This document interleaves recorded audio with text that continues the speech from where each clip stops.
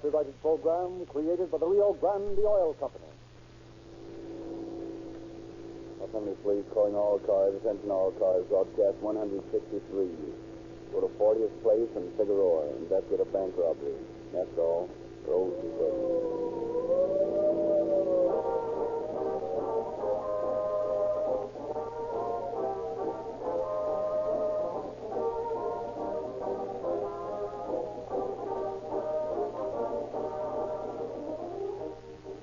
We have told you many times in these broadcasts that Rio Grande cracked gasoline is by long odds the favorite motor fuel of the law enforcement and public protective agencies of our local government.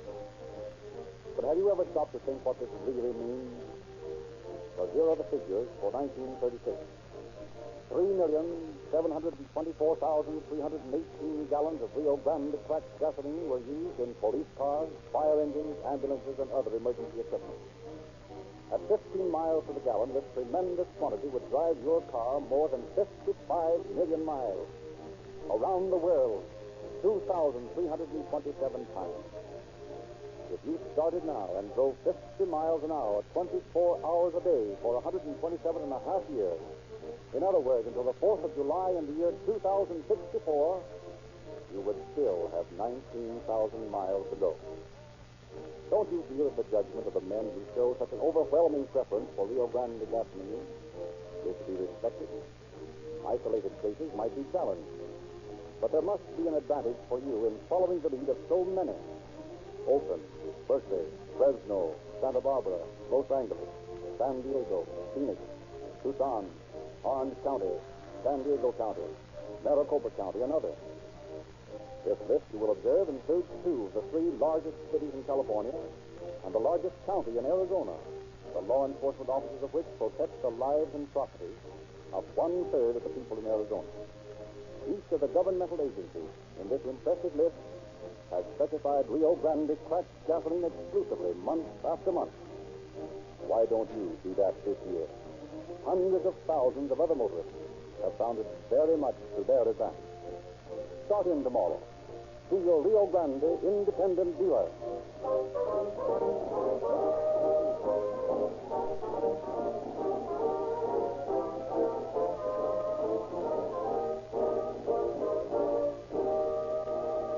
Once again, we present Chief James E. Davis of the Los Angeles Police Department. Chief Davis. Good evening, friends. Tonight, I am not going to follow my usual custom of talking about the crime to follow on calling all cars. Instead, I should like to say a few words about a situation that has become a crisis here in Los Angeles, the problem of traffic fatalities. As 1937 ushered itself in to the accompaniment of joyful celebration, it left an old year behind it that had rolled up the staggering traffic death figure of 1,040 persons. In 12 short months, 1,040 people, just like you and me, lost their lives on the highway. 3/4 of them because of the carelessness on someone's part. A new year has started, and already the deaths have started piling up. That is why I say it is a crisis that cannot be allowed to go on unchecked. So tonight, think it over, and then drive accordingly. If you, as citizens, will help by driving carefully and thoughtfully, perhaps when 1937 rolls into 1938, you will have been instrumental in letting some person alive today live another year. Who knows? That person might be you.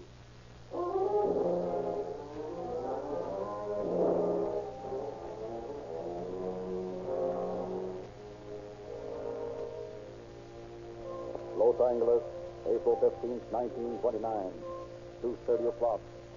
Behind the iron grill marked teller in the Citizens National Bank at 40th Place in Figueroa, a young man glances at the wall clock, then back to the figure of a woman approaching his window.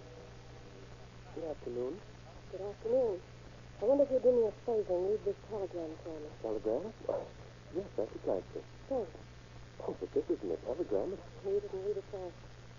Keep still. Be true to Keep it to yourself. I know what it says. Oh, but there isn't $5,000 in here. Listen, little man.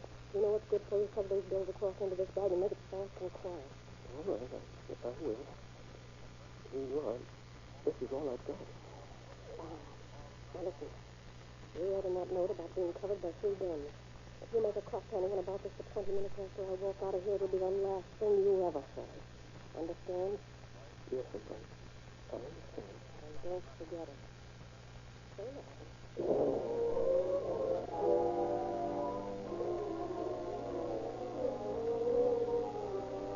Uncertain as to just what to do, the young fellow stands in his gate for 5 long minutes. The woman's warning words ringing in his ears. Don't tell anyone for 20 minutes or else. Then, by a supreme effort, he shakes off the fear that binds him and hurries to the chief seller's office where he tells his story. And when he is finished, a stony silence is his only answer. Then... Do you expect me to believe that? Expect you to believe it.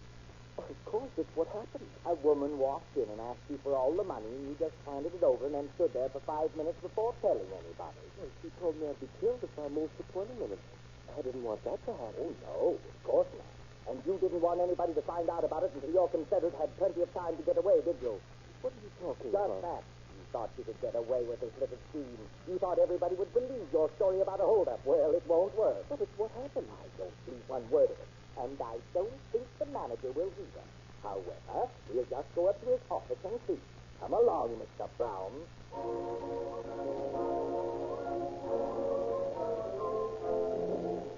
And strangely enough, the manager of the bank refuses to believe the story either. With the result, the young fellow, after an hour of futile explaining, is discharged.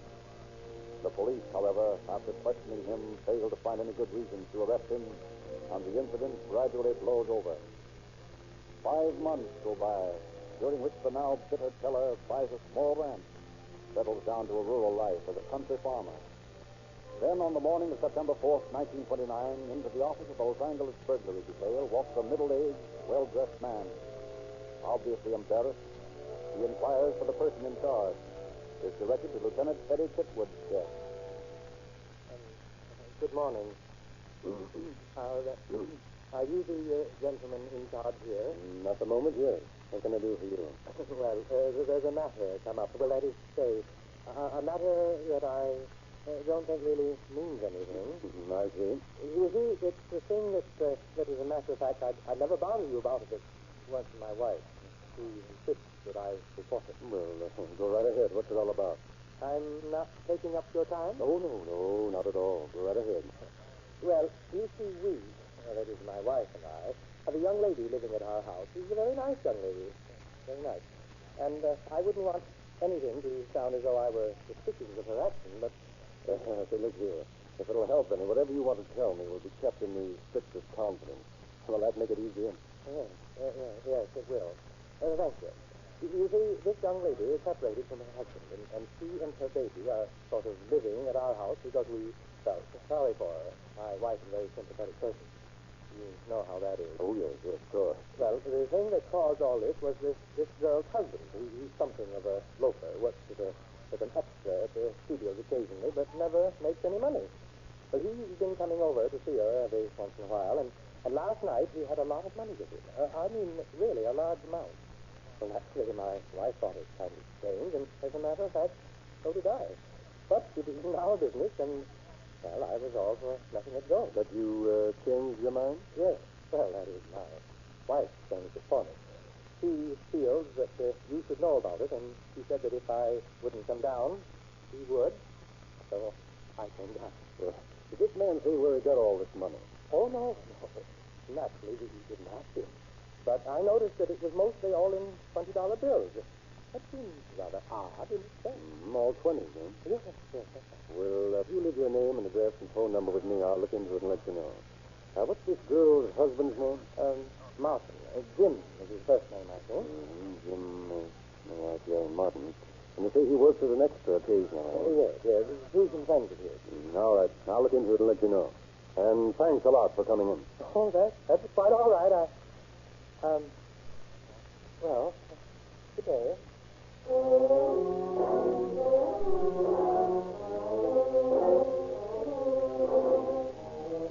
Lieutenant Chitwood, although not expecting to find anything, browses through several recent police bulletins, finds 2 on men wanted for bank robbery, glances casually through the data on them. Suddenly, he notices one line that bears a significant statement. Oh, Ed. Yeah? Come here a minute, will you? What's on your mind? Listen to this. The bills stolen in this robbery consisted mostly of $20 bills. So? I've got a brainstorm. You saw that fellow I was talking to a while back, middle-aged fellow? Yes. And he came in to tell me that a young man whose ex-wife lived at his house flashed a roll of 20s last night. A young man that never has a dime to his name. You figure he might know something about this bank job? I figure we might do well to have a talk with him. Okay, when do we start? Well, I think now would be as good a time as any. We'll take this bulletin with us and see how the description checks. Come on.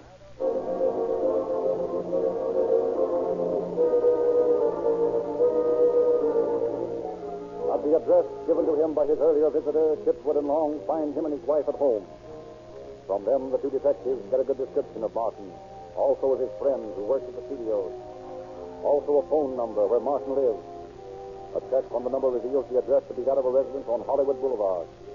Accordingly, Chipwood and Long drive there in hopes of finding the suddenly rich young man at home. That must be the place next to that auto rental lot. It thinks this Martin doesn't live alone in the bar and town. Probably has a room. Let's pull in the lot and look the place over. Yeah, okay. Here comes the gent that runs the place. Maybe he knows Martin by sight. Maybe I'll ask him.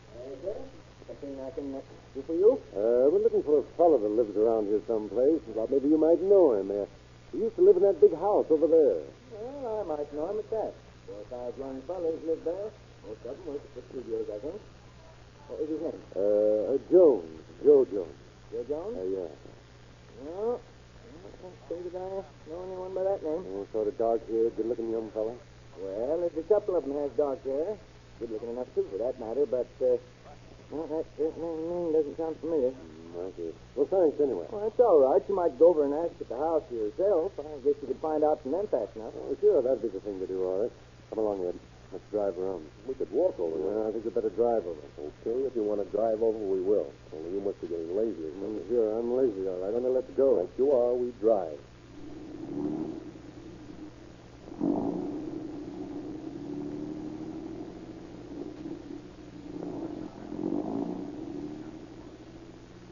Guess we turn right here. No, keep going straight ahead. But I thought we were going to find out. I know the house, but we're not. I've got a hunch that our friend Martin might get wise if we did that and pull out on him. So we drive to your house and get your wife to call this number and ask for him, you see? And then we give him some story to get him away from there and pick him up. What's the story? I don't know yet. You drive, and I'll think it up on the way.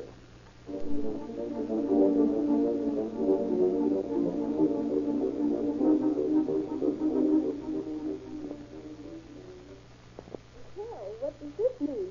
Don't tell me that you and Eddie are paying me a social call. Oh, look here. Eddie and I have a favor you can do for us. A telephone call. Here's the number, Eddie. Well, I'll do it, of course. What's it all about? Well, we're trying to flush a bird out into the open, Mrs. Long, and thought maybe you'd call this number and ask for Jim Martin. It would help us. What do I do when he answers? You tell him that you're Mrs. Adams and that Polly is very sick. Mrs. Adams, Polly is sick. That's right. And tell him she wants him to come over to the house right away and make it sound urgent. Whose house? Well, Mrs. Adams. That's where Polly is. Well, I could ask who Polly is, but I'll try not to. Now, let me see if I've got this straight. I'm Mrs. Adams, and Polly is very sick and wants Jim to come over to the house right away. Right? Perfect. Will you do it? Of course I'll do it. But you better come along with me while I phone, just to prompt me if I forget. All right, I'll stand right beside you. But the main thing is, make Jim go over to Polly.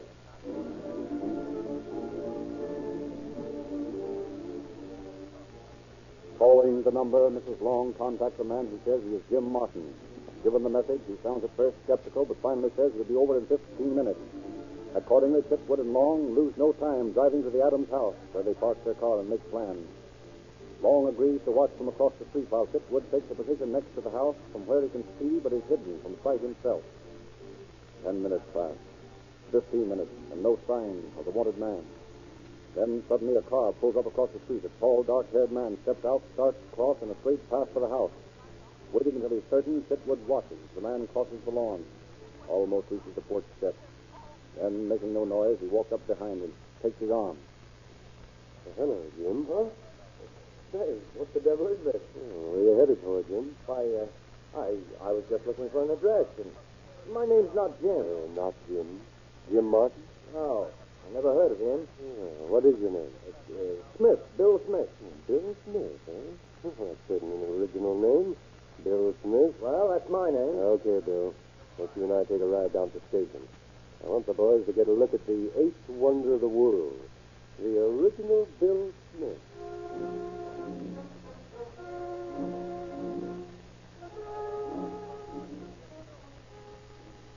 But on the way to the station, Chitwood changes his mind and decides to talk to his suspect first. Driving to an isolated section of Hollywood, Long parks the car under a huge tree, turns off the motor. Hey, what's the idea of stopping here? Just have a desire to see what you've got on you before we go any further, that's all. Get out of the car. Hey, now, wait a minute. You've got no right. I said to get out of the car. All right. You don't have to get so tough about it. I don't intend to unless you make me. All right. Now take off your coat and hand it to me. What's the big idea anyway? All right. Thank you. Take a thorough look through him, Ed, while I look this coat over. Right. Put your hands over your head, Smith. Don't miss anything, Ed. I have a hunch our friend might have a few things of interest on him. This doesn't make any sense. I don't know what you're looking for, but you won't find anything on me. Oh, no? What's this, then? I don't know. You don't know? Oh, that's funny. Can you imagine a fellow carrying a roll of $20 bills around with him and not knowing it, Ed? Oh, it's got a nice neat stamp on the package, too. Bank of America, huh? Where did that come from? You mean right now, or when you stole it from the bank? What do you mean, stole it? Well, look, Mr. Bill Smith. For your information, we've got the finger right on you for that bank job. Now, what I want to know is, do you want to take the rap alone, or do you want to tell us who your pals are? I didn't have anything to do with any bank job. I guess that means you want the whole rap yourself, huh? You can't prove anything on me. Oh, that's what you say. I know different. Come on, Ed. Let's take this lad to his future home. Maybe a few hours there will loosen his tongue.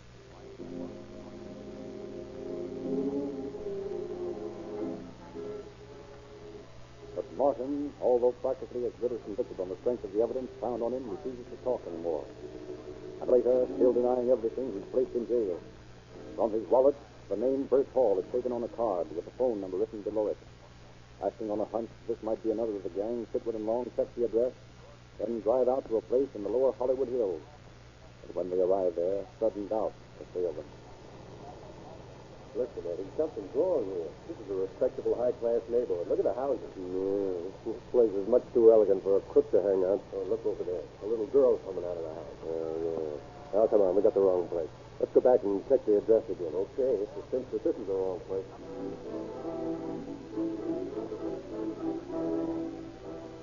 But back at the station, another check proves the address to be the same as the phone number, and Chitwood and Long decide that high-class neighborhood or no high-class neighborhood, they're going to investigate. So once again, they drive to the house. And this time, they walk to the door, ring the bell. I'm going to ask for Bert, too. If anything happens, be ready to push in with me. Yes? Oh, hello. Bert here? No. Well, we're friends of He's his. not here. Oh, working at the studio? Why, yes. You say your friend is here? That's right. Aren't we, Ed? Yeah, sure enough. Do you think you'll be back soon? No, not too late. Probably be 12 or 12:30. Oh, that late, eh? I'm afraid so. You still got any of the money left in the bank stick-up? Well, so what are you trying to pull? No, you don't. Get your foot out of the door. Till it's open. We're coming in. You can't break into my house like this. Oh, all right, lady. All right, now just take it easy. Might as well, because we're all going to sit right here and wait for Bert to come home. Say, you're cops, aren't you? That's right. Well, you're barking up the wrong tree. You know what you're under arrest for? No, of course not. Oh, that's 2 counts against you. First that slip you made when I asked you about the money, and now this. Come on, why don't you relax and tell us all about it? I don't have the faintest idea what they're talking about. As far as I'm concerned, you can sit here till the cows come home. Sorry, we're not interested in cows. All we want right now is your friend Bert. The cows will have to wait.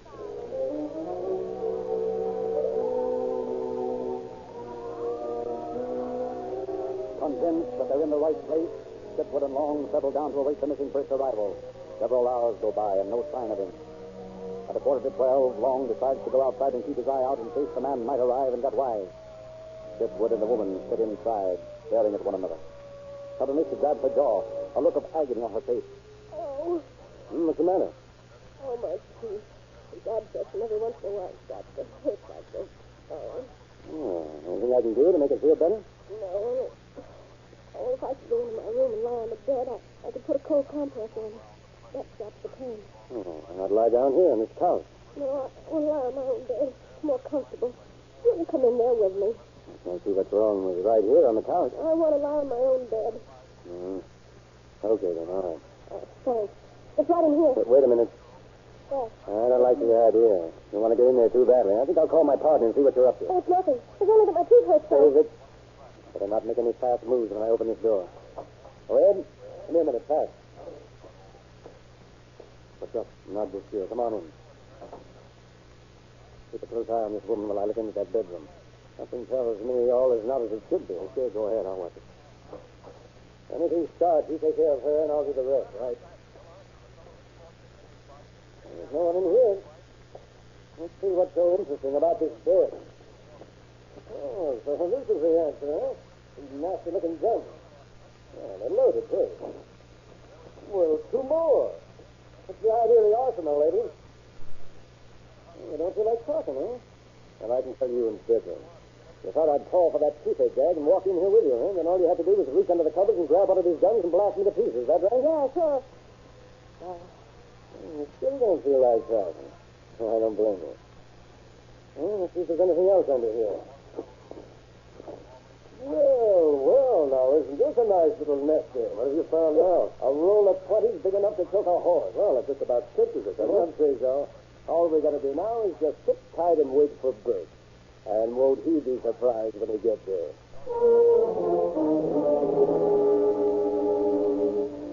But as morning comes, there is still no sign of Turk, and the two detectives decide to take the woman to headquarters alone. All the way in, they take turns trying to get her to talk. And all the way in, she refuses to admit any knowledge of anything. At last, as they pull up in front of the Hall of Justice, Chipwood plays a trump card. Well, here we are. All right, what of it? The last chance to talk. I haven't anything to talk about.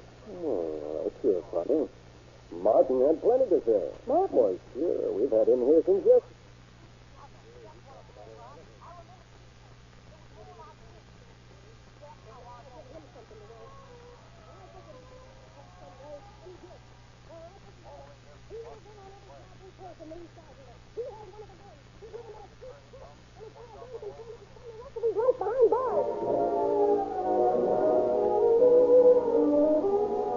For a full 15 minutes, the woman continues her tirade. But when it's all over, she shows Chipwood and Long where the rest of the stolen banknotes are buried behind the house. The only thing she won't tell is where Bert is. But Chipwood and Long, after placing her behind bars, face Martin with her accusations. And as a result... All right. If that's the way she's going to play, then I'll play the same way. Why, she's the head of the whole outfit. She's the one that pulled the actual stick-up. And she's the one that planned them out. And that husband of hers, Bert, was right with her all the time. They're the ones that engineered everything. I only helped. You know where I can get a hold of him? Well, I know he worked at the World Picture Studio. If he's not there now, beg and get him. Well, that's fine, Martin. In fact, it's better than that. It's perfect. Come on, Ed. We're going to haunt the studio.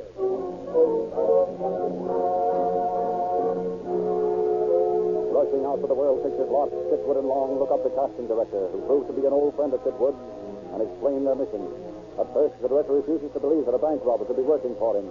But finally, he checks the list of bit players and finds the name Bert Hall, ready, with a private phone listening up.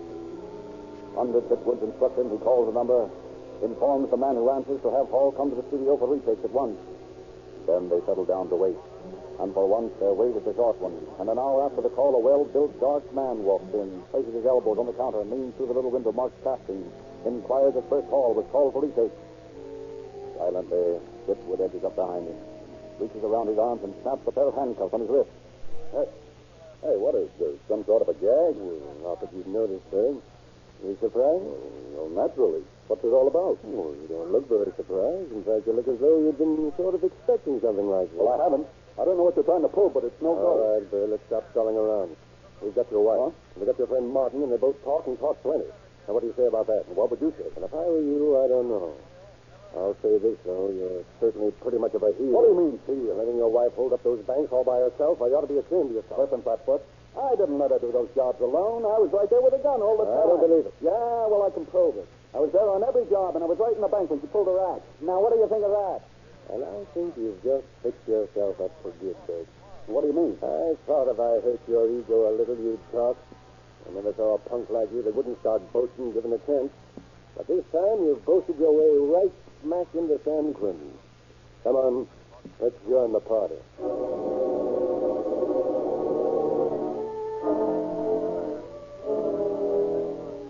few days later, a somewhat chagrined Chief Keller once again faces his ex-employee, prepares to make amends.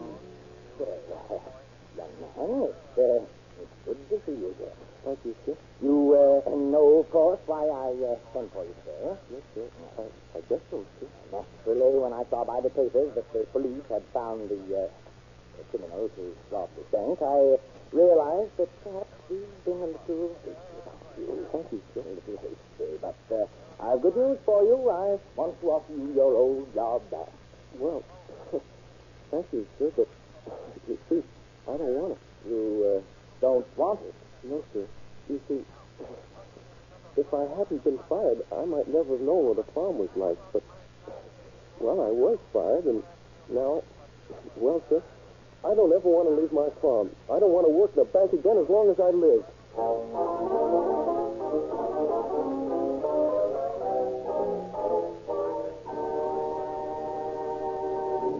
Thousands of motorists who listened to these calling all cars broadcasts during 1936 switched to Rio Grande cracked gasoline in the hope that they, too, would be able to feel the thrill of police car performance. They were not disappointed, for independent Rio Grande dealers offer to the public exactly the same Rio Grande cracked gasoline that powers more police cars, fire engines, ambulances, and other emergency equipment wherever it is sold than any other brand. Thousands more will switch to Rio Grande cracked gasoline during 1937. Will you be one of them? Why not? Don't be satisfied with sluggish, slow-burning, sputtering gasoline. Rio Grande cracked gasoline costs you no more. And Rio Grande cracked gasoline is broken up, cracked into tiny atoms which burn more readily and more completely. This is why you get quicker starting, faster pickup, greater power.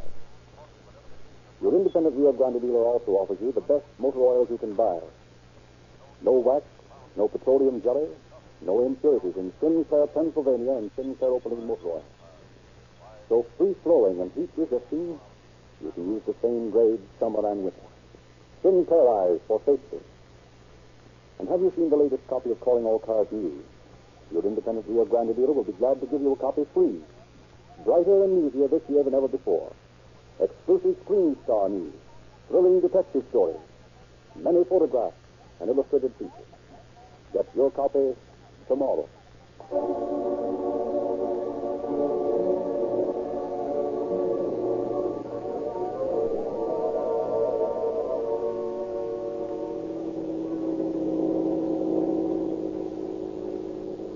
Police calling all cars, attention all cars. A cancellation broadcast 163 regarding a bank holdup. Suspects this case are now in custody. That's all. Roll for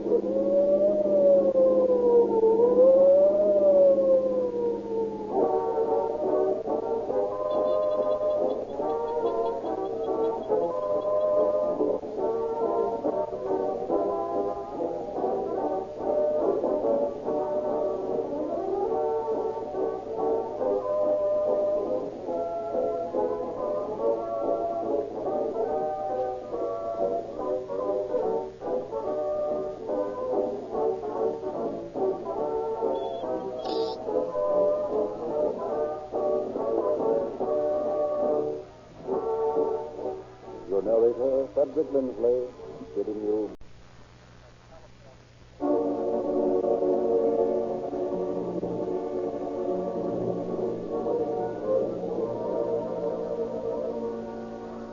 Calling All Cars, a copyrighted program created by the Rio Grande Oil Company. Santa Ana Sheriff's Office calling all cars. Attention all Los Angeles County Sheriff's cars. Broadcast 164. Be on the lookout for a tan sedan driven by one or two men. Has Laguna Beach Cab Company lettered on side of car. It's thought to be used in hold-up and shooting in Laguna Canyon. These men are armed and dangerous. That's all.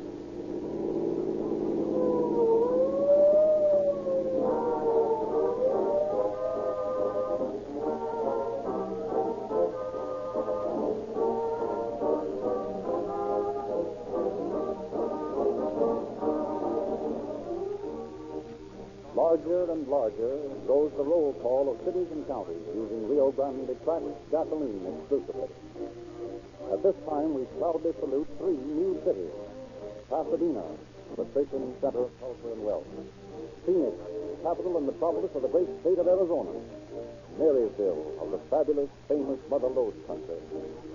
Veteran Pasadena officers have frequently proved they could shoot it out and win. Phoenix is rooted in desert tradition. No city in the West has a more colorful or more heroic background than Marysville. To serve the law in these places, men must be courageous, hard-hitting, hard-striving men of action, and so they are. And so they chose Rio Grande cracked gasoline, already able to boast service for Oakland, Berkeley, Fresno, Santa Barbara, Los Angeles, San Diego, Orange County, San Diego County, Maricopa County, Arizona, and many, many other cities and counties. In fact, last year, 3,724,318 gallons of Rio Grande cracked gasoline were used by law enforcement officers. This is enough gasoline to drive 10,000 cars to the Atlantic seaboard and back. Do you know of any other gasoline that can point to such overwhelming suffering? Try Rio Grande cracked gasoline in your car. See your independent Rio Grande dealer tomorrow.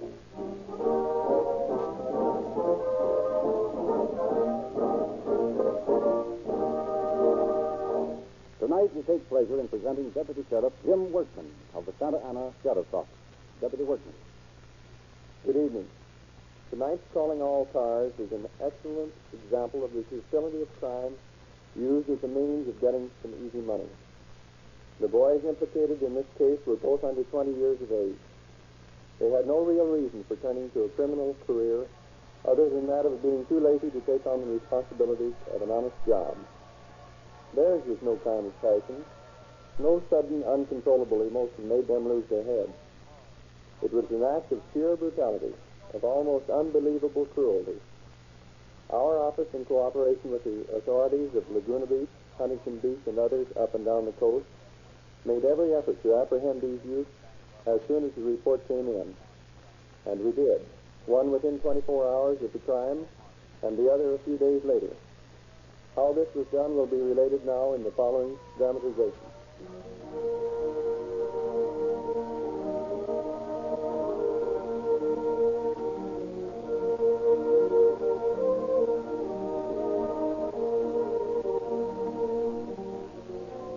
It is early evening, June 16th, in the little village known as Laguna Beach. Nestled snugly between the rolling foothills and the Pacific Ocean, this colony for years has been the home of many of California's most brilliant thinkers. Here, too, the little theater buzzes with furious activity the year round, an outlet for the artistic temperament of Laguna's populace. Seated behind the driver's wheel of his parked taxi, Harold Marshall, 26-year-old cab driver, waits on call. Chats at intervals with friends as they pass his stand. Hi, Harold. Keeping you busy tonight? Not too busy, Harold. Just coming to work? Yeah, I draw the night shift. Ought to be a mob in later. There's a party for the cast of that play they put on last night up in Silverado Canyon somewhere. I guess everyone will be out there. Good enough. I guess I better keep the old coffee pot full just in case. Did you see the play? No, I didn't get a chance. Heard it was pretty swell, though. I didn't either. Working as usual. Well, don't take any wooden nickels. I got to get inside and start dishing up the court orders. See you later. Okay, Harris. I'll be in for some of that coffee later myself.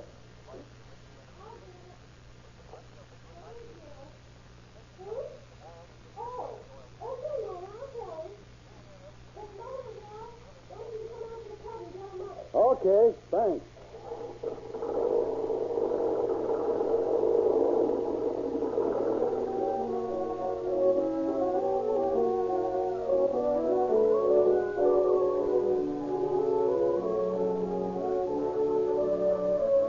Such is the informality of Laguna, where everyone knows everyone else by his first name, where such things as street numbers are unheard of. Out the coast highway a quarter of a mile, young Marshall pulls his cab to a stop in front of a brown board and bat studio house, over whose portals hangs a large sign reading Mona's Studio Club, Laguna's only nightclub. Shutting off the motor, he walks to the door, opens it, steps inside.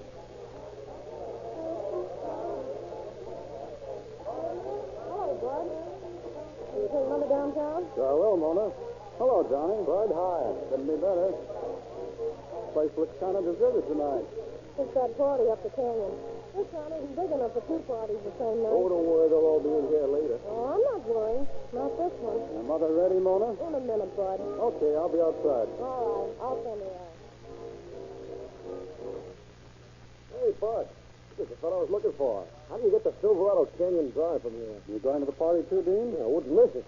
See if I can find the place. Well, you know where the Dude Ranch is, out the canyon? Yeah? Well, just past there, there's a little road turns up to the right. Not much more than a cow path.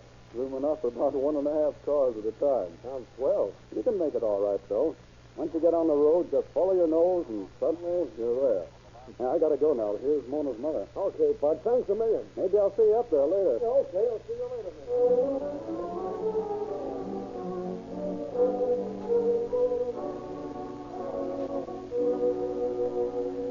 And a few minutes later, Harold Marshall drops his fare to the destination, then returns to his stand in front of the sandwich mill.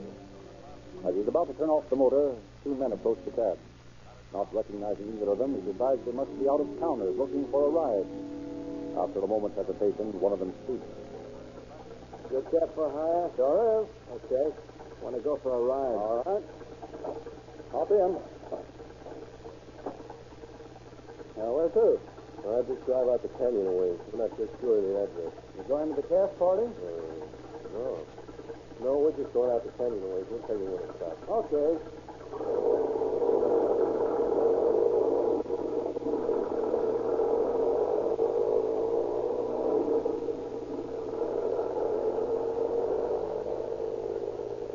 You fellows new here in Laguna? Yeah. How do you like it here? It's all right. You'll like it better after you've been around a while. Yeah. Big grove of trees on the right is Perry Wood. There's a regular open-air theater in the middle of it.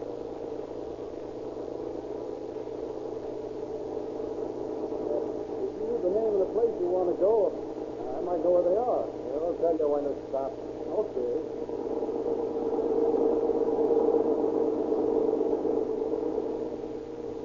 All right, driver. Turn around right up there and pull over. Now, there isn't any house along here. That's all right. We know where we're going. Okay.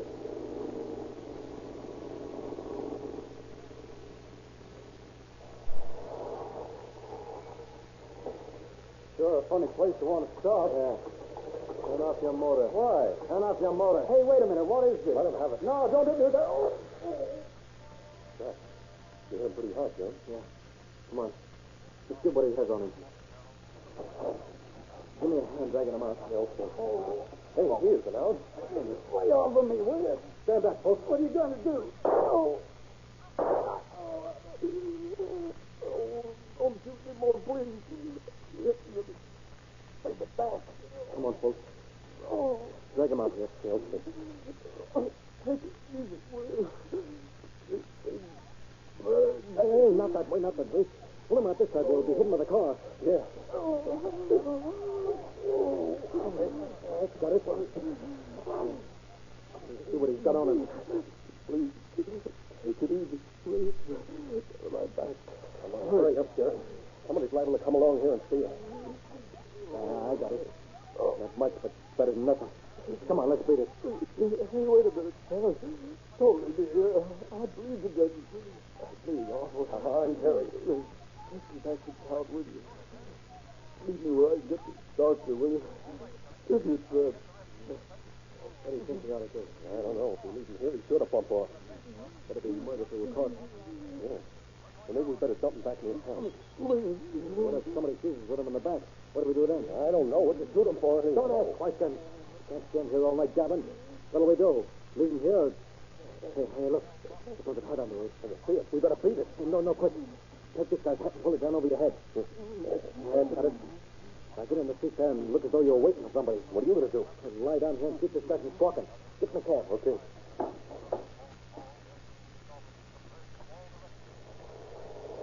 Tell him you don't want anything. Don't let him see your face. What's the matter, Bud? You out of gas? No, this is all right. What are you doing parked out here? We're waiting for someone. It's all right. Well, sure I can't help. No, thanks. All right. Night.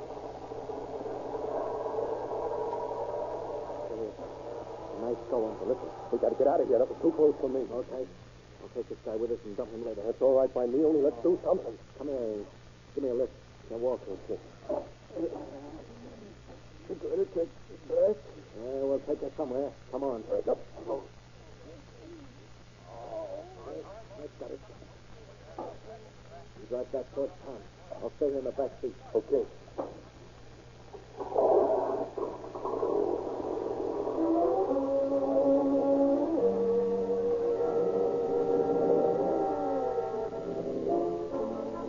Back towards the village drive the two youthful desperados with their wounded victims. Back to where the canyon road runs into Forest Avenue, Laguna's main thought street.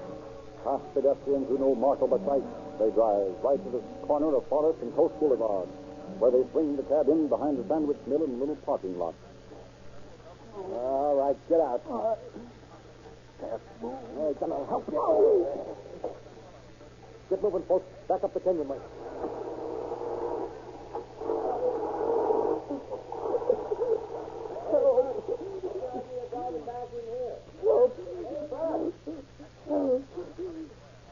Over here. Hello. Hey, what's the matter? What are you doing lying there? Doctor. Yeah? Okay.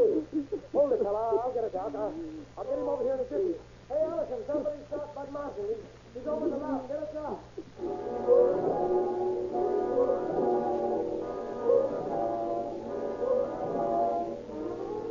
Rushed to the receiving hospital, Marshal gives a description of the two gunmen, then drops into a coma from loss of blood.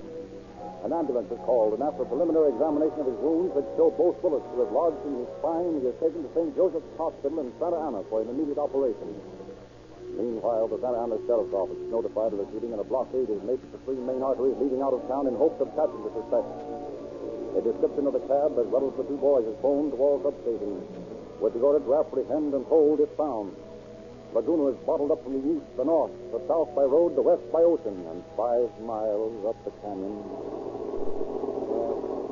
They're taking the guy back now. The cop in town will be out on us as soon as they find him. Yes. We can't just drive around here all night. How do we get out there? We try to get through Santa Ana, they'll spot us for sure. It's a cinch we can't go back to the Laguna. Hey, look. Maybe we can get out over these hills. There's a third road over there. Let's go somewhere. We can't let this ride. Let's go, okay?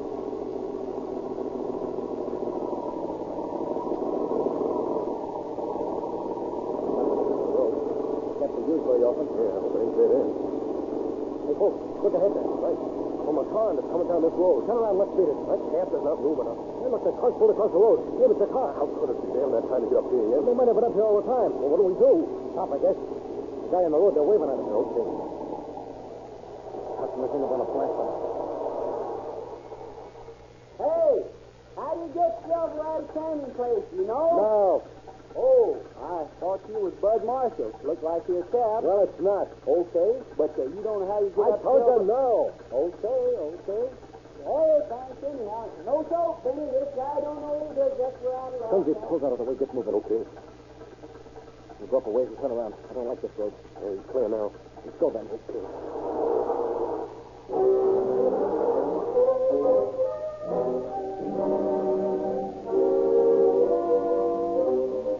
Driving the cab over the rough road, the two fugitives find a place big enough to turn around in, then back into the canyon to disappear into the night.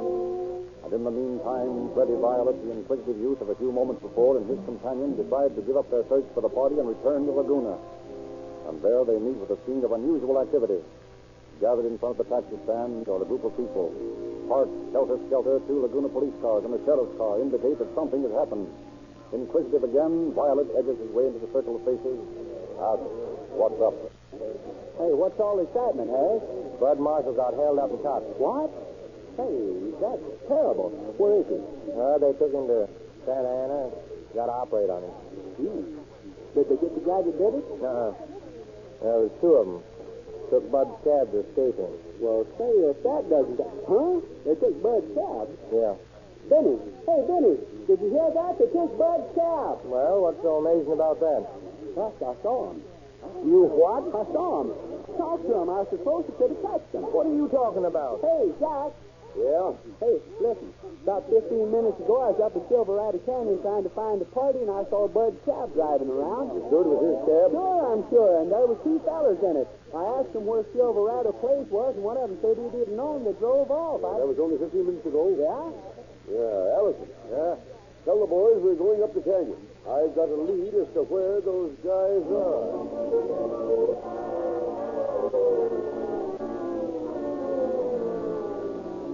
A few minutes later, a hastily organized posse of police, deputy sheriffs, and citizens start a manhunt that covers every inch of the canyon territory.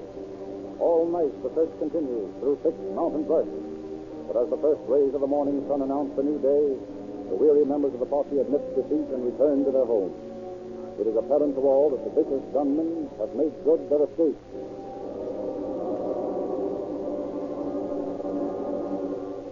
And at the St. Joseph's Hospital in Santa Ana, young Harold Marshall spends the long hours of the night in the operating room while surgeons make a supreme effort to sustain the small flicker of life that minute by minute grows weaker.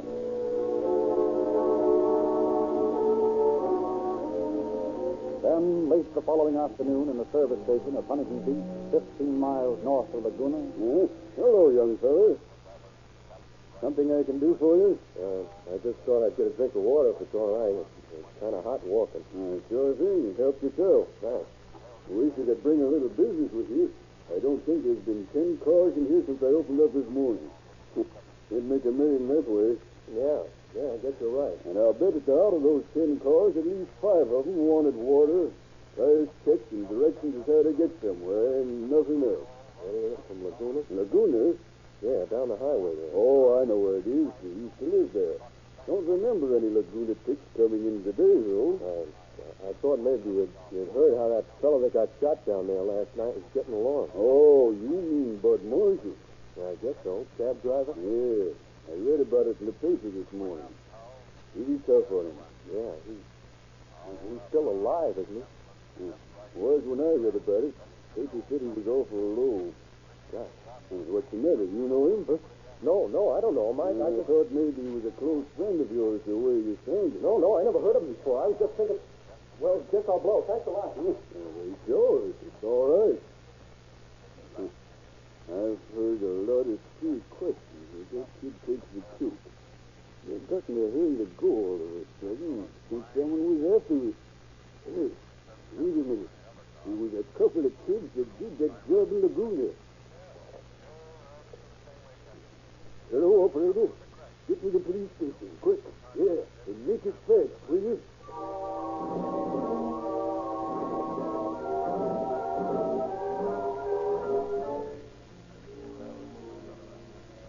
Listen, I tell you, I don't know anything about it. What was the idea of asking all those questions? Well, I was only wondering how the fellow was, that's all. Well, where'd you hear about the shooting? I read it in the paper. Which paper? The Times. Sure it wasn't the Examiner? No, I'm not sure, no, but in fact, it wasn't even in the Times, was it?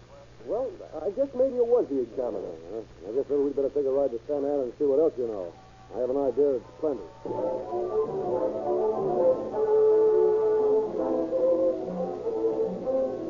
Driven to the sheriff's office in Santa Ana, the young inquirer continues to deny everything. And after an hour of grilling, deputies take him to St. Joseph's Hospital and to the small, darkened room where Harold Marshall lies hovering between life and death. Turn a light on his face. All right, sir. If you can wake him, we're ready. Harold. I may not be able to. It's very weak. Nice to meet him. Harold Marshall. Can you hear me, Harold? Do you think you could open your eyes for a minute? Harold, can you see me over here?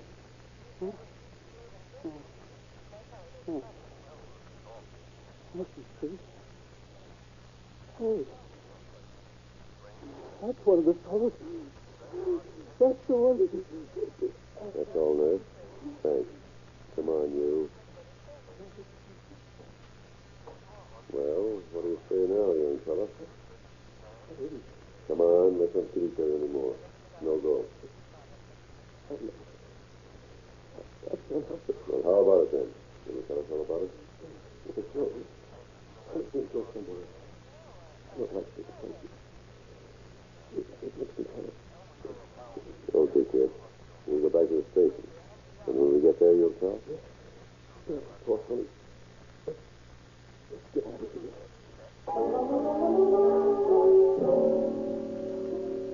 And a little later, the now thoroughly scared young man makes a complete confession, gives his name as Fulton DeMord, names his companion as one Gerald Vance.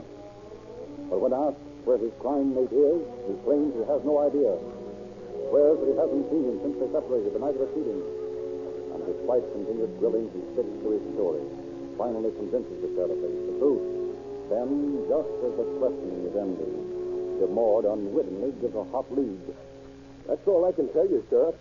I didn't even know Jerry well. I ran into him in town one night, and we went out to his place. His home? Yeah. Where is it? In Chino. Chino, eh?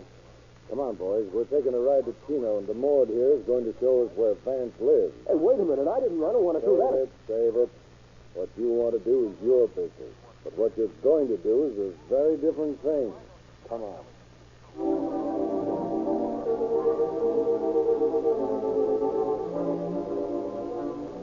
Speeding to Chino, the officers locate Vance's home, but fail to find him. They do, however, get a full description, as well as a recent snapshot. And armed with these, a statewide bulletin flashed to all points. Teletyped messages feed over the huge police network. Attention all points. Bulletin. 1 for kidnapping, assault with a deadly weapon. Gerald Vance, 18 years, dark hair, medium build, last seen Laguna Beach, California, June 16th this year. This man is known to have a gun. Might resist arrest. If located, arrest and notify Sheriff, Orange County. 1 week later in Medford, Oregon, on one of the numerous ranches.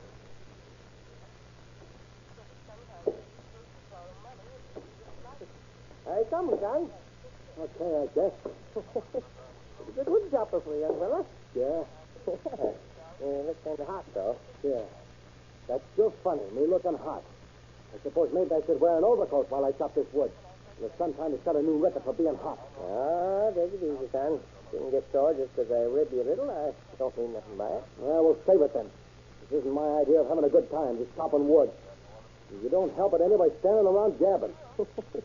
By golly, for a little fella, you're the toughest kid I ever seen. You can't say boo without you going all up in the ladder. Must have something on your mind, eh? No, I haven't anything on my mind. Still sore, huh? Well, guess I might as well leave you be as long as you feel this way. No use trying to be... Say, now who in the blazes can that be tramping around over there? Never saw him before. Where? Over the house. Coming this way now. Looks like an officer or something. Give me the cup. Yeah, looks like it. Soon know, though, he's coming over here. Hey, what's the matter with you? Looks like you'd see the ghost. It's nothing. Just a heat, Jeff. Why don't you go and see what he wants? Well, there's no use my going over to him when he's coming over to me. Yeah, but... Besides, I don't feel much like walking. Hello there. You the foreman of this ranch? Well, foreman's away, so I guess I'm next best. What can I do for you? I'm looking for a young fellow might be working around these parts. Kid about 18 years old. You seen anyone like that? Sure. Got one right here. Oh, no, you don't. Let me go. I ain't got it. What's the hurry then? That's my business. Sure. Only I wouldn't try running out again if you know what's good for you. Yeah, what the devil is all this about anyway? Here's a picture, Pop. Ever see this kid before? Yeah. Hey, here's a picture of you, kid. That's what I thought. Now listen, Vance. I'm not going to waste any time fooling with you. You're coming along with me nice and peacefully, and there's going to be no arguments. Am I right? Yeah, what do you think? I think you're a pretty fresh punk, and I think I know how to handle punks. How's that? Can't think of an answer. Is that right? Well, that suits me fine. The less you talk on the way back to town, the more I'll like it. Come on, get moving.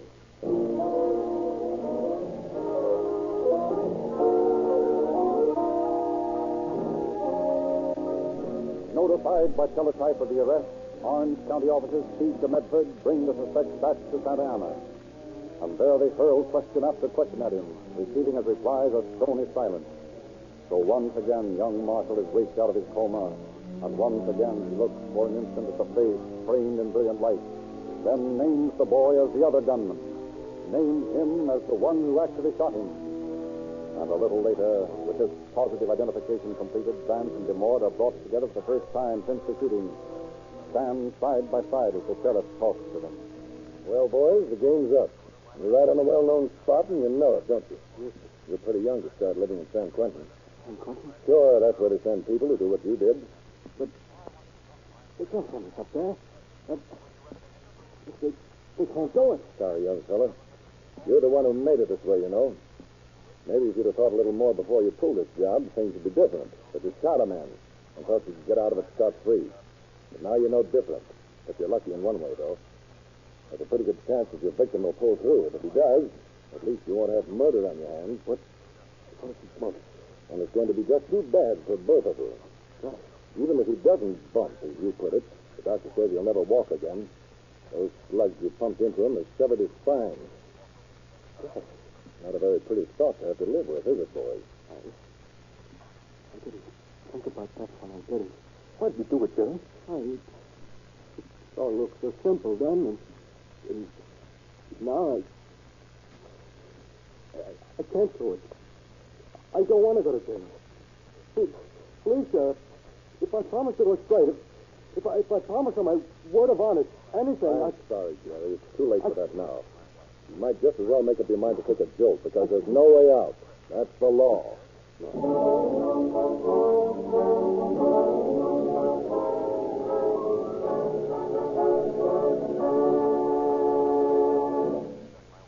And after a preliminary hearing held in St. Joseph's Hospital at the wounded boy's bedside, a short trial finishes the criminal career of Gerald Vance and Fulton DeBoard when they are sentenced to serve life imprisonment in San Quentin Penitentiary without possibility of parole. Their victim, Harold Marshall, recovered from his experience, but today is still suffering complete paralysis of both legs. Thank you, Deputy Wilson. Nearly 3 3/4 million gallons of Rio Grande cracked gasoline used last year in protecting life and property in this territory. No other gasoline can point to such dramatic service. If your car could have been started when Christianity was born and driven normally every day until now, scarcely more than a third of this huge quantity of gasoline would have been consumed. More police cars, fire engines, ambulances, and other emergency equipment use Rio Grande cracked gasoline wherever it is sold than any other brand. Why don't you try it in your car? Just drive in tomorrow to your nearest independent Rio Grande dealer. He can also offer you the finest motor oils you can buy, Sinclair Pennsylvania and Sinclair Opaline. Both are thoroughly blue-waxed, speed-jellied, and refinery-sealed in tamper-proof cans. They are so free-flowing in winter, and they stand up so completely under the most terrific engine heat that you can use the same grade the year round. Ask your Rio Grande dealer about Sinclair motor oils tomorrow. Ask him, too, for a free copy of Calling All Cars News, full of pictures and stories about your favorite radio and screen stars and many special features. Do this tomorrow.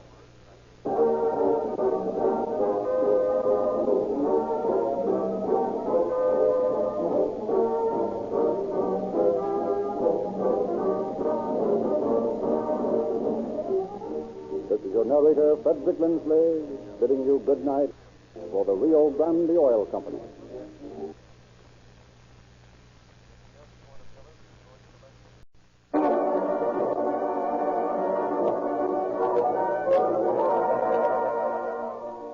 Calling All Cars, a copyrighted program created by the Rio Grande Oil Company. Los Angeles Police calling all cars, attention all cars. Investigator theater hold up in shooting at the Forum Theater. That's all. Rose and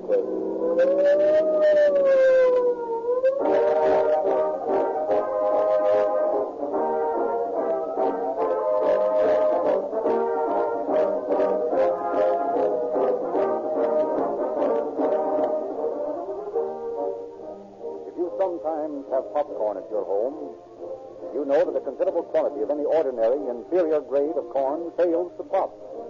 And you not only miss the pleasure of eating this delightful confection, but the unpopped grains get in the way of your enjoying those which do pop. This illustrates with particular clarity the disadvantages of ordinary, sluggish gasoline. Only part of it burns. The rest gets in the way, so to speak, like the unpopped grains of corn. It flows down your cylinder wall, diluting the crankcase oil, or is discharged from your exhaust raw. Naturally, if less than all of a gallon of gasoline burns, it takes more gallons to drive each 100 miles. Rio Grande cracked gasoline may be compared to the choice selected grades of popcorn which pop. It burns. This is why you get quicker starting, more power, greater mileage. Los Angeles, Oakland, Maricopa County, Arizona, and many, many other cities and counties use Rio Grande cracked gasoline exclusively. And now, with the beginning of 1937, Pasadena, Phoenix, and Marysville, three of the most distinctive cities in the West, have started using. Already, Rio Grande cracked gasoline was powering more police cars, fire engines, ambulances, and other emergency equipment wherever it was sold than any other brand. Why don't you try Rio Grande cracked gasoline in your car? See your independent Rio Grande dealer tomorrow.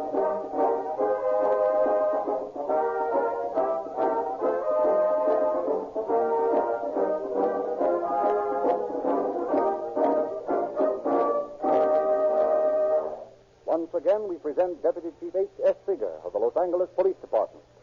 Chief Seeger. Good evening, friends. Tonight you will hear a story that gives a very clear picture of the close cooperation of all departments of our police.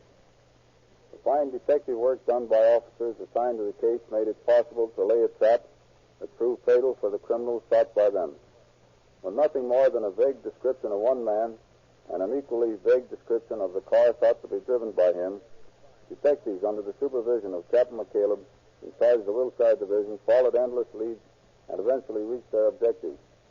It is this type of story that makes us realize the undeniable truth in the statement that crime does not pay.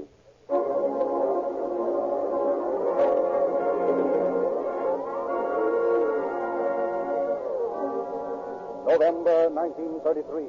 A cold, bleak day made colder by an offshore wind blowing in from the San Diego harbor to penetrate the squat barracks of the Marine base. Busily engaged in the business of washing his uniform, 6-foot Marine John Bice expresses his contempt for the Navy in the time-worn ways. Marine, oh, 10,000 jobs laid down this swamp to lick 1-6 Marine. Oh, 10,000 jobs laid down this swamp to lick 1-6 Marine. Oh, Nuts. what's the matter, Marine? Gonna happen it out with the old man again? Yeah. You two are getting to be regular pals, communing with each other every day. What's the trouble this time? I'm a disgrace to the Marine Corps. I'm not fit to wear the uniform made something or other by the blood of the brave men who went before me. Every time I hear that old sourpuss lay it on, I want to push his face in. Why don't you? Yeah, why don't I? Why don't you? Why don't about 1 million other guys who feel the same way? Because if they did, they'd land in the brig for life. Yeah, that's what I figured. But I'll tell you one thing. I'm not going to take any more of it. How come? How would you like to be in the city right now? Making whoopee with some hot little gal or drinking some rot gut in one of those swell joints I know. How'd you like that? What do you think? I think we could be. Yeah? Yeah. And I'm not screwy either, so don't get that look on your pan. Suppose you sort of break down and tell this Marine how you're going to accomplish all this. You know, give me a clue. I'm going to skip this whole rotten outfit. Desert. You mean just walk I out? mean what I said. Desert. Go AWOL. Anything else you want to call it. What happens when you come back? I don't come back. Oh, you don't come back.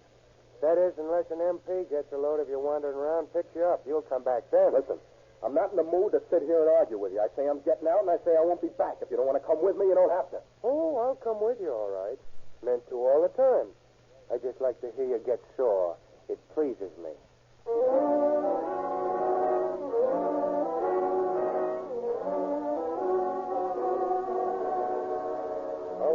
Yes, sir. Have a copy of this sent to the police with instructions to forward to all cities. Warrant for desertion, John K. Weiss and Leland Johnson. Description as follows. Both well built, heavy set, 6 feet, Johnson age 20, Weiss 21. Both appear older. If found, hold and return to Marine Base Military Police, San Diego. That's all. Yes, sir.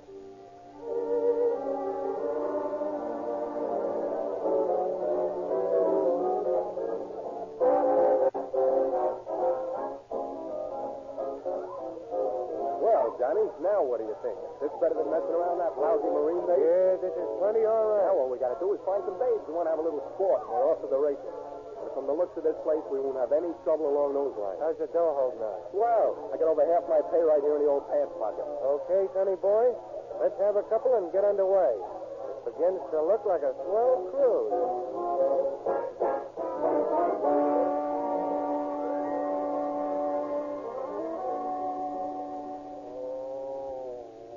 You're going to live after all. I'm afraid so. What time is it? 12:30. Day or night? Day. What day? The day after the night that you don't remember. Or do you? Oh. If you'll stop dying and climb out of that bed, we could get some breakfast. Why don't you go out and get some breakfast alone? Afraid that blonde you had with you last night might find you again? You've got all the dough. I've got all the dough. That's right. Well, look in my pants pocket and get it. You never had any scruples about doing it before? Yeah, I know, but you get your pants on. Huh? Boy, I must have been drunk last night. You were. Come on, dig in and find me some cash. I'm starved. All right, hold everything. I'll get it if it kills me. Well, come on. Yeah, only I can't find any. You can't find any. Yeah, I think that's what I said. Listen, I turned all the dough we had over to you just before we left that color joint and went over to Al's. What color joint? What color joint? The place we ran into that party that took us to Al's. The place we ran in. Okay, Marine. I give up. If you say we did all that, then we did it. But as far as I'm concerned, I wasn't even there. And you don't remember me giving you the dough? No. And you can't find any in your pockets now? No. So that means we're broke, flat, wiped out. Yeah. Ah, nuts. Yeah.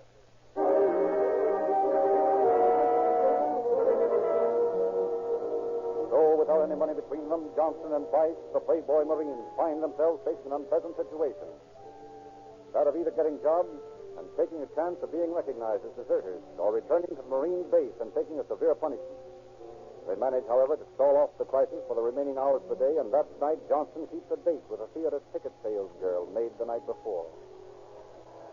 Hello, baby. Almost time to close up? Oh, you remember. Sure, what do you think I am? A guy that forgets things? Especially when it's a thing like you? How about it, though? When do you like to join up? About now. All I gotta do is put the receipts away and close the box office. It won't take me long. Okay, baby, I'll stick around. Oh, where are we going tonight? Oh, I don't know. Someplace we can get a drink, maybe do a little dancing.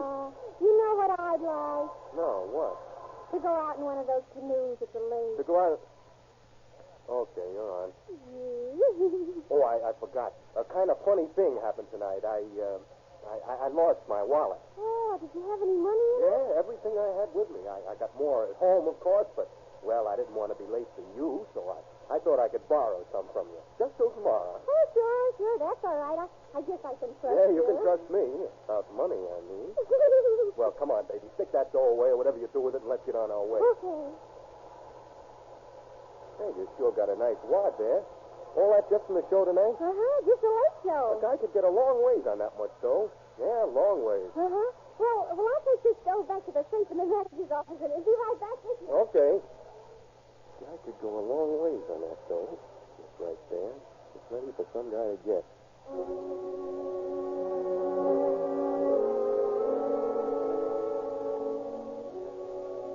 And later that night, after leaving the canoe-minded girlfriend, Johnson returns to his little room, mulls over a newborn idea for several minutes, then turns to Bite. Hey, Johnny. Yeah? Lay off that magazine a minute and listen to an idea.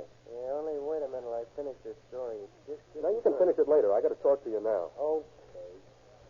It's well time to stop in this particular story. Look, I got a way for us to make some real dough, Johnny, and we don't have to work to get it. Oh, you're drunk again. There is no such I'm thing. stone sober, and I got a swell idea. Will you go in with me? I don't know. What's the plan? It's apt to be a little dangerous. So what? Okay. Here's the whole thing. It struck me when I was talking to May tonight by the phone.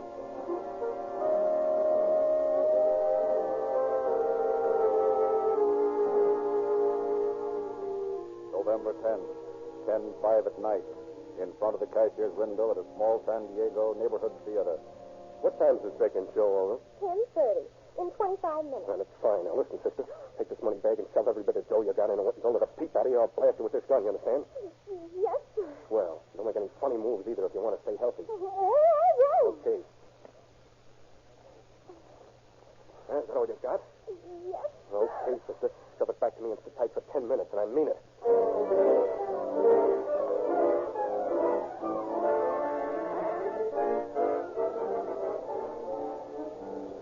Where do we go from here? Straight out the coast highway and keep going. We got enough to get up to L.A., and there's less chance of being spotted there by the MP. You think that dame got a look at you? I don't. And if she did, so what? Yeah, that's what I say. So what? November 12th, in front of a Los Angeles theater. Hello, sister. How many, please? Right, just be quiet. You won't get hurt. Please don't point that gun at me. Please. Take it easy, sister. You won't get hurt. Just do what I say and act natural. Well, I'll try. Good. Take this bag and shove all the paper money in first and make it fast and quiet, Savvy. Yeah. Yeah. There it is. Okay, we can skip the tank. Thank If you you. make one move after I'm gone, it's curtains. Oh, I won't. Honest. Good. Hello, sister.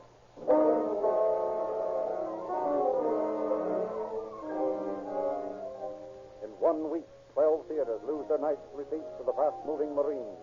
Several small theaters in the area between Long Beach and Los Angeles experienced a sudden, nerve-wracking visit. And as a result of the alarming number of reports coming, Captain McCaleb, heading the Wilshire Police Division, calls in Lieutenant Cromwell and McCrae. You sent for us, Captain? Yes. I've got a job for you two. Good. The heat's got to be put on these theater robberies. There were 2 more pulled in this district last night. Yeah, I noticed the report. Well, I got 15 just like it here on my desk, and I don't want any more. I'm putting you boys on it, and I don't care how you go about tracking it. But one way or the other, find out who's doing them and bring them in. All right, that's right down our alley, huh, Cromwell? Sure. All right. It's all yours, boys, and I don't envy you. That's all.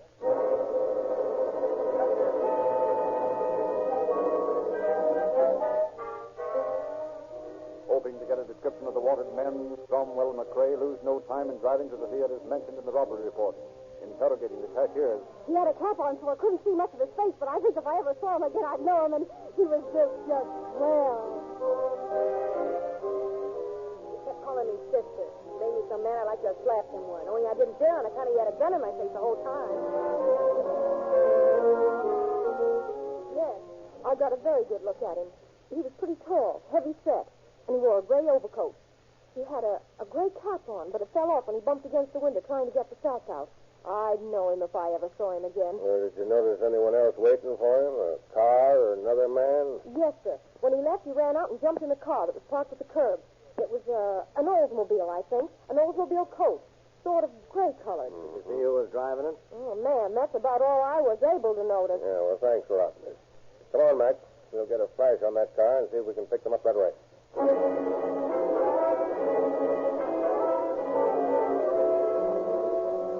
Los Angeles Police calling all cars, attention all cars. Be on the lookout for a gray Oldsmobile coat. 2 men thought to be using it in theater robberies. They're armed, so be careful. That's all.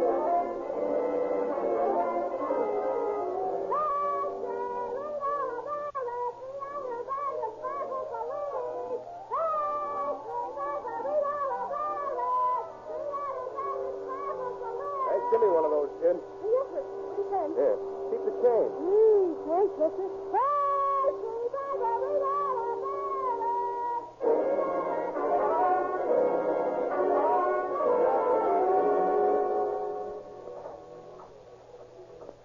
That you, Lee? No, it's the Bulls. That's fine. Come right in. Hey, we're doing all right, Johnny. They got an extra out about it. No Yeah, kidding. here it is, right here. Get a load of the headline. Theater Bandit Baffle Police. How's that? Terrific. Only maybe it ain't so terrific. What do you mean? Publicity's okay for certain things, like picture extras, for instance. But maybe it ain't so good for us. You know what you're talking about. Doesn't it say right here in the paper that we got the law baffled? Yeah, it says that, all right. Well, what are you worried about? We're fat. Yeah. We going tonight, Lee? Sure. I think we'll take that little boulevard theater we looked over last week. It's a pushover. Yeah. You know, Lee, I'd sure like to do a little party in one of these nights.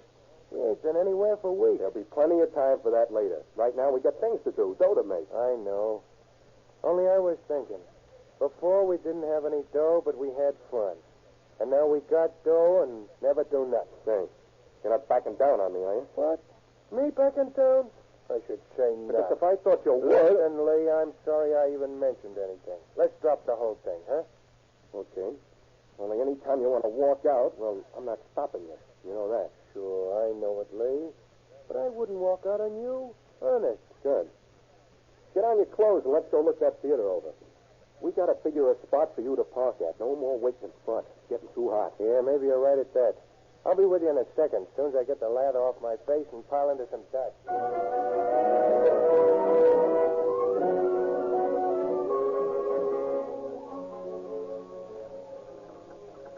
Okay, Johnny.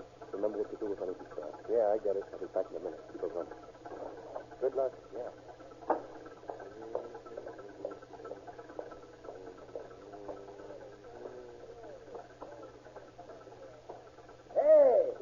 Now, peekaboo. Roll down the window. I gotta ask you something. Beat it. All right, now, roll down the window. It's important. I told you to beat it. Now go on, scram. All right, then. If you won't roll down the window, I'll have to come in. Now look, I said go away, and I mean it. Go away. All right, listen. Give me a match. I'm gonna light a cigarette. If I give you a match, will you go away? I'll give you a match, and I'll go away. Okay. Here's a match. Now, beat it. Hey, where do you go? Your motor's running. What do you want your motor running for? Turn it off. That's all right. I know it's running. You just run along, and I'll worry about the motor. All right, here. Now, let me shut off the motor. Hey, listen, mister. You're about to get hurt if you don't leave here, I'm telling you. Now, there's no sense in having the motor running if the car's standing still in the. Now, tell me that now. Just tell me if there's any sense, or is there any... hey, who's this? Is somebody else want a bat? What is it? It's all right, Lee. Pile in. This guy's a little drunk. Okay, you out of the way. Now, wait a minute. What's the idea? I said out of the way. Now, okay, Johnny, get moving. Say. What do you know about that? That's the silliest thing I've ever heard of in my whole life. Leaving a motor running like that. The fellow must be drunk or something. That's what. It's just plain drunk.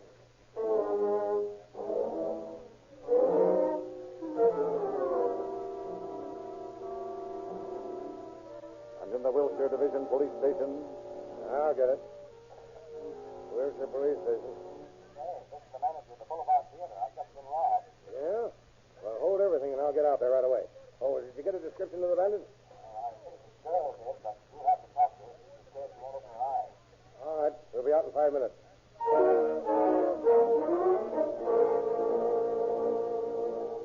And once at the theater, Cromwell and McCrae managed to quiet the hysterical cashier and extract a description of the bandit from her, which checks with descriptions given by all the other theaters. It is evident that the same man is responsible for the recent crime wave. And a little later, after reporting the affair to Captain McCaleb, the three hold a council of war. We know what kind of a car they use, and we have a description of one of them. And yet they manage to pull jobs right and left and walk away. Something's got to be done about it, and soon. Well, we've done everything we could possibly think of, Captain. So far, I'll have to admit we're completely in the dark. Have you any ideas about it? What would you think about staking out every theater in a certain area? It might work. Whoever's doing the jobs has been hitting almost by clockwork, and they pull the jobs at about the same time of night, a little after 10. That's right. Now, I figured on having 2 men in every theater and have some prearranged signal with the cashier that would let them know if anything was wrong. That'd take more men than there are in plain clothes. Well, we could use radio officers, assign them to special duty. That's right. Well, what do you think about it? I say it's a good idea. All right, we'll do it. I'll issue special orders and line up as many men as I can. I'll check back with you, and we'll work the plans out. In the meantime, you and McCrae be thinking about a set of signals. All right.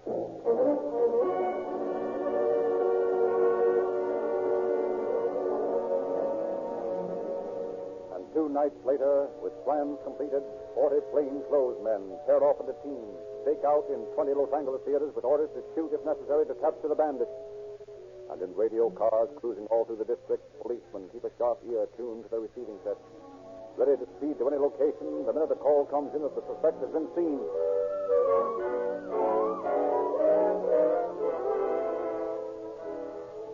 It is shortly after 10 o'clock in the lobby of the Forum Theater on Pico Street. Inside, hundreds of picture fans watch with open mouths as a current gangster picture draws to a blood-stained finish. Just inside the main doors, from a vantage point where they can see the cashier's cage in the front foyer, officers James Heath and C.C. Jackson watch the girl for a sign that will send them into action. They converse in low tones. Are you sure she got that signal straight? I hope so. I explained very carefully. If anything happens, he was to take the price sign down. That's right, isn't it? Yeah. Not that anything will happen. That'd be too lucky for us. Can you imagine the headlines? Special Officers Heath and Jackson capture mysterious bandit, or box office burglar beaten by bull. Yeah. Or maybe something like bandit blasted by bullet. Boy, is that something. It is, but what, I'll never know. Hey, look. The girl's leaving her cage and coming back here. I don't see anyone around. Wait a minute. It's almost closing time, and I'm going to lock up, so I thought I'd tell you about it before I took the sign down, in case you might think it was a signal. How soon's the picture over? Oh, less than 10 minutes now. Well, that's a cinch no one would wait this late to claw anything. Go ahead and lock up. All right, thanks. Well, Charlie, there goes our headlines. No soap. Yeah. Well, anyway, maybe we'll get another crack at them tomorrow night. Some of the other boys don't do the job tonight. Yeah. Well, we'll wait until the people come out and then take a powder. I could use some sleep about now. Here, too. I, too, been raising the devil with me the last couple of nights. Haven't slept worth a darn. Hey, Charlie, look. Huh, that's funny. What? That girl said she was closed up, and look at her. Just standing there lifting that money bag up and up. Hey, there's a guy in front of her. What? Yeah, come on. All right, throw that gun away and let him have it, Charlie. Okay. Throw that gun away. Huh. Oh, you thought you'd toot your way out, is that right? Yeah. Get an ambulance, will you? I'm burning up. I'll ring for the wagon and call the station, Jim. You better take a look through his pockets. Okay. You wouldn't have been so lucky if my gun hadn't jammed. Maybe. Now, take it easy while I see what you got on you. Sure. It don't make no difference now anyway. Ah, pretty well healed with money, ain't you? Yeah. What's this? This looks like a receipt. I don't know. Received from John Vice for 1 week's rent, $16, 1752 West 51st. Now, where you live? I'm just trying to find out. You got him, huh? Yeah, plenty. Did you get the other bird? Didn't see anyone else. Too busy with this one. I found a receipt on him, though. Think it's got his address on it. Let me see. Huh. Come on, Perry. Where to? West 51st Street. I got an idea we might surprise someone.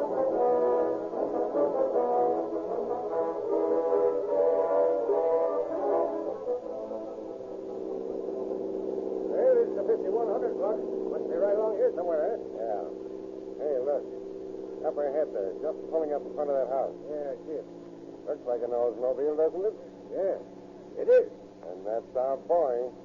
Pull up beside him and be ready for trouble. Okay.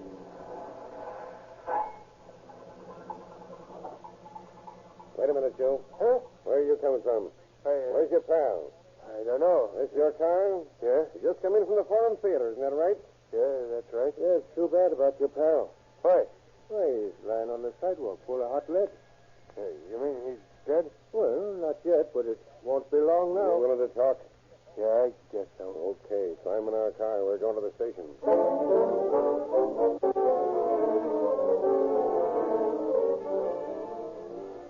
So, due to the quick work of Lieutenants Perry and Dolan and the accurate shooting of Jackson and Heath, Vice is taken to the police station for questioning.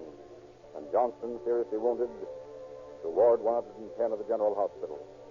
And a little later, from his narrow cot, Johnston stares up at a circle of faces and makes a statement. I'm going to die, Doc. I'm afraid so, Johnson. And there ain't no use in lying, is there? No, not much. Okay. I pulled all those jobs the last 6 weeks. I did them all. Well, what did your pal Vice do, huh? We drove. That's all. I pulled a stick up. Have you got any of the money from those jobs hidden anywhere? He spent it all. But not me. All right, Johnson. Just one thing more. What was the idea of trying to shoot those officers at the theater, huh? I don't know. Maybe because they was cops. Cops are like Marines. And I don't like Marines.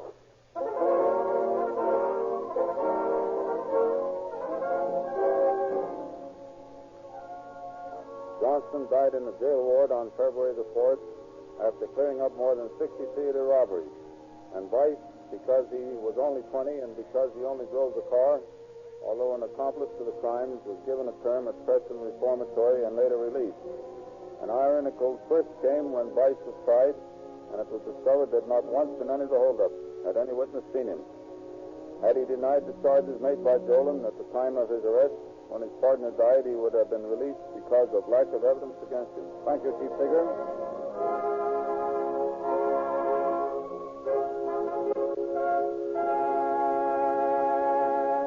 Whenever you hear a siren, either on the air or in real life, keep in mind that Rio Grande cracked gasoline contributes more than any other brand to the police protection, fire protection, and public ambulance service for the people of California.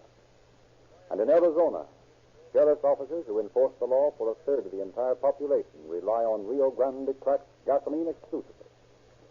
Try Rio Grande cracked gasoline in your car. It costs you no more to have police car performance. Begin tomorrow.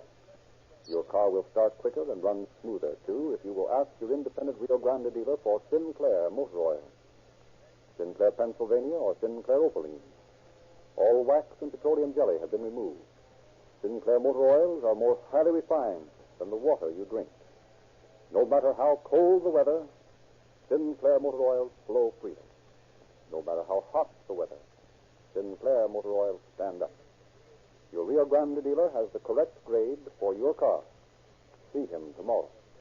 And ask him also for a copy of Calling All Cars News. It is brimful of pictures and stories about radio and screen celebrities, detective articles, and other special features. Get your copy of the January issue. It's free.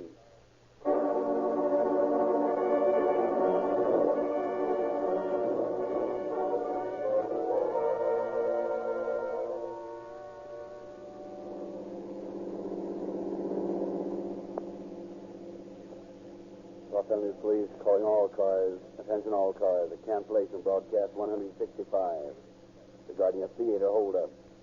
Suspects in this case now in custody. That's all. Rolls and quits.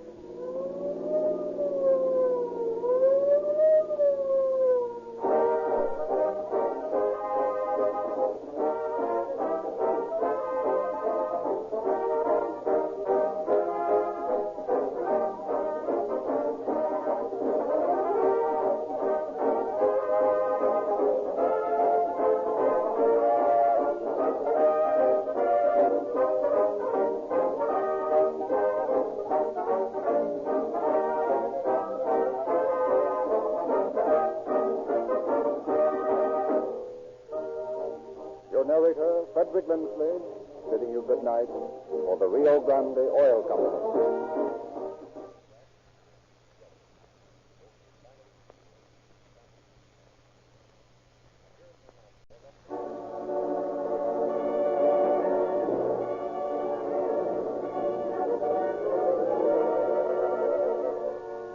Calling All Cars, a copyrighted program created by the Rio Grande Oil Company. Phoenix Police calling all cars. Attention all cars. Broadcast 166. Be on the lookout for a gang of safe blowers known to be operating in this district. Pick up any suspicious characters seen lording near large stores. That's all.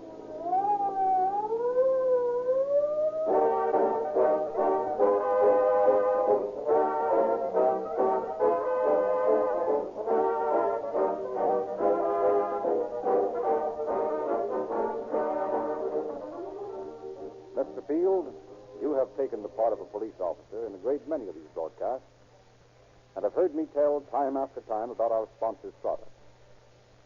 What stands out most prominently in your mind about Rio Grande cracked gasoline? Rio Grande cracked gasoline powers more police cars, fire engines, ambulances, and other emergency equipment than any other brand.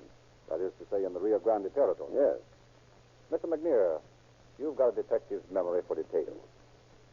Do you recall some of the cities that have used Rio Grande cracked gasoline? Well, Los Angeles, Oakland, Berkeley, Fresno, Santa Barbara, San Diego, and last week you mentioned 3 new ones. Pasadena, Phoenix, and another town up north, one of Mark Twain's towns. Marysville, is that right? That's right. And the counties? Oh, yes, Maricopa County, Arizona. Good. We mustn't forget Maricopa County, Arizona. Its sheriff's cars serve a third of the total population of Arizona.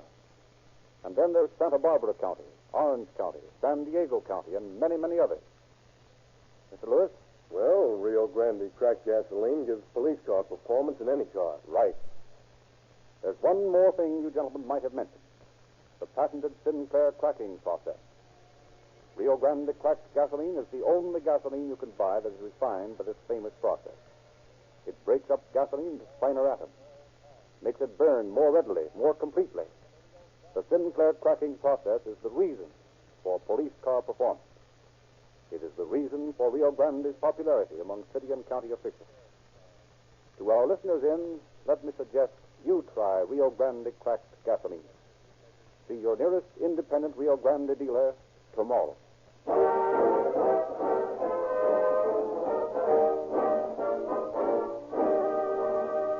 Tonight we take pleasure in presenting Captain John J. McGrath, Chief of Detectives of the Phoenix Police Department. Captain McGrath. Good evening.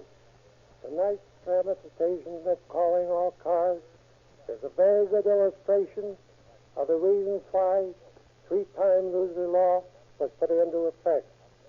It used to be that a criminal could go out and commit a crime, and if was caught, serve the sentence prescribed by law, therefore walk out of prison to resume his criminal activities at will.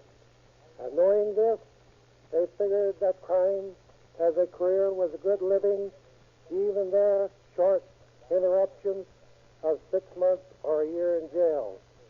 But three-time loser law puts away different perspective of the situation.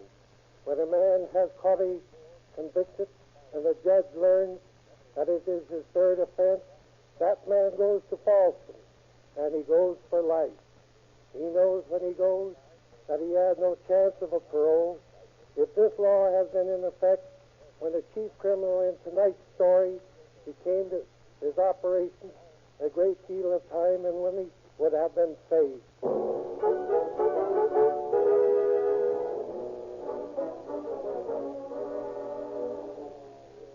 Wanted for burglary by Bakersfield, Sutter County, Shasta County, San Joaquin County, and Utah Police. Committed and released from state penitentiaries in Omaha and Milwaukee, from Folsom and McNeil's Island for robbery and receiving stolen property. Returned to McNeil's Island in 1920 for post office robberies at Anderson and Ripon, California. Released in 1923 and 3 months later sent to Utah State Penitentiary for receiving stolen property. Such is the record of 31-year-old one-eyed John Sagatti, when in the spring of 1927 he dropped off a freight train to find himself in Glendale, Arizona. Badly in need of some food after the long, cold boxcar journey, his first stop is a small, greasy spoon restaurant. Ham and eggs, a pair. Straight up on the eggs, stir the ham to a warm kitchen. Yes, sir. What'll it be? Cup of coffee to start with. 1 cup of Java. Coming up. Hey, Eddie, how about a little service over here? Be right with you. Here you are, mister. Thanks. You figured out what you want to eat yet? Yeah, give me a waffle and a couple of strips of bacon on it, will you? 2 strips of bacon with a waffle under them. Make that bacon crisp, will you? Burn the pig. That all you want? Yeah. Okay. Hello, fella. When did you come in? Just now, with the chances of a little food. Sure. What'll it be? Same old thing? No, not tonight. I think I'll have a little lamb stew for a change and coffee. Okay. Cook's revenge on the dinner. Hey, Eddie, how about it? Do I get a little service or don't I? Okay, George. Sorry to keep you waiting. What can I do for you? Mind if I look at some of that paper then? Hmm? Oh, sure. Here. Yeah, thanks.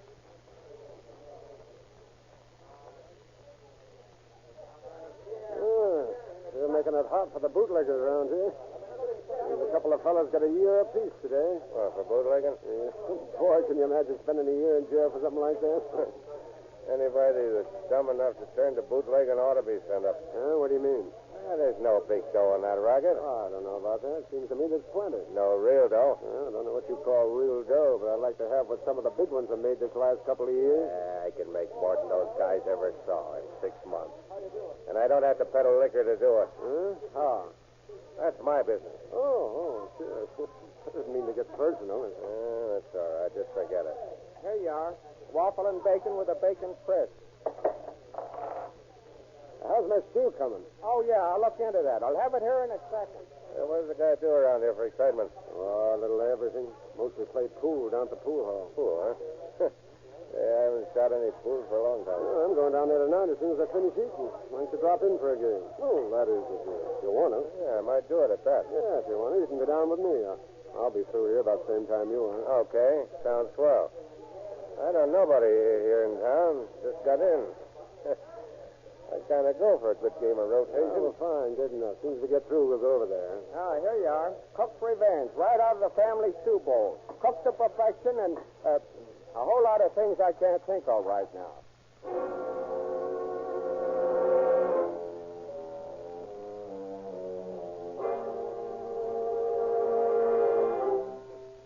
And a short time later, John Sagatti and his newfound companion, whose name he learns is Stanley Borowski, walk into a small pool hall, engage in a round of rotation. During the game, Sagatti seizes every opportunity to strengthen his friendship for Borowski. And at the end of the third game, when Borowski suggests it is time for him to go home, Sagatti suggests they have a drink together first. And a short time later, the two men stand before the bar of a tiny speakeasy. Well, here's how. Yep, right. Not bad for what it is. It's the best place in town. Hey, you live here in Glendale long? Yeah, just long enough to know the town fairly well. You work somewhere? No. At the moment, I'm what you might call out of a job. Oh, well, that makes two of us. I'm in the same boat. Oh, yeah? What's your business? My business? Yeah. What do you do when you're working? Well, I guess you might call me an explosives expert. That is, if you have to call me anything. An explosives expert? Yeah. I guess I don't follow you. You mean you go around blowing things up? Look, suppose we just skip the whole thing. You know, let it drop. You're a funny sort of fella. First you make a crack about money over at the restaurant tonight, and then when I ask you what you mean, you freeze up. Now you do the same thing all over again. You still remember that remark about dough I made, huh? Sure I do. As a matter of fact, I'd like to know what you meant by it. I'm sort of curious that way. Mm-hmm. Well, maybe if you told me your business, we could talk better, Mr. Borowski, eh? Well, no. Yeah, you see? You want me to spill all about myself, but with you, it's different. No, not exactly. You don't want to talk in this place, is that it? Yeah, that's it. Well? See, look, I got a room up a little hotel. How would it be if we went over there? Well, Jake with me. Ah, good. I don't know just why, but I got a feeling that bumping into each other the way we did was a piece of luck. Check. I got the same idea. Yeah, come on, then. Let's go out of here and go where we can talk without people.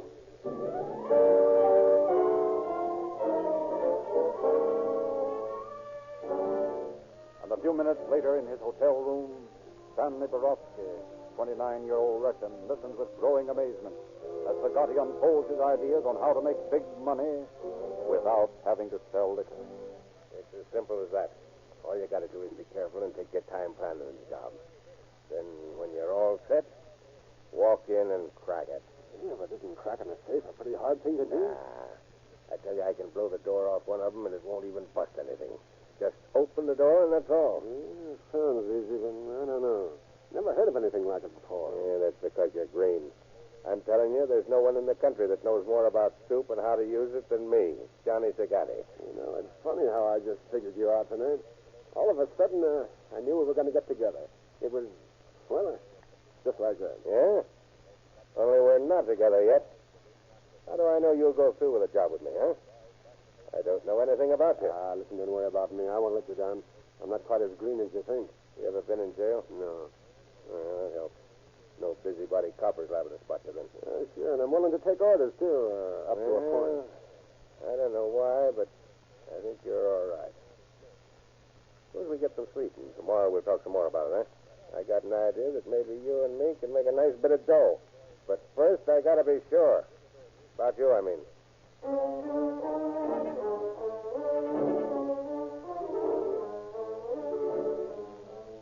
And apparently, Borowski convinces Sagatti of his sincerity. For a month later, in a small shack on the outskirts of Phoenix, Arizona. Now, here's the gag. I've got a joint spotted that looks right, but we've got a little bit of casing to do on it before we crack it. Okay. Where is it? On the corner of 10th and McDowell. That pay and take it store. They do good business. Unless I'm plenty wrong, there's a nice wad in that safe all the time. Yeah, but how are we going to get in? Well, I got that all figured. It's a cinch. The only thing we've got to watch out for are those merchant patrol guys. That's the first thing you got to do. Hang around until you find out how many of them there are and when they make their round. And how do I do that? By using your eyes. Nobody's going to notice you if you're careful. And if they do, what do you think I got those deputy sheriff's badges for, huh? All you got to do is flash your buzzer and say you're looking for someone. Okay. I'll go over to town the first thing in the morning. That's the idea. While you're doing that, I'm going to see where I can get a little nitro and some shoes. That's all we need, the way I do things. Safe full of dough, little soup. My experience, and we'll be sitting pretty.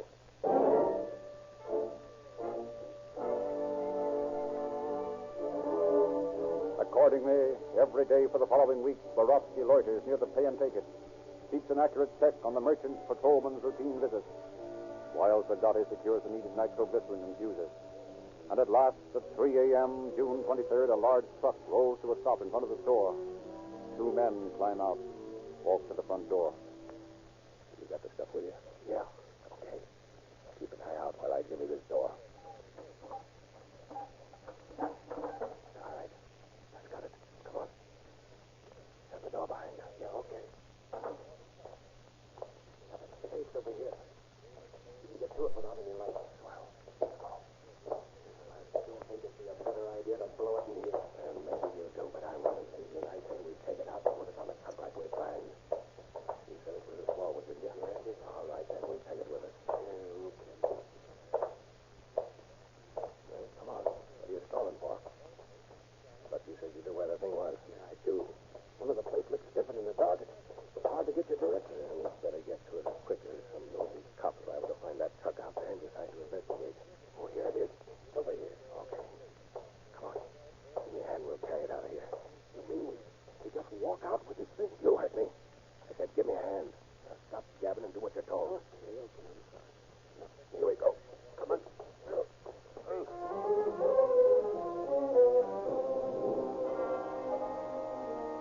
And carry it out they do, right out the front door to the waiting truck. Then, with their prize loaded on the back, they drive out to an isolated spot on the banks of the Grand Canal. And there, Borowski gets his first instructions on safe blowing. Now, the first thing to do is to take this soap and seal the space around the door. Like this, eh? Yeah. Hey, sure, we'll blow it, huh? I told you I know what I'm doing. Now, watch it. That's got it. Hey, will you look at that? Why, it just opened the door as pretty as anything. Didn't even make a noise. Only amateurs make noise on a safe job. Come on, grab some of this dough and stuff it in that bag there. Yeah, how about the checks? You going to take them? Nah, checks ain't no good. Trace you from a check. Leave them alone. Okay. I got all the money there is in there. Yeah, then there's nothing stopping us. Come on, let's go.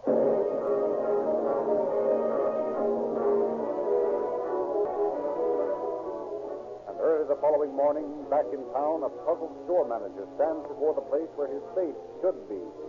Puts two and two together and calls the police. And responding to the call, two detectives arrive. Listen to his story. I tell you, Lieutenant, it's not possible. I saw that safe when I left here last night, and now this morning it's gone. Obviously.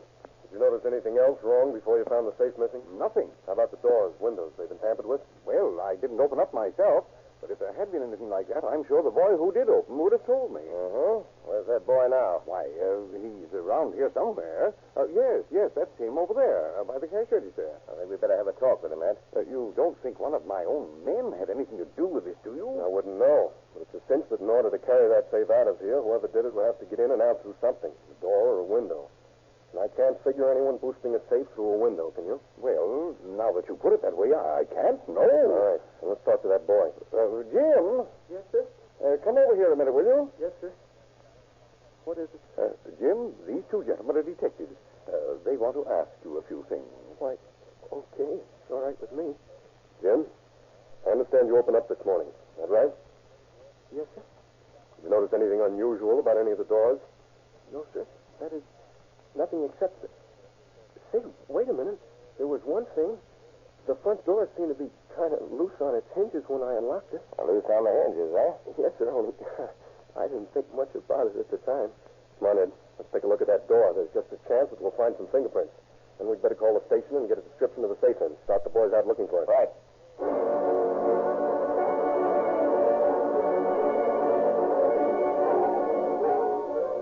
So the Phoenix police start the job of locating one missing safe, hope to find some clue as to the identity of the burglars.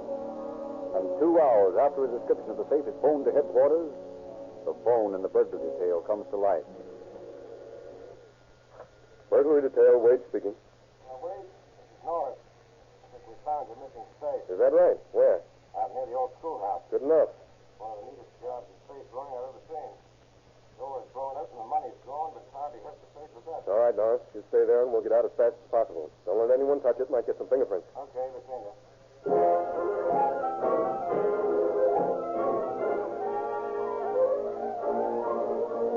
Informed of the discovery, Chief of Detectives John J. McGrath, accompanied by Wade and Detective Eddie Moore, rush to the canal bank, make a complete examination of the blown safe. But after a minute inspection, they find that there are no fingerprints, no clues of any sort that might help identify the criminal. The only thing they do agree upon is that this is the work of an expert. Accordingly, returning to headquarters, McGrath notifies all patrolmen to keep a sharp lookout for the suspicious characters, gives orders to his men to round up all known petty racketeers in the city, try to learn if any newcomers are in town.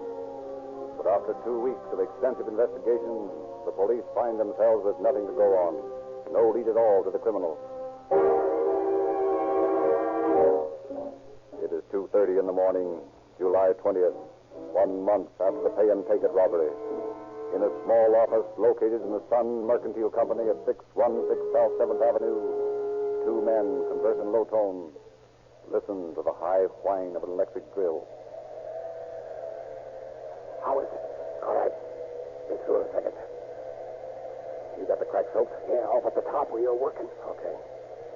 You know, I got to laugh when I think how we fooled the cops in this town. That crack in the papers last week about the pay-and-take-it job haven't been done by a gang of Eastern safe blowers. And about the police being convinced they'd left town. Yeah, we got them up a tree, all right. There she goes. Now, take this drill now, Loader. Yeah, okay. I got it. Careful of that water on the floor.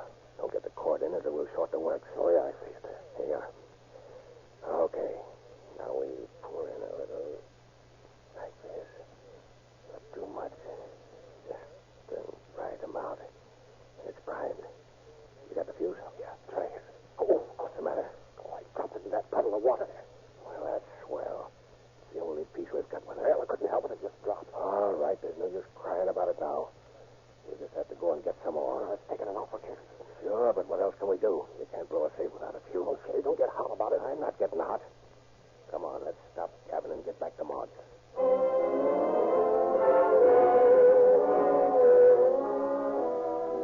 Sneaking out of the store, the Gotti and Borowski make a hurried trip back to their hideout, a small shack on the outskirts of town. There they secure more fuse and return to finish the uncompleted job. But as they enter the office again... Hey, will you look at that?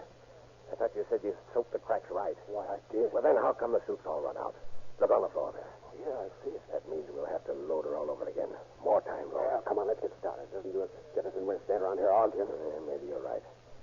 I'll take some more soap and stuff it in the cracks. Make sure it's in tight. I'll soup her again. Yeah, okay. Yeah. Now she's loaded. And the fuse, and don't drop it. Here it is. Now, pack some soap around it. That's it. Swell.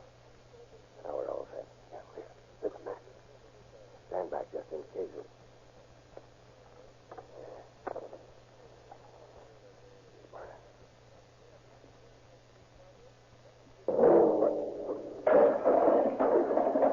I don't know. Must have loaded it too much. Blew the door clear through the skylight. We better get out of here. Yeah, grab all the dough you can and let's get and move on. That crash will bring every cop in town on the run inside of 5 minutes. I've got all I can stuff in my pocket. Okay, come on, let's go.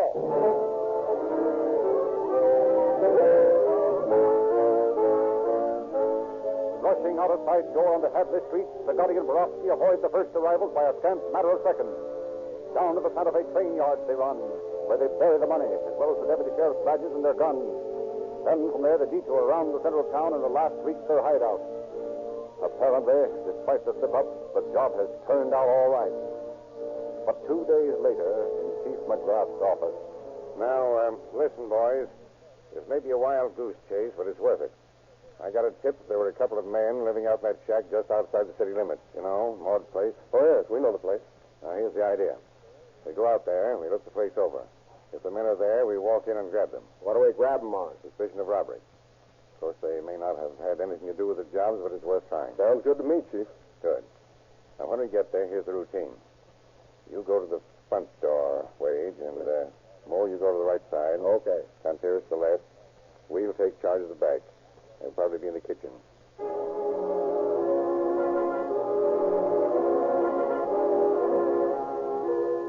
You should have seen that safe door fly through the air, Marty. It was terrific. Nah, you boys are going to get into trouble someday. You're too smart for your own good. That's a hot one, eh, Johnny? Marty here's got to tell us how to do a job. Yeah. Now, the cops in this place don't even know we exist. Yeah. By this time, they'll be talking about Eastern gangsters and a lot of hooey like that. I tell you, we got things down pat. Sure. Until they put you away for a while. They ain't going to put this boy away for any while. Because I'd let him have it before I got to go with him. What do you think of that, huh? I think you're talking big. Yeah? How about you, Borowski? Did you let him pick you up without making a show, huh? Yeah, but I'll say I wouldn't. And all I can see is you boys think you're pretty hot. But I've seen hot ones before. I know what I'm talking about. Yeah? Well, you guys are real... What's that? I didn't hold it. All right. You hello. Stay where you are. Get your hands up. I will. Right, Johnny. You'll keep both of it. Come on, boys. First these two. What's the idea of butting in like that? We ain't done nothing. David, any talking you want to do can be done Yeah, but we ain't done nothing. You boys are sure pretty sloppy cracksmen. What do you mean, sloppy? Just what I said. Clumsy, sloppy. You don't know how to super safe, right? Oh, yeah? Well, Johnny, here's the best safe crack in the country. If it hadn't been for... Shut up, you clumsy fool. Well, so we hurt the boy's feelings and he spills all over the place. Well, you can't pin anything on me for that. Maybe not. But I have an idea your pal here will talk more after he's away from you. How about it? All right. I don't know anything about it. About what? How about those jobs? About anything. I can see that. Come on, get moving. We'll make you talk more about this at the station.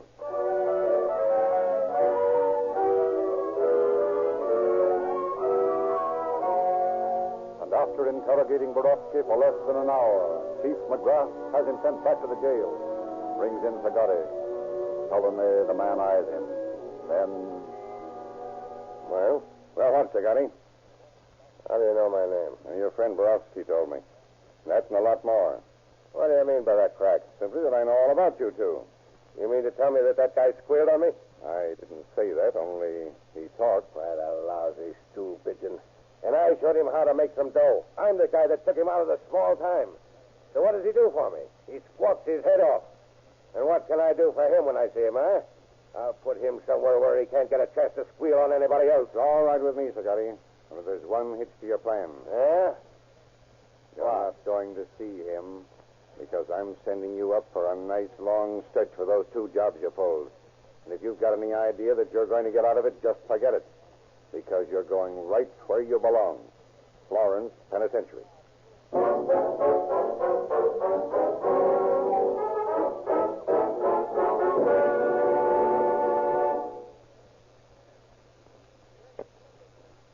In September of the same year, John Zagari and Stanley Borowski were sentenced to from 2 to 10 years in the Florence Penitentiary. Zagari escaped from there in 1929, but his liberty was short, and he was returned in less than a month. Released on parole a year later, he lost no time in returning to his old habits, and in 1930 was arrested in Miami after being shot during an attempted robbery.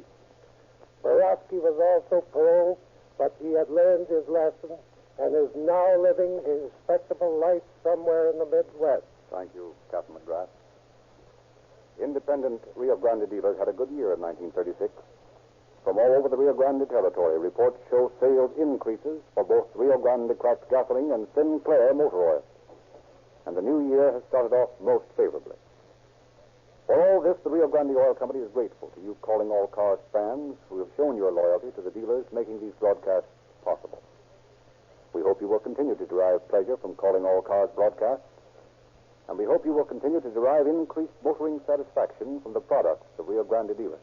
Rio Grande Cracked, the gasoline of police car performance, Sinclair Pennsylvania motor oil, and Sinclair Opaline, two thoroughly de-waxed, de-jellied lubricating oils, both refinery sealed in tamper-proof cans.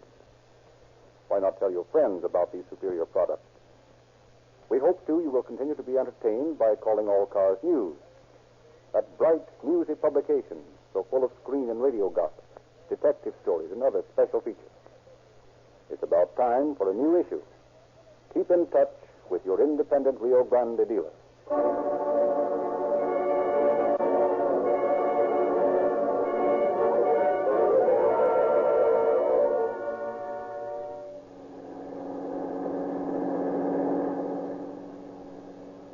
Phoenix Police calling all cars. Attention all cars. The cancellation broadcast 166 regarding safe robberies. Suspects in this case now in custody. That's all.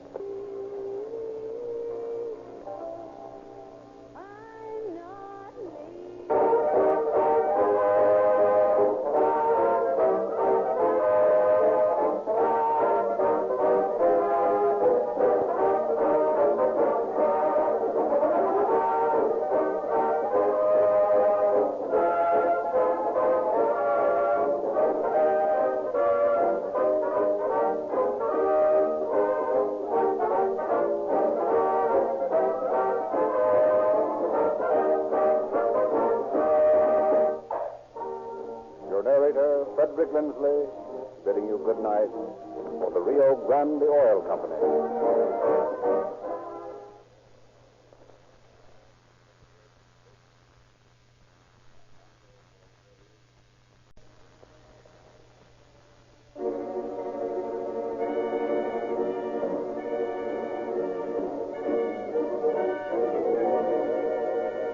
Calling all cars. A copyrighted program transcribed and dedicated to the prevention of crime. Calling all cars, attention all cars, broadcast 167.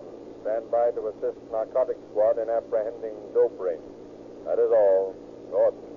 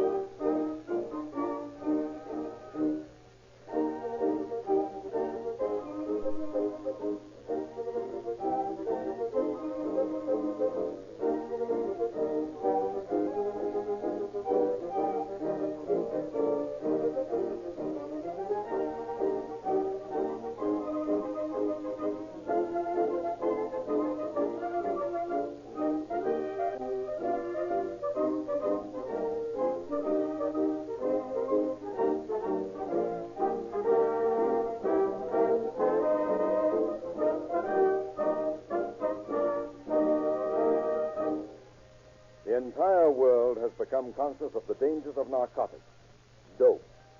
Most of the nations are banded together by treaties to assist each other in stamping out the evil. Each has specialists at work on the problem. In the United States, this campaign of prevention and suppression rests in the hands of the officers of the narcotic squads, federal, state, and municipal. It is highly specialized work and dangerous, because the narcotic agent works best when he works alone, undercover. He must meet cunning with cunning and never, never drop his disguise, which, as a rule, is that of a dealer in drugs. For the peddler, especially the one who deals in large amounts, is cautious, oily, and ruthless. Such is the story you will hear. The Whistling Snowbirds.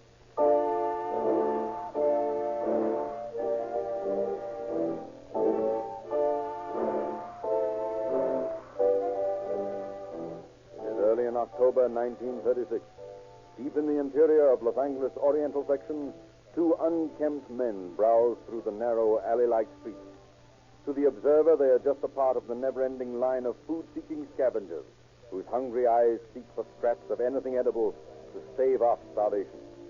But under the filthy clothes, the matted beards, these two men are interested in a far greater reward than food.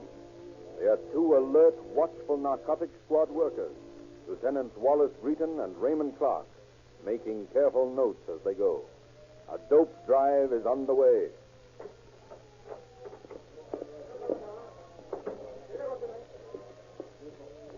You are wanting something? Oh, just looking around, seeing the sights. You are having money? Maybe. Better maybe you are leaving. My people not enjoying a sightseer. Maybe you could tell us so we might find some fun. You know, a happy fun.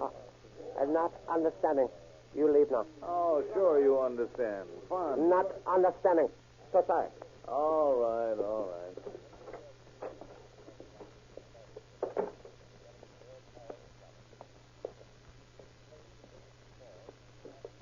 How much for the pencils, partner? Oh, 5 cents. No, not that kind. I mean your good ones. Oh, 5 cents. Look, see if you can savvy this. We want white pencils. Happy pencil, you understand? Understanding, please. 5 cents. Okay, skip it. Oh, yes, sir. I skip it, please.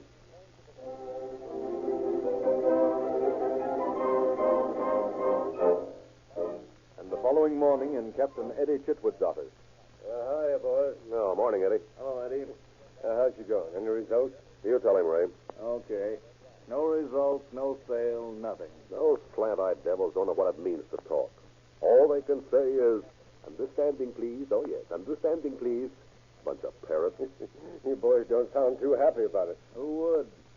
After spending nights wandering around those joints only to hear the same thing every time we asked a question. That's the one thing you just can't do to an Oriental, Ray. Ask questions. The minute you do, they forget how to speak English. And boy, I know. Yeah, we know, too. The only trouble being the fact that we don't speak their language. Yeah, I'll tell you what we better do, boys. If you think there's a new shipment of morphine in town, all I can gather is a big one. Enough to supply every addict in Southern California. And what's more, we've got to locate where it's being stored, who's peddling it, and who's behind the deal. Aside from that, there's nothing to worry about, right? That's right, Ray. Only don't sound so pessimistic about it. Now, I've got an idea. Good. I'm glad somebody has an idea. I've run out of them at this point. I doubt that, Wally. Never come a time yet when you couldn't think something up when it was needed. However, this idea of mine can only be worked by one man. How about my doing it, Eddie? Hey, wait a minute. I'm no Oh, no, take it easy. I haven't even told you what it's all about yet, and you're fighting about who's going to do it. Well, sure, but if there's going to be any fun... I'm going to do it alone. I was afraid of that. Yeah, this has got to be a one-man job. And here's the little man who's going to do it. I'm sorry, boy. You mean we can't even get in on it? I'll need you both a little later on, but in the beginning, you can just relax. Take it easy. Well, suppose you give us a clue. You know, a vague idea of where to ship the body and all that. Yeah, sure. I'll be glad to. Beginning tomorrow, Captain Eddie Chitwood is out of town. You know, gone, left, not here. Yeah? I understand you're out of town. Right. Only I'm not out of town. Also, starting tomorrow, my name is Eddie Spencer, and I don't like the police. And I'm a bigger and better morphine buyer from the East. You get it? Vaguely. You're going in for a little private dope buying. I hope. But since so far, beyond those few little peddlers you boys have talked to, we haven't any idea who the top is. Now, this Eddie Spencer intends to spend enough time in the district to worm his way into the confidences. And eventually, I hope to meet the big boy himself. Sounds pretty risky to me, Eddie. Suppose one of those boys you sent up a while back just happens to see you. Think how much it'd be worth to him to peddle that information to some of that ring. And if he did, where would you be? Floating, face down in the Los Angeles River, most likely. Exactly. Those boys don't fool around. And neither do we, Ray. So tomorrow, I'm off. You two might sort of keep a check on me if you want to, just in case I need you, but don't tell anybody else where I am. This is one of those jobs where two's more than company. It's a crowd.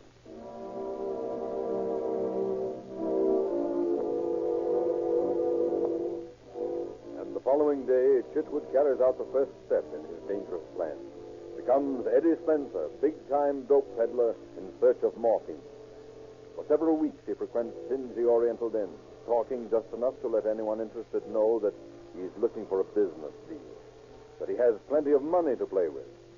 But as the days go by and no contact is made, his hopes begin to go down. Determined to stick with it as long as is humanly possible, he continues to make the rounds.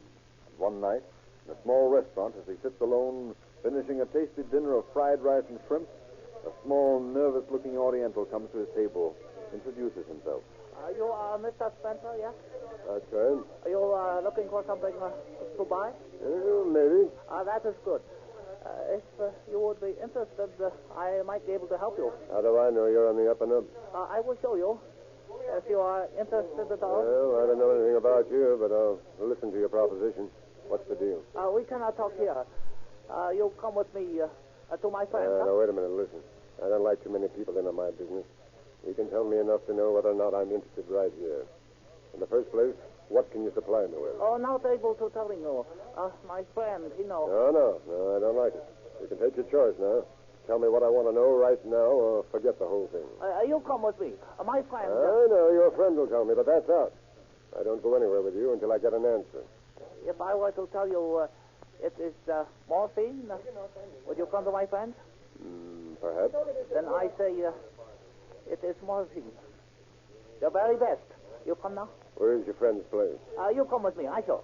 Okay, I'll talk to your friend. Only I'm warning you, if this stuff isn't the best, no deal. Oh, yes, very best of stuff. You come.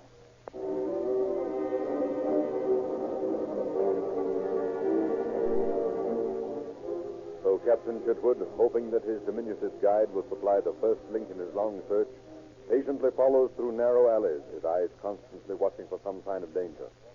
After a seemingly endless journey, the little Oriental stops before a rickety old building, motions for Chitwood to follow behind him, then opens a squeaking door and starts up a dark flight of stairs.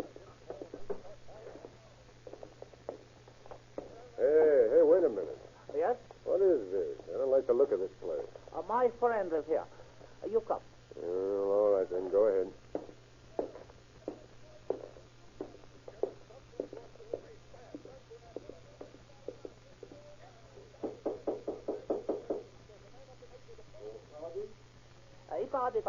Now.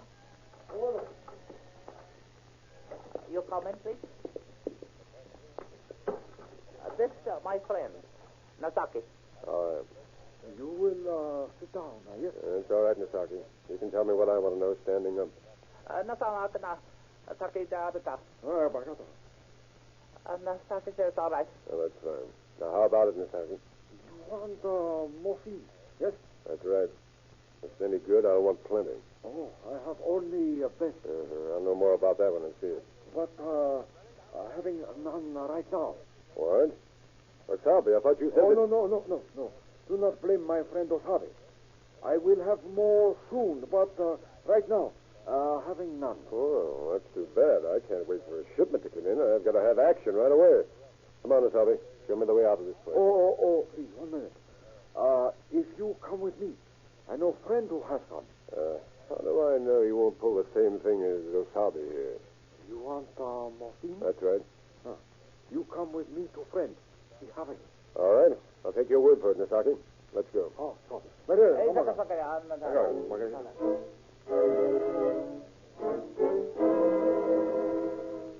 So once again, Chitwood makes a journey, this time led by Wasabi's friend, Nazaki. After several minutes of walking, they enter a small restaurant, seat themselves at a secluded table.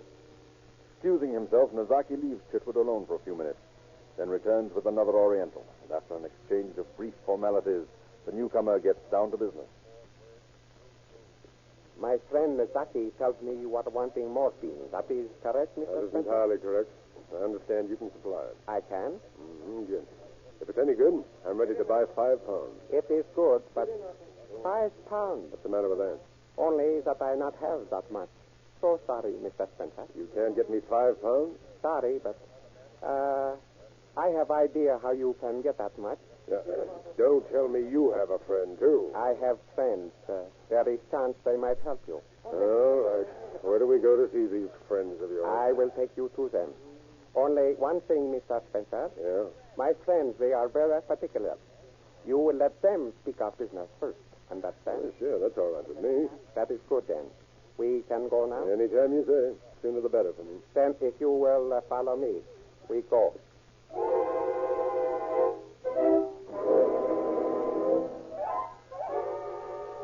Again, Captain Chitwood finds himself in the role of follower. And again, he makes a roundabout journey through the alleys of the district. But with each change of guide, his goal seems to come closer, and his hopes are of the highest when they finally enter another small restaurant on the other side of the district. Again, seat themselves at the small table. A short time later, his latest guide introduces him to three educated-looking Orientals. This time, Chitwood feels he is at last on the right track. Hiding his impatience, he follows instructions. There's nothing of the business at hand, while Messrs. Okai, Shizu, and Nagai exchange polite generalizations with him. You are familiar with our country, Mr. Spencer? Yes, fairly. I've been to the Orient. It is a lovely country. Mm-hmm. You've been in America for some time, huh, Mr. Okai? Oh, several years. Your English is so good, I thought you must have lived here for a good many years. Happy to hear you say that, Mr. Spencer. It's a compliment. You are not drinking with us, Mr. Spencer. Why is that? I never drink when I'm doing business. Oh, then I will drink your glass. Well, certainly. Just help yourself. I think perhaps we should go somewhere else, eh? This place, it is tiresome. Anything you say. That is very good. I have a place in mind. Very nice place. We will go there?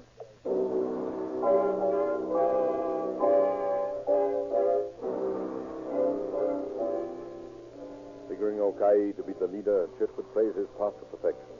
Not one word of business has been mentioned. At no time has Okai so much as hinted of the thoughts running behind his mask-like Oriental face. And yet Chitwood realizes that this is the supreme test. An old hand at narcotic investigation and familiar to the ways of the Oriental, he knows just what he is being subjected to. At each place, he is being carefully studied by other members of the dope ring. As he sits in the latest one, an Oriental nightclub, his thoughts are not of the happiest. Should one person recognize him, the result would be more than unpleasant. He is in so deep, there can be no turning back now. So, surrounded by his three companions, he tries to appear unconcerned.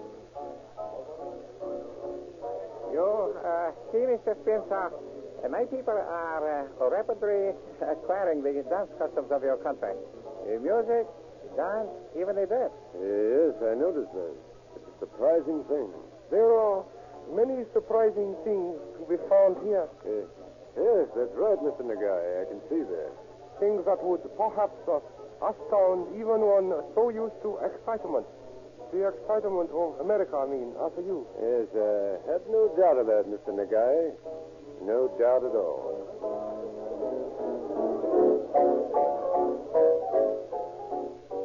And after a few minutes in the nightclub, Nagai suggests another place. Accordingly, the four pay their bill and leave, moving to another club.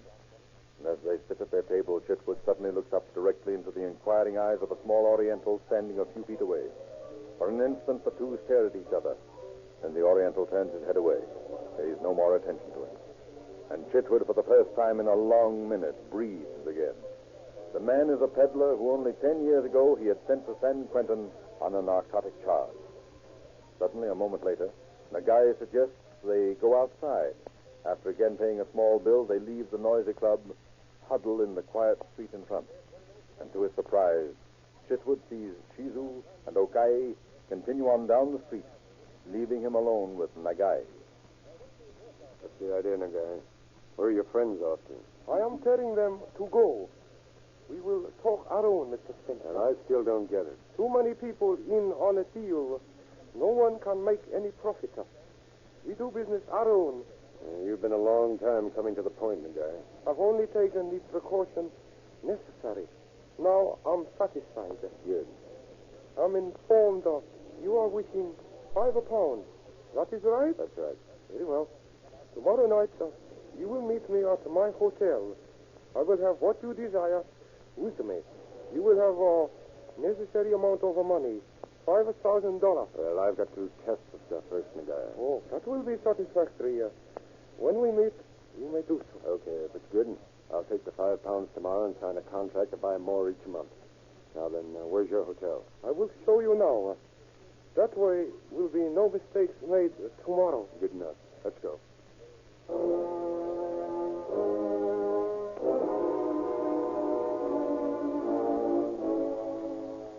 Shown to a small hotel on East First Street, Chitwood asks the number of the room and is told he will be met in front. Time is set for 9 o'clock. After a brief goodbye, Chitwood covers his tracks carefully, then proceeds to headquarters, holds a conference with his assistants, Greeton and Clark. Now, if our luck holds, we'll have Nagai cold turkey. And if it doesn't hold, he'll have you cold copper. That's right. Now, here's what I want you boys to do. Take this address on First Street and stake out there tomorrow evening. Keep out of sight and don't let anybody get suspicious of it. As soon as Nagai tells me the stuff, I'll call you, and then we can take him in. Okay, Eddie, we'll be there. And there's nothing to do now but just wait. I'm going back to my spot before someone gets wise. See you tomorrow night at 9.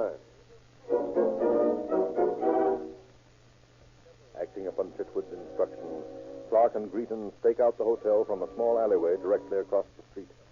For several hours, they wait in silence as the minutes tick by, bringing the appointed hour closer and closer. At 2 minutes after 9, Clark suddenly nudges Greeton, speaks in a low whisper. There's Eddie. Just drove up and parked over there. Yeah, I see him. Now all we got to do is hold our fingers crossed and pray a little. Already done that. Hey, look. Eddie's going into the hotel. No, wait a minute. Look. That guy's stopping him. They're talking. Yeah, so far, so good. And when they get inside, we better move in closer so we can hear if Eddie yells. Yeah. Watch it. Something's up. They're heading back to Eddie's car. I think something's gone wrong with our plans. What do we do now? If they drive off, we better beat it back to our car and see if we can pick up their trail. Okay. Let's go. They're doing just that.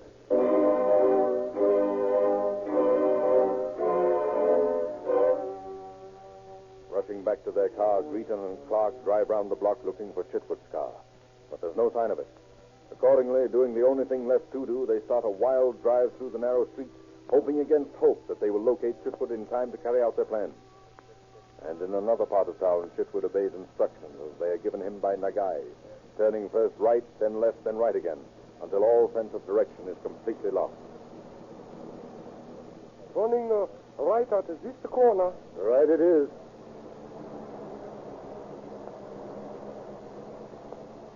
I don't quite get the idea, Nagai. You said you lived in that hotel back there on First Street. Oh, yes, sir. I said that. But you don't. Is that right? Yes, sir. That is right, Mr. Simpson. Well, where are we going now? You will see. On left here, please.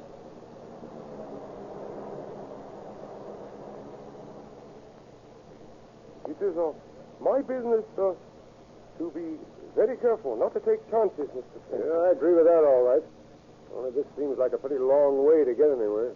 You will drive in direction I give you, then we will talk. Okay, Nagai, sure deal.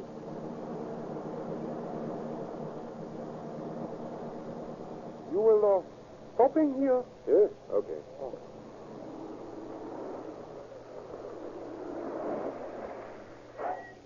Hey, what the deuce? This is within a block of the place we started from. This is our destination, however. And now, Mr. Spencer, come. We will go to my room. Oh, wait a minute there. I've got an idea. Why don't you bring the stuff down here to the car? I can test it here, and if it's okay, I'll give you the money. I've got the money right here in this briefcase. Oh, why should I doing that? Well, it's only that I thought it might look funny, my going in this hotel with you. It will not look funny. Many white people go in this hotel. We will going upstairs. Oh, okay. What's the room number? You will see when we get to it. Come, please.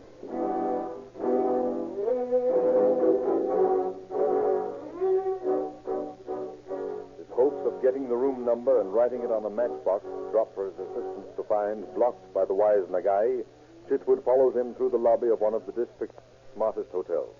Past the elevator, up a flight of stairs to the second floor. There, Nagai puts a finger to his lips, cautions Chitwood to silence. It is best to be very quiet. My man is in the next room. He might hear us. And this is a deal between us, our own. Okay, Nagai.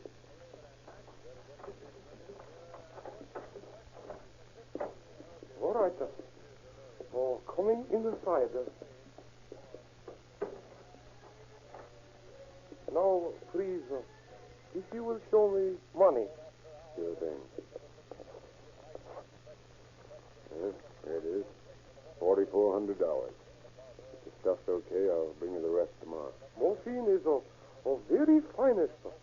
My brother in Orient manufactures same. It's the very best. All right, let's see it. All right. It is here in a suitcase. This overcoat is very fine garment, Mr. Spencer. Most valuable. You see, from lining, I remove these little pockets. There is your morphine. Let me have one of those packets. Oh, yes, sir. Certainly.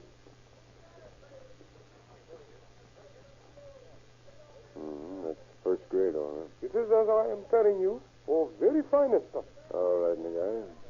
Here's the money. You can have the briefcase as a gift from me. Thank you, thank you. And here are rest of £5. That's fine. Oh, by the way, Nagai, I forgot to show you something. Take a look at this. What? Oh, I do not understand. Oh, don't you? It's a police badge. It means that you're under arrest. Arrest us? Oh, no. No, no. Drop those scissors. What are you doing? Oh, yes, you will. No. Get it, Bata. Take it away. Nero. Oh, you know. Oh, you're going to keep quiet. I'll have to use my gun on you. Oh, no. Not arresting you, please. All right. No. You're in the spot. There's nothing you can do about it. Now, stay right here.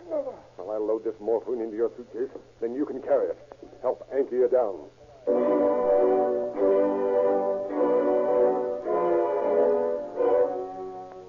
But getting the now thoroughly frightened and desperate Nagai down the stairs proves to be more of a job than Chitwood has bargained for. The little Oriental is determined to break away long enough to commit suicide and avoid the disgrace of arrest. And Chitwood has the task of carrying the briefcase full of money, keeping a firm grasp on Nagai's arm, and holding his gun in readiness all at the same time. Twice on the way down, Nagai breaks away, and Chitwood has to overpower him by force. But at last, after 3 stops, they reach the sidewalk. And now a new problem faces Chitwood. In groups, staring at the struggling Nagai, several Orientals stand in a circle round him, hatred in their faces. Hatred for the white man who is mistreating one of their countrymen. At any moment, they threaten to turn on him and free Nagai. Tell your friends they better not start anything, Nagai. There'll be trouble if they do. Let them go, and they will not harm you. Not a chance. I'll let loose with this gun first.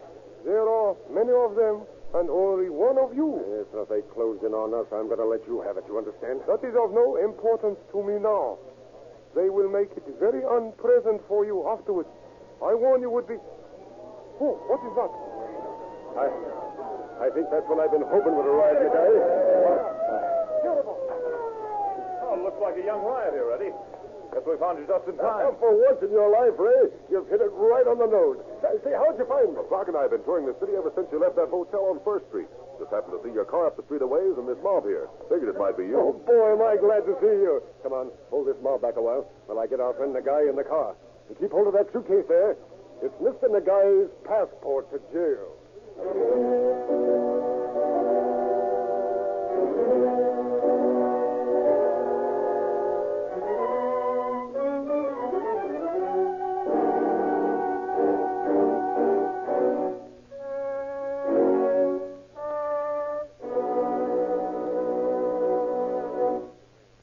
Dope addicts who are happy because they're in possession of a store of their favorite narcotics or because they know where their supply can be obtained without much trouble are sure danger signs for police or federal narcotic bureaus.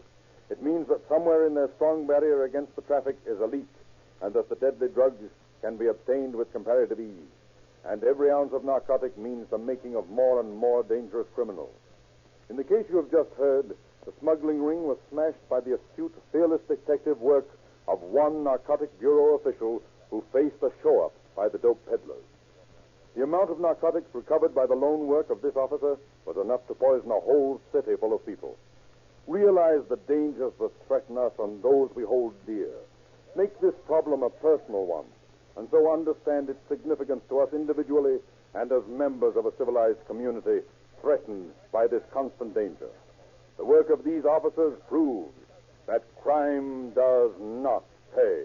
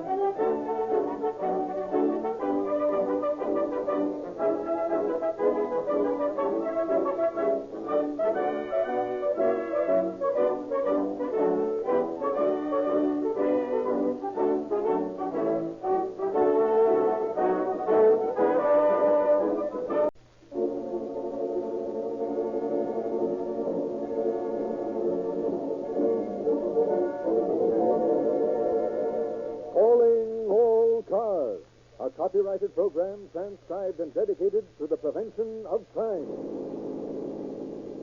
Calling all cars, attention all cars, broadcast 168. Investigator reported robbery at service station, corner of 3rd and East Street. Get out there right away. That is all. Norton.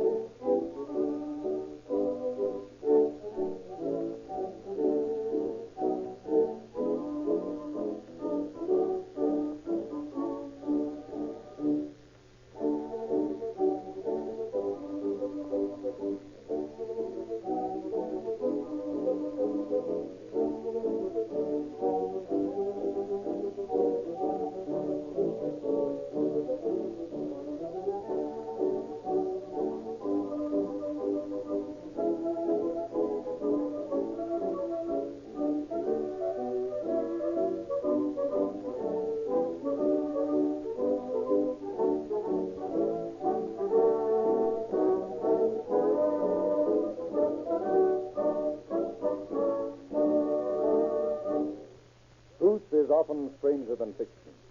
No one is as certain of this old adage as the person who turns the pages of the official records of crime. Here are uncovered those quirks of the human mind which, when translated into action, make crime so puzzling, not only to the average citizen, but even to the trained police officer. Mr. Average Citizen is prone to shrug his shoulders and let the explanation come from the police. It is astonishing with what cunning the criminal hides his intent. Always the police find it, uncover it, and the case is solved. It is this kind of case we are about to hear. A cunning killer, the motive hidden, actions that only a psychiatrist could explain. A strange crime indeed. But to tell you more of it would be to take away interest from this extraordinary story. So let us now listen to The Laughing Killer.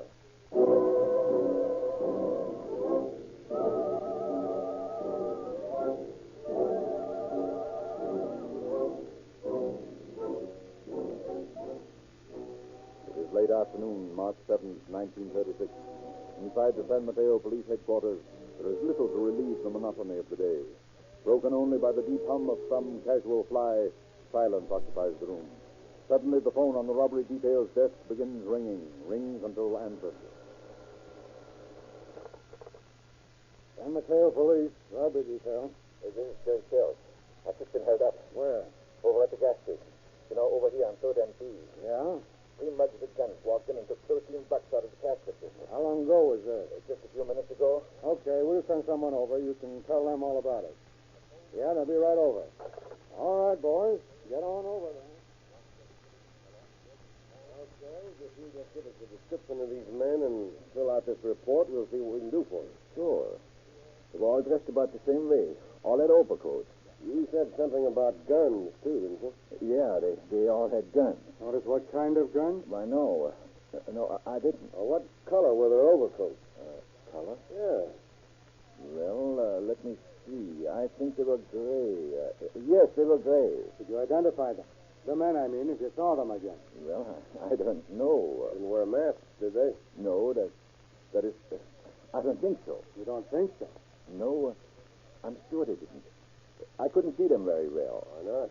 Well, they had their coat collars showing that, high over their faces. And they wear hats? Yeah. Both of them? Yeah. How about the other? The other? Yeah, you said there were three. Did the third wear a hat? Yes. No. He didn't wear a hat. What did he look like? I can't seem to remember very well. He was sort of starved. You don't seem very sure of all this, young fella. First you say there were three of them, and then you say both wore hats. You can't give us a description. You're sure you were held up? Yeah, I was. And what did the men look like? Well, wait a minute. Let me think a bit. Blonde, dark-haired, red-headed, what? They were all sort of dark hair. All three of them? Yeah, I'm sure of that. How could you tell that? You said they had hats on and wore their coat collars turned up. Oh, Come on, young fella. Give us a straight story on this. Well, you mean you don't believe me that I was robbed, I mean? Hardly. But I'm on the level. And this isn't getting anywhere. Oh, all right. As a matter of fact, I wasn't robbed. That's just what I figured. Now, what's the idea? I needed some dough, so I framed this. I only took 13 bucks. You mean you hoped we'd believe that story of yours and spend a lot of time looking for three birds who didn't even exist while you spent the money? Is that it? Well, I didn't care whether you fellas ever looked for them or not. Just so long as I got the 13 bucks. Where do you live? Oh, I acquired a house in Woodside. I live there. What do you mean, acquired? I got it in a trade deal, swapping things around. Where'd you get it from? A woman, Mrs. Ada Flint.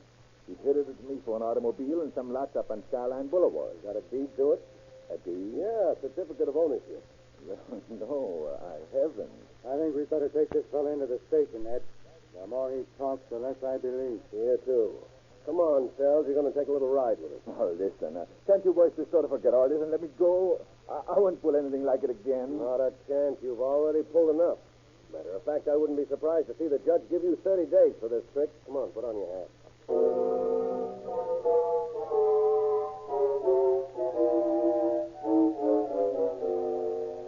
And for his attempted hoax, Jerome Sells draws just that, 30 days in the San Mateo jail. But during the first week of his stay there, he spends his time laughing 1 minute and telling all sorts of strange stories the next. Finally, after 12 days of his sentence was passed, the police call Sheriff McGrath of San Mateo County. Tell him about their storytelling prisoner. His curiosity aroused, Sheriff McGrath decides to have a talk with Sells. Sells, they're telling me you've been spinning some tall yarns over at the jailhouse. All right. I don't know if you call them yarns, Sheriff. What are you in for? Oh, I needed some dough, so I framed little hoax over at the service station. Took some cash out of the till and reported it as a hold. How about this house you talked about, the one in Woodside? I understand you got it through some sort of a trade. Yeah, that's right. What were the details of that trade, Joe? Oh, they're kind of mixed up. Take a long time to say. Oh, that's all right. I've got the time. You think you're in no hurry to get anywhere? Not for a while, anyway. That's him. Well, I got the house from a woman who owned it. Said it was some property I had up in Oregon and a call for it. Mm-hmm. What was her name, Joe? A friend. Ada Flint. Where is she now? Where is she now? Boy, that's a hot one. Well, what's so funny? Oh, it's just one of those things, Sheriff. She ran up with a Bulgarian army officer. I don't know where she went. Well, I still don't see anything so funny in that. That's because you don't know her. His name was Baronridge. How do you spell that, Joe? What? Baronridge? Yeah. What? I don't know. B-A-R-O-N. Bitch, I guess. You say he was a Bulgarian? Yeah. An army officer? Yeah, at least. That's what he said. I see. Now, Phil, there's another little thing you might be able to explain for me. Where'd you get all the money you've been spending lately? Huh? I've learned that you've been spending a lot of cash lately. Where'd you get it? Well, as a matter of fact, Ada transferred her bank account to me before she ran out with the guy. Oh, did you? Yeah. Why? Why? That's right, why? Oh, I guess because she kind of likes me.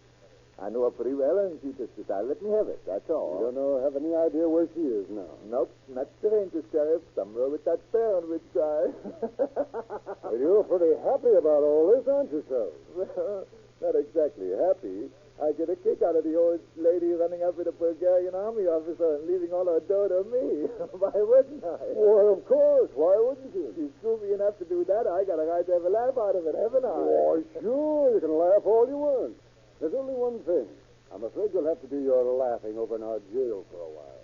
Just until I find out a little more about your elderly lady friend, Mrs. Frank. You don't mind, do you? Me? Mine? No. Go right ahead. I still think it's funny. I get a big kick out of the whole thing.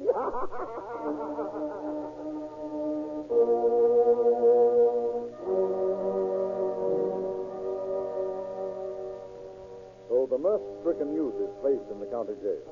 And Sheriff McGrath sets out to find out a few more details of his association with the romantic Mrs. French. And accompanied by Deputy Sheriff Thomas Maloney, he questions the neighbors near the Woodside house. No, there never was anybody by the name of French lived around here. There was a Mrs. Ada Rice lived at the place you mentioned, but I never heard of a French.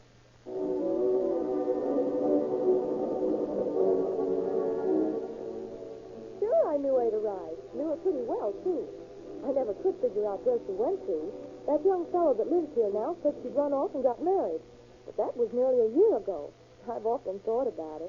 She was a mighty fine woman, believe me.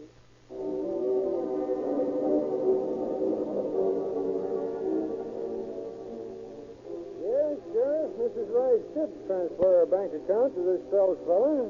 No, she didn't come in herself, just did it by signature. Surely, if you want a copy of the transfer, you're more than welcome to it. I never did exactly understand the relationship between young Sells and Mrs. Rice, but it wasn't any of my business, so I didn't pay any attention to it.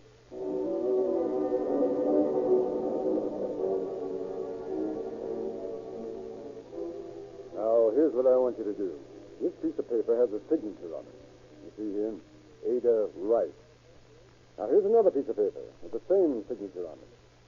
I want you to tell me that they were both made by the same person. Mm-hmm. Okay.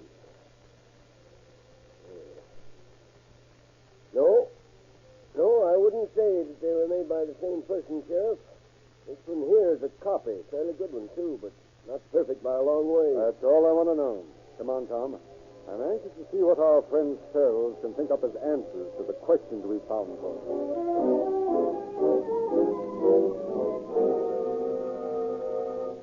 Hello, Sheriff. Well, Deputy Maloney and I have been asking a few questions. I'm not exactly satisfied with the results. I want you to see if you can give us better ones. What are they? Well, in the first place, you told us that the woman you got that house from was named French. Is that right? Yep, that's right. And yet her name is Rice. Ada Rice. Now, why the phony name? I don't think I want to answer that one yet, Sheriff. Try another. All right. I've checked the copy of the bank transfer, and it's a forgery. What do you say to that? A forgery? That's right. Are you going to tell me you didn't forge Ada Rice's signature? I'm not going to tell you anything, Sheriff. Why should I? Because you're getting in deeper every time you tell one of your lies. Liable to go pretty hard with you before this is over, that's why. Sorry, Sheriff. I don't feel like talking now. Why don't you go out and find that Bulgarian army officer, Baronwitz? Maybe he can tell you a few things. There's one more thing I'd like to ask you, Sells. The people who live out near your place tell me you've been seen in an automobile several times, driving it. Where's that car now? I give it to Ada. It was part of the trace. You'll find Baronwitz and Ada, and maybe you'll find the car, too. All right, take it back to his cell. I guess we'll have to get the real story from some other source. The sure thing I can't listen to this laughing hyena anymore. Take him away.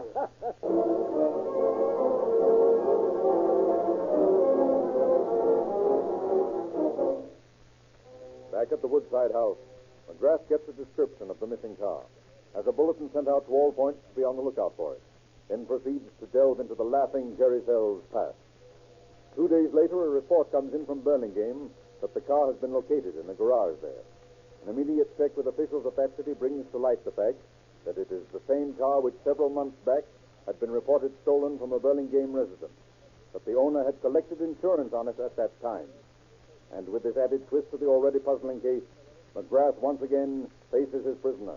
Once again asks questions. You're in for deep right now, Sells. As soon as you decide to talk, the better it's going to be for you. Now, what about this stolen car business? Well, what about it? Where'd you get it? I didn't. What do you mean by that? You didn't what? I didn't have a stolen car. I told you what happened to mine. That and a lot of other things, too. But every time I check on your stories, they turn out to be lies. Oh, come on. Why don't you settle down? Get your feet in the ground. Tell me the straight of all this mess.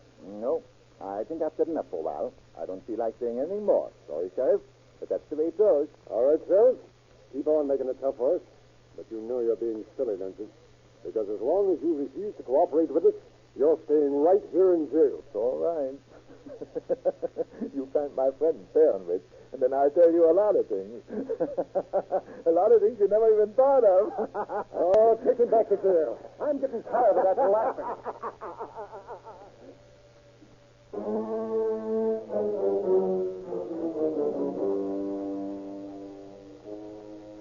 And back to his cell he goes, laughing at his hidden jokes, insinuating to his escort that he knows many things, but that he won't tell them yet. Sheriff McGrath, after a night of pondering the case, decides to try slightly different tactics. Accordingly, the next day, McGrath, Maloney, and another deputy take Sells over to his house at Woodside. For several hours, they go over the house with him, asking questions, writing down the answers, then asking the same questions over again. Finally, McGrath begins a psychological experiment. Sit down, Jerry. Might as well take it easy. Are you going to stay here? Why, sure. Why not? I don't know. Only, okay. I'll sit down. That's the idea. Make yourself comfortable. It's sure the place to do it, eh, Tom? Yeah. Soft seats, nice easy pillows. Really a great little spot. I guess you were pretty happy up here, Jerry. Yeah, I was. You lived here when Mrs. Rice had the place? Yeah, sometime. Yeah, it's a great spot, all right. Wouldn't mind living here myself. Of course, there's only one thing about it. What's that, Sheriff? The flies. Never could stand a lot of flies buzzing around. Where do you see flies? Right outside the window there, a whole flock of them. Big bottleneck. I can't see any. Oh, sure, I can see them. Hear them, too. Can't you, Tom? Sure. I don't like them. They're sort of, unpleasant. Always buzzing around, looking for some place to sit down, get a meal. Yeah. Guess that's what those are looking for now. Stop talking about flies, will you? Oh, what's the matter with you, Jerry? You look kind of pale. Look at him, Tom. He's white as a sheet, isn't he? Yeah. Must be upset about something. That it, Sal? No. There's nothing the matter with me. Only, will you lay off that talk about flies? You were making a lot of fuss over a form of bottleneck flies, Jerry. How come they upset you so? Remind you of something? Yeah. Cut it out. Why don't you tell us about it, Jerry? We'd like to hear it, wouldn't we, Tom? Sure. What's so important about a bunch of flies buzzing around, Sal? Please, I can't stand it any longer. Flies never hurt anyone's toes. Not badly, I mean. They just buzz around looking for food, just the same as you or I. Only they're flies. We're not. All right, Judge. I'll tell you. I killed her. I killed her right here in this house. Now, will you stop talking about flies? Will you, please? Where was Baronwich when you killed her? Baronwich. He was gone. What did you do with Mrs. Rice's body after you'd murdered her? I can't talk anymore now. I killed her. That's all I can say. Now, will you take me out of here? Take me back to jail. Anywhere. Only let's get out of here. All right, Jerry. We'll take you back to jail. And you'll stay there until you get ready to tell us the whole story. So come on, let's get going. I didn't have any intention of killing Ada. It was a mistake on my part. An awful mistake. You see, Ada used to come into my gas station for gas and oil all the time. She got so she was coming oftener every week. And then she began asking me to go out to the house with her for dinner. Things like that. And you went? Naturally. What would you have done? I'm only human, aren't I? She was older, but what difference does it make? All this business has nothing to do with what happened that night anyway. I don't know why I'm telling you about it. Go ahead, Jerry. You can skip the morning to Mr. Jerry. What they want is, how did you kill her? And what did you do with her afterwards? Yeah. I know what you want. I'll tell you. I went out to the house that night. When I got there, it was all dark. Inside the house, it was dark. So I unlocked the door. I had a key by then and went inside. It was so dark I couldn't see anything, and I felt my way along until suddenly I felt something. Someone. I thought it was Baronwich. Go on, Jerry. You thought it was Baronwich? I thought it was Baronwich. And I decided to fix him. So I reached down in the fireplace and grabbed the poker. I could hear someone breathing right near me. And I swung the poker around in a circle. I hit something, and I heard a heavy fall. Then I guess I went a little crazy because I remember kneeling down and beating it some more, until the breathing stopped. Then I turned on the lights, and I discovered my mistake. It was Mrs. Rice. Yeah. She was dead. I killed her by mistake. Where was Baronwich? Bandit. Oh, he wasn't there. He'd gone, I guess. You know, Joe, it's a funny thing. Up to this point, I think you've been telling the truth. But as soon as you started tumbling around now, I have a hunch you're lying again. How about it? I told you I killed her, didn't I? I told you how I did it. Isn't that enough? No, I want two more things. Where's her body? And what about this Baronet's person? I've talked enough. I'm not saying any more about anything. You can ask me questions till you're blue in the face, and the answer is no. I don't know.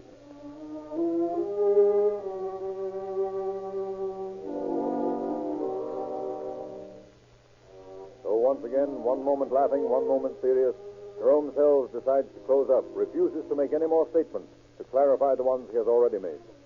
But used to his ways by now, Sheriff McGrath instructs the deputies to return him to jail, settles down to await the killer's next talking spell. And 2 days later, his patience is rewarded when Sells asks to see him, sends word he is ready to talk. And in McGrath's office, a little later... Hello, Jerry. Sit down. Thanks. So you've decided to tell me the story. That right? Sure. I'll tell you, Sheriff. In fact, I'll do more than that. I'll show you how to get out to where she is. That's fine, Jerry, fine.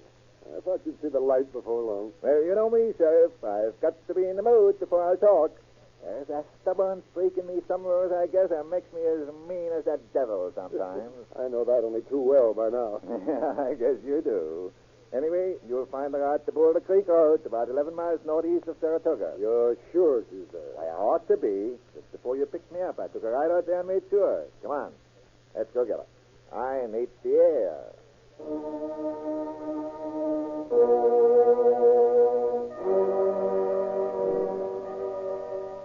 And after a drive out the Boulder Creek Road, Sells suddenly points to a large clump of bushes indicates it to be the hiding place. A moment later, Sheriff McGrath is in possession of the long-missing body of Mrs. Ada Rice. Loading it aboard the car, the group start back the road to the morgue, when suddenly the paradoxical Mr. Sells turns to the sheriff, asks a strange question. Say, Sheriff, did you ever get the wire out that other fella? Huh? What other fella? Oh, I forgot. I haven't told you about that, have I? Well, I guess not, Jerry. Well, I might as well. There's no reason why I shouldn't. I got that Baron-Rich guy after all. You mean you killed him, too? Sure, why not? You see, he was in the house the night I killed Ada, and he knew I'd done it. So a little while afterwards, he started calling me up and asking for money. Said he'd turn me in if I didn't raise some cash for him. But I told him to keep out of my way or I'd get him, too, and he stopped calling. You said you killed him. I did. He came back to the house one night, and when I walked in the door, there he was, sitting in a chair with a .38 in his hand. Before I could do anything, he jammed it in at me, and I struggled with him. Pretty soon I got it. I hit him over the head a few times, and he fell down. Are you sure you're telling me the truth, Jerry? Sure. I'm giving you the straight goods, Sheriff. All right, go ahead. What'd you do then? Got some heavy baling wire and wrapped him up in it.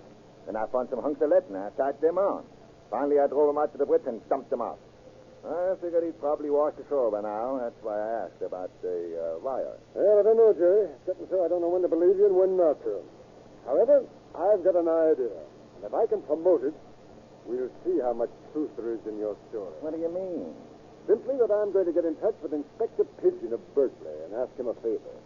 If he falls in with the idea, you're going to have a chance to try lying to the lie detector. I'm anxious to see how it comes out. Step on it, Maloney. And a few days later, in Inspector Pigeon's office at Berkeley, Jerry Sells, the laughing killer, sits before a strangely constructed machine. Around his arm is a blood pressure winding. In front of him are numerous instruments for indicating changes of heartbeat, quickened pulse. Quietly, Inspector Pigeon asks the questions, watches his apparatus as it responds false or true. Now, Sells, I want you to repeat what I say. Okay, Inspector. Shoot the works. I want you to say, I did not kill Mrs. Rice. But I did. That's all right. You repeat what I said. Okay. I did not kill Mrs. Rice. Now, I'm going to ask you to notice that instrument hand in front of you, Sheriff.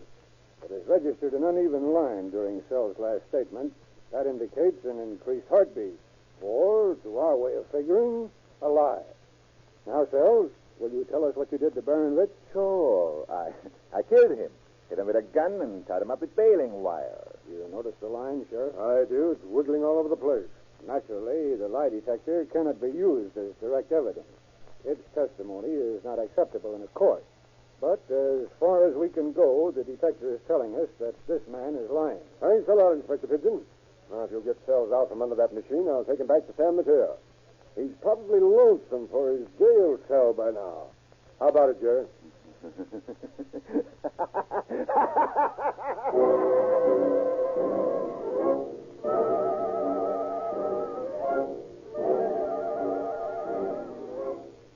And once back in jail, Jerome Sells settles down to a surly existence, broken only by his spasmodic moments of laughter.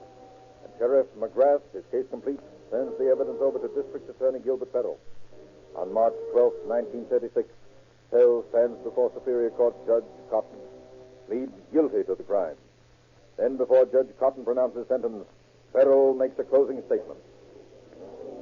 Your Honor, at this time, I should like to recommend that the defendant be spared the extreme penalty. He has cooperated with the law throughout this trial. He's pled guilty, therefore saving a great deal of time and money for the county. He's also shown his willingness to cooperate by identifying the body of his victim, Ada Rice. And he's the only man who could have done this due to reasons you already know. However, I ask the court to make certain, if it sees fit to impose a life sentence, to make certain that Jerome Sells will spend the rest of his life in the penitentiary. And the only way to do this is to recommend that there be no parole. Thank you, Your Honor. Jerome Sells, stand and face the court.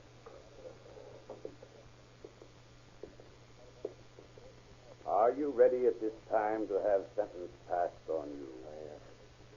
I guess so, Your Honor. Then I sentence you to spend the rest of your natural life in San Quentin Penitentiary. Furthermore, I order that you be sentenced without benefit of a parole during your lifetime.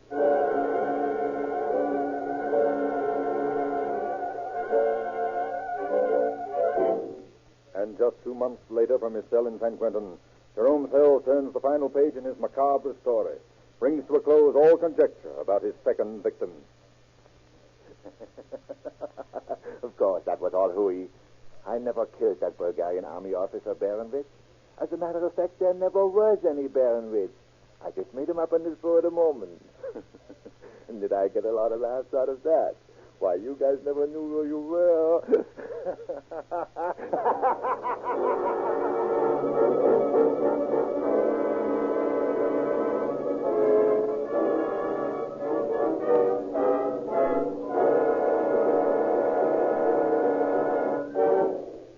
So ends Jerome Sells' almost unbelievable tale. And at the same time, so ends his career as a killer. The only motive ever discovered for his crime was his desire for Ada Rice's bank account. A small prize to gain when placed beside the sentence he received. There is no chance for him to obtain his freedom from some subsequent parole board, because his sentence, without benefit of parole, precludes that. Only death can free him from his cell. The police and the district attorney deserve great credit for their patience in uncovering the motive of the crime, the successive steps which finally led to the conviction and sentence.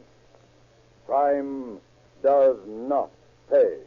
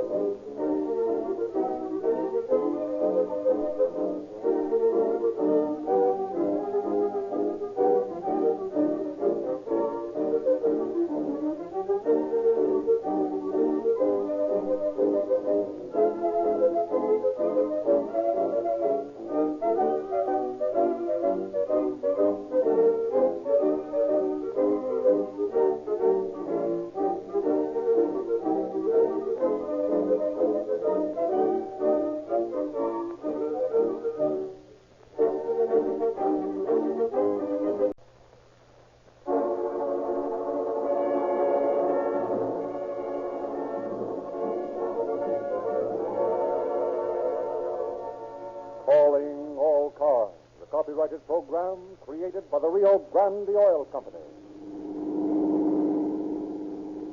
Los Angeles Police calling all cars. Attention all cars. Broadcast 169 regarding a robbery.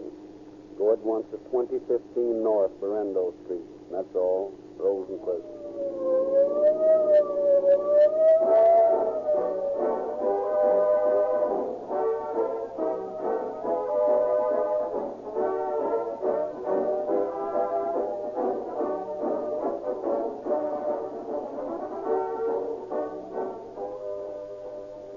In urging you to use Rio Grande cracked gasoline, never do we make unsupported claims.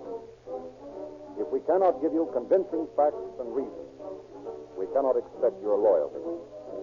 By the same token, if we prove to you the advantage of Rio Grande cracked gasoline, we expect you at least to give it a trial. We ask you to remember only one fact. More police cars, fire engines, ambulances, and other emergency equipment use Rio Grande cracked gasoline wherever it is sold than any other brand. Last year, this meant 55 million miles. Do you know of any other test, any other run, any other trip that covered 55 million miles?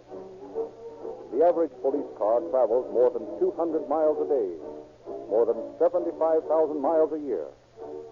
Do you know of any other driving that is a better test of gasoline? There are no tricks to a police officer's driving. He drives just as you do, except harder.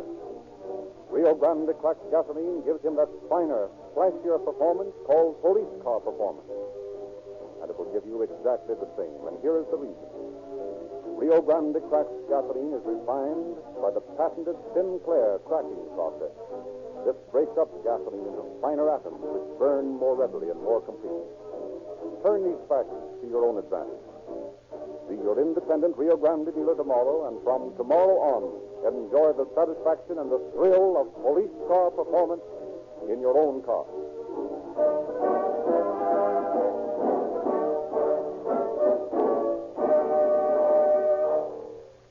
Once again, we present Captain Bert Wallace, head of the homicide squad of the Los Angeles Police Department. Captain Wallace. Good evening, friends.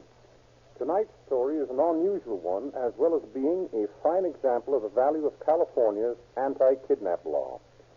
As a result of this law, new at the time of this crime was committed, we were able to send the criminals responsible for it to the penitentiary for life.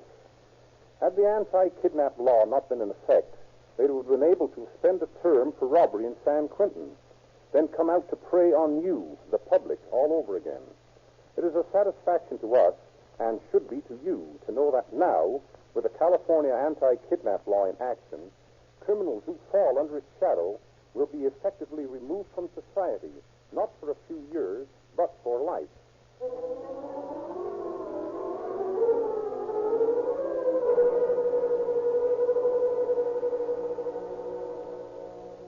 It is a brisk December evening, 1935. At his home in Hollywood, Attorney Henry Bodkin, former Vice President of the Board of Governors of the State Bar of California, and one of the most popular barristers of Los Angeles, makes last-minute preparations before leaving for the Los Angeles Bar Association's annual hijinks.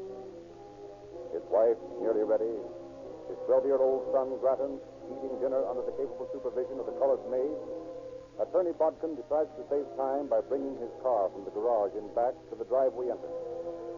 But as he pulls the car to a stop and looks expectantly out the side window for his wife, he meets with a surprise. Bart, this is Mr. Bodkin? Why, yes. We got a Christmas package for you. A Christmas package? That's right. Why, it's a little early for such things. Only the 16th. However, put it in the back of the car there. Here's the receipt. Will you sign, please? All right, let me have it. Sign it right here? Yeah, right there.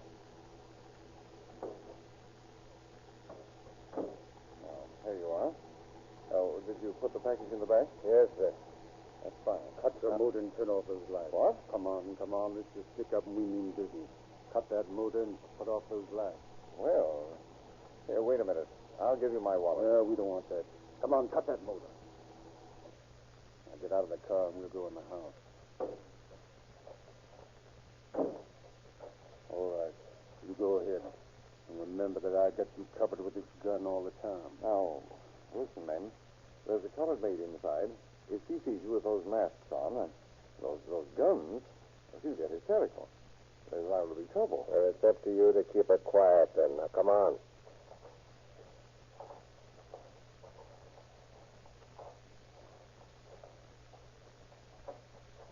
Now, look. All the money I've got is in my wallet here. Why don't you be reasonable and take that? Shut up and keep walking.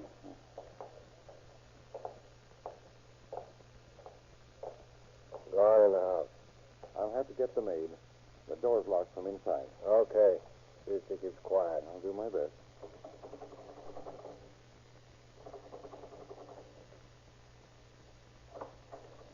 Oh, well, Mr. Bodkin. It's all right, Amelia.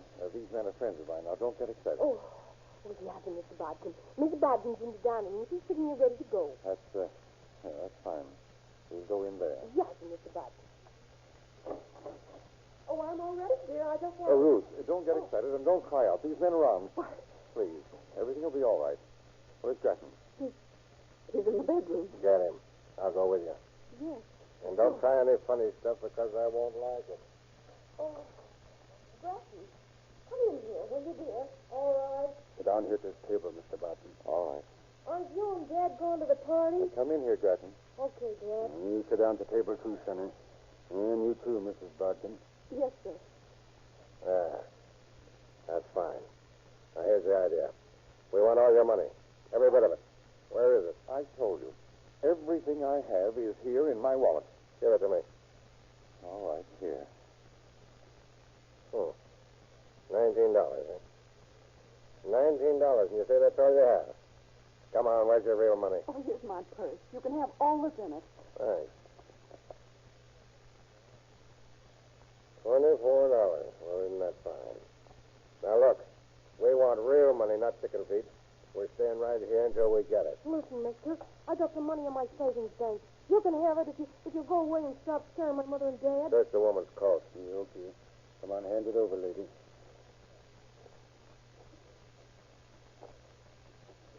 There's nothing in it. Oh, here. Here are my rings. You can have them. Thanks again. Now, look. Cut the cord. Yeah, okay. Now, you going to tell us where your money's hidden or not? I told you the truth. You've got everything I have. All right, come on. Let's take the woman and the kid in the other room and work this guy over. He'll talk then. Henry. Go with him, Ruth. Oh, but It's all right. They'll hurt you. I don't think so. You go ahead and do as they say. Come on. Cut the chatter and let's go.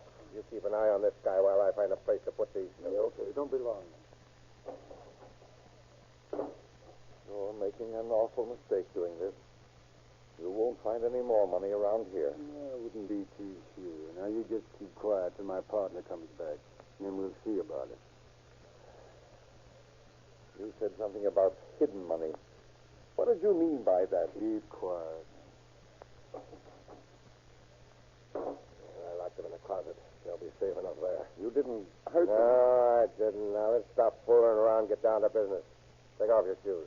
My shoes? You heard me. Take them off.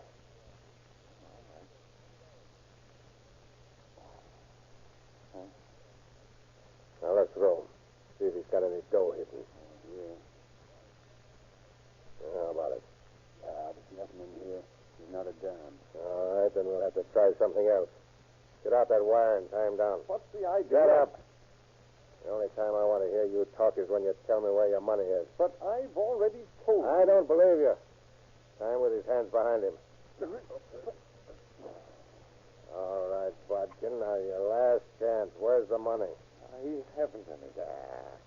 Maybe this gun will change your mind. There isn't any use in shooting it. I've told you the truth. Think hard. Where's that money? Where's that money? I don't know who told you. I had money now. But it's not true. Do you think I'd let you do this to my family if I had any? Think fast. If I had any money, I'd give it to you. Everything would be covered by insurance. I'm not holding out on you. Bring out his wife. Okay. My wife isn't going to be able to give you any information. There isn't a cent more in the house. That's what you say, Bodkin. For me, I don't believe you. I think you're lying. And I'm not leaving till I prove it.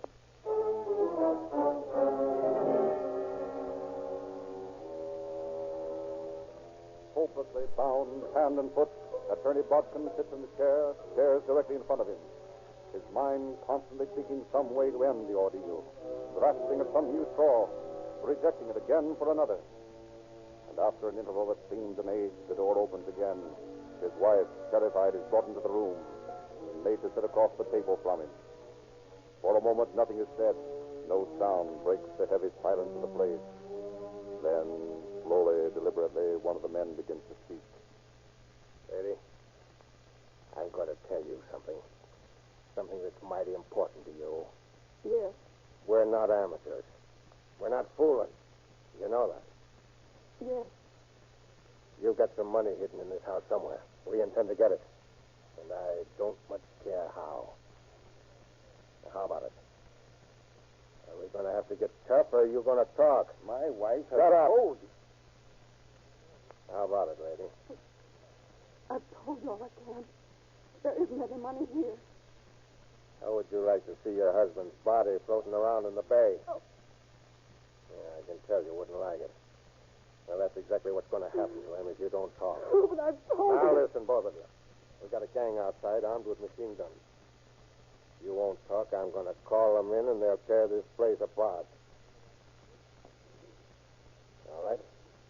I've got another idea. Maybe a little heat will change your mind. What are you going to do? You watch, lady. You'll see. Give me that magazine. Oh, yes. Here you are.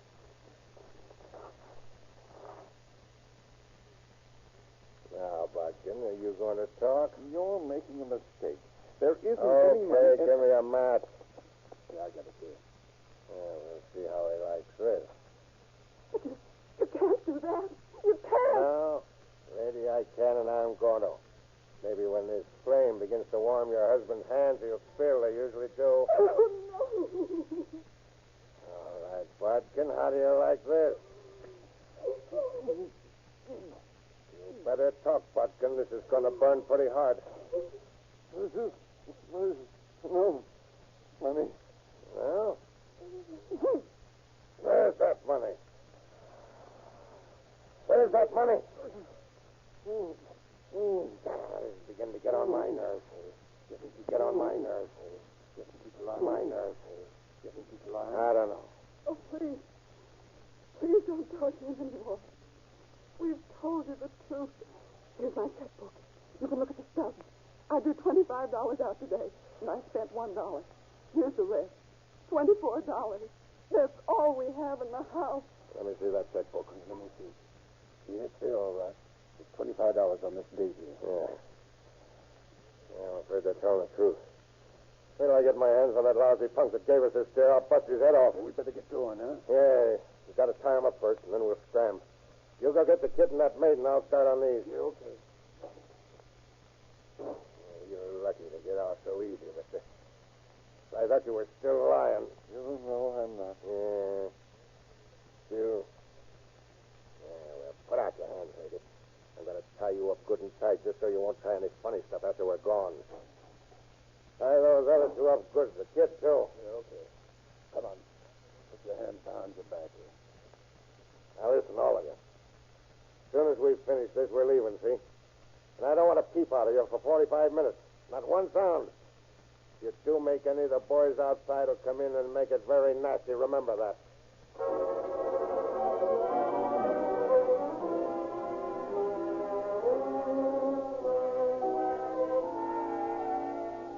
And after finishing the job of stuffing Bodkin and his household, the two men walk out, disappear into the night.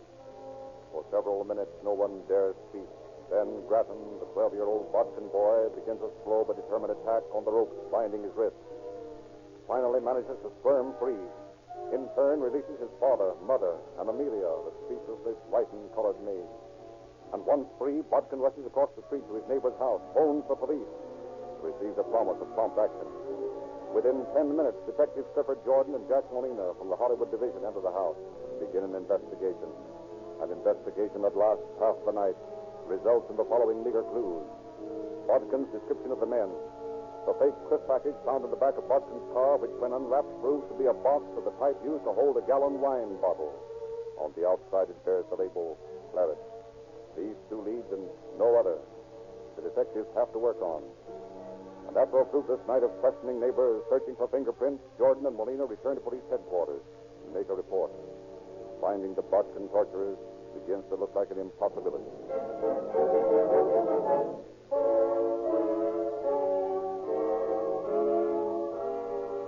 5 days pass, during which many suspicious characters are picked up and questioned by police. But no sign of the two men described by Bodkin can be found. And then, one morning... Georgia Street Police Station. This is Radio Officer Kemp speaking. We've got a woman out here who claims to know something about that Bodkin case. Where are you? Corner 8th and Maple. Okay, stay there and hang on to her. I'll check with Captain Edwards and have someone come down. Okay.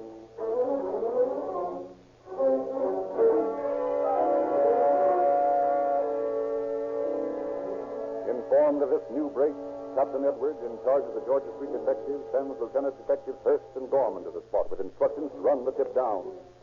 And a few minutes later, they join radio officers Kemp and Miller and are in turn introduced to a woman. Now, what's this all about, lady? You're looking for the men who pulled that Bodkin job, aren't you? Correct. Well, I know who did it. Who? Well, the only thing is, I'm afraid you'll think that I had something to do with it, and I didn't. Suppose you tell us your story and we'll see. Well, will you promise me that I won't get mixed up in the thing if I can prove I was clear? Sure. Well, all right. Well, I was out a little joint the other night, you know, a beer spot, and I met two fellas. They asked me to join their party, and I did. I couldn't see anything wrong in that. They looked all right. Sure. Well, but after we'd been there a while, they got pretty drunk. Began talking about all kinds of things, and all of a sudden they mentioned this Bodkin thing.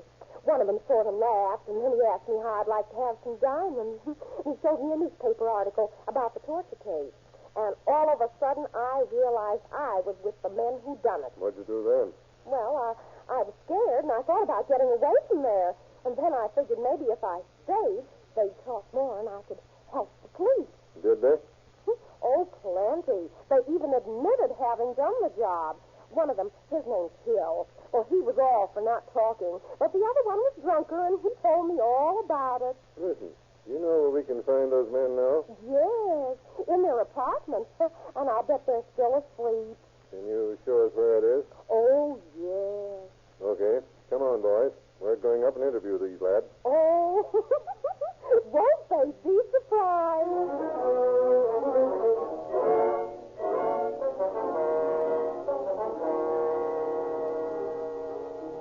And a short time later, a very much surprised pair of men find their morning meal suddenly disrupted by the abrupt arrival of the four officers. They admit to the names of Hill and Tanner, but vehemently deny any knowledge of the Bodkin affair. And after a short round of questioning, Hurst and Gorman decide to take them to the police station for further questioning. There they are joined by two more detectives, Fred Wessel and M.O. O'Connor. But repeated questioning brings the same replies from both men, a complete denial of any connection with the case. A check of the Record Bureau brings to light the fact that Tanner has a past record, that Hill has none. Therefore, Captain Edwards points out Hill is the logical one to crack under questioning. And with this in mind, the four detectives bring Hill into the room. Start all over again. Now, look, Hill, where were you on the night of December 16th? Well, I was over at the county hospital seeing my wife. She's sick. You're sure you weren't out at Henry Bodkin's house that night? No, I was at the hospital, sir. As a matter of fact, Hill, aren't you the fellow that tortured Henry Bodkin, kidnapped him, and robbed his wife? You may not know it, but when you forced Bodkin to take a walk with you, you kidnapped him. You know what they do with kidnappers in this state now, don't you? I didn't have nothing to do. I was just over there seeing my wife. Where were you before you went over to the hospital? I don't remember. I can't remember. What did you do afterwards? Well, I'm not sure. It's kind of hard to remember that far back, you see. All right, Hill, go on. Forget everything you ever knew. Only if you want my opinion of you, you're being pretty silly. Come on, O'Connor. I want to see you alone a minute.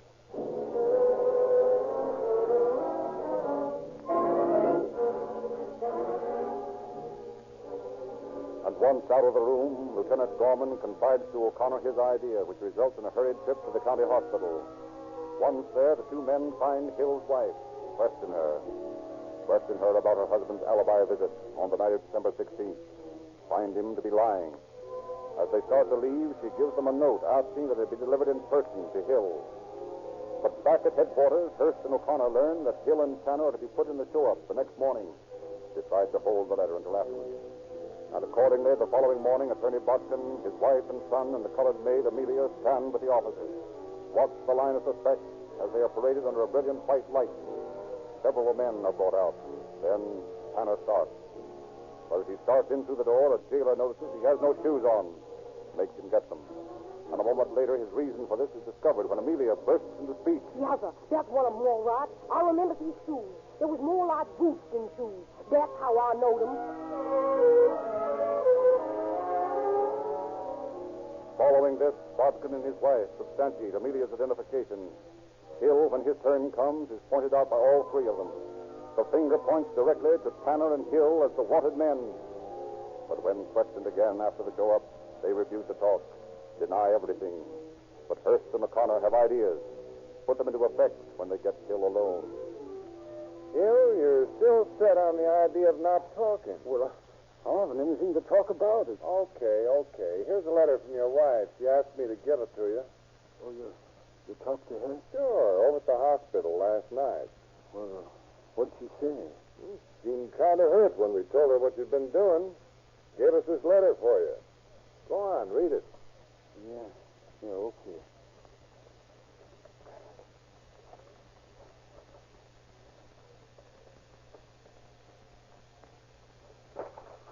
Okay, I'll tell you about it. I'll tell you all about it. Yeah, I'll do more than that, see? I'll tell you where to find the guy who planned it. He's the one you ought to have. Tom was just working for him. Go on. His name's Bribes, and he's got all the jewelry we got. You can find him at 2960 West 9th Street in his apartment.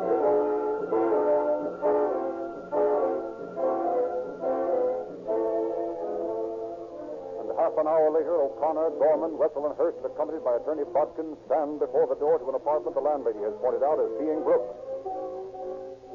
Door's locked. We'll have to break it in. Okay. All together. Well. I don't think we'll have any trouble with him. Look at that bottle he's been working on. If he finished that all alone, he's plenty drunk. Brooks. Huh? We're after the Bodkin diamonds, Brooks. One of the boys said they left them here. Where are they? They're out here. They had them here, but they took them away. I've got to get another drink. My head's coming off. You know Jim Hill? Never heard of him. Here's something. Yeah? This newspaper dated the 16th. Want a drink? Lying over here, open to the story about the kidnapping. Give me my bottle. What are you doing with that, Brooks?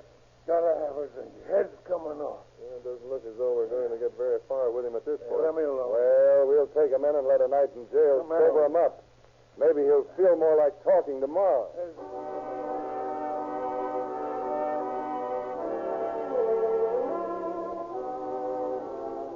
And the following morning, a soberer but surly Brooks faces Attorney Bodkin and the officers, answers questions in a defiant tone. You know Buck Tanner? I never heard of him. Where'd you get that cardboard box you turned over to Jim Hill last Saturday night? I turned over to Jim Hill. I don't even know Jim Hill. If he says so, he's crazy. You never saw Jim Hill before you saw him in jail? Well, I've seen him, but I don't know him. Would you know Hill if you saw him again? I don't know. Maybe if you could have Hill brought in, Lieutenant. Right away. I'll get him, Mr. Bodkin. Thanks. Now, Brooks, you say Hill has never been in your apartment. Yeah, that's right. Never. Yet Hill says he has. Well, then he's lying. We'll see about that. Right in here, Hill. Hello, Hill. You know this fellow sitting here? Yes. You can't positively identify me. Now, wasn't there another fella in my apartment when you were there? You know, a guy about my size named Schultz? Huh? No. Brooks, what afternoon did Hill come up to your apartment? I don't know. I was never there when Hill was there. Yesterday, when we entered your apartment, we asked you where the diamonds were that had been left with you, and you said they'd been taken away again. Hey, you're crazy. I didn't say that. I had some jewelry of my own in my pocket. That's what I meant. Didn't you say the boys had taken them? No, I didn't. Hill, where did you last see this man, Brooks? Well, when we give him the jewelry and stuff. Well, Brooks, do you remember that? No, I don't. No, listen, Brooks. I'm clean. I'm going to be clean, see? I was dragged into something I knew nothing about. You got me to do the job, and then you told me if I backed down, it was my head. And then you turned around and gave me $1 for it. He only gave you $1? Did he say the job was a success? He said there should have been more. Did you ask him for more money? Well, I asked him for some of the jewelry, and he told me to get out. What have you got to say, Brooks? Say, I ain't got nothing to say. You admit it or deny it? I deny it, and you here, you positively identify me? Absolutely. You're wrong, Mr. Not by a long shot, Brooks. And you know it. Well, I don't know anything of the sort, and I still say you're nuts. You're as crazy as a hare. Why, I never had anything to do with you.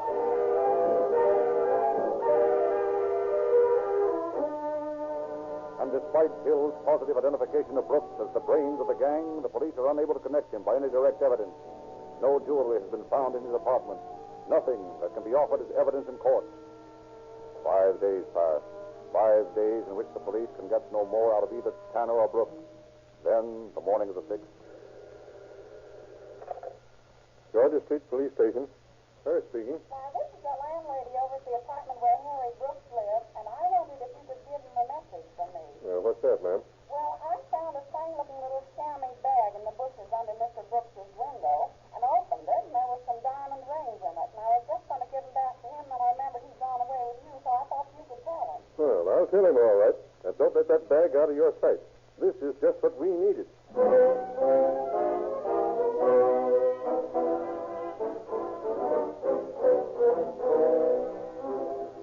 And when the little chamois bag is safe in his possession, Hurst brings it to Bodkin, and Bodkin identifies the rings as being the ones stripped from his wife's fingers by the torture bandit.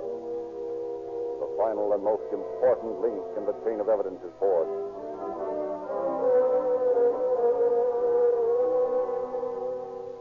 And a month later in court, Hill turns state's evidence and supplies the prosecution with a complete description of the crime, with the result that when the jury finally gets the case, their decision is unanimous.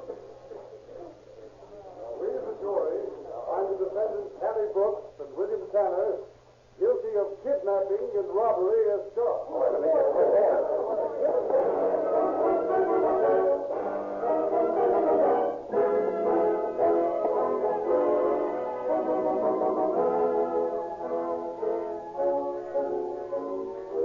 Tanner and Brooks were sentenced to death on the gallows under the new California kidnap law. Hill to a term of 2 years to life in San Quentin.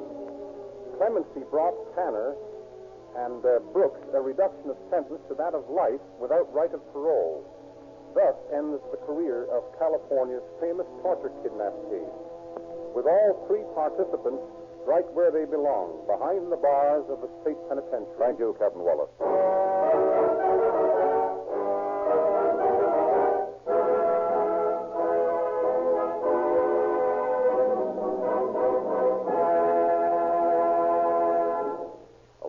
I told you, police cars and other emergency equipment traveled 55 million miles last year on Rio Grande cracked gasoline. Well, here are some of the cities that have used it exclusively in law enforcement work. Marysville, Oakland, Berkeley, Fresno, Santa Barbara, Los Angeles, Pasadena, Monterey Park, San Diego, Phoenix, Santa Barbara County, Orange County, San Diego County, Maricopa County, Arizona, and many, many other cities and counties. Many of these cities also use Sinclair motor oil, Sinclair Pennsylvania or Sinclair Opaline. Naturally, the two make an excellent combination. Quick-starting Rio Grande cracked gasoline refined by the patented Sinclair cracking process and free-flowing Sinclair motor oil, thoroughly de-waxed and de-jellied. Your independent Rio Grande dealer can supply you with everything you need for superb motoring satisfaction. Chassis lubrication, crankcase lubrication, and the only gasoline you can buy that gives police car performance, Rio Grande cracked with tetraethyl. And he will give you free the means of an evening's entertainment, calling all cars news, detective stories, movie gossip and pictures, radio news, and many special features. See him tomorrow.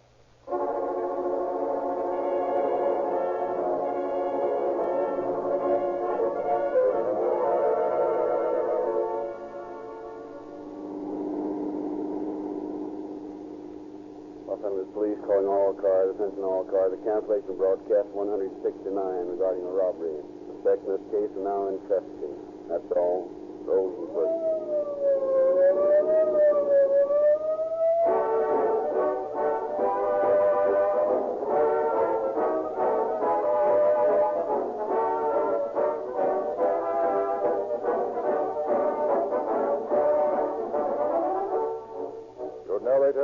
Rick Lindsley.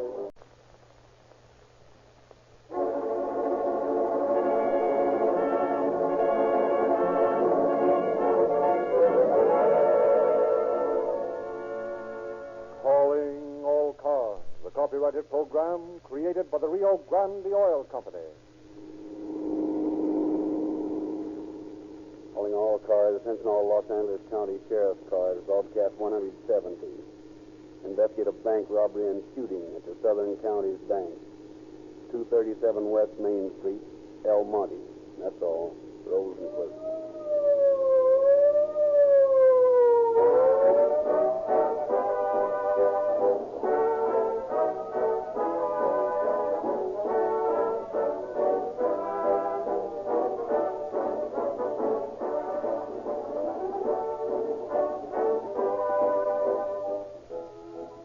If you enjoy Calling All Cars, that is proof positive that you will appreciate the flashing police car performance of Rio Grande cracked gasoline. Many people are satisfied to go through life practically without drama or excitement. But the fact that you are tuned in here to enjoy the thrilling exploits of hard-hitting police officers shows that you want action.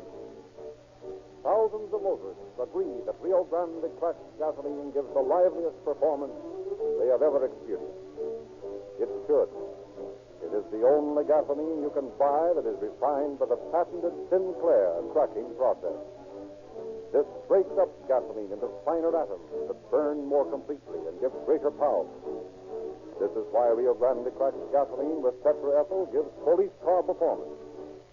This is why more police cars, fire engines, ambulances, and other emergency equipment use Rio Grande cracked gasoline wherever it is sold than any other brand.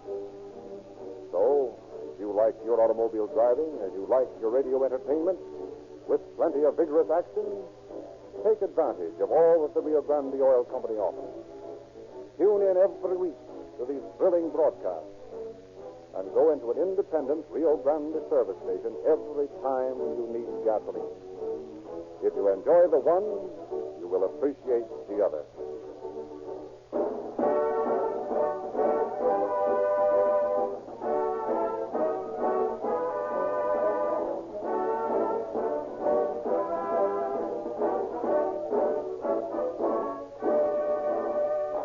Tonight it is our pleasure to present once again Sheriff Eugene Biscaluse, head of the Los Angeles Sheriff's Office. Sheriff Biscaluse. Thank you. Good evening. Tonight, Calling All Cars brings you a story of a deception so incredible that it is hard to believe. It is a case that started out with a bang, then settled down to becoming one of the most involved we have ever experienced.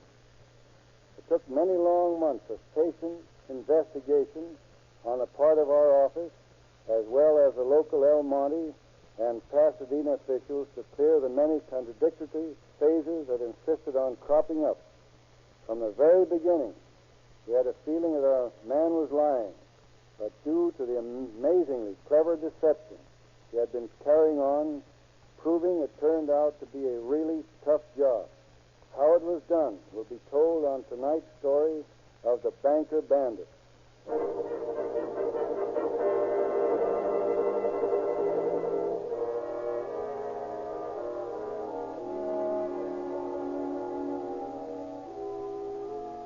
Our story tonight opens in El Monte, California, on the last day of January 1936. It is just past closing, and inside the Southern Counties Bank at 237 West Main Street, the manager is straightening his desk, preparatory to leaving. A few feet away at another desk, his secretary, Alice Williams, is deep in phone conversation with Tilly Irvine of the El Monte Herald. Through the glass partition separating his office from the teller's cages, Manager Mountain notices two men apparently making out deposit slips. Thinking they are no more than late depositors, he turns back to his desk, listens idly to his secretary's conversation. Certainly. I'd be glad to do anything I could to help. I know it. That's why I feel the way I do about it. Hang up that phone, lady. I'm sorry, Tilly. Say that again, will you? Someone was talking in here and I couldn't understand it. Oh! Here you are, Mr. What, lady? Hang up that phone. Oh, yes, sir. Now, both of you, walk around to the vault.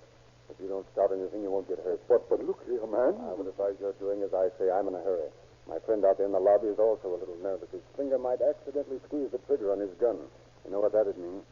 Yes, of course. We'll go to the vault. Splendid. You lead me. I'll follow. Yes. I wouldn't try stepping on any alarm bells either. It mightn't be healthy. Oh, no, I wouldn't do that. Good. Move on, then. You too, lady.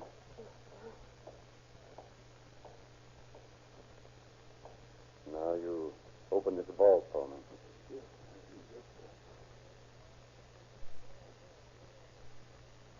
Come on, mister. Get that thing open. I'm in a hurry.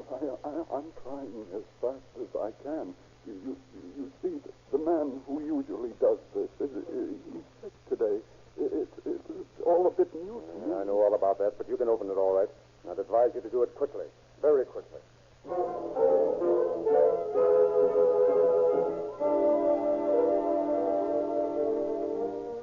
And in the offices of the El Monte Herald, an excited young reporter, phone in hand, reacts to the sudden noise he has heard.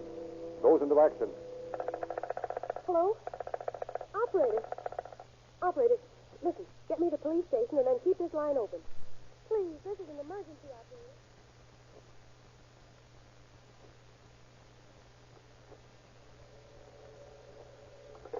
El Monte Police, Chris speaking. Hello, this is Kelly Irvine at the Herald. I think there's a holdup at the Southern County Bank. What? Yes, it's going on right now. I'm almost sure. Okay, Mr. Irvine, I'll get out there right away, and thanks for the tip. Oh, that's all right. You better hurry. I'm going to call the constable's office. Constable's office. Full speaking. This is Kelly Irvine at the Herald, Constable. There's a robbery going on over at the Southern County Bank. I just talked to the police department. I thought I'd better call you. No, hello. Wait a minute. There's so much noise here I couldn't get that.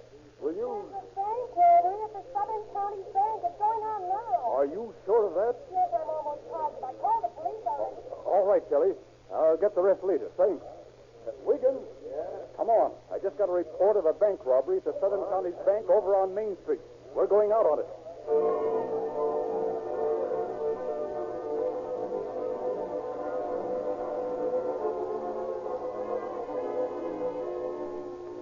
And with the El Monte police on the way, the constable's office notified, the quick-witted reporter continues to call.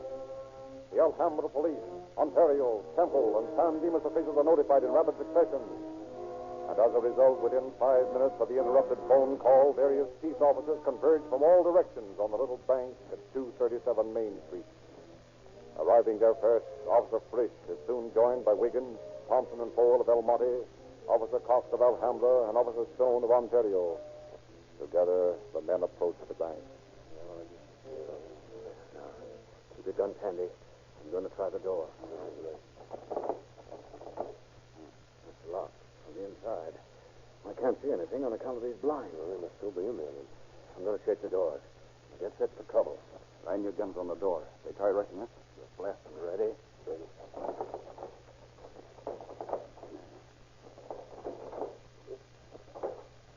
All right, boys. You've got us. Don't shoot. Put your hands up, back into the bank. Keep your guns on those men, boys. Let them have it if they start anything. Don't worry, we won't try any funny business. We know when we're let fall on this. All right, then keep your hands high over your head. Give me your hands, Constable. I'll tie this heavy boy up so he can't start anything, even if he wants to. Okay, here they are. Now, first the other fellow, someone. Hurry up. See what he has on him. I'll shake him down. Come on, keep your hands up and don't make any fast moves. Come on up there. Get your hands up or I'll shoot. Don't try to shoot. Let him have it, boys. Let him have it.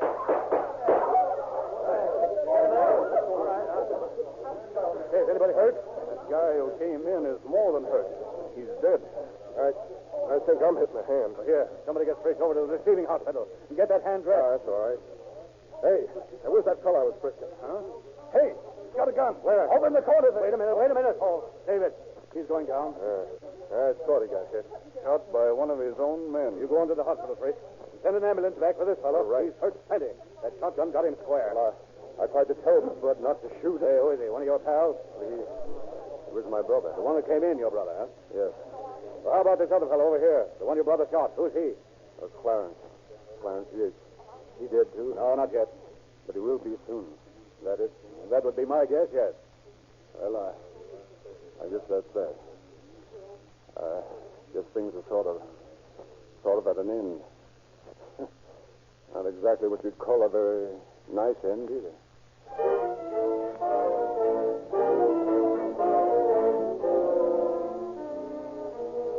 Removed to the El Monte Hospital, the wounded bandit dies shortly after arriving there. Frisch, the wounded officer, is found to be badly hurt in the hand, and it becomes necessary to amputate one finger. And as a result of the shooting, the one surviving member of the bandit trio, Frank Smith, is turned over to the Los Angeles Sheriff's Office for questioning. He is placed in jail and held incommunicado while Deputies Cuno and Watsky of the Bureau of Investigation make a search of the three bandits' homes. And this completed, Captain Bright, head of the homicide squad, finds himself in possession of a complete arsenal taken from the Smith brothers' homes: guns, ammunition, a gas pencil, and several articles of jewelry. With this evidence in hand, he turns the case over to Inspector Stensland, who in turn questions Frank Smith. Present at the questioning are Captain Bright, Department of Justice official E.K. Merritt, Deputies Cuno and Watsky, and M.C. Hardy, Deputy Reporter. All right, now what's your name? Frank Forrest Smith. How old are you? I'm 44. Ever been arrested before? And if so, for what? Well, I was arrested once in Glendale on a minor charge. Ever been arrested on a felony? No. Where did you work? Well, I was connected with the Hellman Bank. What was your position? Well, first as assistant cashier and then as manager at Randsburg, that's up in the desert. How long have you known E.C. Yates? Oh, about 10 years, I guess. You have a brother, Clarence Smith? Yes, sir. You know they're both dead now. Yes. All right, go ahead and tell us just what happened today. Well, we went out there to rob this bank, and it was agreed that there'd be no shooting or bloodshed. Well, after we got in the bank, we both sensed that we were trapped, and I told Yates I was going to the door and for him not to shoot. Then I opened the door and told the officers to come in. Well, how did the shooting occur? Well, we were standing in the lobby being searched, and all of a sudden my brother came in the door and he yelled something, and then he started shooting. He only shot once, though. The officer shot him down. Your brother had been outside in the car? Yes, sir. Now, when did you first plan this holdup? Oh, let's see, about 2 or 3 months ago. Who was present? Yates and I. Where was your brother? Well, he wasn't in on it at first. We brought him in about a month ago. When did you last look the bank over? This morning. How much does your wife know about all this? Not a thing. What does Yates' wife know about it? Well, I'm positive she doesn't know anything about it either. Well, it's going to be pretty bad for both the women. They're not the type to be associated with a bank robber. Ever pull on the other jobs in this county, Frank? No, sir. You sure about that? Positive. How about a bank in Santa Monica? Oh, I know about it. Yeah, I read about it, but I wasn't in on that holdup. How about a holdup on Washington Boulevard the other day? No, sir. Hey, who was on the job in Santa Monica? Your brother? I don't know, sir. You understand that we have to bring your wife and Yates' in to clear up the situation? Yes, sir. That is, of course, unless you want to clear up the situation yourself about other jobs. Yes, sir. I understand it. Where were you born, Smith? In Idaho. Did you go to school there? Yes. How far did you go in school? Well, 1 year of finishing school and then to a business college in Spokane. How many brothers have you? Just one. How old is he? Oh, about 42, I guess. What business was he in? Well, in a hotel. It was a bellhop. What had you been? Well, my previous business has been banking. 13 years of it in Idaho. Whereabouts in Idaho? Up in Wallace. What's the idea of all the guns found at your house? Well, I had them when I was working at the bank. Why? Well, I just had them, that's all. And you never pulled any other jobs here? No, sir. Well, to get back to when you left school, what did you do then? Well, I left school, and then I went into a bank at Spokane. Washington. I worked there for a while as assistant cashier. And finally the bank changed hands, and I was relieved. Then I went to Rosario. And seated there in Stensland's office, Captain Bright beats Frank Smith through a long and detailed resume of his life for the last 20 years. Listen while Smith tells of his banking experience. Listen and makes deep mental notes on little discrepancies that appear in the story. It is an amazing tale the bandit unfolds, a tale filled with changes of locale, of one job at a bank after another. And through it all runs one dominant string. Smith's constant denial that his wife knows anything about his bank robbing proclivity. His equally constant denial that he has pulled other jobs in Los Angeles County. His occasional slips about having spent money quickly covered by his statements to the effect that it is money he has accumulated. But when asked how, he has no answer. Hour after hour, Stensland, then Bright, Merritt, then Cuno, question Smith. Repeatedly, they ask the same questions over and over again. Quietly, almost monotonously. And after several hours, Stensland brings the interview to an abrupt close. Motions the prisoner be taken back to jail. And when he has left the room, the officers compare notes, exchange theories. That fellow's lying in his teeth. At least he is when he says he hasn't pulled any other jobs. Why, he's an old-timer in this racket. You can tell. Yeah, I feel the same way, Captain. But he's a tough one to crack. He knows that both his partners are dead and they can't testify against him. And as for his story about his wife not knowing, frankly, I can't believe it. You better have a talk with her. Maybe she'll have a different set of answers. What do you think, Merritt? How does Smith's story stack up with you? Until he explains where he got the money we know he had, I'm convinced he's lying. And I agree with you that he's a tough one to crack. Smooth as they make him. Well, I'm going to check with Glassy and have him and Cuno talk to Mrs. Smith, and we'll see how the answers check with Frank.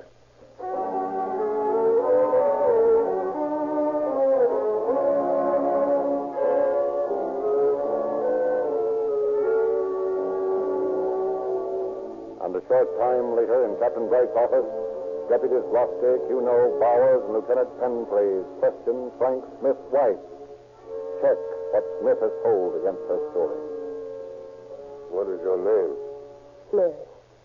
Mary Smith. And what is your husband's name? Frank F. Smith. We're going to ask you some questions about your husband's past. Also probably some about your past. Are you willing to answer them? Yes. How long have you been married?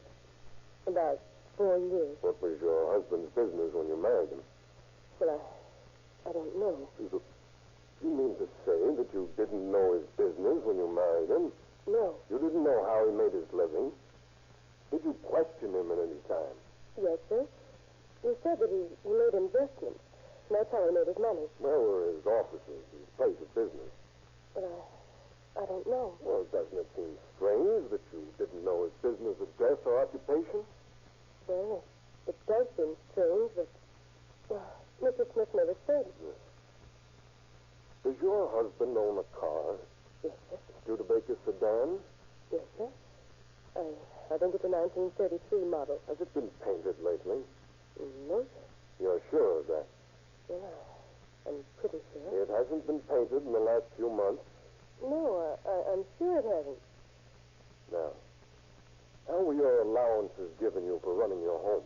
He gave me $100 the first of each month. He's continued to do that right along? Yes. Did you ever suspect that your husband was a bank robber, Mrs. Smith? Oh, no. Would you tell us if you knew? Yes. Are you positive of that? Yes. You know now that he is a bank robber.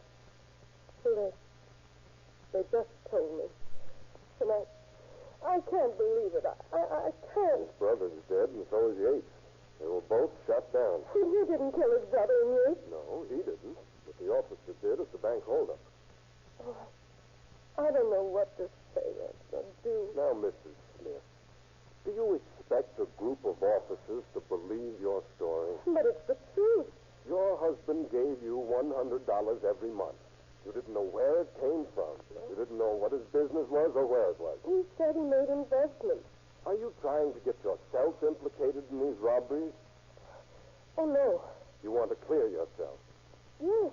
Well, then why don't you start telling us the truth? But I am telling the truth. I swear it. Mrs. Smith, have you ever seen your husband with large amounts of money around the house?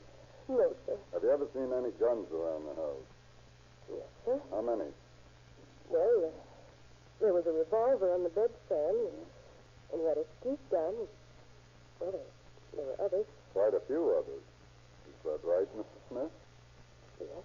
Well, didn't that arouse your suspicions at all? All those guns lying around?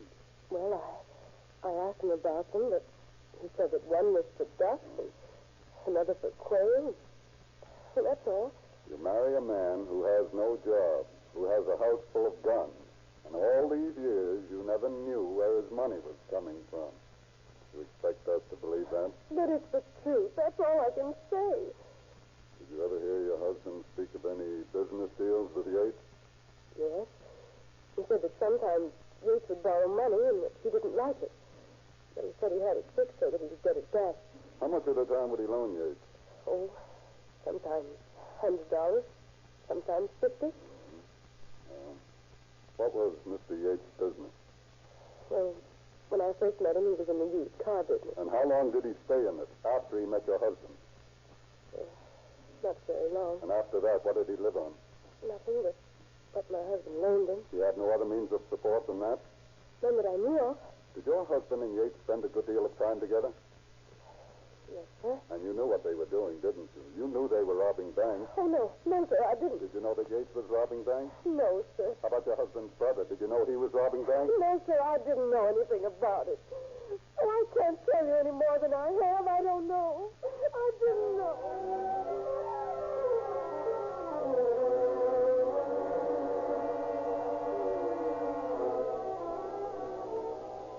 And subsequent questioning of both Yates' wife and the widow of Clarence Smith meet with the same denial. But Stensland is far from satisfied that his prisoner is an amateur. He feels sure that he's pulled a long string of unsolved bank jobs on a list of cases marked unclosed. One job in particular is a bank in Santa Monica where two officers claim to have seen the bandit escaping. Accordingly, a phone call to Santa Monica brings them up. And after a careful study of Smith, they both identify him as the bandit. Faced with this, Smith is still unwilling to talk. Now, look, Frank. You've been identified by these two officers on that Santa Monica bank job. What have you got to say about that? Now, gentlemen, I realize all that, and I still say I've been telling the truth. Now, if I have to talk, there are a lot of things I could probably clear up.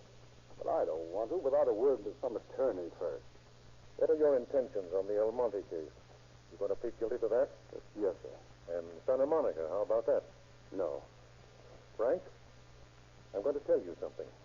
As far as state law is concerned, the government is going at one up when it comes to your wife. They can prosecute her to the limit. In what respect, Captain? She's accepted money from you. Stolen money. Well, yes, I suppose so. As it is now, I'll have to lock up all the women till this gets cleared up.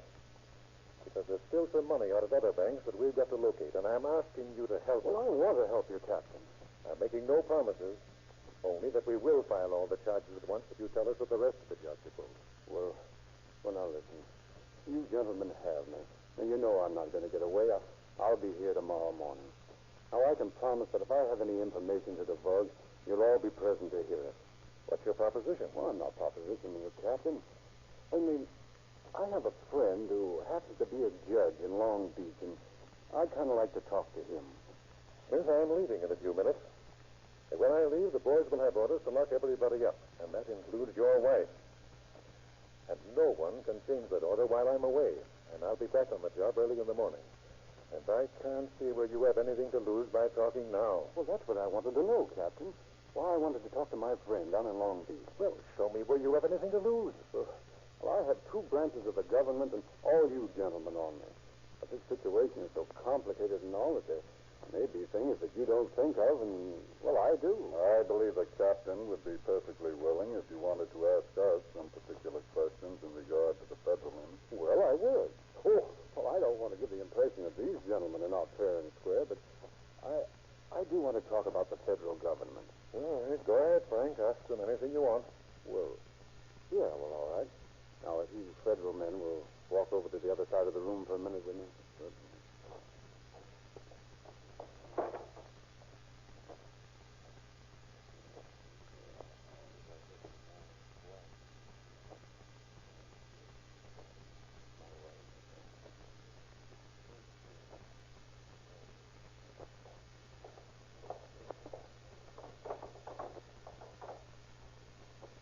All right, Captain Kingsland.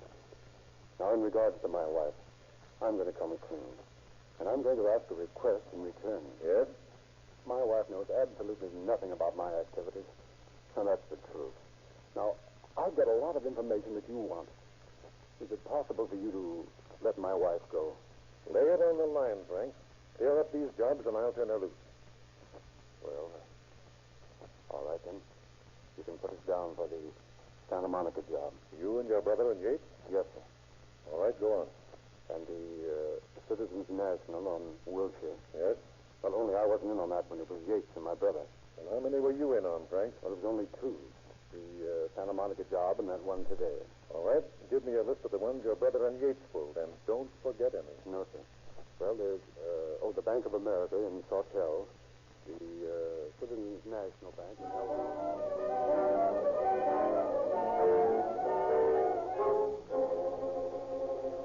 For several hours, Smith had questioned about various banks. As he admits his brother and Yates' participation, a check is made. And a little while later, he is asked to name them again. Slowly, little by little, his tired brain begins to get fuddled. His alertness slips. And at last, faced with the prospect of spending the rest of the night answering questions that become harder and harder to answer, Frank Smith admits to 23 bank robberies. Confesses that he has pulled 5 of these alone. The rest in company with his brother and Yates. And as the hand of the clock reaches 3 a.m. December 1st, 1923. Yes? You alone? No. All three of you. Bank of America, 54th and Mesa Drive, April 3rd, 1930. Yes? Yates and I. Bank of America, Van Nuys, May 31st, 1928. Yes, alone. Bank of America, Van Nuys, February 15th, 1933. All three of us. First National Bank, Alhambra, December 5th, 1928. Yes, alone. Well, that makes it, Captain. 23 of them. Well, Frank, for an amateur, you did pretty well. Yes, sir. Anything else you want to tell us before you go back to your cell? Yes, sir. My wife and the other women, they didn't know. Well, that was the hardest part of my job, keeping it from them. But believe me, Captain, I'm giving it to you straight. They didn't know. They didn't even have an idea. All right, Frank, I believe you. They'll be turned loose immediately. But I'll say this to you. I don't know how you did it because it's just about the slickest bit of deception I've ever heard. Bar none.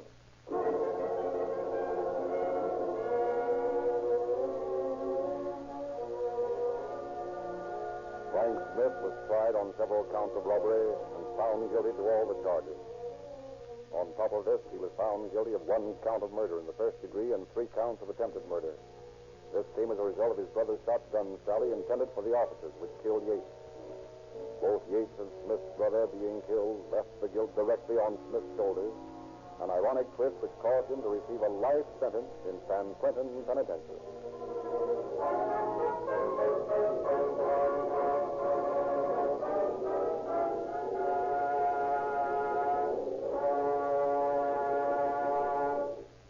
Warmer weather approaches, you will be taking longer trips than you've been taking the last few months. This is the time to insist on Rio Grande cracked gasoline. Nearly 300 police cars of Los Angeles drive more than 200 miles a day, and they've been using Rio Grande cracked gasoline for more than 3 years exclusively. The patented Sinclair cracking process breaks up gasoline into finer atoms so that you get more power and greater mileage. Rio Grande cracked gasoline is the only gasoline you can buy that gives police car performance. It has been specified month after month for the emergency equipment of Oakland, Berkeley, Marysville, Fresno, Santa Barbara, Los Angeles, Pasadena, San Diego, Phoenix, Santa Barbara County, Orange County, San Diego County, Maricopa County, Arizona, and now Monterey Park, California has joined the list. You will get better results, too, by using Sinclair motor oil.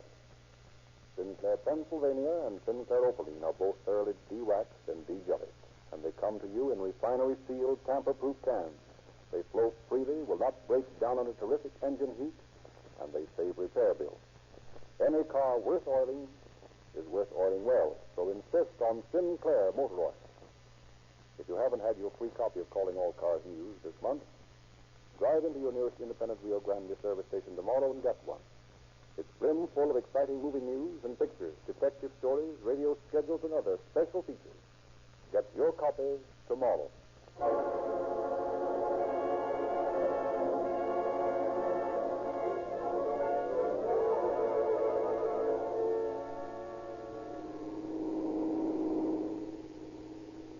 Calling all cars, attention all Los Angeles County Sheriff's cars, the cancellation broadcast 170 regarding a bank robbery and shooting. Suspects in this case are now in custody. That's all. Rose and Cliff.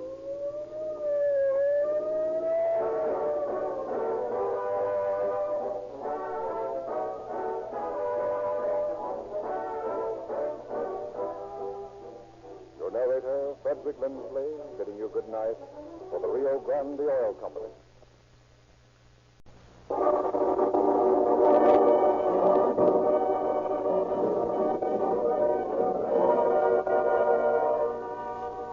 Calling all cars. The copyrighted program created by the Rio Grande Oil Company.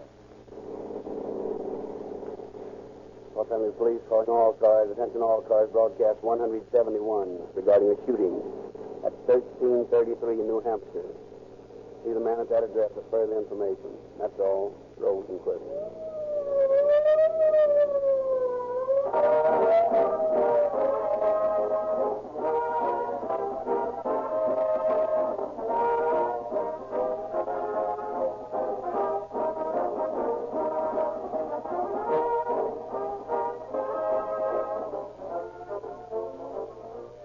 Could you be a good detective? Well, how good is your memory? It might interest you to know that the average Calling All Cars fan has heard a certain fact about Rio Grande cracked gasoline between 30 and 50 times during the last 3 years. I'm going to start the phrase, and you see if you can repeat it ahead of me as I read slowly. Ready? More police cars, fire engines, ambulances, and other emergency equipment use Rio Grande cracked gasoline wherever it is sold than any other brand. Did you come pretty close? Now that you have the strongest clue in your search for the most perfect automobile performance, how long will it take you to get it? Or have you already gotten it?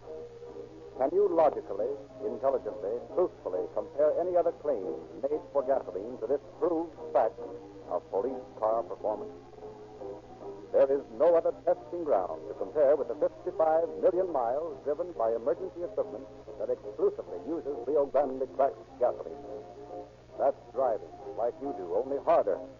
It's starting, stopping, slow, long miles of economical cruising, acceleration, pickup, speeding, roaring with siren screaming. It's got everything. And you've already got the solution. It's calling your car to your neighborhood Rio Grande dealer to pick up that police car performance in your own car. And remember, don't let it get away from you.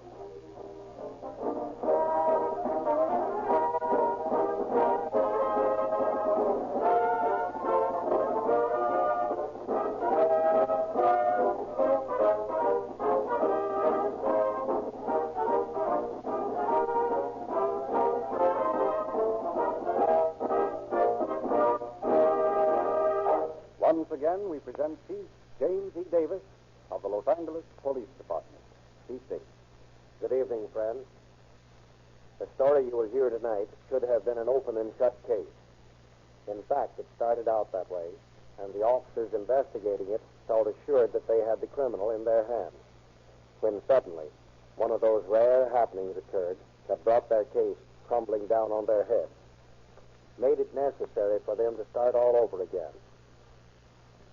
This alone would have been enough to discourage many people, but to the officers, trained in the police school of thoroughness, patience, efficiency, it was no more than a routine occurrence. What they did about it and what their results were, you may hear for yourself in tonight's Calling All Cars.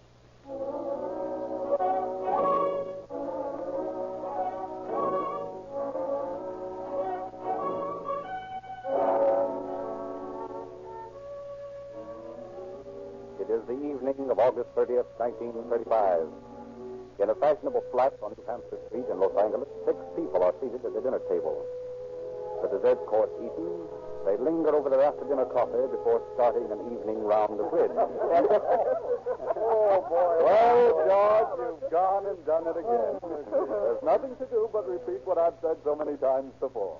This is the best meal I've ever eaten. I'm firmly convinced that the success of a meal depends a great deal on what's served before. The food itself doesn't have everything to do with it. Well, you will grant me that a few cocktails help one. Why, George, do you mean that you plied us with liquor and that steak that we just ate was really nothing but dog food?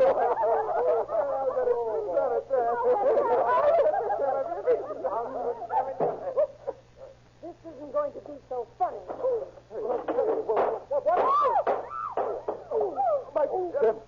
Tim! Walters is down. She's shot Walters.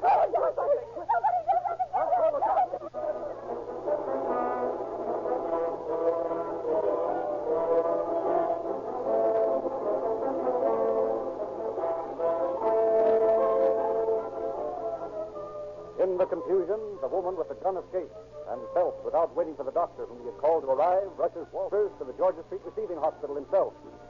From there, the police receive an account of the shooting, and Detectives Bain and Sheldon are sent immediately to investigate. Now, you people sit down. We want to ask you a few questions. Now, which one of you is George Ennis? I am. Now, you come with us while we look the place over. The rest of you stay here.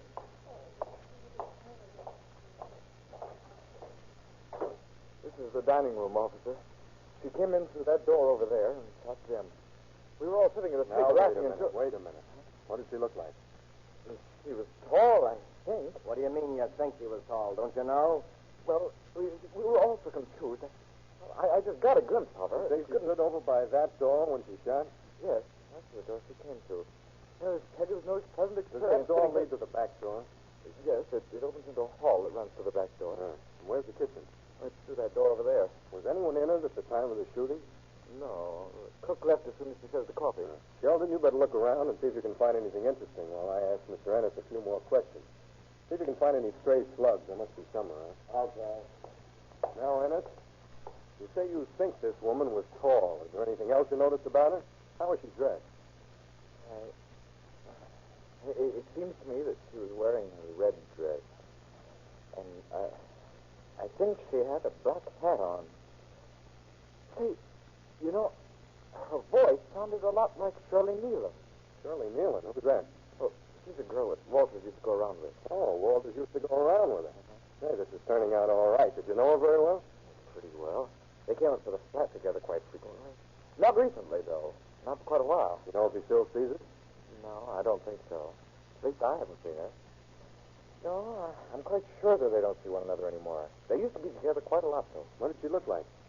Well, she's tall, has dark hair. She's quite good looking. She used to be a model.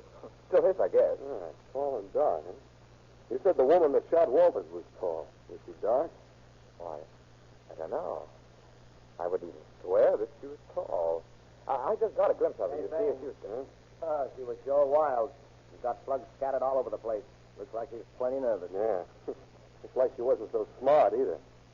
Say, Mr. Ennis, do you remember what Walters did when she broke in? No, I don't. We were also confused, and it happened so quickly, you know. But, well, it seems to me that she was looking at Jim all the time. Hey. Well, what? That's right. She didn't even glance at the rest of us. She was looking at Jim Walters all the time. You see, he was sitting over there, and I was sitting like...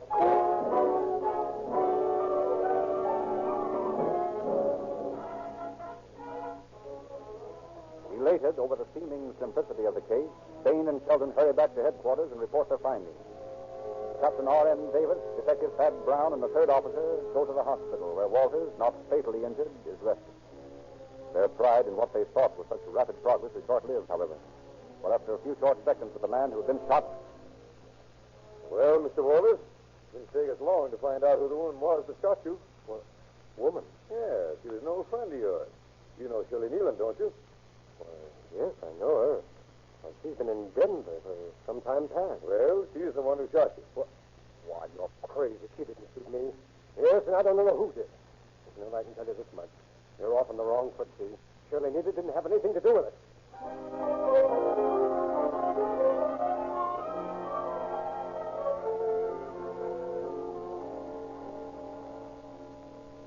mulling over these developments, which have changed what seemed at first an open-shut case against Shirley Nealon into a baffling example of diverse testimony, the three officers returned to headquarters to map out a plan of procedure. Learned that a .38 caliber slug from a Smith & Wesson gun has been removed from Walter's body. Proceed to his house on 103rd Street. Well, that's the address. Let's go. Say, there's a car in that driveway. Come on.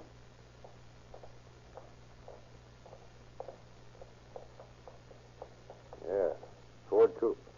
I'll take a look at that identification slip. Here, give me that flashlight. Well, Miss Shirley Nealon, and an address on 64th Street. Now, isn't that a coincidence?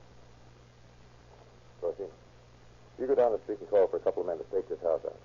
Ron and I will look the place over now. If we aren't here when you come back, stick around. We'll be over at this address on 64th Street. Okay. We passed the drugstore down a couple of blocks. I'll go there. Come on. Let's have a look around back.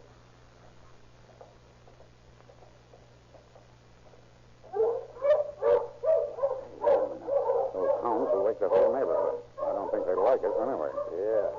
Hey, suppose we forget about the back and let Fido and his pals find something else for dinner.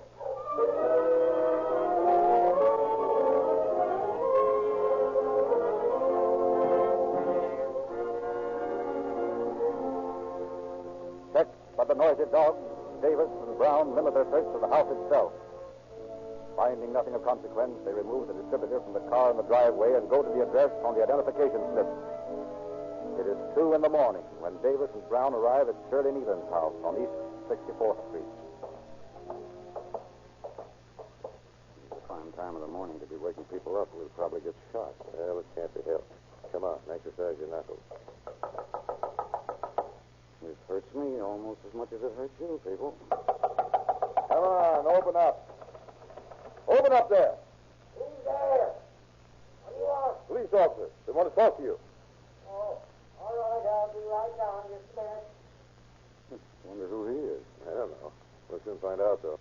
I just hope the Nealon woman is here. So do I. Boy, I could do with a little sleep. Here he comes. What do you want? We want to come in and ask you a few questions. Huh? Is that all right? Oh, certainly. Come right in. Okay. Come in here and sit down. So, what's this all about? What do you want from me, anyway? We just want to ask you a few questions. First, do you know Shirley Nealon? Shirley? Why, certainly I know her. She's my stepdaughter. Why? Does Miss Nealon live here? No. No, she has an apartment near 8th and Rampart. She visits quite often, you know. Her brother said she was here early last evening. She was here last night, eh? That's what her brother said. I didn't see her. Did you ever own a gun? Yes. Yes, I have one now. And I have a permit to carry it, too. I'll go get it if you want. Never mind that. Where do you usually keep your gun? Under the mattress of my bed. Why under the mattress? Well, I don't like to have it around where anyone might find it. Dangerous to have people fooling with a loaded revolver. Is the gun there now? Was at 6 o'clock last night. I took it out to see if the barrel was rusting. What kind of a gun is it? It's 38. I don't like anything bigger. You know, the kick kind of throws you. What kind of a gun is it? What company made it? Oh, it's a Smith & Wesson. I thought you meant what the caliber was. Do you mind if we look at your gun? No, I'll go get it. We'll go with you. Yeah, well, my room is just up the short stairs. Come right along. Say, what kind of a car does your stepdaughter drive? It's Ford Coupe. Hey, why are you asking all these questions? I'd like to know what this thing's all about. You just answer the question. Well, of course, I'll help the law as much as possible, but I'd like to know what it's all about. Is this your room? Yes. The gun's right under the corner of this mattress right here. I put it. Well? Well, it's gone. You sure you didn't know that all the time? Must be here. It was here last evening. It was right there. Was this brother of Nealon's? Where is he? Well, he's in his room. I'll go get him if you want. Might be a good idea. And, don't forget to come back. Huh? Oh, no, sir. No, I'll be right back in just a minute.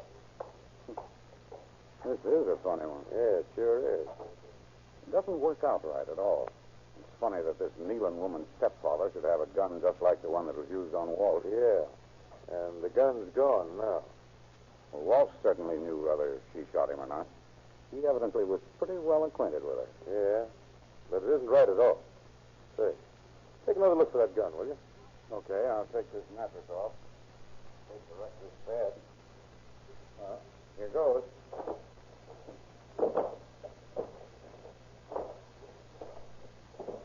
No. Nothing here at all. Oh, well, let it go then. Here they come back. Maybe the brother can tell us something. Hope so. Everybody else is talking in circles. Here's my son, officer. Good. Now, it'll be a lot easier for everybody if you'll just answer our questions and don't talk otherwise. Yes, that's right, son. I don't understand either, so let's do what they say. Now, when did you see your sister last? She was here at about 7:30. You know what she came after?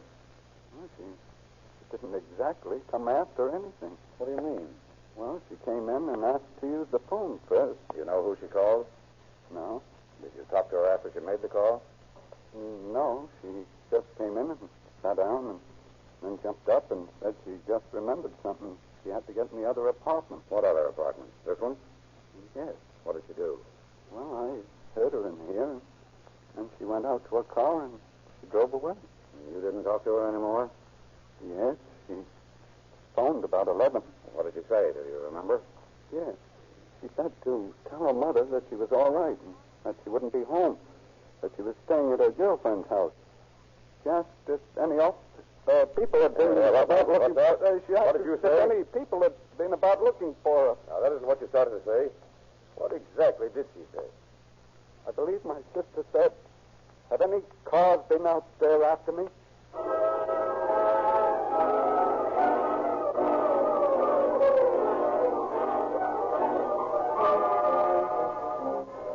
Realizing after more questioning that they can gain no further information, the two officers leave the house on 64th Street. Return again to headquarters, where they find welcome news. The men guarding Walter's home have taken into custody a woman in red. Tired as they are, they speed at once to the house. Find the woman seated comfortably in a chair, smoking, surrounded by officers. The wall clock reads just 4 a.m. That's all, boys. Ron and I will ask the lady a few questions. Now, maybe you can tell us just what you were doing in Mr. Walter's house. I am Mrs. Walters. What? Wait a minute, will you? Aren't you Shirley Nealon? Yes, that is my professional name. And yet you say your name is Mrs. Walters. Mr. Walters and I were married in Newman. Did you know that Walters was shot tonight? Yes. How did you know? I called Mr. Ennis's apartment. He told me. It's not serious, is it? Yeah, but he'll live. He'll be in court to testify against you. Testify against me? Why, I didn't have anything to do with it. Tell us just what you did yesterday. Well, I slept until around noon. Then I went downtown to a dentist. After the work had been done, I went to a theater. I wanted to kill some time. You see, I had a dinner engagement with Mr. Walters.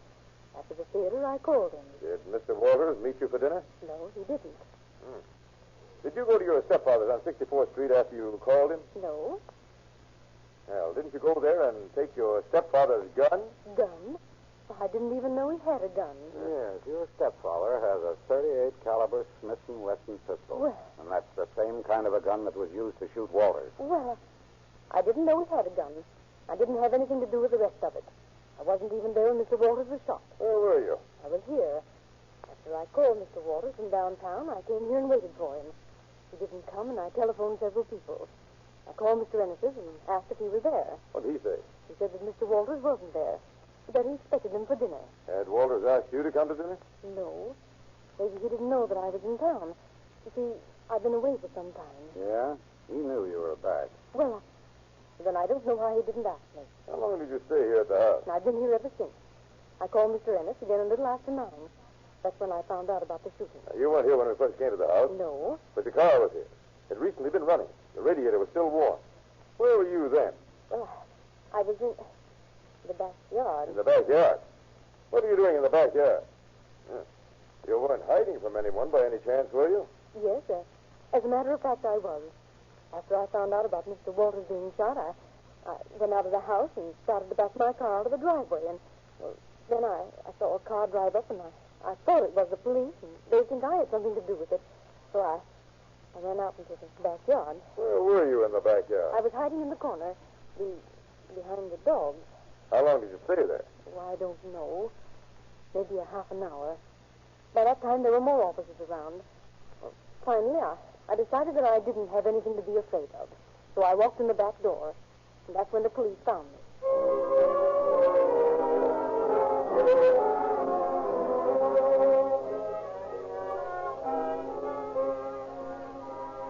Repeated questioning brings no result. Davis and Brown finally take the woman to the Central Homicide Office. Turn her over to Captain H.J. Wallace, whose expert questioning still fails to change her story. Realizing that they must have more physical evidence, the men wait for the sun to arrive, then go once more to Walter's house to search the grounds. Beginning at the rear of the premises, they comb the backyard. Find nothing.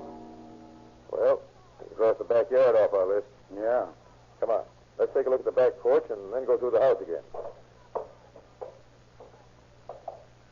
You take that side and I'll take this. Look everywhere. Right.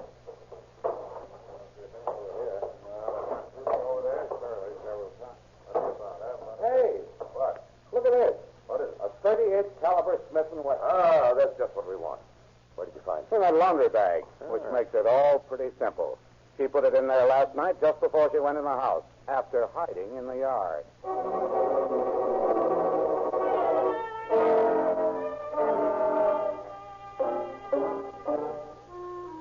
Although jubilant over finding the gun, the men are conscious of the fact that however conclusive the evidence may seem to them, to a jury it might carry but little weight without further corroborative facts.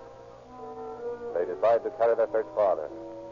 They go to Ennis's flat, find nothing around the building, but across the street find a woman who gives them some interesting detail. I had a guest last night.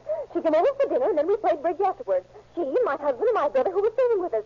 Well, at about 11:30, she said that she thought that she had better go home, so I showed her to the door. I turned on the porch light, and we stood on the porch talking, for about 5 or 10 minutes. And then I went over to look at a plant that I had sitting on the railing. And in the bushes at that end of the porch, I saw a woman crossing. Well, I screamed, and she ran across the street and jumped into a car. Then I called my husband, and when he came out, she jumped out of that car and ran down the street and jumped into another one and drove off. Do you notice what kind of a car it was that she drove away in? Well, I couldn't be sure, but it was a small car, though. Mm-hmm. It was a coupe. A small coupe, eh? Mm-hmm. Could it have been a Ford? Yes, it could have been. As a matter of fact, I think it was a Ford. Oh, it was awfully scary. I didn't sleep a wink all night. I tell you, officer, had I not been the type of woman that I am, things might have been very different. Why, people's hearts have stopped for less than that.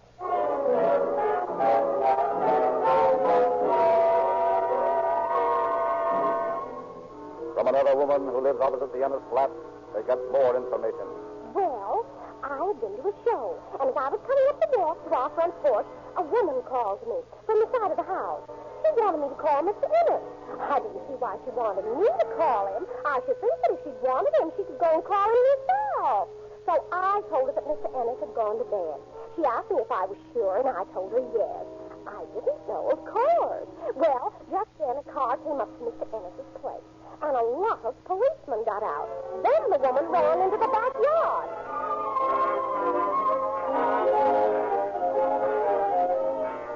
Armed with these additional facts, Davis and Brown, not entirely satisfied with Walter's story of the shooting, and hoping that these developments will induce him to alter his original version of the near tragedy, go again to the Georgia Street Receiving Hospital.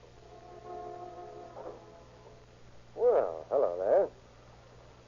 How are you getting along? Hello, Walter. You know, we found a few things that sound important. And we think that maybe you'll change your mind about Shirley Nealon after you've heard them. Oh, no, you're all wrong about that. She didn't do it. We found her at your house early this morning. Had quite a talk with her. Well, she says she didn't do it, doesn't she? Yes. But, Walter, we found the gun on your back porch. The gun?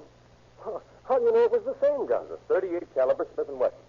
That's the kind of a gun that was used on you. No, you're all wrong. Oh, say, I have a gun like that, but the one you found must have been mine. What was it doing in a laundry bag on the back porch? Laundry bag? Yeah. That's where we found it. Oh, sure, yeah, I remember that. It was in my car, and I didn't want to take it away in the house, see? So I just put it in the laundry bag. That's funny. Miss Nealon's stepfather had a gun just like that, too. Only when he went to get it, it was gone. Well, that doesn't mean anything. No, that doesn't mean anything. Only it's funny. Because this Nealon woman of yours was seen with her stepfather's between the time he saw the gun at 6 o'clock and the time he looked for it about 2 this morning. Well, that doesn't prove that she did it. Now, look, I know Shirley better than you do. And I said that she didn't do it. I don't know who did it.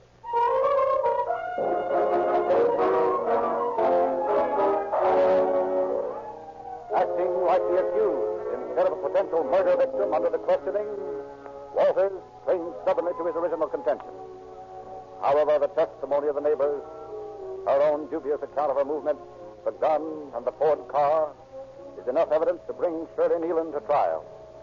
On October 18th, 1935, she appears before Superior Judge Vickers in a hectic trial where Walters, on the side of the state, gives testimony obviously in favor of the defendant.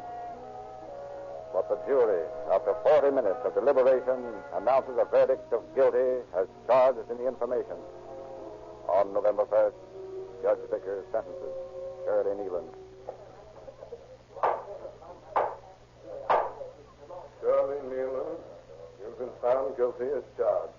Therefore, I sentence you to from 1 to 20 years at Ashby Prison.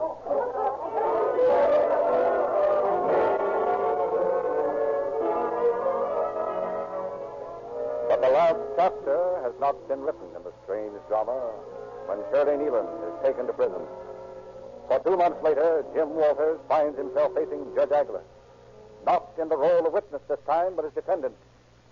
Listens in silent amazement as the court shows him. Sympathizes with the reason behind your testimony.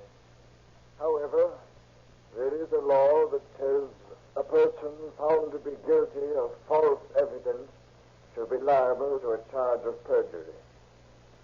Shirley Nealon has been found guilty of the charges against her, which can mean only one thing, that you, Jim Walters, have, for some strange, distorted sense of chivalry, perjured yourself in this court.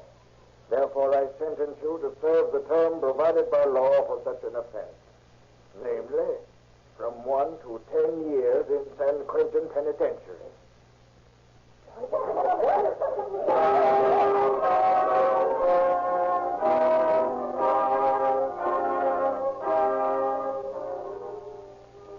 So it was that this strange man, who chose to lie under oath rather than testify against his paramour, found out too late the fact that the law cannot be trifled with. By perjuring himself as he did, Jim Walters played it. And although it is too late for him to learn a lesson from it, perhaps you who are listening will realize more fully the fact that the laws of the country were made to protect you. When you violate them, you are going out of your way to ask for just one thing, trouble. Thank you, Chief Davis.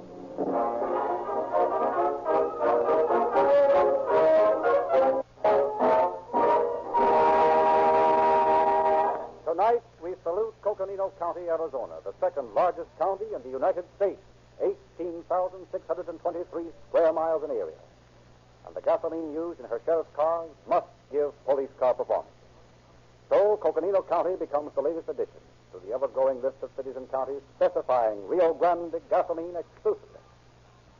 Now, you can get exactly the same gasoline at your nearest independent Rio Grande dealer. Try it tomorrow. Your independent Rio Grande dealer also has a particularly newsy issue of Calling All Cars News for you this week. Something for every member of the family. Pictures, movie and radio gossip galore. Get your copy tomorrow. And don't forget to ask next time for Sinclair Motor Oil. Sinclair, Pennsylvania, and Sinclair Opaline, the thoroughly de-waxed, de-jellied motor oils that you can use all year round without changing grades. See your Rio Grande dealer tomorrow.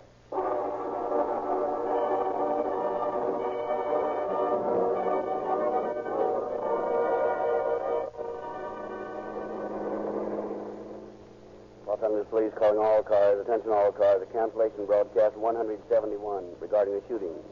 Suspect in this case is now in custody. That's all. So, Rudy Cliff.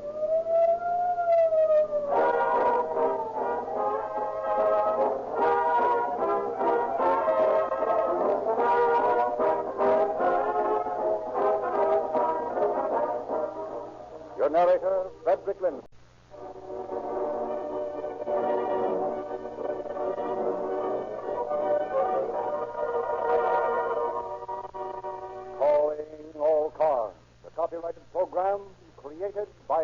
Bandit. San Diego Police calling all cars, attention all cars. Broadcast 172. Be on the lookout for two men described as soldiers. Last seen driving Dodge touring car. One man has a deep voice. Thought to be heading for Mexican border. These men are killers, that's all.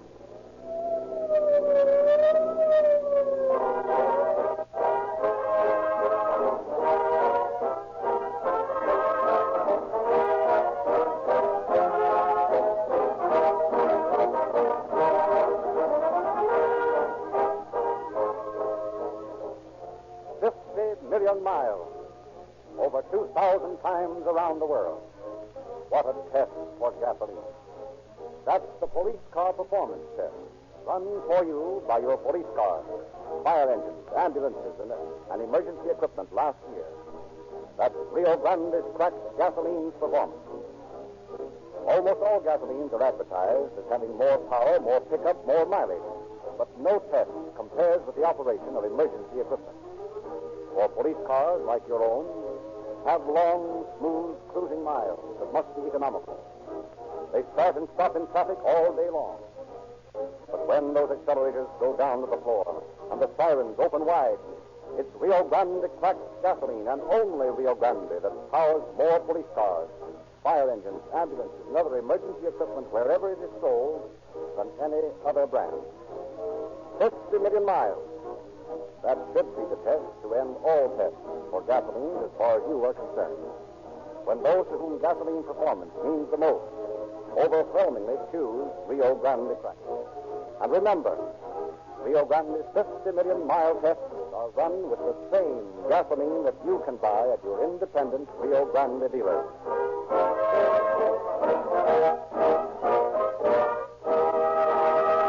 Tonight, it is our pleasure to present Captain Harry J. Kelly, Chief of Detectives of the San Diego Police Department. Captain Kelly. Good evening. The case you will hear tonight is an excellent example of what happens when human beings make the mistake of taking the first step on the wrong side of the law. One small thing leads to another until the final and costliest error is made. That have taken another human's life. The men who found themselves assigned the job of running the criminals in tonight's story down discovered that they had bitten off almost more than they could chew. It was more than a tough job. It was a seeming impossibility. However, because part of their early training in the importance of hanging on to a clue, no matter how thin it may seem, these officers managed to push aside the obstacles in their way and eventually accomplish the impossible, that of bringing the men back to face justice. It was a long chase and a hard one, but it proved very definitely that in a final analysis, crime is a poor paying business.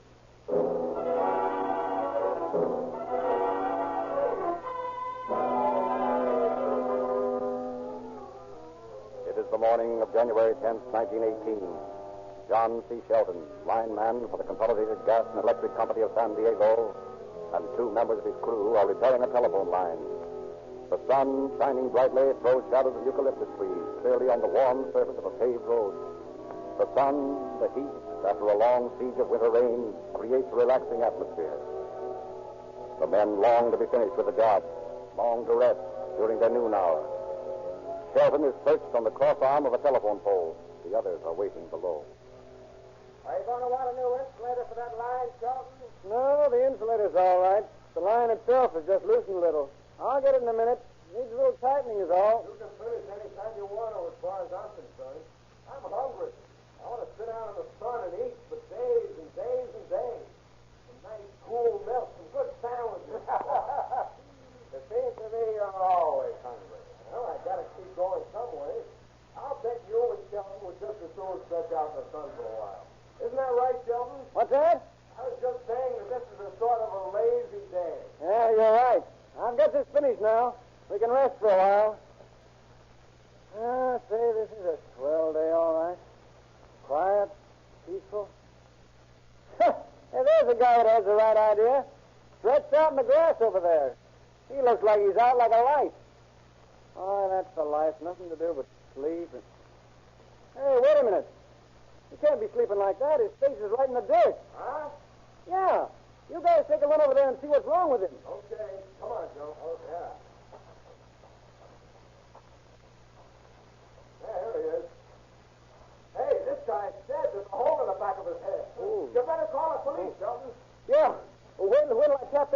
and see if I can get through a line into police headquarters.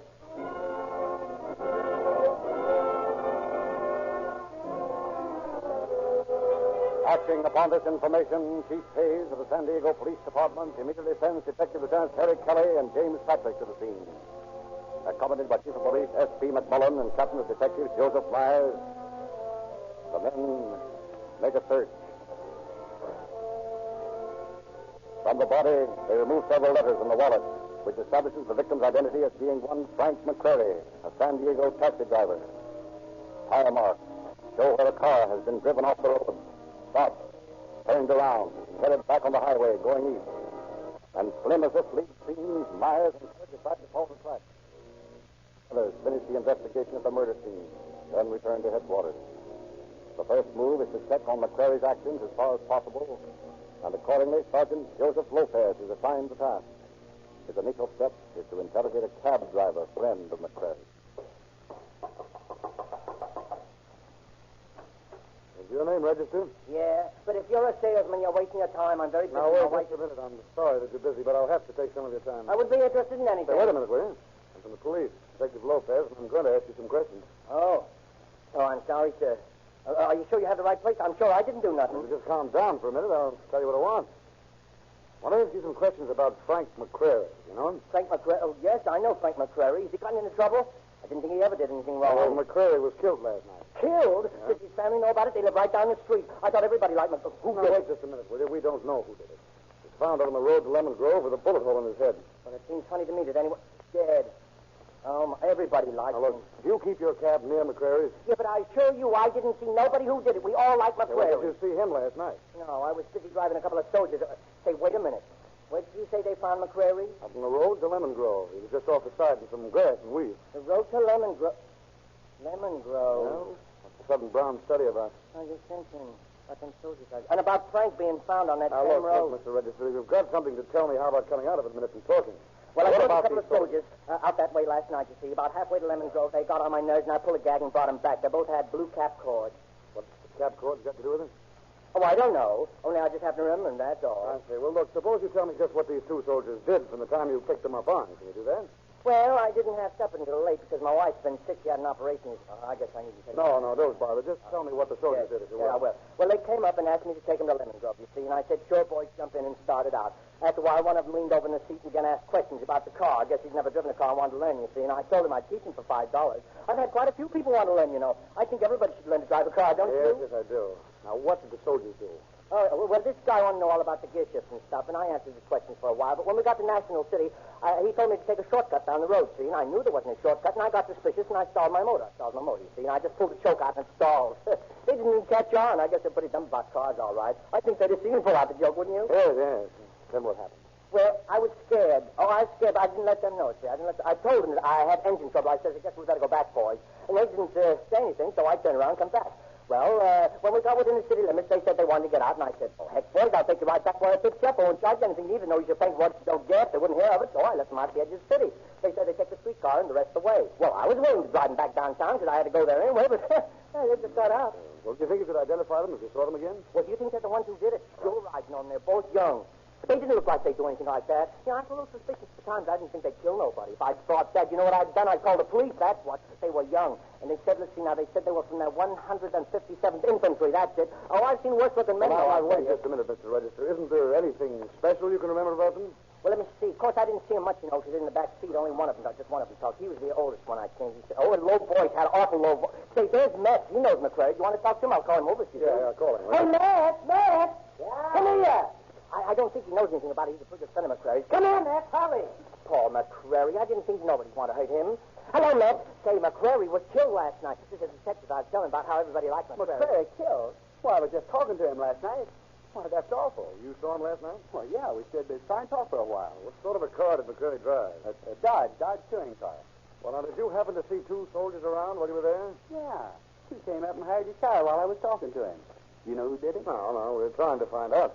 Why don't you tell me what these soldiers did? Well, like I said, we were standing there, and they came up and asked Frank how long it would take to drive over to Lemon Grove, and he said it would take about an hour and a half, and they said it'd be fine, and jumped in the back seat and drove down 5th Street. About what time was that? Well, I'd been to a show. It was about 10:30. It just doesn't seem right not to have poor old Frank around no more. Oh, I'd like to lay my hands Just a moment. Do either of you know if McCrary carried much money around with him? Well, I don't think so. None of us carry much more, just enough to make changes in state these times. You never know. I never carry anything but a few tools out of my front seat. Frank used to carry a lap robe in his. I'd never do that. I remember one time... You say he carried a lap robe? Yeah, I remember. It was a bright colored one.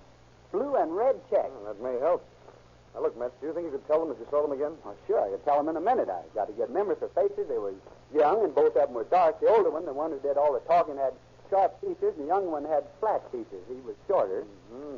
Remember anything else? Hey, listen. Did the one who did the talking have a low voice, Metz? Low voice? That's right. He had a deep, deep voice. They must be the same ones. I remember the voice. Say, did they get out with you, too? Yeah, only I got suspicious and turned around when I was out in National City. Gee. Yeah, and supposing I hadn't turned around, maybe McCrary would be talking to you, and I'd be laying out there with a hole in my head.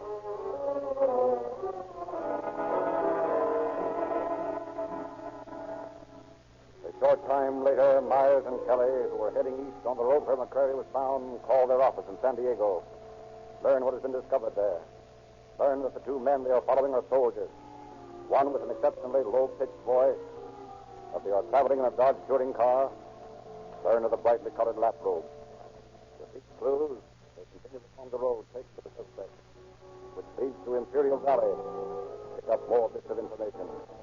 The foreman of a railroad construction gang reports that he has seen a Dodge touring car parked on the side of the road with two soldiers working on the motor. The men rush to the spot, find nothing but a few footprints in an oily rag. Realizing, however, that they're on the right track and that the men have lost time, they speed to El Centro. Go to the sheriff of Imperial County, James Applestill, to request his cooperation. Sheriff, we followed these men from San Diego. We're sure we were on the right track. In fact, we found traces of them just a few miles outside of El Centro. But we're going to have help now. You see, there's so many places they might go from here that, well, it would be next to impossible for two men to accomplish anything. We know we're close to them because they had engine trouble. We've got to have help now. Well, I'll be glad to do all I can, boys. Now, if the men you're trailing are the murderers, they'll undoubtedly head for the Mexican border. Are you sure they're in uniform? Well, they've been identified as soldiers by everyone we've talked to. Well, in that case, they'll have a hard time getting into Arizona. So I think the logical place to look for them is along the border. I'll call Calexico and have the officers from there make all the border points. Sheriff, Mr. Bryce outside and wants to see you. All right, send them in. Yes, sir. I'll get that call in. Can you think of any additional dope on those men? No, I think you have it all. Okay, I'll pass it along. Yes, sir. And get me the Calexico police. Yes, sir. Hello, Bride. I'll be right with you. Oh, there's no hurry. Calexico police, Johnson speaking. Hello, Johnson. Applestow speaking. Oh, hello, Sheriff. Something I can do? Yes. I'd like to have you cover the border roads for me and help me pick up some men, Johnson. Now, here's a description. There are two of them, both in Army uniforms, 157th Infantry. Both dark. One has a very low-pitched voice. Huh? Yes, that's right, a low-pitched voice. Yeah, both young. They're driving a Dodge touring car. That's all we have on them. Well, keep our eyes open, Sheriff. All right. We'd like to get them. They're killers. Let me know as soon as anything develops. What's all this about, Sheriff? These men in a Dodge. A couple of men who committed a murder in San Diego are in this vicinity. Did you say they were in a Dodge touring car? Yeah, that's right. Why? Because I passed a car like that on my way into town just a few minutes ago, parked on the side of the road.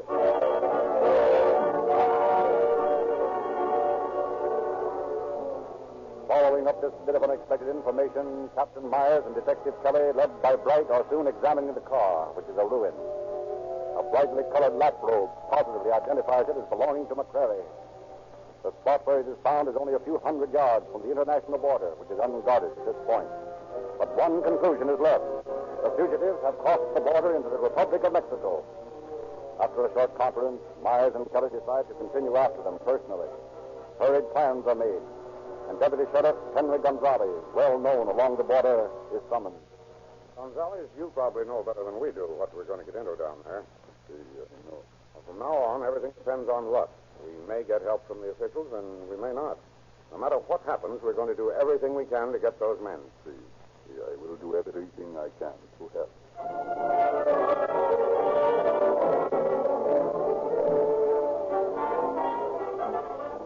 So, early on the morning of January 11th, 1918, the three men crossed the border, speed along the nearly impassable Mexican road. Suddenly, with no warning, their car comes to a shuddering halt, refuses to start again. Surrounded by an inquisitive group of natives, Myers at the wheel listens to the discouraging sound of a laboring start.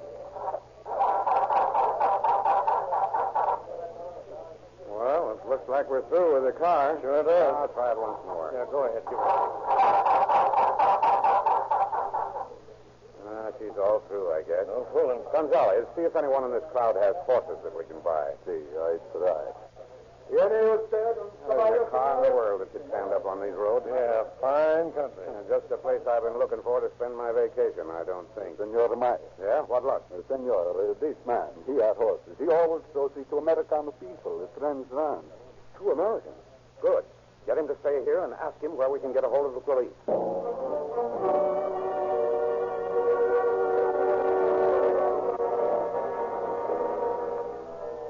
2 hours later, Myers, Kelly, and Gonzalez, accompanied by a group of Mexican police, are within 2 miles of the ranch where the fugitives have been seen. Hey, you know, this ride can end any time. As far as I'm concerned, boy, I might say that I'm just a little bit sore. No, I guess we aren't the men we used to be. I'm beginning to feel it, too. Yeah. Hey, look at Gonzalez, you know. He's like a sack in that saddle. You know, that guy was probably born on a horse. Yeah. Hey, look. They're all stopping. What do you suppose is up? Which me? Hey, Gonzalez, what's the idea? Tell them to keep going. 1 minute, senor. I find out why they are stopped. ¿Por qué no vamos? Ah, no vamos más, señor. El rancho pone escondido para mi hermano. They say they will go no farther. They say this ranch belongs to one of the men's brothers. He will not go to it. You tell them we don't want the brother. Tell them we want the men that are there. Sure. I already told them that. They say the men are friends. They say they will not go. Well, we'll go alone then. Find out how to get there. They will not tell me, senor. They say we cannot go. They will be mad. I think it is better we do not go. Oh, I'm not going to give up when I'm this close. You tell them to go back. We'll find the place. I think it is better we do not go, senor. It is better we keep friendly.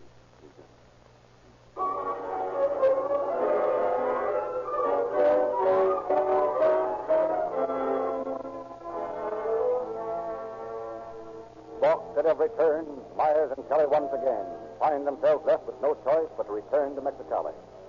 But arriving there, they find news. The foreman, who earlier had tipped Gonzalez off as to the whereabouts of the suspects, claims that less than an hour after Myers and Kelly had left for the ranch, the 2 soldiers had appeared in Mexicali. But they apparently had discovered the fact that they were being followed and had left immediately. Realizing this makes matters even worse than before, the 2 detectives first checked with the Mexican military commander of the district of Baja California, Governor Esteban Cantu, who promises to have all his posts keep a lookout for the criminals. Then called San Diego to inform Chief Hayes of their progress. And here they receive their second piece of news within the day when Chief Hayes orders them back to San Diego, because he has uncovered new evidence as to the identity of the wanted men. Accordingly, Myers and Kelly make the drive back to San Diego, find that from a list of Army deserters, 2 men and pictures of 2 more men answering the description of the murderers are being held for identification. The first 2 are released after being faced by Metz and Register, the cab drivers. But when they are shown the pictures of the other 2... These are the 2. These are the ones who took the ride with me. They're the same ones, only I got suspicions and I came back. I remember this one. He's the one that told me to go down that street. He's the one that had the low voice. And he's the one that asked me all about the gear shift. I thought it was funny at the time, too. Are they the ones who killed McQuarrie? Where are they, if I could just lay my Wait hand? a minute. Let Metz have a look at it. These are the ones, all right. Remember I told you one had sharp features? Yeah. Yeah, well, this is him. He's the one that had the deep voice. This other one has flat features, just like I said. They're the ones that drove away with McQuarrie that night, and I'm sure of it. Fine. Well, that's about all you can do for us now. We want to get in touch with you later, so don't leave town unless you let us know. We'll call on you when we need you. Goodbye. So long. I told you I had the right to all the time on that. Now, Kelly, you go out to Camp Kearney. Gather every single article you can find that belong to either of these men and bring them in. Right. We've got a little more to work with now. Check up on the Army records, too.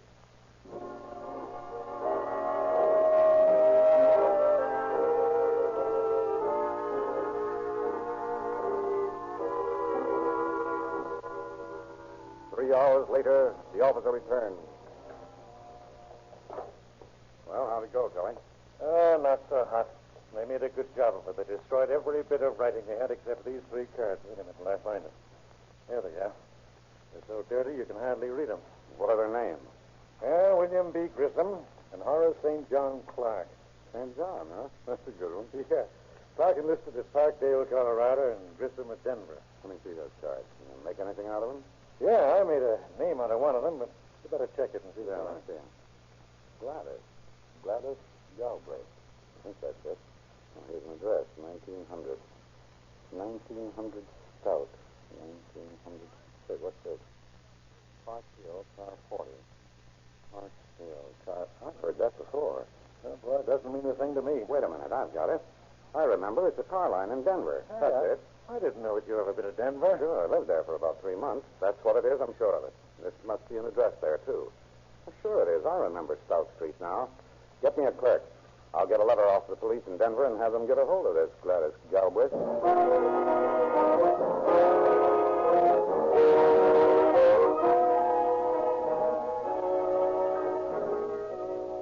The Denver police, on receipt of the letter, go to work at once. Detectives George Eads and Henry J. Genty are sent to the address.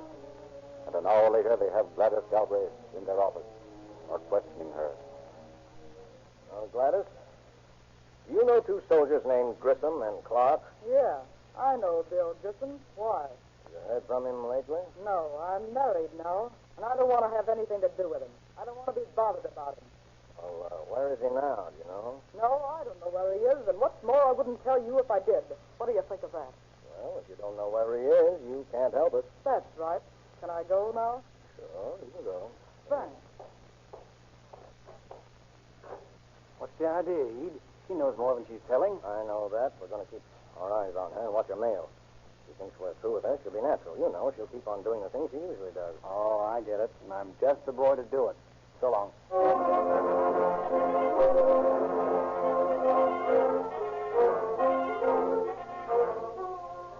2 days passed and nothing developed.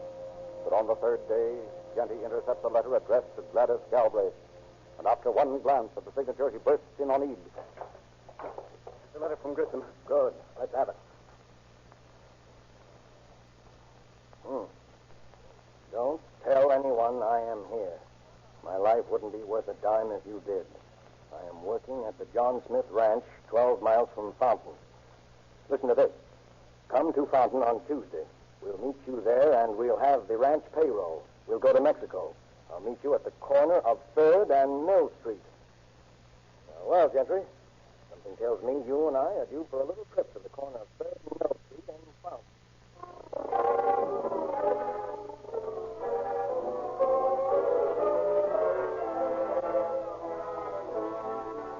And the next day at 1:30, Ede and Genty are in the little town of Fountain, standing on the corner of 3rd and Mill Street.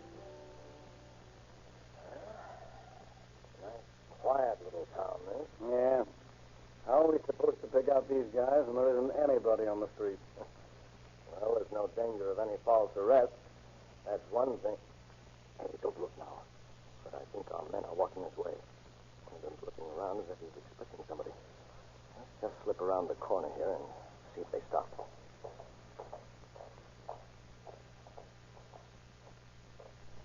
Okay.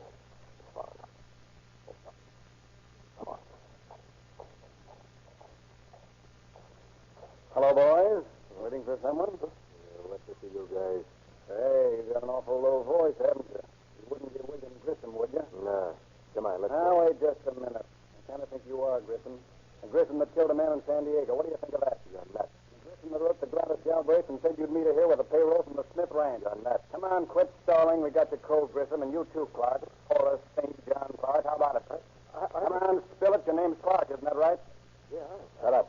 Well, there isn't any use, Bill. These guys have it. Keep your mouth shut before I shut it for you. Yeah, but they're liable to start shooting if we don't go with them. Why, you cheap little squealer, I'm going to break every bone in your body.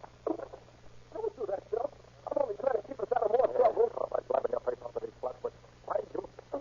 Bill, All right, boys. I hate to bust this up, but we've got a date in San Diego. Maybe there's anything here. Come on, Eve. Come on, before they kill each other.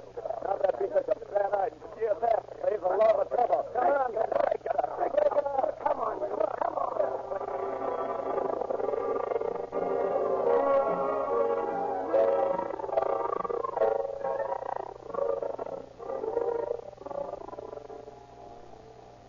On May 16th, 1918, Grissom was found guilty by the General Court Martial Board at Camp Kearney of murder, theft, and desertion, and was sentenced to hang.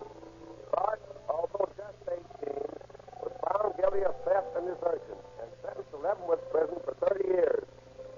Grissom beat the news, however, when the President of the United States commuted federal prison. Thus, the brutal slaving of Frank McCrary was finally closed, with a notation written on the files, closed by 3 bits of cardboard. Thank you, Captain Kelly.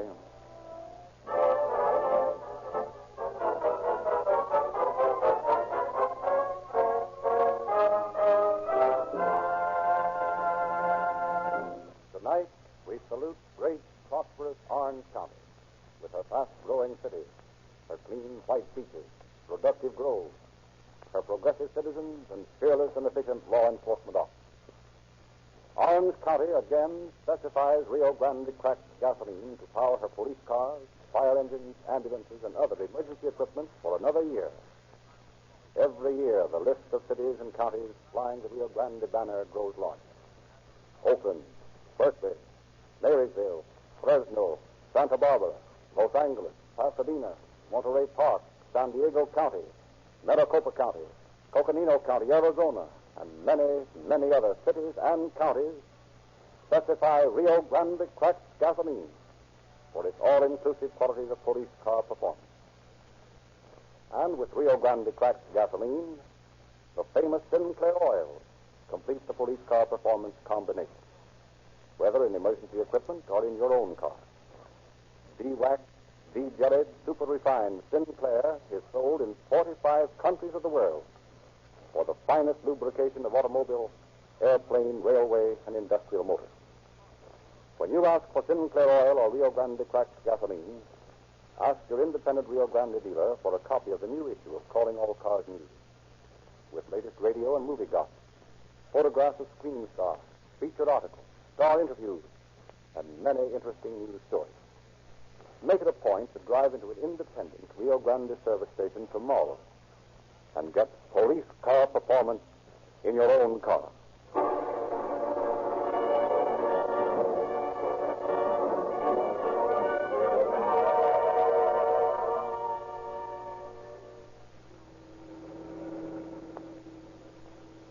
San Diego Police calling all cars. Attention, all cars. Cancellation broadcast 172 regarding a murder and a robbery.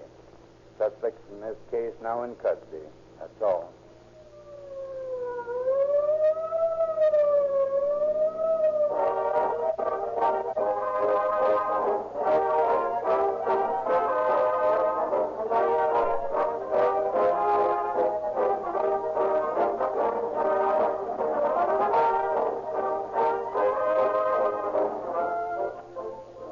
Narrator Frederick Lindsay.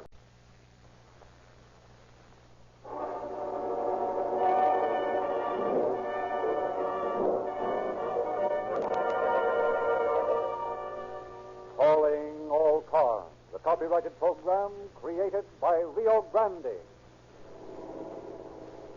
Los Angeles Police calling all cars. Attention all cars, broadcast 173 regarding a hit and run. Be on the lookout for a red Ford truck, thought to be the machine involved. They have a smashed front end from the impact, driven by one man. That's all. Rosenquist.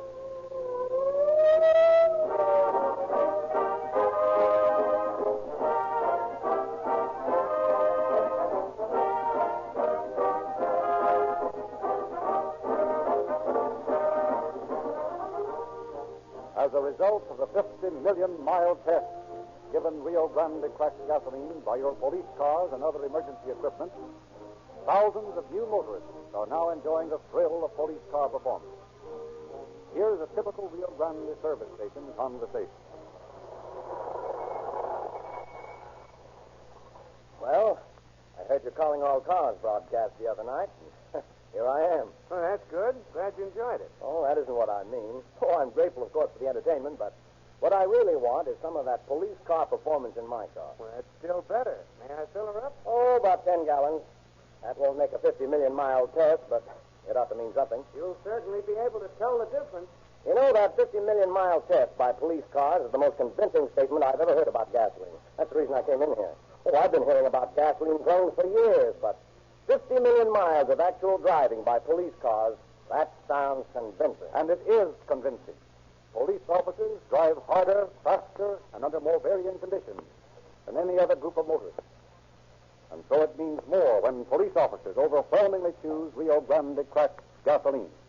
This gasoline powers more police cars, fire engines, ambulances, and other emergency equipment wherever it is sold than any other brand.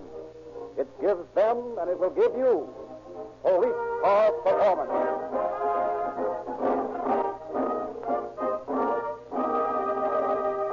Once again, we present Chief James E. Davis of the Los Angeles Police Department. Chief Davis. Good evening, friends.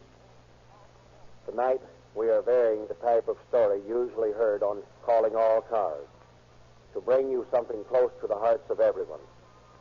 The appalling death list that is already climbing to new highs in the early months of the new year makes it apparent to every one of us that something has to be done to curb the useless loss of life caused by automobiles on our streets and highways. We of the police department have done everything in our power to bring to the minds of the motorists the seriousness of this problem. And now, through the medium of the radio, we are appealing to you as individuals to stop and think before you drive. To stop and think of what it would mean to you were something to happen to one of your loved ones. To realize that the time to do something about it is now, before it is too late, and not tomorrow when it may be. Naturally, all traffic fatalities are not caused by hit-and-run drivers. But we have chosen this type of story tonight because we feel it may bring a little closer to home the fact that the police department is active every second of the day and night in its endeavor to stop this mass killing. And because we feel that you, the listeners, may gain some small idea of the seriousness of the situation. Remember, think before you drive. Anticipate an emergency before it happens. And the chances are that when it comes, you will be able to avoid it.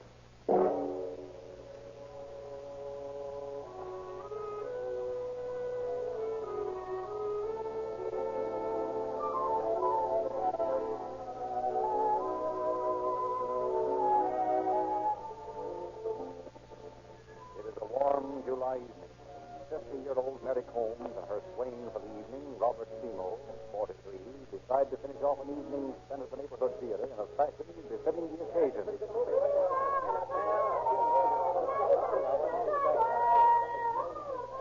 Well, now that we've done the theater, Mrs. Combs, what would you say to a final touch? Something along the lines of perhaps an ice cream soda? Oh, wow. With a large topping of whipped cream. Oh, I think that would be perfect, Mr. Seymour. I declare, I don't think I've enjoyed an evening as much as this in years. Oh, many years. Good. In that case, maybe we can do it again. After all, I'm pretty lonely sometimes. And it isn't every day I get a chance to take a young lady to the theater. Mr. Seymour. Well, we won't find any sodas by standing here. That's certain. May I offer you my arm, Mrs. Combs? You may. And where are we going to find this wonderful soda with the cream on it? That's a surprise. Something I shan't tell you until we get there. Oh. A little place of my own discovering down on the other side of the freeway. And I can't ask anything about it. Well, you can't. All you may do is to walk with me across the street and guess. Well, then, shall we start? We shall. Come on. And hold on tight to my arm crossing the street.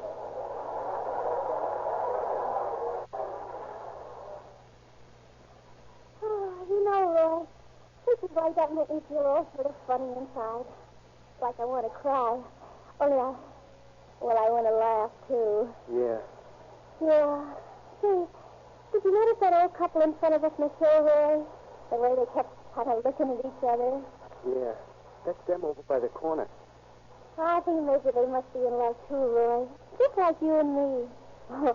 Only maybe a little different. Oh, they're too old. They don't know anything about love like we do.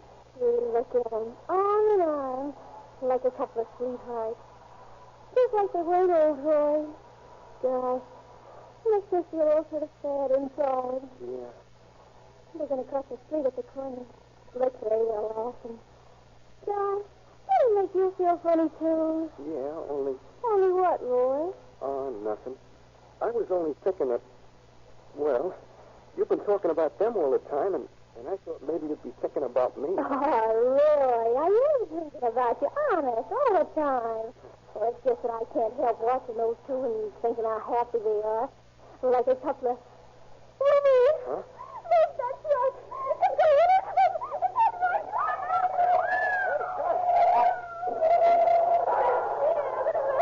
What if you want to stop? Hey, you want to touch it? Hit somebody. Yeah, I guess maybe we better call the police. I'm just going over there to help. Oh, it's all right, honey. Come on, we're going to call the police. Honey, you got to stop playing, honey. You got to.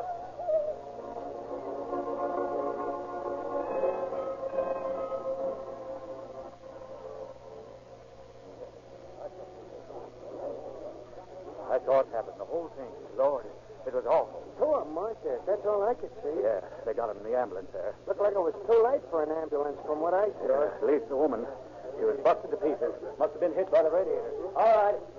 Talkie, you better get him to Georgia. I'll see what I can get here. Okay, Eddie. Come on, Eddie. All right, come on, you people. Clear away. Let the ambulance get out. Come on, break it up. Break it up, man. Break it up.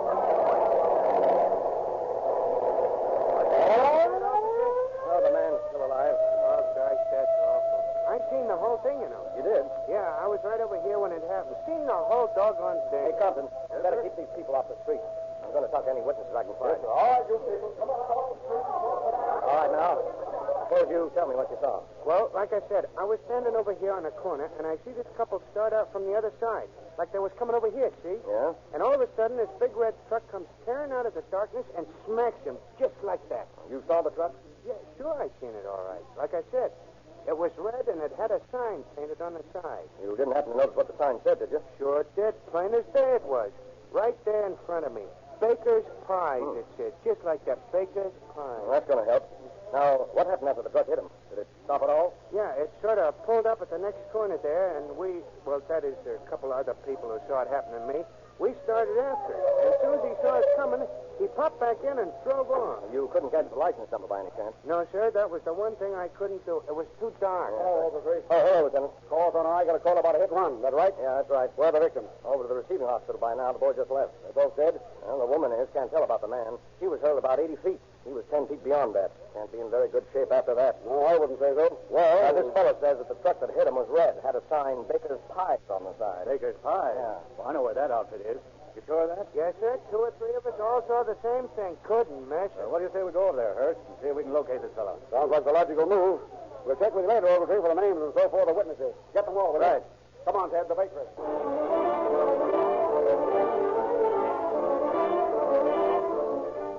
Speeding across town, Hurst and Cawthorn lose no time in getting to Baker's Bakery.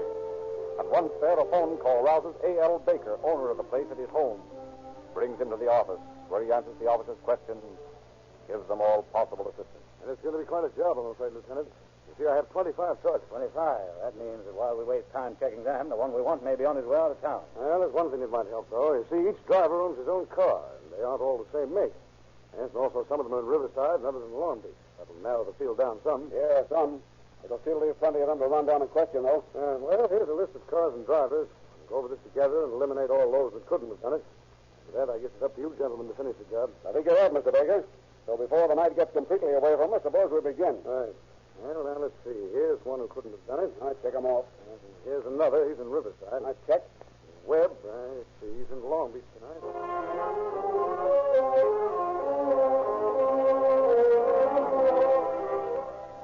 So, patiently, hour after hour, the 3 men go over the list of known drivers, eliminate one after the other, narrow the search down to a handful of the original 25. And this completed, they make a minute inspection of the trucks in the garage, find no evidence that would link them with the fatal accident. Their mission at the Pie Bakery finished, Hurst and Cawthorn begin the tedious job of checking the names on the list, questioning suspects. The first address leads them to a place on Virgil Street, where 2 of the drivers, George Walter and Harry Bolin, live. And as they approach the house, sounds of music indicate a party to be underway. Sounds hot. Yeah, too hot for the home of a guy that just killed someone. I don't know about that. People are funny things, Ted. You ought to know. Shall we ring, knock, or just walk in? Yeah, let's knock. Shoot.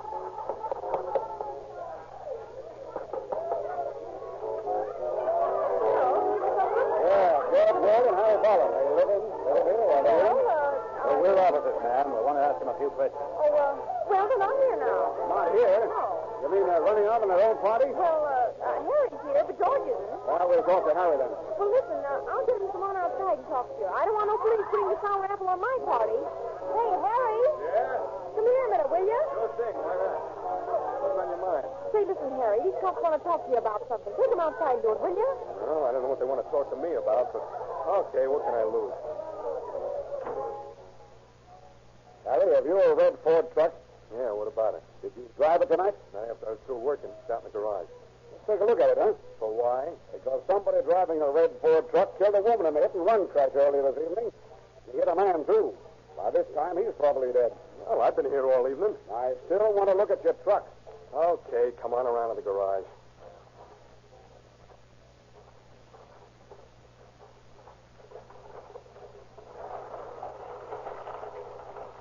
Now, get the light. There you are. Yeah, it's red, all right. Yeah.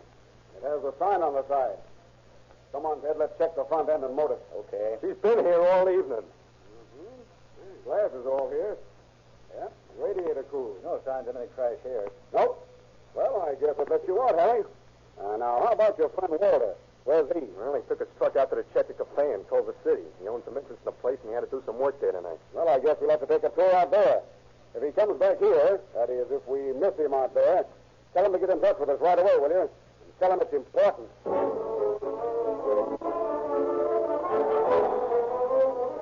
And a short time later, Hurst and Cawthorn pulled to a stop in front of the Checker Cafe in Culver City. In spite of the lateness of the hour, a light inside indicates that someone is still about. Entering, they find a waiter on duty. Hey, George Walter here? George? Yeah, he's back in the kitchen washing dishes. You want us to call him? No, don't bother. We'll go back and see him. Come on, Ted. You George Walters? Yeah, that's right. So what? So I asked if your name was Walters, that's all. Well, you got an answer, didn't you? I'm getting sick of this place. Nothing but trouble all night long. My dishwasher walks out on me, and I got to do the dirty work. And a lot of other things, and then you start popping questions at me. Now, look, buddy, take it easy, will you? I didn't have anything to do with your dishwasher walking out on you. We just want to know a few things. You drive a red Ford truck? Right. For the Baker Pie Company, is that right? Right again. Well, we want to see it. Well, that's tough on account of it isn't around here. Yeah? Where is it? Well, I loaned it to a guy tonight. Who? His name's Paul, if it makes any difference. It's Mike. You see, Walter, your truck ran down and killed a woman tonight and then drove off. Huh? Naturally, if you weren't driving it, your friend Paul must have been. What? Yeah, that's right, Walter. Well, I gave him the truck about 8:30 to drive to the brewery for some beer for a party I was having. And you haven't heard from him since? Why, no, of course not. Why, of course not? Well, I mean, just I haven't seen him since, that's all. Say, what's this Paul's last name? I don't know. Well, I'll tell you, Walter. We're going out and find this Paul fella. But just in case he comes in here with that truck, telephone us right away. Understand? Yeah, I understand, all right. If he comes back, I'll be here washing dishes.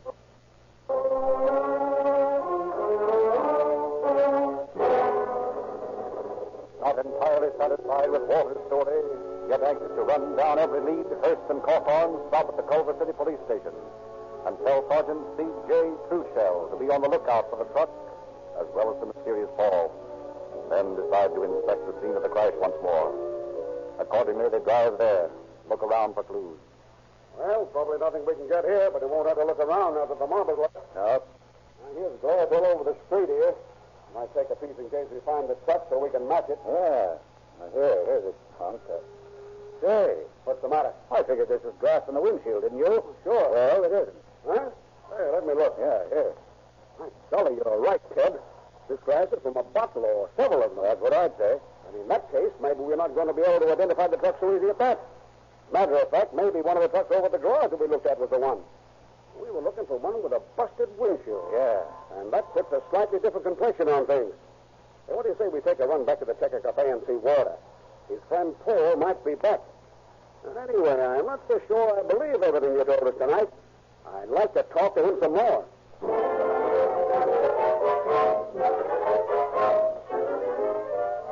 But as they approached the vicinity of the Checker Cafe, Cawthorn suddenly grabbed Hurst's arm, points to an object down the street a little ways. Larry, look. Up ahead of us there. Looks like a truck. Yeah, it is a truck. And it's painted red. Oh, it couldn't be that we found our pie truck. Pull up alongside here and we'll look at it.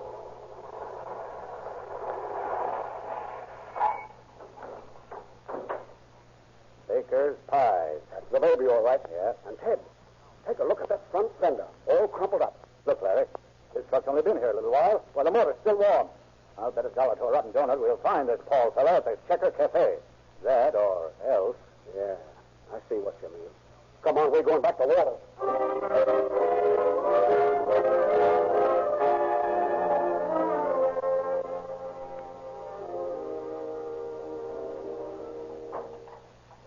Well, Walter, how you doing with the dish situation? Huh?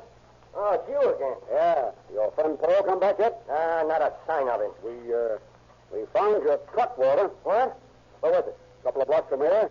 It's been in a wreck, Walter. Then that's the reason that guy never come back. Probably afraid to tell me he busted my truck up. Now, look, Walter, do you really expect us to believe all that? Oh, what? All that stuff about Paul and he's taking your truck. As a matter of fact, you're just trying to cover yourself up. Isn't that right, Walter? No. There's plenty of finding the truck so close to where you are, and yet you say you didn't have anything to do with it. Now, look here, fellas. Listen, I've been telling you the truth. There is a Paul. He just lives a little ways from here. You know where, exactly? Yeah, and I'll take you there. I'm not going to get mixed up in something I didn't have nothing to do with. If Paul busted into somebody, he can take the rap for it, not me. What do you think, Ted? Well, I think this fellow's giving us a runaround. Yeah. He's the one who was driving that truck home. No, now, listen, fellas, please. You can't railroad me for a thing like this. I'm on the up and up, honest I am. You were pretty tough tonight when we wanted to ask you some questions. I know. You see, it's kind of a bad habit of mine, maybe, but it doesn't have anything to do with this. I've been here all evening, and this guy I'm telling you about took the truck to the brewery for some beer. Well, maybe he did run over someone on the way. I don't know anything about that. But that's no reason I should get hauled up on it. Come on, now, let me show you where he lives, please. Well, I guess there's no harm in that. As long as you don't try any funny ones, such as breaking away, that wouldn't be so good. Oh, I won't, honest. All right, Walter, in that case, we can go see your friend Paul.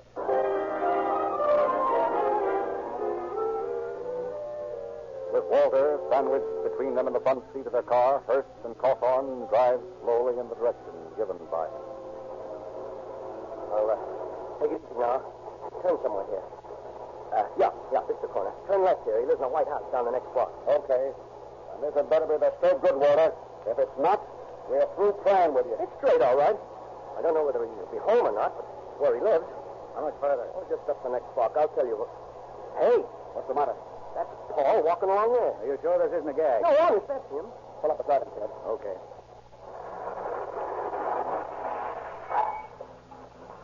Hey, you. Wait a minute. Huh? Your name Paul? Yeah. Paul's friend. That's fine. We want to talk to you. But never mind that. You just come along with us. In the car here. Who are you? Police officers. Come on, in the back there.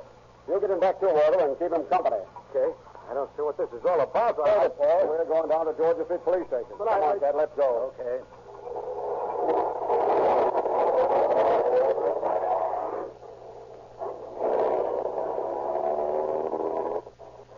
Well, was it hot enough today for you, Ted? Huh? Paper says hit a new high at noon. I sure hope it keeps up till Sunday. That's my day off, and I'm going to take a swim at the beach. Hey, what are you... Oh, yeah, of course. Yeah, it was plenty hot. Say, how about me going to the beach with you Sunday? Sure, why not? We can get a fall day and a little swimming, a little sunburn, some good old hot dogs. Sounds fine.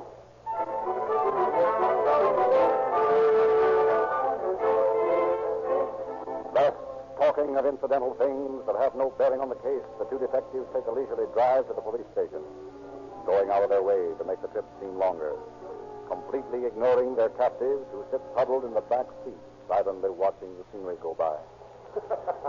I told you all along you were crazy to buy that car. You really got stung. Probably done better in a junkyard. Hey, listen, I don't have to keep dumping oil in it the way you're doing that hack of yours. Another thing, I get better mileage. Hey, I'll take you up on that. Why, I can get as high as 20 miles a gallon in traffic this track, and out of the 20, it's a 6 for 25. Oh, here we are, home. Here's where you get out, Frank. You too, Walter. Follow me. All right, in here. Collins. Yes, sir. Take care of this fellow, will you? Yes, sir. You'll stand here, Walter. And you're coming with us, Vance.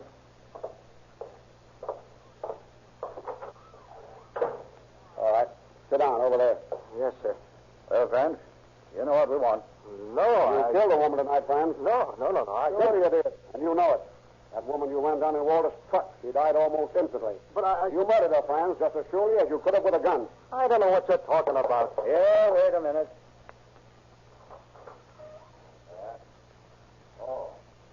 Thanks.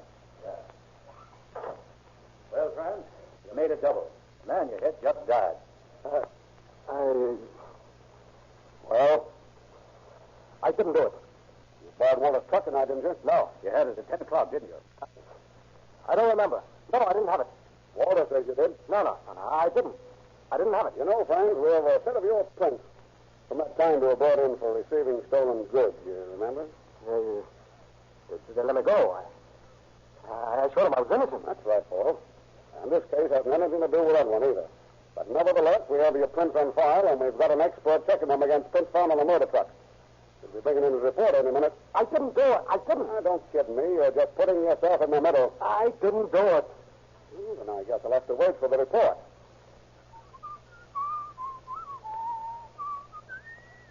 You sure you don't want to talk? Haven't anything to talk about. Nothing to talk about, eh, Paul? No.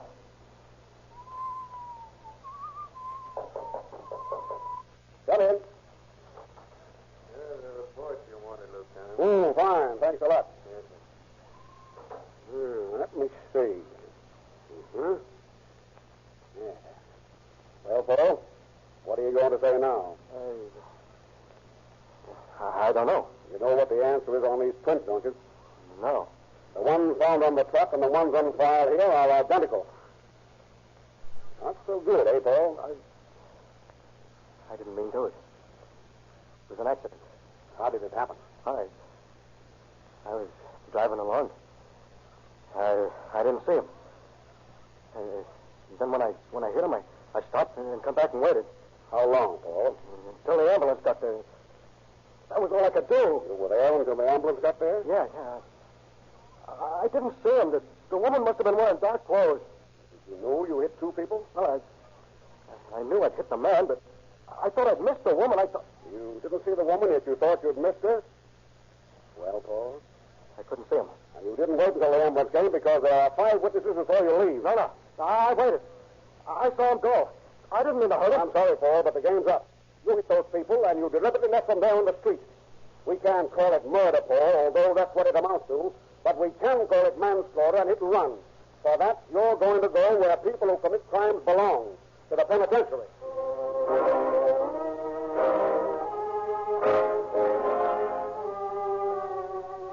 And after a short trial, on the morning of November 29, 1935, hit-run killer Paul Franz, tense, white-faced, stands before Judge Baird, listens to the words that will ring in his ears forever. Paul Franz, you have been found guilty by this court of 2 counts of manslaughter. You've also been found guilty of hit and run, a brutal, cold-hearted crime. Therefore, Paul Franz, I sentence you to serve a term of from 1 to 10 years on each of the manslaughter counts and from 1 to 5 on the hit and run charge. All to be served concurrently in Folsom Penitentiary.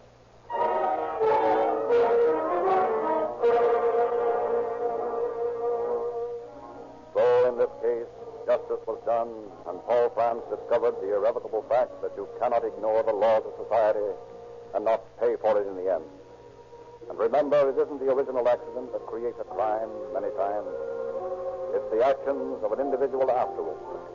The law reads, in case of an accident, stop and render assistance if humanly possible.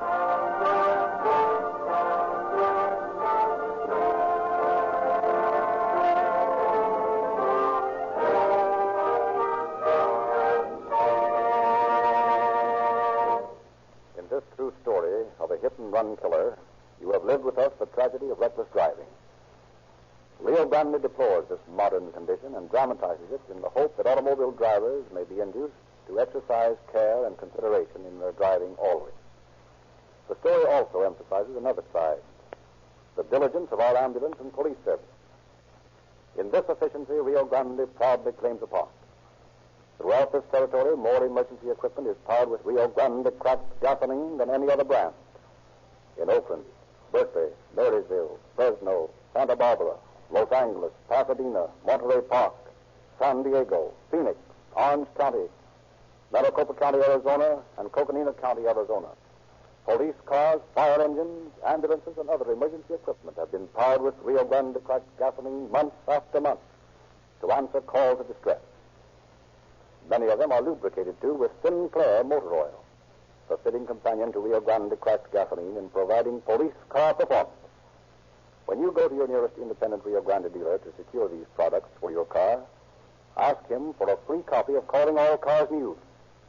Learn how you can earn 1,000 gallons of Rio Grande cracked gasoline by helping police catch criminals. Get your free copy tomorrow.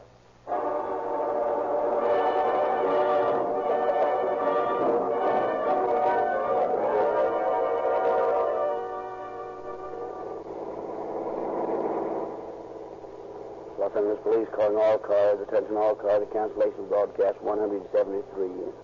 Cigardia hit and run accident. Suspect in this case is now in custody. That's all. Rosenquist.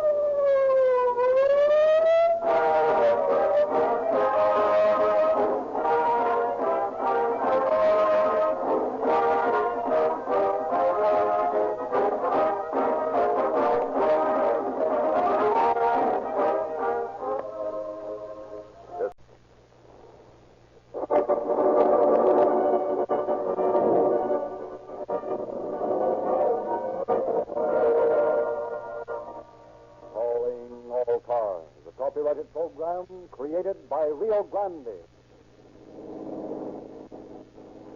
Culver City Police calling all cars. Attention all cars. Broadcast 174. Investigate an explosion and fire at 753 Overland Avenue. That's all.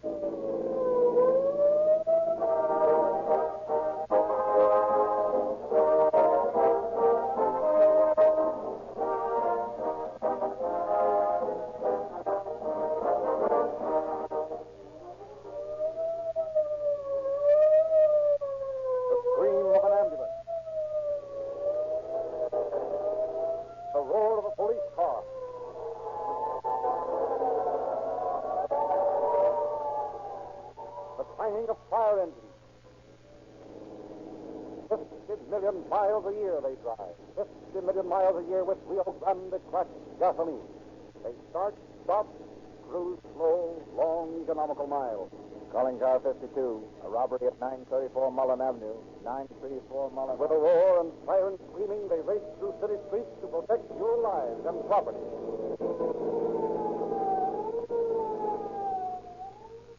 Rio Grande is pardonably proud of the distinguished service rendered only by cracked gasoline in powering more police cars, fire engines, ambulances, and other emergency equipment wherever it is sold than any other brand. No other test for gasoline compares with this yearly 50 million mile record. It is the most conclusive, convincing proof of quality ever presented to Western motorists. The exclusive Sinclair refining process is responsible for this difference between Rio Grande cracked gasoline and ordinary brand. For in the West, only Rio Grande can use this process. Why use old-fashioned, sluggish gasoline? Profit from the exhaustive tests of government engineers. See your Rio Grande dealer tomorrow.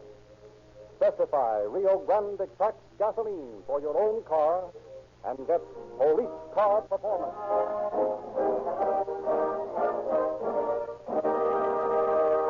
Tonight we have in the studio Detective Lieutenant R.F. Lynch, head of the Detective Division of the Culver City Police. Lynch. Good evening. The story you will hear tonight is one that we of the Culver City Police Department are proud of. It is a case where from the very beginning the odds were against us. Every move we made was blocked by one thing or another until at times it seemed almost impossible that our aims would be accomplished. But thanks to the more than willing cooperation of the Los Angeles Sheriff's Office, we were able, after many disappointments, to solve our case and place the criminal in custody. It is interesting to note that the means we used in identifying one of the criminals is the only time on record such a procedure has been followed. In closing, I would like to express my thanks on behalf of the Culver City Police Department to Sheriff Eugene Biscalou and to Captain Nuremberg, head of the Los Angeles County Bureau of Identification, for the valuable assistance they gave in this case.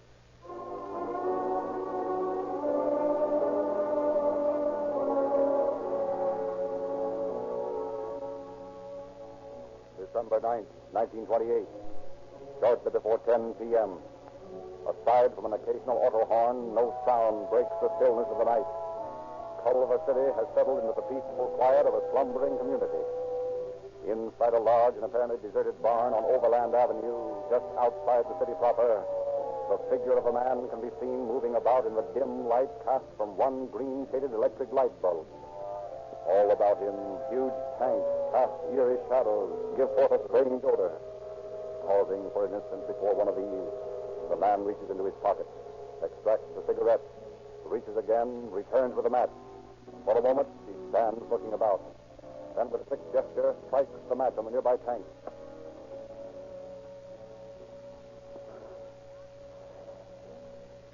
His cigarette lit. Another quick gesture sends the smoldering match sailing across the room to land in a maze of winding copper pipes where it lies sputtering feebly, slowly dying out.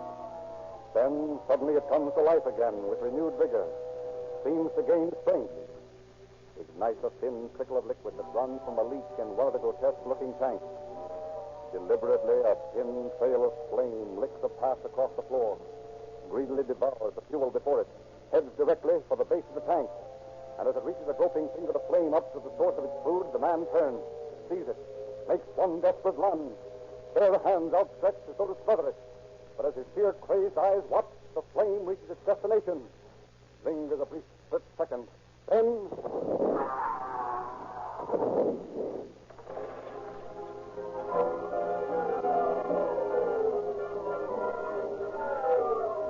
Residents for miles around, hearing the ground-shaking explosion, rush from their homes, find the sky tinged with red as huge flames shoot hundreds of feet into the air above all the remains of the old barn. And in the fire station, an alarm bell informs Fire Chief Frank Wilson of the explosion, galvanizes to sudden action every available piece of fire equipment.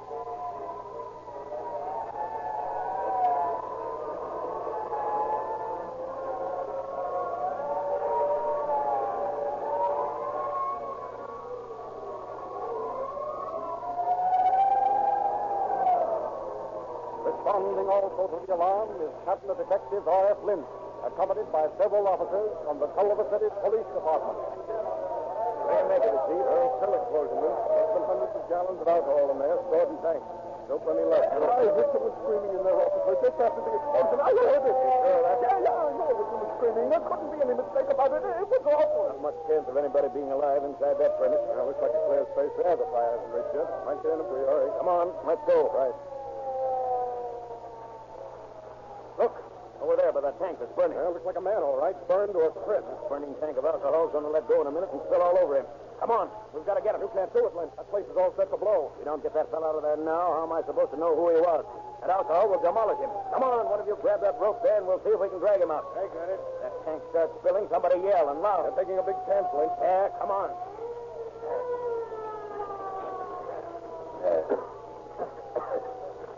Here, get this rope around his feet, and we can drag him from a safer distance. It's getting too hot, Lynch. Yeah. Now let's get out of here. Come on. Hurry. This is all right. Now give me a hand with this rope. Yes. Heave. Hurry up, Lynch. That tank's coming down. Yeah, I see it. There he is. Okay. Now, if we can carry him outside, we'll see what we got. Practically nothing, if you ask me. You'll never get an identification of this one. Save your breath, Ed. Give me a hand here. Easy. There. Now, come on. Let's get out of here before the whole place falls down. Struggling under the weight of the burned man, Lynch and his companion managed to reach the open air as the entire section of barn they were just in collapses into a shambles of burning wood. And once clear, a flashlight reveals the body to be so badly burned that there is apparently no single clue as to its identity. I told you we were wasting our time in there. How you going to find out who this fella was when there's nothing left of him? Well, frankly, I don't know. Hold that flash here while I look him over. Okay. Yeah. No chance of anybody recognizing him by his face, that's certain. No clothing left. Hey, bring that flash down here a little closer, will you? Yeah, that's got it. What's up? Looks like a tattoo mark here on the back of his arm. You see here where it isn't burnt? See, what does it say? Manila. P.I. 1919. That's a great help. That isn't nothing at all. Maybe. Hello, Lynch. What's going on here? Oh, hello, Cecil. Little still blew up. Made ashes out of this bird. Yeah? I just got in on the train in time to hear the excitement. Drove out here as fast as I could. Well, I've been trying to get an identification on him, but so far the only thing I've got is this tattoo mark. Manila P.I. 1919. Probably an ex-sailor or soldier. What's the reason for wanting an identification so badly? Mainly the fact that I'd like to get a line on the bunch who ran this still. I've been trying to find it for months. Now that I have, the only person who might be able to tell me anything is Brento Chris. Well, you might as well call the wagon and take him into the morgue. Not much we can do out here till this fire's over. Yeah. Wilson doesn't get it under control soon, there's not going to be enough left of it to bother looking through. Oh, well, come on. Let's phone for the wagon. I'm getting tired of this noise.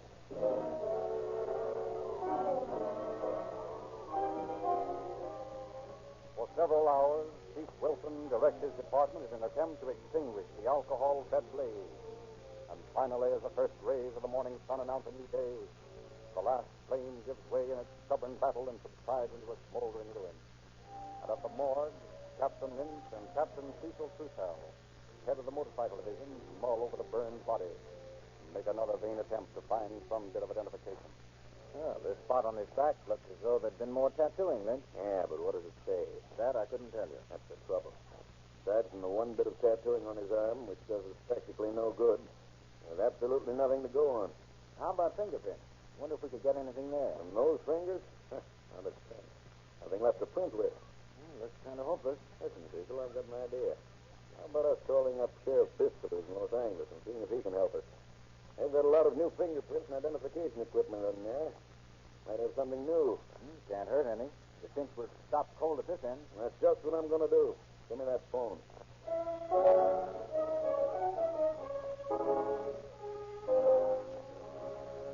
Thus, in response to Lynch's call, Captain Nuremberg of the Identification Bureau drives to Culver City, pulls up in front of the morgue, and once inside, he meets Lynch in Trussell.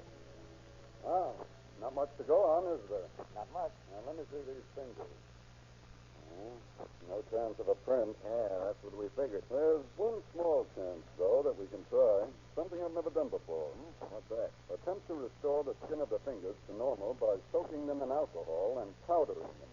Think it might work? I can't say definitely. I know that it's just possible. But it will be experimental completely. Well, for me, I say let's try it. If it works, we're ahead. If it doesn't, what have we lost?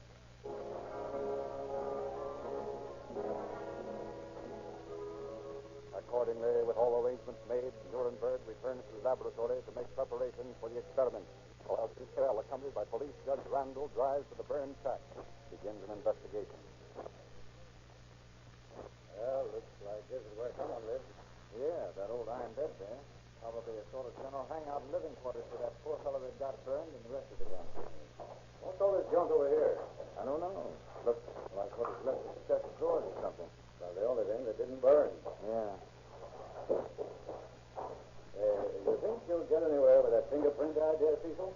Oh, I don't know, Judge. There's a chance. Lynch is pretty enthusiastic over it. More power to him. Without the slimmest lead I've ever heard of. Hello. What's this? Find something? I don't know. Looks like an old watch. Yeah. What it is. Anything in it? Oh, some papers. Let me see. There's an old speed ticket. Only wait a minute. It's not so old. Made out on December 8th. That's the day before yesterday. Yeah. See if I can make out the name on it. Harry A. H. O. Howard. Harry A. Howard. Well, you remember that name, don't you, Judge? Yeah. Hey, wasn't he the fellow we had up for bootlegging a couple of times? Right. Lynch and I have been trying to connect him with some big-time skill for a long time. And it looks like we were right. Let's see what we got here. Hereby orders to the Yeah, and here's the officer's name who gave it. Say, I've got an idea that this little ticket is going to make a lot of difference in this case, Judge.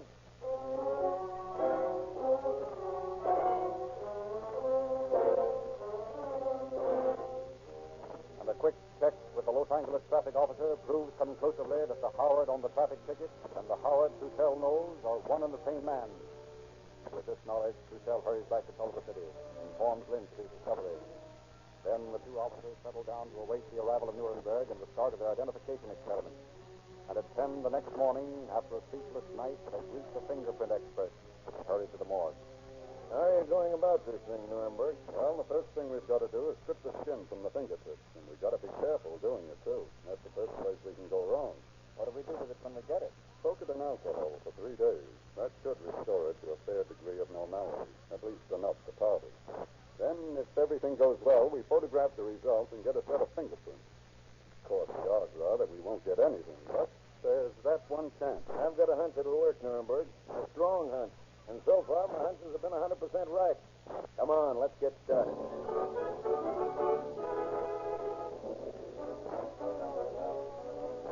So, throughout the morning, Nuremberg works like some skilled surgeon, carefully removing the tarred skin from the pig's fingertips, delicately placing them in a container of alcohol to soak.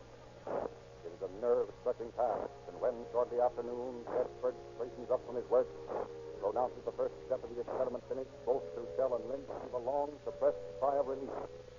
So far, so good. And now, with 3 long days to wait, Lynch and Trussell pick up the former thread of evidence. Start a manhunt for the man behind the still, Harry A. Howard. But first, they make another search of the burned still. Discovered a metal waste paper container buried under a pile of charred embers. In it, they find several scraps of torn paper. That someone wanted to get rid of some love letters or something. Yeah, only these scraps aren't letters. Look more like receipts. Look more like receipts. Look more like receipts. Look more like receipts. We're on the right track. Now all we've got to do is to find Howard and pin it on. He won't have a leg to stand on.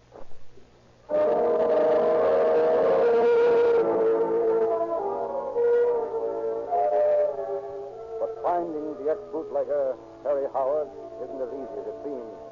For 2 days, the men track down all his known haunts, find the same answer. Howard has not been seen for some time.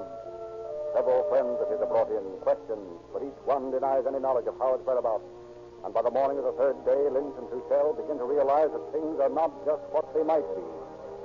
And now the search for Howard is put aside for the continuation of Nuremberg's experiment. In his laboratory in Los Angeles, Lynch and Trussell watch anxiously as the scientist begins the second step, that of powdering the now thoroughly soaked fingertips. You see here how the skin has turned white, resumed its appearance of human skin rather than parchment. Yeah, you can tell what it is, all right. Now, the next thing is to make the tiny indentations or lines stand out. You see, unlike the usual method of fingerprinting, that is, rolling the fingers in ink and then getting an impression from pressure on a pad, we've got to photograph these tiny pieces. Naturally, the way they are, there's no contrast. Everything looks white. So we take this dark powder preparation, so, and dust it into the crevices. Then we blow off the excess. And there you see a perfect fingertip. By George, Nuremberg, you've got something there. I hope so. Well, what now? Photograph? That's right. This lens is specially constructed to take sharp close-up pictures of small objects. Now, I'm going to set this glove-like fingertip on the end of this pencil. So, and set it up here with this light on it. Like this. You mean you're going to have to set each one up like that and take a picture? That's right. Slow, but if it works, sure.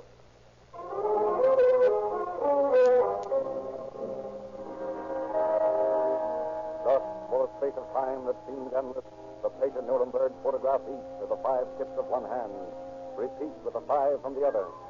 And at last, after 2 hours of careful work, the placer stands to be developed and printed. Impatient for the results, Lynch and Trussell go with them, watch quietly as the negatives are developed, wait eagerly as the first carbon print begins to trace a pattern on the white sheet of photographic paper. Look, Cecil, there's something coming out. Yeah, tiny little circular lines. Fingerprints. Why, it's almost unbelievable, then, that anyone could start with what Nuremberg had and finish with this.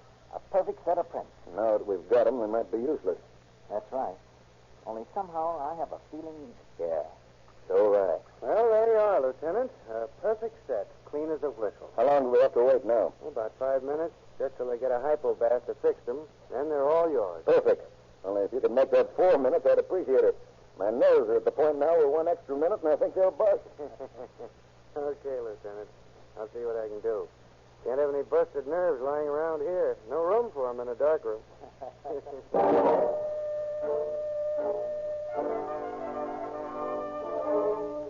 And in the allotted time, Lynch and Truchell find themselves in possession of the long-awaited prints. Immediately, they start the first move towards an identification, that of checking with the files in the Los Angeles Sheriff's Fingerprint Bureau. Also, a copy of the prints with a description of the tattoo marks found on the dead man's arm is sent to the War Department with a request for information regarding same. And in a short time, their search of the files comes to an abrupt end as a card bearing the name James C. Duane. An identical set of fingerprints comes to light. Every classification is identical. Under the name, there is a line which reads, held for San Francisco police in connection with diamond theft. Obviously, the dead man is no other than one James C. Duane, ex-diamond thief. Then, 2 days later, word comes from the War Department via teletype. Regarding your request for information, fingerprints and general description, that of one Dennis James Curtis, enlisted in the United States Navy from San Francisco, April 16th, 1919. Discharged May 1920 for bad conduct.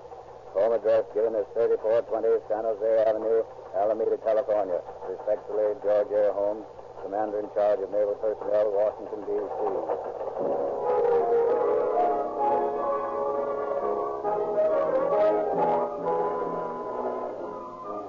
And in response to a telegram, Duane, alias Curtis's father, makes the trip down from Alameda, identifies his son's remains, and puts an end once and for all to all speculations as to his identity. And Lynch and Truchell begin a minute search for the missing Howard. But this time as before, their efforts are blocked at every turn. No one knows where Howard is. No one knows anything about his connection with the burned still.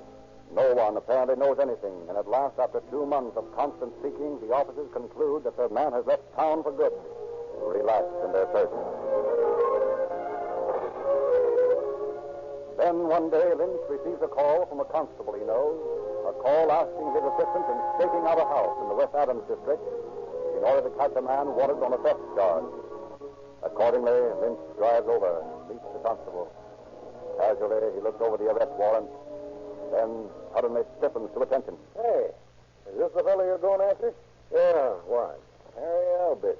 Harry Howard's brother-in-law. Who's Harry Howard? Gent Truchell and I have been looking for months. He's the lad behind one of the biggest steel outfits in town. I've got a warrant for his arrest right in my pocket. Been carrying it there just in case I happen to run into him sometime. Hey, what's this Albert's got to do with him? He was mixed up with him in a couple of bootlegging raps we nabbed Howard on. Claims to be his brother-in-law. Nice family. Albert's is one for all the thefts in Los Angeles. Let's get out to this house. I'd like to give it the once-over and see if I can get a lead as to where Howard is. That's one person I'm anxious to get my hands on. Probably won't find anything. People like this aren't apt to leave their calling cards lying around. However, I still want Albert, so let's go.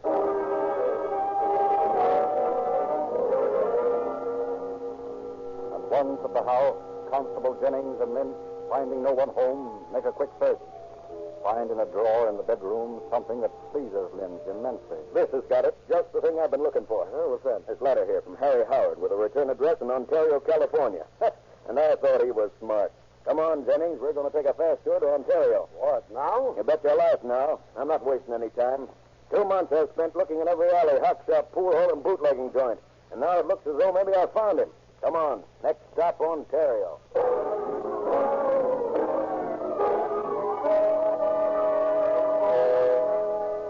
Not wanting to waste the time necessary to return to Culver City and locate Truchell, Lynch and his companion, Constable Jennings, start a mad drive to the foothill town of Ontario. Mile after mile, they drive at breakneck speed. And inside of 30 minutes, they pull to a grinding stop in front of the Ontario police station. A brief stop there, long enough to enlist the aid of a local officer, and they resume the journey. This time, stopping down the street from a small white house bearing the address found on the letter. Quietly, Lynch makes the plan. Issue his instructions. Now, there's no way of telling how many we're going to find in there, but the way I've got it figured, if we surprise them, we'll have a good chance of grabbing them before they know what's happened. It sounds logical enough. Jennings, suppose you take the west side of the house. Right. You the back door. I'll go in the front way. Right. When you hear me inside, you come in through the back door fast. If they start out first, nail them. Don't let anyone get away until we know who we have. Understand? Perfect. Okay, and be careful. I don't know much about this Howard lad, but I understand he carries a gun, and he isn't particular who he uses it on. Keep that in mind. Yeah, don't worry. I'm not anxious to get filled with lead. Okay, then. Let's go.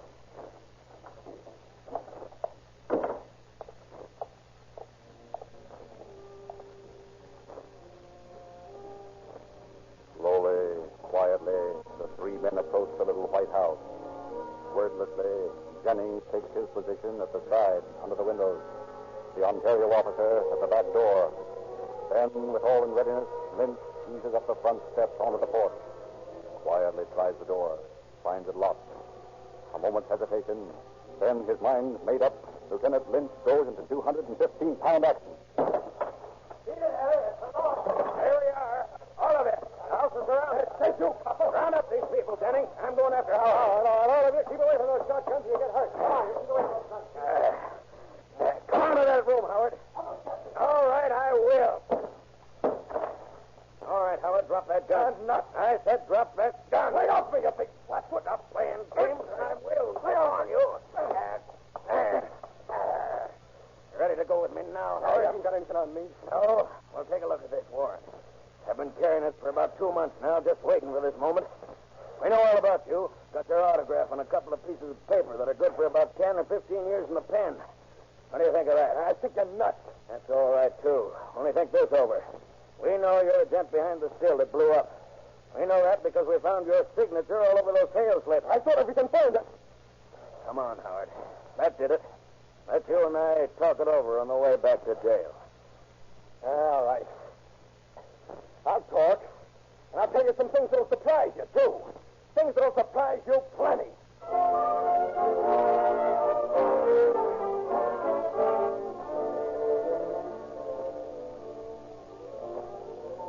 And Harry Howard did talk. All the way back to Culver City, where he was lodged in jail on charges of operating a still. But when he finished, the only thing he had done was to put himself behind bars for some time to come. Thus, through the combination of the elements of chance, patience, and science, what might have turned out to be an unsolved case ended with the criminal in jail and our records marked solved. Thank you, Lieutenant Lynch.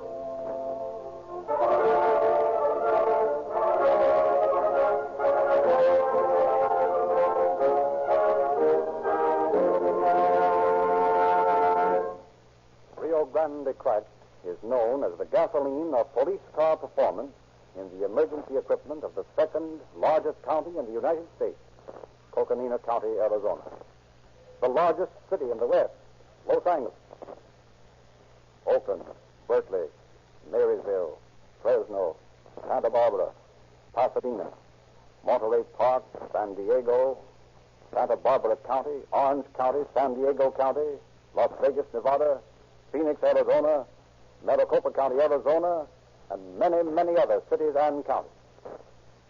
Wherever you buy Rio Grande Cracked gasoline, you can buy Sinclair motor oil, refined from the highest priced and oldest Pennsylvania and mid-continent crude oil.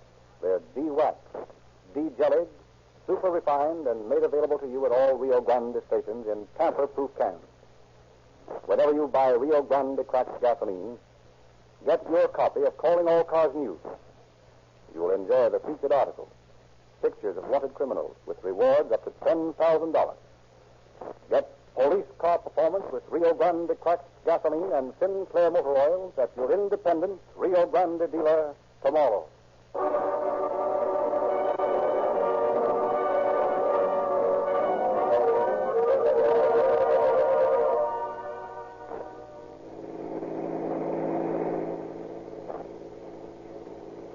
Culver City Police calling all cars. Attention all cars. Cancellation. Broadcast 174. Regarding an explosion and fire. Suspect is now in custody. That's all.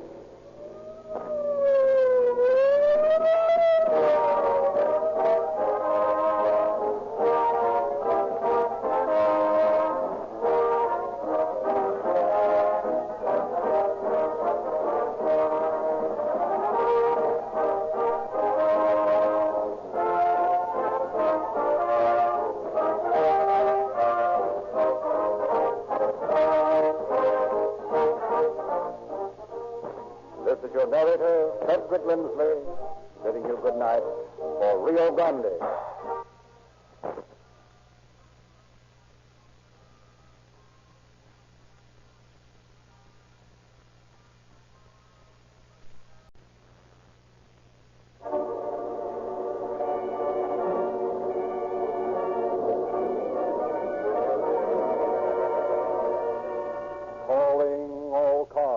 Copyrighted program created by Rio Grande.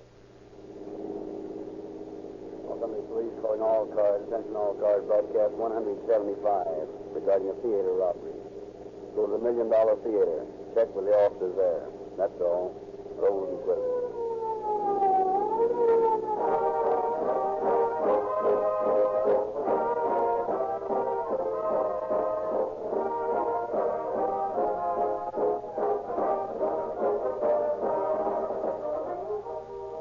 Do you remember this saying? If you make the finest mousetrap, the world will be the path to your door. That's true about mousetraps, gasoline, or any other product. For 2 years, Rio Grande led all other gasolines in percentage of sales increase. Thousands of well-informed motorists have literally beaten a path to the doors of Rio Grande dealers to get police car performance in their cars. Engineers, purchasing agents, police and fire departments, those who test gasoline, those to whom gasoline means most, have specified Rio Grande cracked gasoline in all their emergency equipment month after month. Listen to this list of new users just since the first of the year. Pasadena, Monterey Park, Marysville, Phoenix, Orange County, California, Coconina County, Arizona, Las Vegas, Nevada, and now Linwood, California is the latest city to fly the Rio Grande banner and have true police car performance in her emergency equipment. Linwood is a thriving center of new and prosperous industry. Its 10,000 citizens take pride in their well-kept houses, schools, and law enforcement agencies. We have told you many times about Los Angeles, Oakland, Berkeley, Fresno, Santa Barbara, San Diego, Maricopa County, Arizona, and many, many other cities and counties. Nothing can stop the march of progress of such a definitely superior product. The only gasoline in the West refined by the Sinclair cracking process. Accept no substitute for police car performance. Get the added mileage, quicker starting, increased power that Rio Grande cracked gasoline gives. Patronize your independent Rio Grande dealer from now on.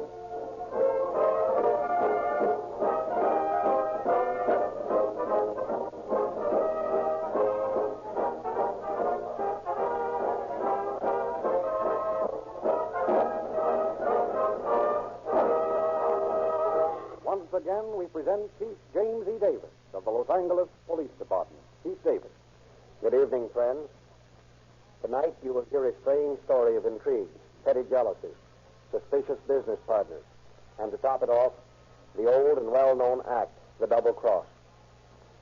When officers were first notified of this crime, they proceeded to investigate it in the usual way. But after a few hours of answers that made little, if any, sense, they were forced to rely on their own powers of deduction. Even then, they found themselves faced with one of those unusual situations where every time a lead started to develop into something, it suddenly, and apparently with no reason at all, came to an abrupt end. It is a story like this that illustrates so well the patience and vigilance of the modern police officer. He has a job to do, and until that job is marked solved, his efforts never cease. He may put it aside for another case, but always, hidden away in some portion of his mind reserved for that, the driving thought remains, completes the case.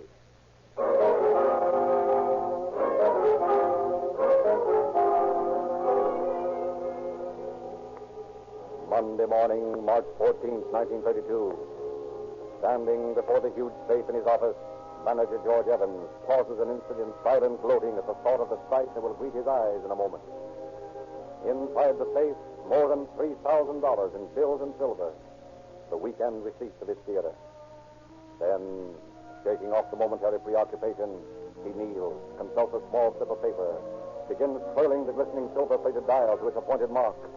Left, then right, then left again. Suddenly, a small click of falling tumblers. A twist of the handle, and Manager Evans' face gleams with satisfaction as the door swings open. There. Now, this little door. And there it is. Oh. Why? Well, it's got to be here. Good Lord. Coffin. He knows the combination. He was here first this morning. Coffin. Come in here quickly, Sam. Got into you, George. What's all the shell? George, what's the matter with you? The safe. Look for yourself. The safe? Gone. Everything gone. Couldn't be. That's impossible. Impossible, is it? Well, look for yourself, Sam. First I lose money on investments, then I lose money in the theater business. Now I lose money from my safe. How could it be, George? Only two people know the combination. Yes. You are one of them, Sam. You also. You should call the police. Yeah. They will want to know things, Sam. I want to know some things, too, George. You call the police. All right. Hello? Give me the police, please. Yes, that's right. The police. I want to report a robbery. Yes, that's right. A robbery.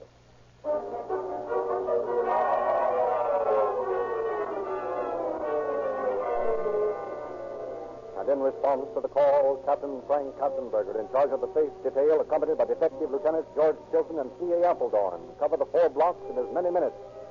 Rushing upstairs to the manager's office, they find themselves practically having to battle their way in through a group of excited people cluttering the small room. All right, you people, take it easy. The way you talk, you think I done it. That's silly. Would I be stealing from myself? I left last night before the money was put away, and I can prove it. Wait a minute. Let's get this story. Now, quiet down. To start with, I want to know who you people are. What's your name? I'm Herbert Laser. I got my ideas about this. All right, what do you do around here? I'm a partner with Sam Carpenter, and we own the theater. I'm the one who lost the money. Would I be robbing myself? Well, it's been done. But wait a minute. Who are these people? And who was the one that found the money gone? That one, George Evans. He's the manager of the theater. I can prove that I left before the money was put away. All right. Which one put the money away? This fellow, John Walsh. He's the assistant manager. He handles the money. I don't know the combination of the safe. Evans opened it. I just put the money in and locked it. Mr. Early can vouch for me. All right. Who's Mr. Early? He's the manager of the Circle Theater. This is him right here. Come on, go ahead. Come on. All right. Now, what were you doing here last night? I came in with the money from my theater. It was 11:30, but I didn't see the safe locked. Some people they're waiting for me, and I went right out. And who are you? I'm Molly Lord. I'm the cashier. All right, now everybody just sit down. I'll try to get some more dough from you. And remember, you're all under suspicion. I don't see why I'm under suspicion. Would I steal my own money?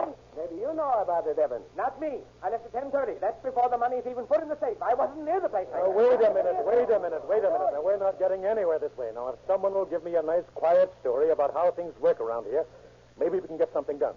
How about you, Evans? Sure. Well, it's like this. The last show starts about 10:07. When it quiets down, the ticket seller leaves the box office and takes the money and the unsold tickets upstairs. Then I open the safe, and John Walsh here puts the money in and is supposed to lock it. Well, last night the same thing happened. I opened the safe about 10:15, and about 10:30, I can prove I left then. Walsh can tell you that I left before the money was put away. Yeah, you could have come back after and opened the safe again. What? Don't try to be funny in a time like this. Yeah, you could have, couldn't you? Keep it calm, boys. Keep it calm. Now, when all this, who was the last one to actually see the money inside the safe? I guess I was. Joe Walsh? That's right. All right, let's hear your story. Well, after the last performance started, I went to the box office and got the money box, and Miss Loft and I took it up and counted it together. That took us about 15 minutes, and Miss Loft left right away. Then Evans came in and opened the safe. He's right when he says he left at 10:30. He did. And I was alone from then until about 11 o'clock. I was counting out $100 in change for the next day, and when I finished that, I put it in and locked the door of the inner safe. Inner safe? There are two of them? Yes, a big one and a smaller one inside. Did you know the combination of either one? No one did but Mr. Evans and Mr. Carpenter. All right, go on with your story. Yeah, go ahead. Tell us again about locking the safe. You're sure about that, are you? I'm absolutely certain that I locked the inner safe. All right.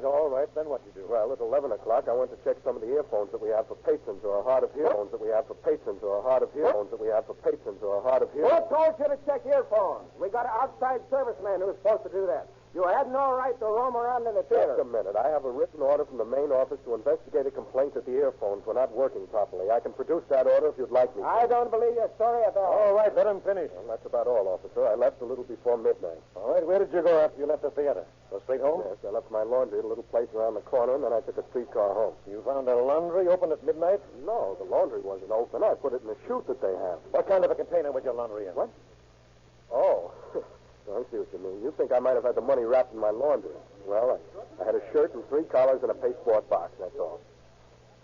I guess I'm in a bad spot, all right, but I'd like you to remember that I don't know the combination of the safe. Well, it was an inside job. That safe wasn't blown or jimmied. Someone unlocked it by using the combination. Evans and Koppelneck are the only ones who have the combination. Even if I knew it, I wouldn't rob my own safe. Perhaps you mean that I did it. I can account for every minute after I left it there. I didn't do it. You didn't do it. I think you should put somebody in jail and sweat the truth out of them. I have my idea. You needn't be afraid I'll run away. I'm as anxious as you are to get this matter cleared up.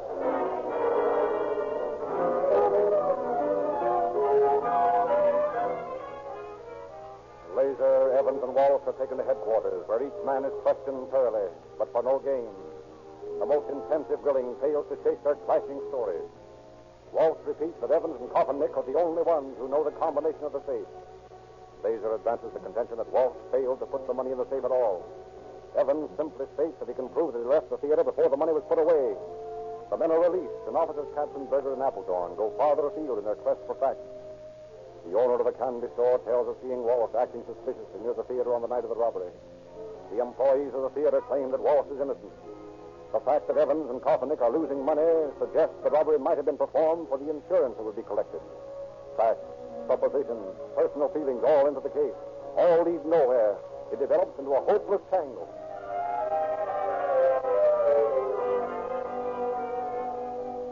The police are baffled because 2 people, unknown to them and forgotten by the suspects, cultured the seed that finally developed into the drama enacted on the night of March 18th. The simple friendship of James Hill and Ruth Becker for Evans, the manager of the theater, sets the stage for the action. The 2 people are in Hill's apartment after being at the theater for the evening show. That's why I like it. It was sad the way they ended it, but, well, I don't know. It was right, I think. Yeah, it was good, all right. Say, why did you give me that funny look after the show when we were with Evans in the office? I don't know. I was just surprised at all the money put in the safe, I guess. Is that all you were thinking about? No, that's all. Why? I was just wondering. Did you notice the piece of paper he had? Yeah, I noticed it all right. It was a combination, wasn't it? Yeah, it was a combination. I'd like to have a safe with all that money in it, wouldn't you? Sure. I'd like to have a lot of money like that. Well? Hey, Jim, it'd be impossible to do anything like that. How could we? Forget it. Forget I said anything about it. Could be done, no. I'm sure of it.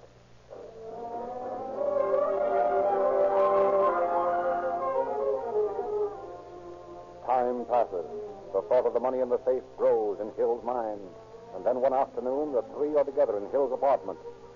Evans is sitting on a couch, drowsy, after a lunch prepared by Ruth Becker, who is in the kitchen washing the few dishes used. Hill slouches in a chair looking out of a window.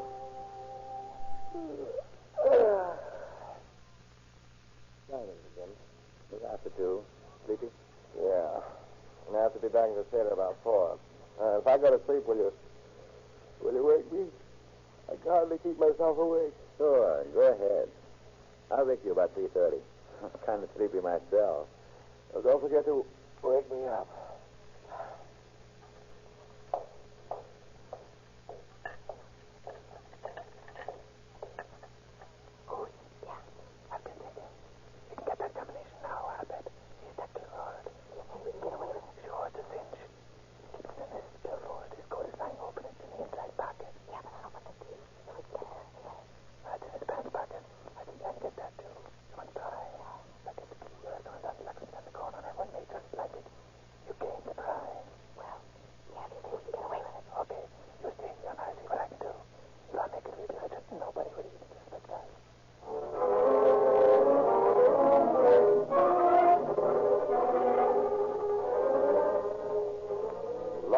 With the couple.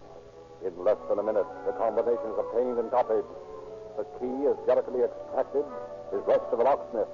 In 20 minutes, the duplicate is safely hidden. Evans is awakened later and leaves, none the wiser. The page is set. And shortly before midnight on Sunday, March 13th, just 4 days since the key and combination were stolen, Hill and Ruth Becker are in a car near the theater. Sure there's nobody there? Yeah. Closed, all right. Last time I called, I let the phone ring for over a minute. Nobody there. Well, don't you want to drive around the block once more? No, it's all clear. What's the matter? Are you losing your nerve? Been around the block about 6 times. Oh, no, I'm not losing my nerve. I just wanted there to be any slip, that's all.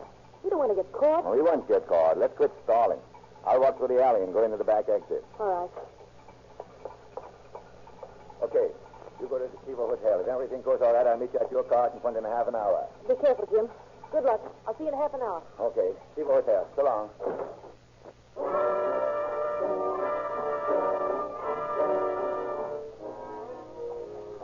Taxi! Taxi! Right here! Taxi!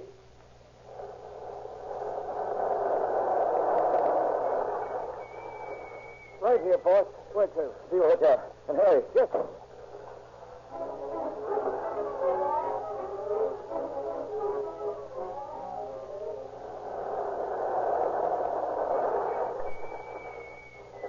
How much do I owe you?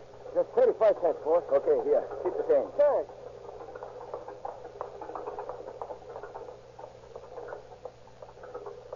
Did you get it? I got it all right. You have any trouble? No, not at all. Come on. Let's beat it to my apartment. Okay.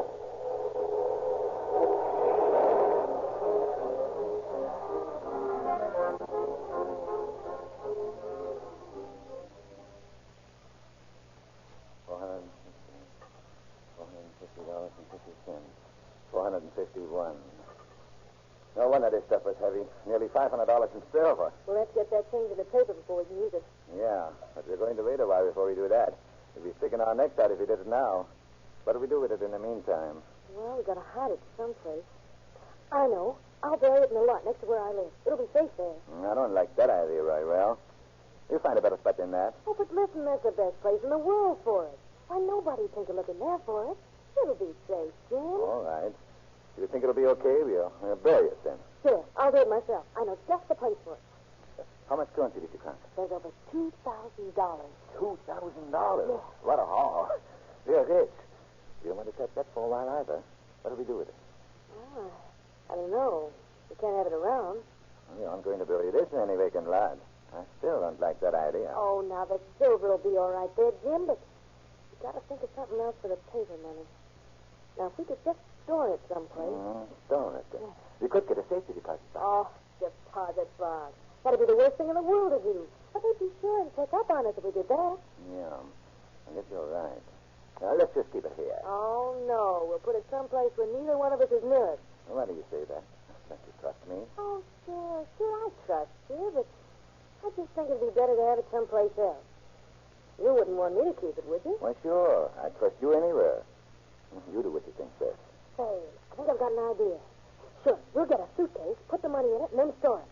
How does that sound to you? You think that'll be safe? We don't want to lose it now that we got it. That's the best thing to do. That'll be perfectly safe there. And just to be sure, I'll get some sealing wax. So neither of us will have anything to worry about. Why do that?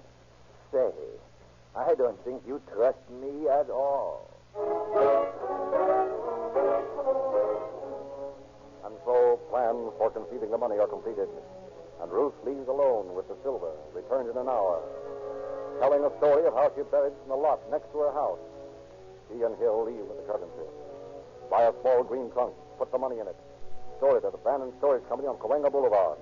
The lock is sealed with wax. 2 slow weeks pass. Hill impatiently waits for the time when he can go after the money. Finally, he receives a phone call from his accomplice. He has decided that enough time has elapsed. She calls for him on the morning of Monday, March 27th. Together, they drive for the place where the loot is stored. I think it's safe enough to take the money now. I don't think anybody suspects it. Yeah, write it down, I guess. Been reading about it in the papers. 2 guys are going to lose their jobs. I almost sent a letter to the police to tell them not to let the boss fire these 2 guys. Seems too bad. Listen, don't worry about them. You worry about us. We may get caught yet. No, we won't get caught. I was sure be glad to get my hands on that dough. I'm broke. Oh, well, it won't be long now. We'll have plenty of money. Yeah, I hope nothing happens. What could happen? Nobody knows we got the money stored. Nobody even knows we got the money. What's there to be afraid of? I don't know. I just got the willies. I'm kind of scared. Well, you don't need to be. You don't even have to get out of the car. I'll go get it myself. How'd you that swell of you? I'd rather have you get it anyhow. I feel kind of funny. Oh, here we are. I pulled up in front of the building and wait right there for you. Yeah, pull right over here. I'll only be a minute. Okay. Here I go. In a few minutes, we'll be rich. Funny. I got just about to pay the storage bill. Isn't that a laugh? In a few minutes, Hill emerges, the small green trunk clutched tightly in his arms. But suddenly... There he is. Go. After it. Get to the roof. Come on, give me that. Jim, come here. It's the law. Hurry, come on, drop the trunk. Leave it. You'll get caught with the police. Get him. Don't let him get away. Come on. Let's get going.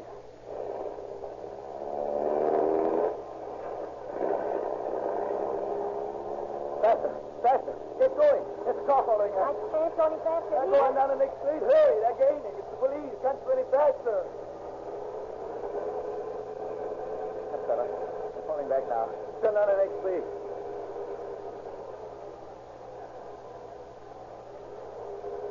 I guess we got away.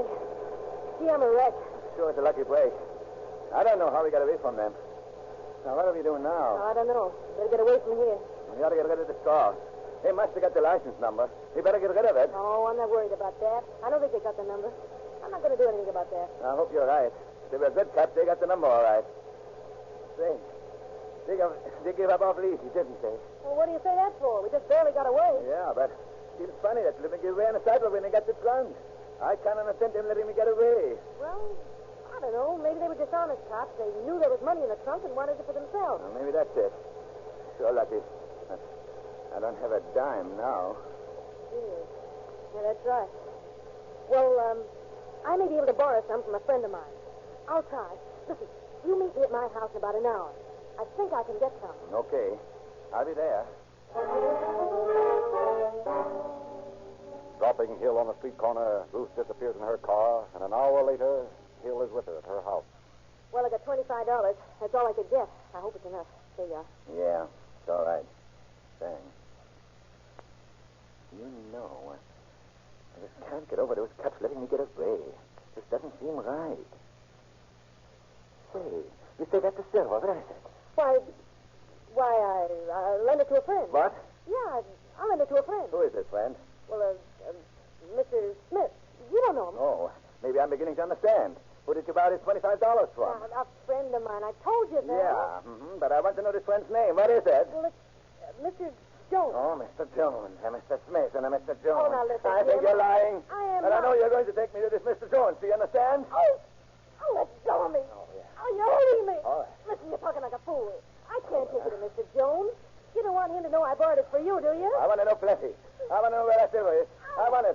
I want to meet those cops of yours. Let me get away. Listen. You want to meet those cops of yours. Let me get away. Listen. You want to meet those cops of yours. Let me get away. Listen. You want to meet those cops of yours. Let me get away. Listen. You're lying to me. I've been framed. You never crossed me. You're stuck in flames. You never crossed me. You're stuck. Oh, I tell you. All right. You call them. I'll fix it so you can really call them. I'll wreck this place. Stop Oh, I'll fix it. You never crossed me, huh? All right. Go on. Go on. Call the police. Take me. That's me. I'll call them.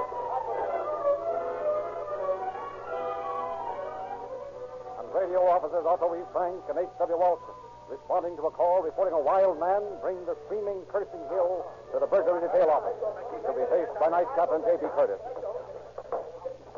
What do you want to do with him, Captain? Take him in and let him cool down for a while. We'll talk to him later. All right, come on, you in there. Say, he sure ruined that house. Broke every window in it and most of the furniture. He yelled something about a robbery when we got him. And then he closed up like a clam. He acted like a crazy man all the way down.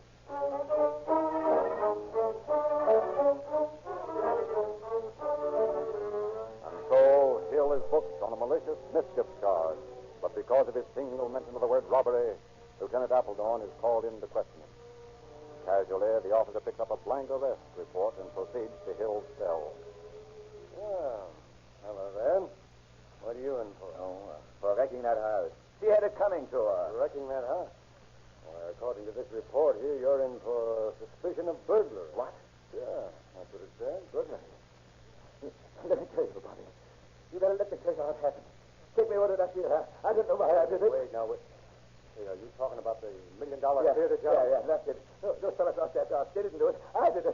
She never caught me. You get her, too. She was in it with me. Slow down. Who was in it with you? Yeah. Who's better? She never caught me. She and those guys that I thought... Wait a minute. Don't cut what he did. What? Forget me, of course. Yeah. She had the money stored. I came out with it. These guys came out and got the trunk. But they were cuts and I ran. Don't let those guys get away. Don't let them get away.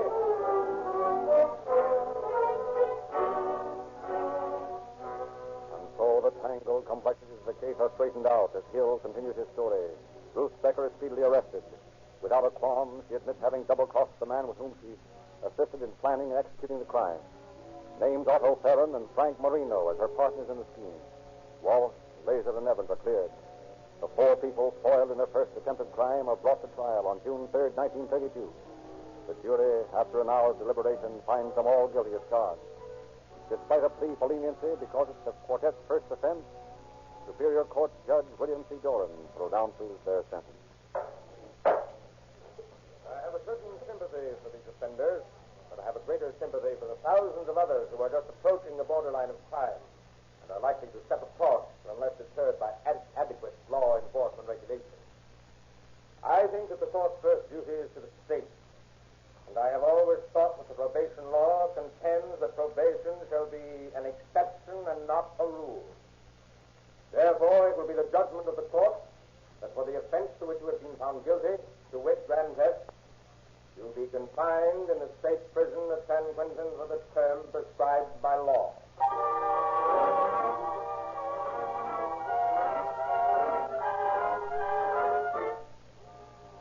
Thus, by a strange twist of human nature, what might have been a tragic case of false arrest and imprisonment exposed itself because of the man's temper. And because James Hill mentioned that one word, robbery, he sent himself, as well as his accomplices, to prison to pay for their unhappy experience with crime as a business. Thank you, Chief Davis.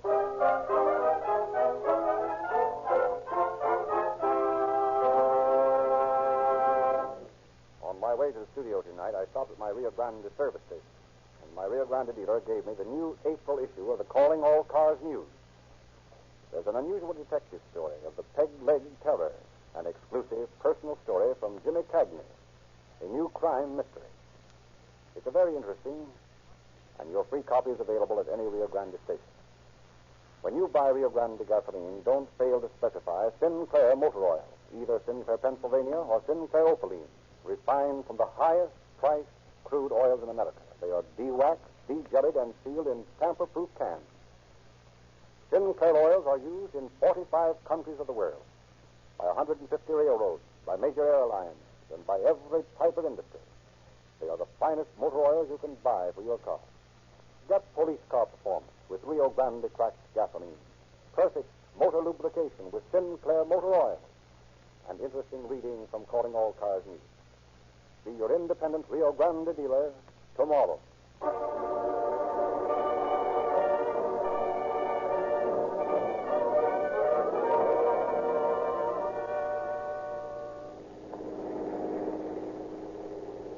Los Angeles Police calling all cars, attention all cars. A cancellation broadcast 175 regarding a robbery.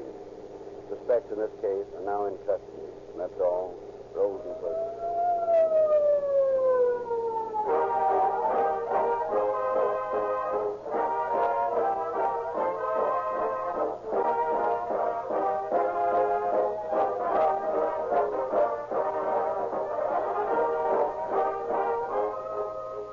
This is your narrator, Frederick Lindsley, bidding you good night.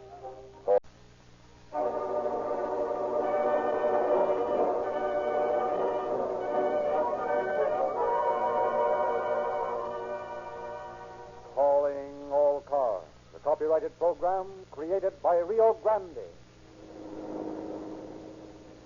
Los Angeles Police calling all cars, attention all Los Angeles County Sheriff's cars, broadcast 176. Investigate a shooting at 741 Orange Street, Monrovia. That's all.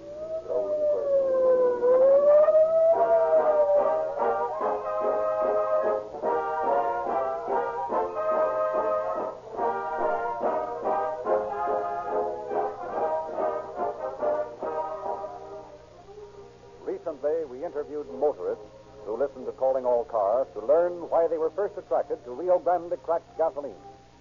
Some typical answers. I am a salesman. I drive 25,000 miles a year. I started using Rio Grande cracked gasoline because it is the first choice among police officers. They drive harder, faster, and farther in a year than I do. They ought to know their gasoline, and they do.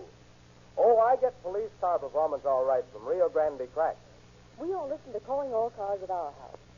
One night when you explained about the Sinclair cracking process, you said coffee beans have to be cracked or ground to release their full flavor. And so we crack gasoline to release its full power. Now, that sounds reasonable, and although they say women don't reason, that's what made me a Rio Grande customer. That long list of cities and counties using Rio Grande cracked gasoline is what got me started. I don't remember any other oil company pointing to a record like that. I've never had a reason to change from Rio Grande cracked. I find it better than any other gasoline I've ever used. The Rio Grande list of city and county users is indeed a convincing one. Los Angeles, Oakland, Berkeley, Marysville, Fresno, Santa Barbara, Pasadena, Monterey Park, Linwood, San Diego, Las Vegas, Phoenix, Santa Barbara County, San Diego County, Orange County, Maricopa County, Coconina County, and many, many other cities and counties. The list is twice as long as it was last year. And now we add the name of Glendora, delightful city of the Citrus Belt, tucked in between the foothills and the San Gabriel Valley. Rio Grande is proud to serve Glendora with police car performance. Join these intelligent buyers of gasoline, those to whom gasoline means most. From now on, in your own car, get police car performance.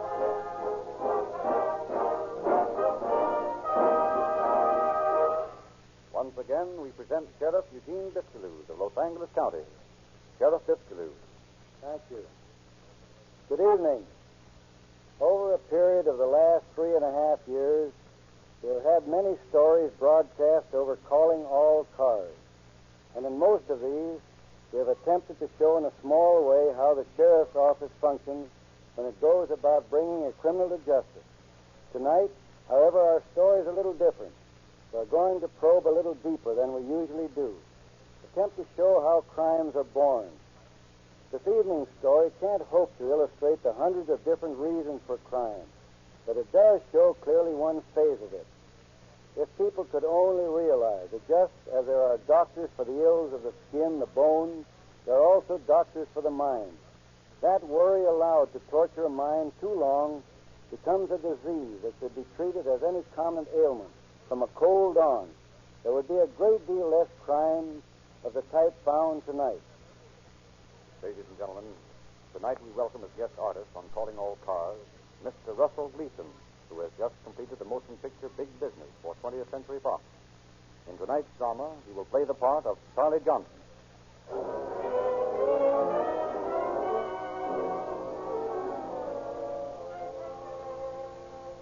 Monrovia, 2 minutes past 9 on the morning of April 15th, 1934.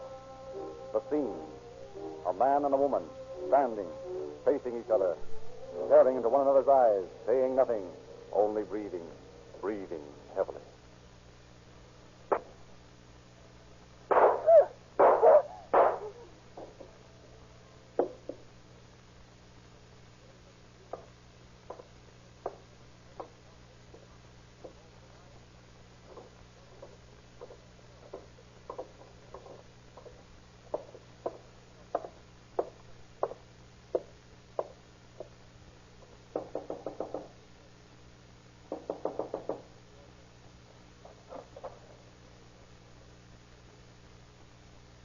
Do you have a phone? Why, yeah.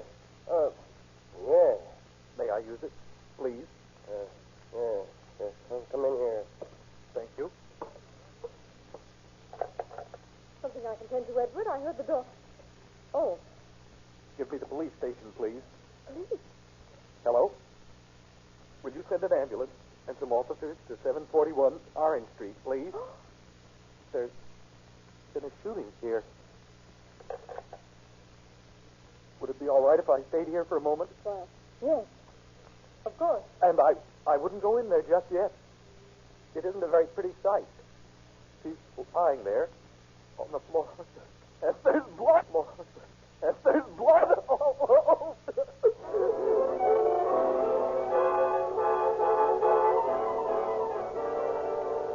And a short time later, confronted by Officer Phillips of the Monrovia Police Department, a dazed young man leads the way back up a flight of stairs, points at the figure of a young woman lying in a pool of blood on the floor.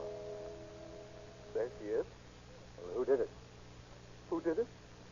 Oh, I thought you. I did. You did? Why?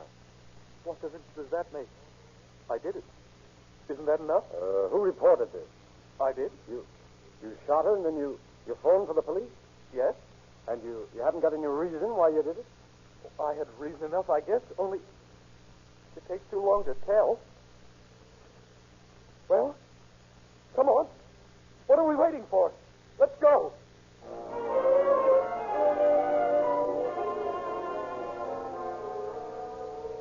And at the police station, the strange young man proves willing enough to talk about anything but why he did it. A report from the hospital brings the news that his victim, suffering from 3 bullet wounds in the head, abdomen, and groin, is dying. But there is no chance of her living more than a few hours. With this report, Officer Phillips decides to make an emergency report to the sheriff's office in Los Angeles. And accordingly, Deputy Sheriff Penpraise hurries to Monrovia, checks with officials. You know, the thing that gets me in this fellow's attitude. He seems to be all gone inside. Beaten by something. Yeah, have you any physical evidence, a gun or anything else? Yeah, I found the gun lying near the girl, and I've got all the empty cartridge cases and 1 leaden slug. And the other 2 are still in the girl. Now, come in. Here's that fellow who knew the victim, Lieutenant. We picked him up at his home. Oh, good. Come on in. In here. Thanks. You're Steve Wilson, is that right? Yes, sir.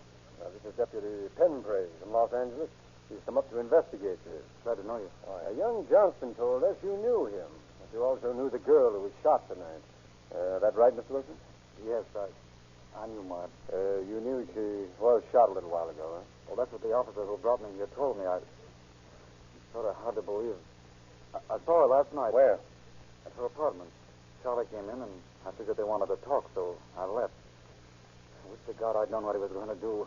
I'd have kept him from doing it or something.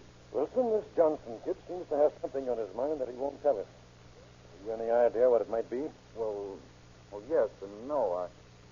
I know if I'd done what he did, I'd have plenty on my mind, too, but aside from the fact that he's pretty much of a louse, I don't know. So you were pretty interested in this Myers girl, weren't you? That's right. I was. How about Johnson?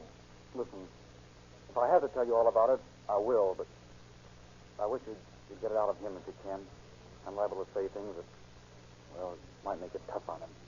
Naturally, the way I feel right now, I can't feel anything but hate for him. All right, Wilson, I understand. I'm going to have a little talk with Johnson, and maybe he'll feel more like talking now. However, if he doesn't, will you be willing to tell us what you know? Sure. All right, then suppose you go back wherever you were and take it easy. We got in touch with you. Okay. And thanks. I guess I'm a little upset by all this. All right, you go home and get some rest. Okay. Thanks. You're sort of all broken up about it, eh, Phillips? Yeah, it's too bad. Well, people are like that.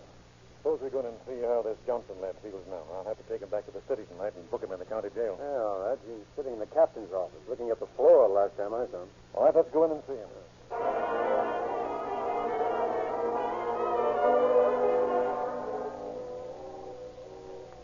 Well, Johnston, this is the deputy sheriff from Los Angeles. He wants to talk to you.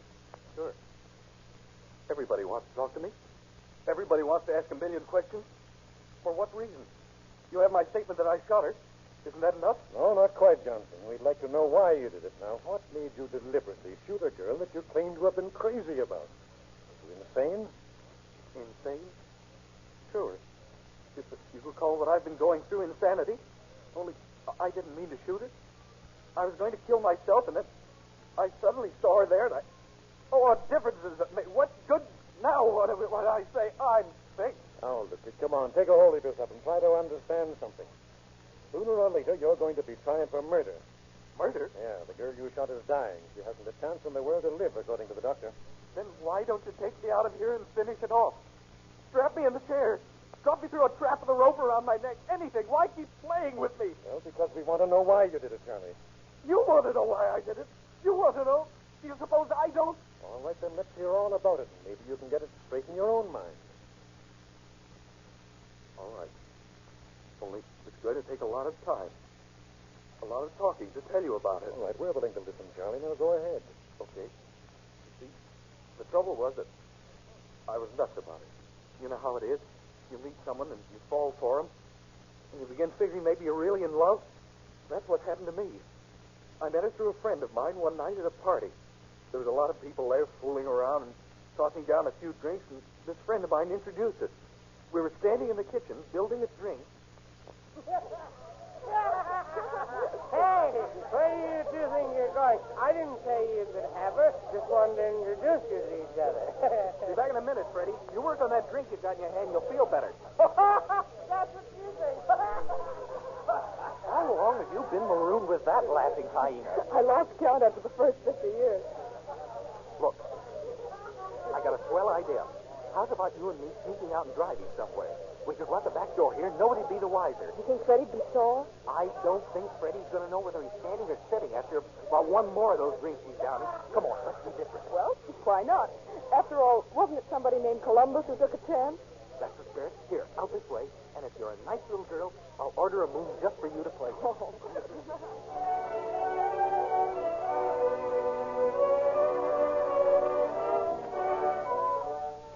And as Penn plays and Phillips listens, Deputy Lynch, stenographer, makes a silent record of Charles Johnston's budding romance with Maud.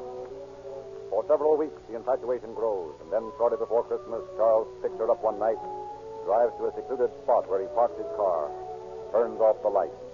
Well, why this? I thought we were going to a party somewhere. Listen, Marge, you and I have been running around together for weeks now. So far, we've had a swell time, kidding and all that. But I can't kid anymore. I'm nuts about you. Charlie. Now, wait a minute. I know you think a lot of screwy ideas about marriage and love and all that, but they're all wrong. I'm crazy about you, Marge.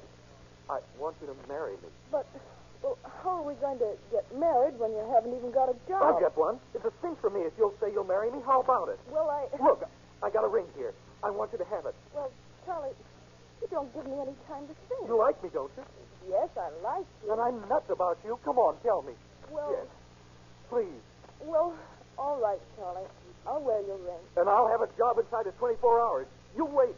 I'll show you that I can get places. With you, I can hit the top.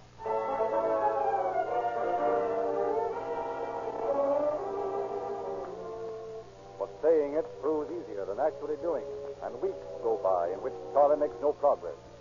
Weeks also in which Charlie's attitude towards Marge changes, becomes bitter, mean. And Marge, what of her?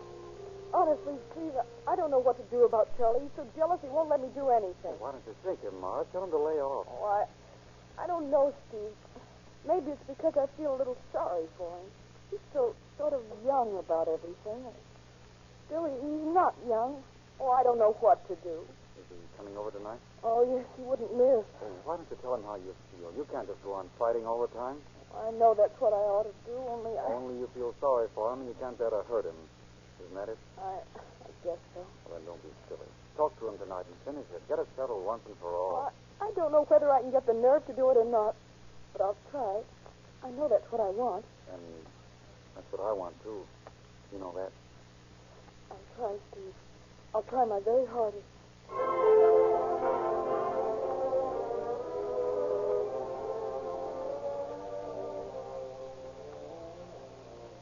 Just a minute.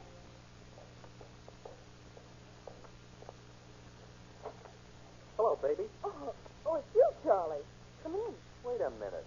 What did you mean by that crack? It's you, Charlie. Who did you think it might be? Oh, please. Come inside, Charlie. I don't want people to hear us out here. What did you mean by that crack? Nothing, really. Okay. I'll come in. I'll be back in a minute, as soon as I finish my makeup. Yeah, sure. Only haven't you forgotten something? Forgotten something? Yeah. Or don't you kiss me anymore? Oh, well, sure. I guess I did forget, Charlie. I will as soon as I come back. Say, what's all this about? Or what? All this funny talk. You got something on your mind. No, I haven't. Honestly. Come on, baby. You can't kid me. What's up? Nothing. I said, what's up? And I said nothing. Oh, gonna get tough about it, huh? Okay. Only I don't like it. Charlie, I'm going to tell you something. I have got something on my mind. A whole lot of things. I've been afraid to say them before, but now I'm going to. Go away. kid.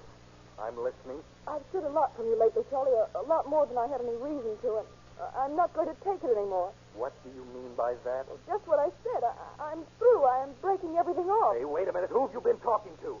No one. Yes, you have. I can tell. Who's been filling you with a lot of talk, turning it against me? No one. No? No. Look at me, baby. All right. You're lying in your teeth, and you know it. I'm not lying, and I'm not going to listen to any more from you.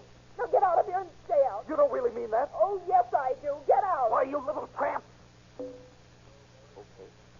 I'll get out. But before I do, let me give you a little warning. I told you once I was in love with you. I'm telling you the same thing now. And I'm going even further than that. I'll get out, and I'll stay until you want me back. But if I catch you playing around with anyone else, it'll be tough. For you and for him, too. Understand? Perfectly. Now will you get out? Kiss me first. Charlie! I said kiss me. Don't touch me, Charlie! There. Now I'll go.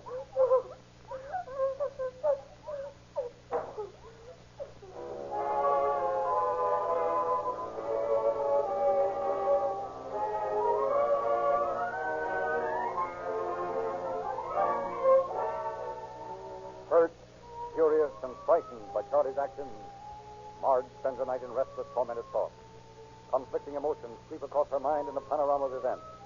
One thing she is sure of, the need to get rid of him. But early the next morning, Charlie returns. At first, he's apologetic.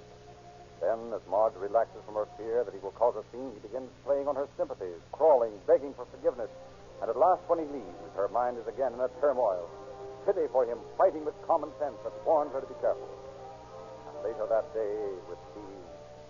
Listen, you're getting in deeper and deeper with this thing. Don't you realize that all this crawling was a trick? Oh, but Steve, he says he's really in love with me, and I can't bear to see the hurt look that comes in his eyes.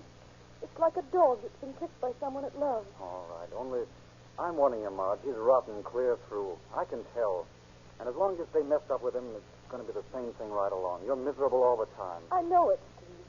And I appreciate your trying to help me, but somehow I've just got to work it out my way. I can't just dismiss him. You know how I feel about this? Yes?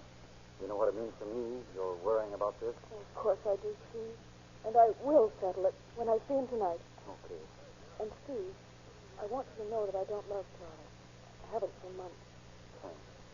That helps no end. Now, how's about our talking about something pleasant for a change, such as the weather, spring in the air?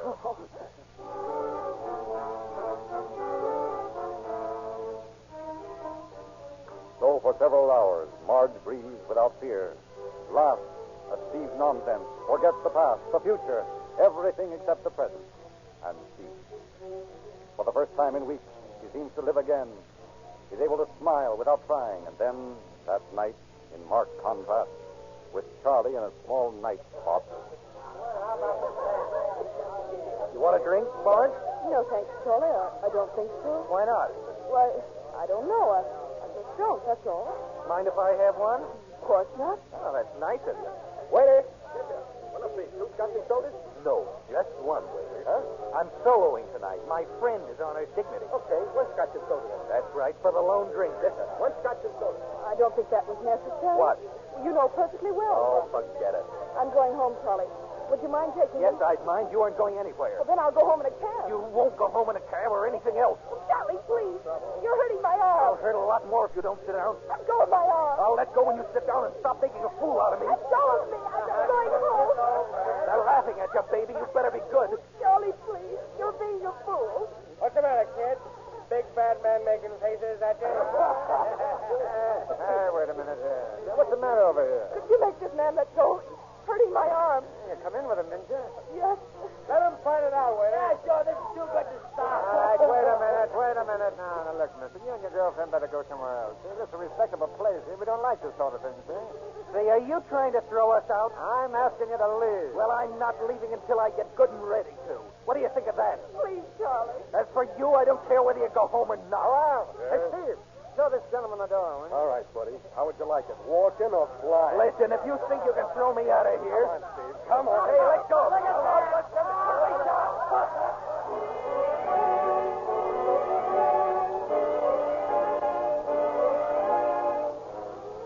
Humiliated, disgusted, Marge tracks home, leaving Charlie fighting with the two stalwart bouncers, Al and Steve. But the struggle is short-winded, and he's deposited roughly in the gravel outside the place. And as the realization of the scene creeps into his mind, his fury suddenly gives way to a new feeling. Marge. What will she think now? At the corner drugstore, he phones her. Receives no answer. In his car, he drives to her apartment, pounds on the door. But she fails to reply. And inside Charlie's jealously crazed mind, something snaps. Reason, sanity, every stable emotion is suddenly swept away in a blaze of passion. All the rest of that night, he walks and sleeps, thinking.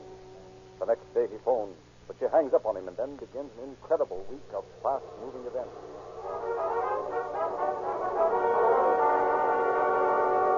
Monday. Marge receives a letter. My dearest Marge, for your sake, read this. I've got to know you've forgiven me. I put you before everything. Friends, family, self.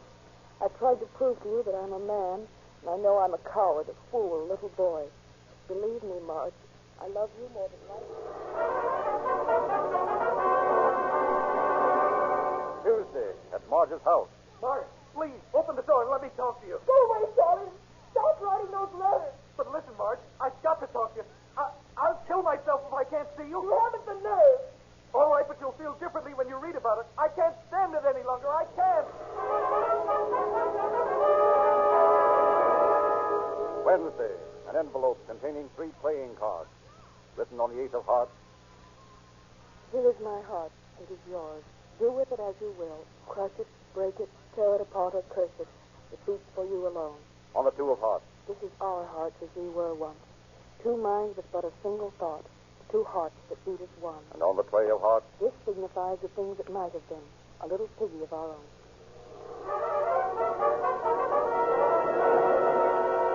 Thursday, at a friend's house in Pasadena. Well, you're more than welcome to the gun, Charlie, but what do you want it for? I've got a job chauffeuring, and I have to go to the beach for the weekend. I thought I might need some protection. Will that get you into trouble if you get caught carrying it? Oh, no, I got a permit to carry a gun. It'll be all right. Well, it's all right by me, Charlie. You can take that automatic there, only don't get in any trouble with it. Oh, don't worry. I won't. Even if I do, it won't reflect on you.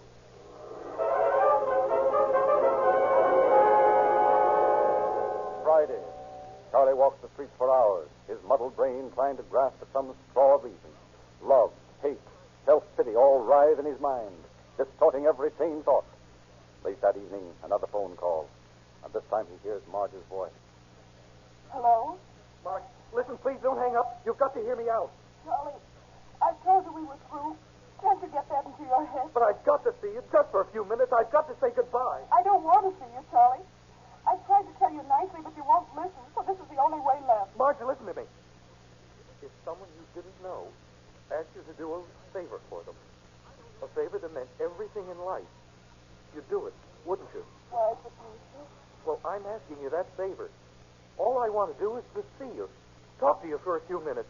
And then I'll leave for good. I won't bother you again. You told me that before. This time I mean it. You've got to do it, Marge. I'm sorry, Charlie. I can't see you. Now I'm going to say goodbye. But wait a minute. Marge! Marge, I'm coming over to see you. I've got to talk to you once more.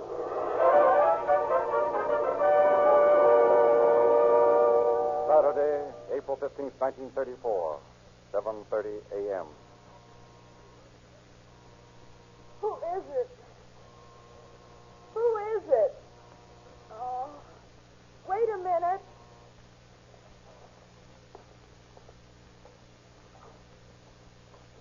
Charlie. I told you I was coming over, Marge. And I told you not to. Now look, you've got to stop all this. I can't stand it any longer. You can't stand it. That's a laugh. I suppose you think I'm living in a bed of roses. Well, I'm not. I'm sorry, Charlie, but I'm not interested in anything you have to say. Now, will you go away and let me alone? Can't I come in for a minute? No. I won't cause a scene. Honestly, I just want to say goodbye. Oh, Charlie, why can't you understand? I do understand perfectly. The least you can do is talk to me for a few minutes. All right. Come in, then. You can't stay long. Don't worry, I won't. I'll stand up if you don't mind. I can talk better that way. All right, Charlie. Marge, you remember that night I met you at Freddie's? The night he was so drunk and we went out the back door? Yes. Remember how swell that was? And how much fun we had after it at the beach, everywhere we went? Yes, I remember. And then Something happened. What was it? Oh, please, Charlie. Listen, I've got to know why we busted up. I'm going crazy because I don't know. Charlie, listen to me. I'm sorry you've been hurt. Terribly sorry. But there's nothing I can do about it now. It's all over. Finished. Don't you understand? Yes, I understand. Then will you go now and just forget all about me? Yes, I'll go now. And don't do anything silly, Charlie. I wouldn't want anything to happen to you. Then you... No. I only feel sorry for you. Terribly sorry. I don't want to leave yet, Marge. I've got so many things to say. But you've got to. Let me back in for a little more time, please. Oh, Charlie, don't spoil everything. But I've got to. It's important. Oh, Charlie, for the love of heaven, will you please get out of here and let me get some sleep? Steve's coming for me at 9. I've got to look decent. Steve's coming for you. You've got to look decent for Steve. Charlie. All right. You'll look decent. The only way you ever could be decent. Charlie, put that gun away, please. Decent for Steve.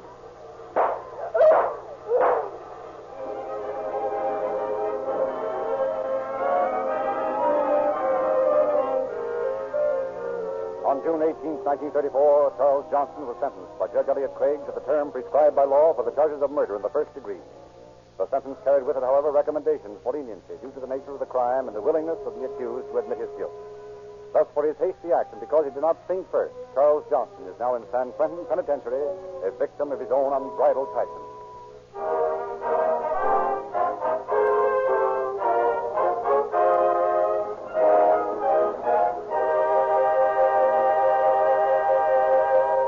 At the beginning of this program, you heard typical expressions of everyday users of Rio Grande cracked gasoline. You know already that more police cars, fire engines, ambulances, and other emergency equipment use Rio Grande cracked gasoline wherever it is sold than any other brand. You know that Rio Grande cracked was used last year for more than 50 million miles of law enforcement driving. Don't deprive yourself of police car performance any longer. See your nearest independent Rio Grande dealer. While you are there, ask him to help you select the correct grade of Sinclair motor oil for your car. 8 out of 10 drivers use the wrong grade of oil. He can tell you whether you should use SAE 10, 20, 30, and so forth. You'll save money and get better performance when you know. Ask him also for a free copy of Calling All Cars News. The current issue is full of interesting features. An exclusive interview with James Cagney. A salute to RKO's new star, Joanne Fontaine. Detective stories. A Men Wanted page. Everything. See your Rio Grande dealer tomorrow.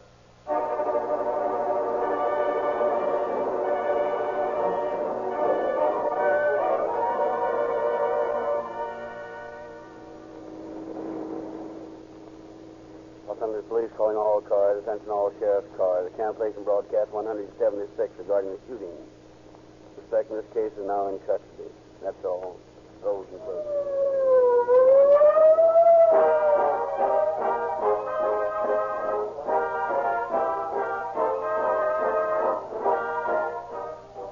Your narrator, Frederick Lindsley, bids you good night for Rio Grande.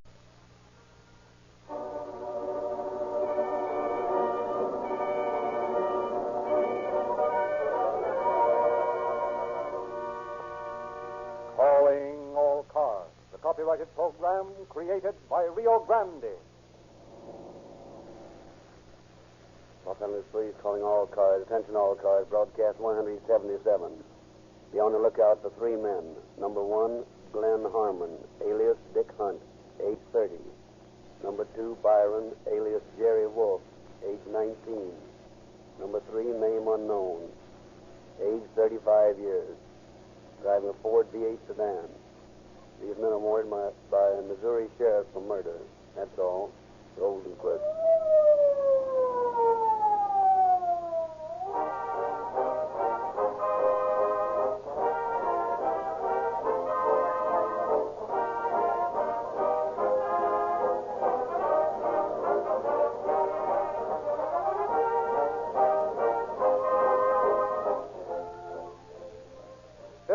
Million miles a year, more than 2,000 times around the earth. This is the annual mileage of police cars, fire engines, ambulances, and other emergency equipment powered with Rio Grande cracked gasoline. Why this tremendous preference? Why do police officers use Rio Grande crack when so many other brands are also available? The reason is the Sinclair cracking process. In the West, only Rio Grande can use the Sinclair cracking process. Mr. Lindsley, but for the life of me, I can't understand. No matter how much you break up Rio Grande gasoline, you put it all back together again. It looks just like any other gasoline in the pump. Yes, it looks the same in the pump, but it isn't the same. Mr. Kroger, do you know what a wood briquette is? Yes. What is it? It's sawdust pressed into a sort of cylinder. Very well. Now, suppose you had a wood briquette in one hand and a stick of firewood the same size in the other. Which will burn easier? Why, the briquette, of course. Which will burn more evenly? The briquette? Yes, and which will develop the most heat? Well, I don't know. I'm not qualified to judge. Well, I'll tell you. The briquette will. Those tiny grains of sawdust are never pressed back to the density of the original block of wood. They burn quicker, more evenly, more completely, and longer. They develop more heat. Briquettes may look like sticks of wood, but they burn differently. And it's the same with gasoline. Rio Grande may look the same in the pump, but it has been cracked by the famous Sinclair cracking process. You will quickly notice the difference as soon as Rio Grande cracked gasoline passes your carburetor. It develops quicker, more vital power, burns smoother, lasts longer. This difference is police car performance. Try a tankful tomorrow.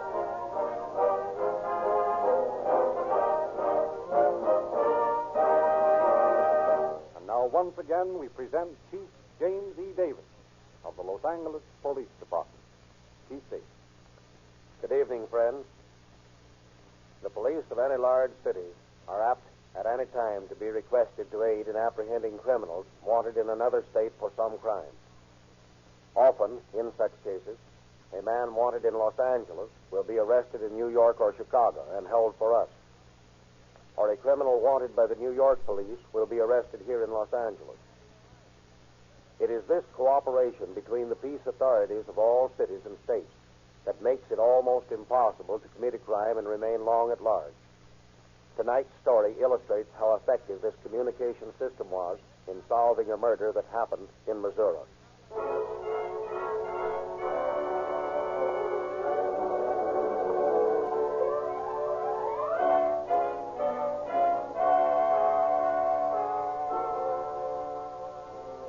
Saturday night, March 3rd, 1934. From a vantage point behind the counter of his small tourist camp headquarters, proprietor R.E. Dugan has been watching with growing annoyance a party of 4 men drinking at one of the tables.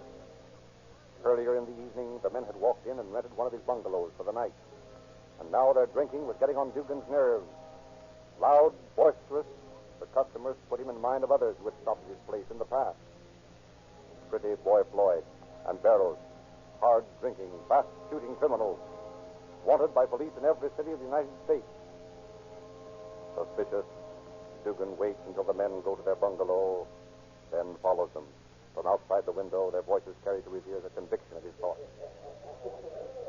You want another shot of this stuff before I kill it? Yeah, pass it over here. Listen, you wise guy. That stuff will put the 6 feet under if there's nothing much more of it. I didn't know that you running away from it inside here. Yeah, that's a very funny crack, Jerry. Only I don't happen to like cracks in my direction. Oh, come on, Grant. Take it easy. I didn't mean nothing, Brian. Just kidding a little. Brian, just kidding a little. We got plenty to do tonight. Yeah, that's right, Jerry. You don't want to be cockeyed. All right, lads, button it. Yeah, sorry. You figure on pulling it tonight? That's right. Over at the golf club like we planned? Sure. What are we waiting for? You're waiting for me to say when we're going. Sure. Sure. That's right, Les. Glen's the baby who says yes or no. You sure you know the layout, Glenn? All right. I pulled one out there before.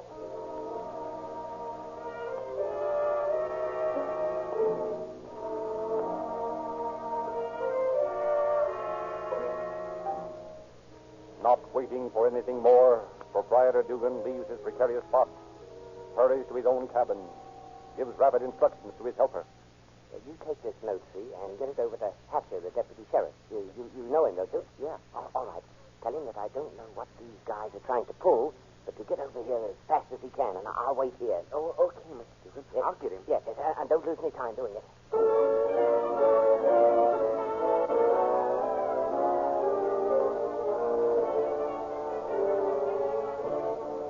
Notified by the boy, Deputy Sheriff Hatcher drives to the little tourist camp at top speed.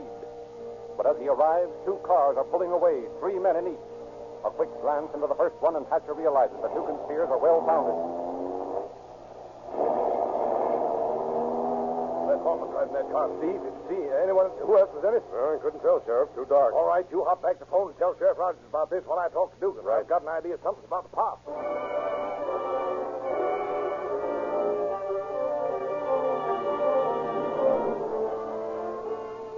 And Sheriff Al Rogers of Jasper County loses no time getting into action when told of the suspicious activity of Glenn Harmon and his mob.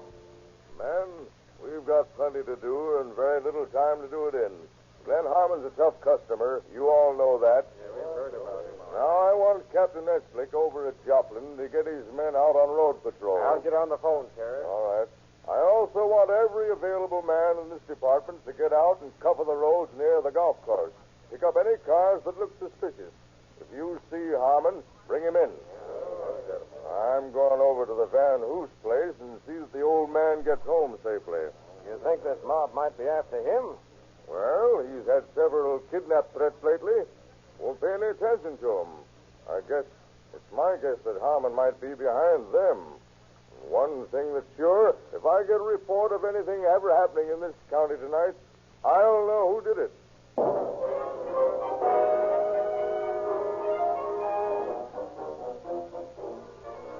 Thus, fast-moving, fast-thinking Sheriff Al Rogers puts the wheels of the law into instant action. All through the night, sheriff cars prowl along deserted roads. Captain Eslick's road patrolmen watch every out-of-town highway, on the alert for the 2 cars described by Deputy Hatcher. And Rogers himself drives to the Van Hoos estate. Sees the aged capitalist park his car in the driveway, enter the house. Apparently, Harmon and his mob are not after Van Hoos, as the sheriff notices nothing to confirm his suspicions. And after watching the house for some time, Sheriff Rogers leaves, convinced that Van Hoos is safe. Sunday comes and goes, and no sign of Harmon. The excitement of Saturday night dies down. Hired deputies relax their vigil, settle once more into the more peaceful job of routine work. Then, Monday morning. Sheriff's office. Sheriff's office. Rogers speaking. Sheriff, you better come out to the Van Hoos place. Something's happened here. What? Mr. Van Hoos has been murdered. Who is this speaking? His partner. I'm at the house now. All right. Stay right there. I'll be out as fast as I can.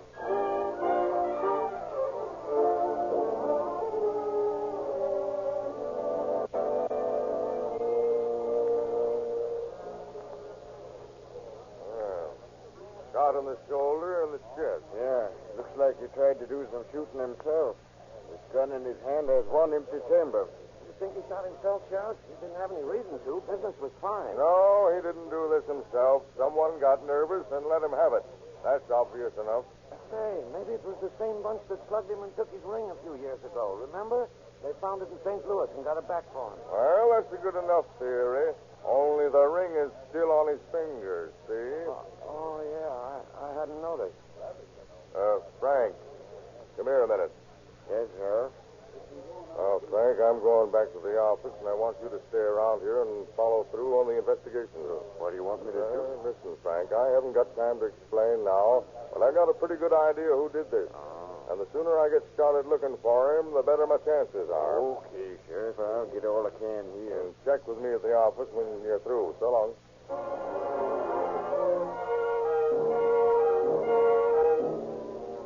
Immediately after his hasty departure from the murder scene, Sheriff Rogers notifies the police of all surrounding cities and counties to be on the lookout for Glenn Harmon and his companions. Then he himself begins a minute search of Jasper County. The same day, he begins to get results. Just a minute, you. Hello, Sheriff. What's on your mind? You, among other things, Where's your brother? My brother? Yes, Glenn. I don't know. I haven't seen him for months. Oh, that's funny. Maybe your eyes aren't so good. What do you mean? You were with him Saturday night. Come on, Les. I'm taking you in. Hey, now, wait a minute. What's the charge? Until you tell me where Glenn is, the charge is murder. Come on.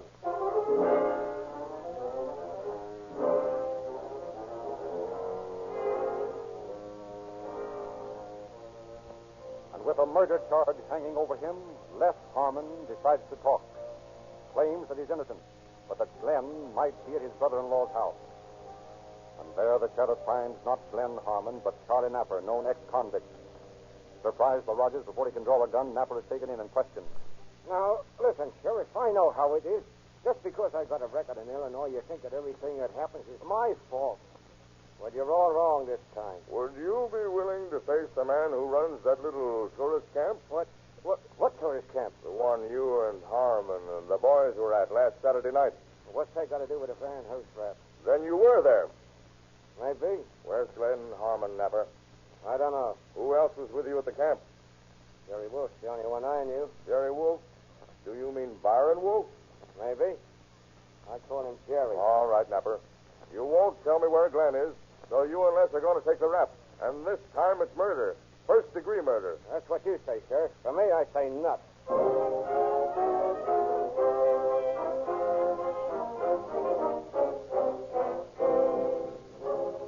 And although Sheriff Rogers realizes that his case against Napper won't stand up, he holds him as a material witness, then proceeds to hunt Glenn Harmon. An unfortunate fact turns up when a check on Jerry Wolf's past brings to light the fact that he lived in Colorado. At once, Rogers travels there, makes inquiries that bring sudden results. Now, listen, Sheriff. I got a hot tip, but it's worth something to me. you know how it is. Sure, I know. You want money, right? Yeah. It's worth it to know where Glenn Harmon is. How did you know I was looking for Harmon? Now, Sheriff, ain't that kind of a silly question? All right, come on, spill it, and I'll see that you get what you want. No, you first, Sheriff. Well, how much? $50. Legal robbery, eh? All right, here's your money. Now, how about it? Well, when you can find Harmon in Los Angeles, he's getting mail at 2841 West 8th Street, and that's all I know.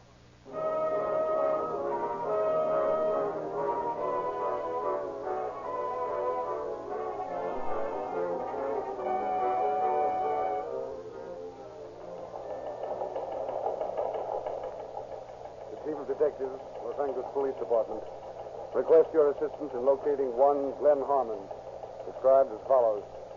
5'10", 150 pounds, age 30 years, dark hair, shallow complexion, wanted for murder by Missouri sheriffs. Might be under alias of Dick Hunt. Companion known as Jerry Wolf, alias Byron Wolf, described as follows. 19 years, 150 pounds, 6 feet, dark hair.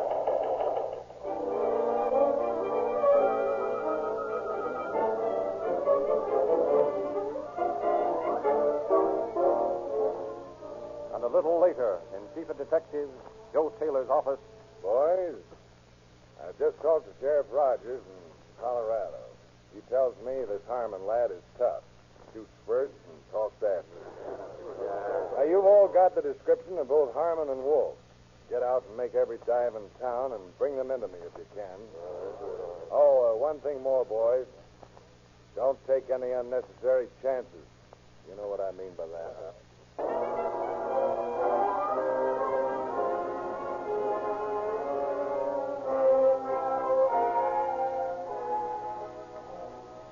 Thus, the Los Angeles police are called into the case.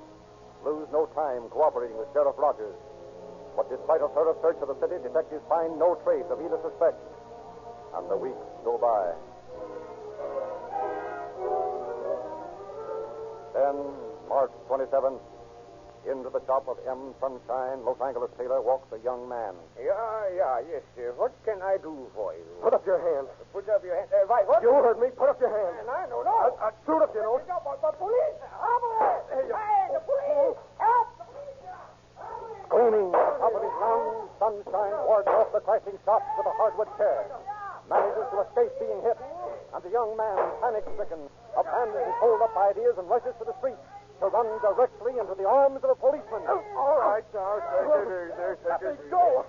Take it easy. You have got him. You have got him. So you want me to put my hands up, yeah? I'll show you what I'll do with my hands, you young dumb. Here, hold on. Wait a minute. Try to hold me. I'll show you again. Cut it. I'll take you in two in a minute. I'm sorry. I lost my temper. Yeah, that's better. What's this all about? This fellow, he walks in and shoves a gun in my face. The dumb cop. He thinks he can scare me.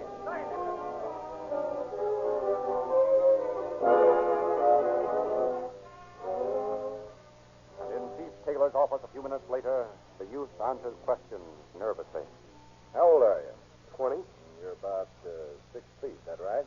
About? And your name's Jerry Wolf. Huh? Alias Byron Wolf, wanted in Missouri, that's right? Why, Come on, Jerry, come on. The game's up.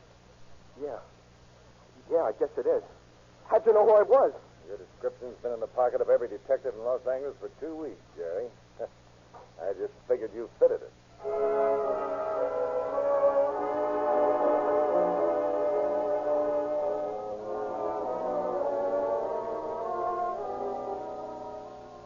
Thus, the first step by Los Angeles police in clearing up Sheriff Rogers' problem, but constant drilling of young Wolf by Chief Taylor and detectives fails to disclose the whereabouts of the leader, vicious Glenn Harmon. Now listen, Jerry. I want to know where your pal Glenn Harmon is. And I can't tell you. Why not? Because I don't know, that's why. Look, kid, this isn't going to get you anywhere. That sheriff from back in Missouri is coming out here pretty soon, just to take you back with him. Now, how are you going? With first-degree murder charges He against can't pin anything like that on me. I'm not so sure about that, Wolf. Come on, where's I Harmon? told you he left me a few days ago. I don't know where he is. Where are you living now? Oh, but I don't. You don't what? I don't live anywhere. Oh, look, Jerry, you say Harmon ran off and left you. Now, why not tell us all about it? Where do you live? What difference does it make? We just want to know, that's all. Well, it won't do you any good. That's all right, too, Jerry. Come on, let's go over to your place. You mean if I tell you where I live, we'll go over there, huh? Sure. Isn't that right, Chief? That's right, Stromwell. Okay. I'll show you. It's a little rooming house. That's the idea. Now, you and McCraig over with him, Stromwell. Let him get his clothes and stuff. Sure. All right, kid, let's go. Stromwell. Yeah? Come over here a minute. Keep your eye on that kid, Art. I think he's got ideas about slipping you. Yeah, I got that, too. Don't worry. All right, Jerry, we're off. What's all the whispering about, huh? What's coming off? Well, take it easy, kid. Chief Taylor and I had a little personal joke between us, that's all. Nothing for you to worry about. Nothing at all.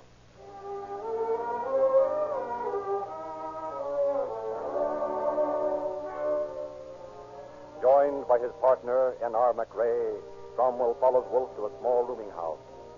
Twice on the way, he tries to talk the detectives into stopping for a minute, but each time Cromwell heeds Chief Taylor's warning and takes no chance of an escape. And once inside the shabbily furnished room. So this is the home, eh, Jerry? Yeah, that's right. Quite a wardrobe you've got, kid.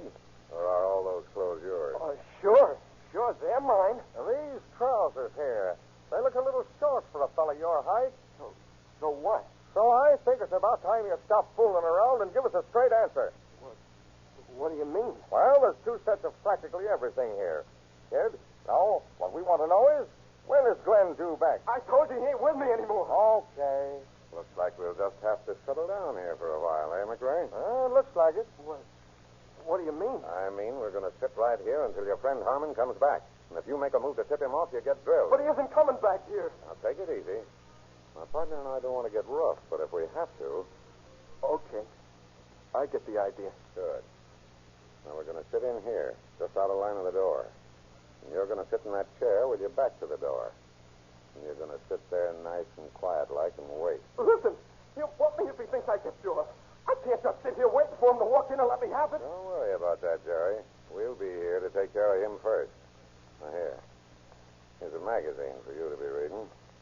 Max, suppose you take one side here. I'll take the other. That way we can see the door and also keep an eye on Jerry here, just in case. Yeah. There, now. Now there's nothing to do but wait. Relax, Jerry. Take it easy and read your magazine. Listen, I can't stand just waiting like this. Jerry, take it easy. Just remember what I said. Relax.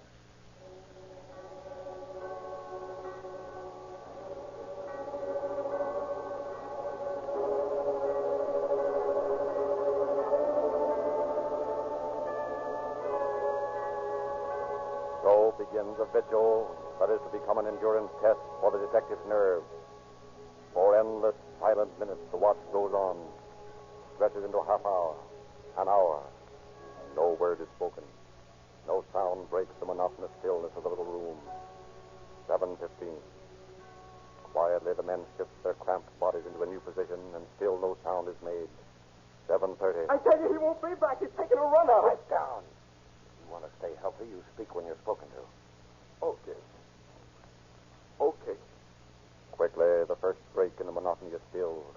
Silence again settles on the room. A thick, heavy silence. 8 o'clock comes and goes. And in the minds of the two officers, a vaguely uneasy thought begins to throb. Maybe Harmon has left. Maybe Wolf's story is true. 8:30. 9. 9:30. Then, suddenly... The phone. I'll get it. Oh, wait a minute. Might be Harmon. Let Wolf answer. Now, listen, Jerry. You talk, and you talk like nothing was wrong, see? I'm going to keep this gun right in your ribs while you're doing it. So use your own judgment. Yeah. Okay. Answer it. Hello? Yeah? Yeah, sure. Everything's all right. What's that?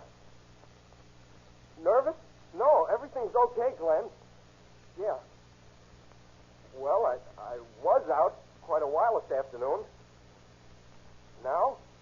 Oh, just sitting here reading, waiting for you. A couple of what? Blondes? Oh, sure. Yeah, you know me. Yeah, I'll be over. Where'd you say it was? Yeah. Okay. I'll be seeing you. Where is he? Over at a beer joint with a couple of dames. I'm supposed to join him there. That's perfect. Come on, Mac. We're all going over there. Sort of give Harmon a surprise party.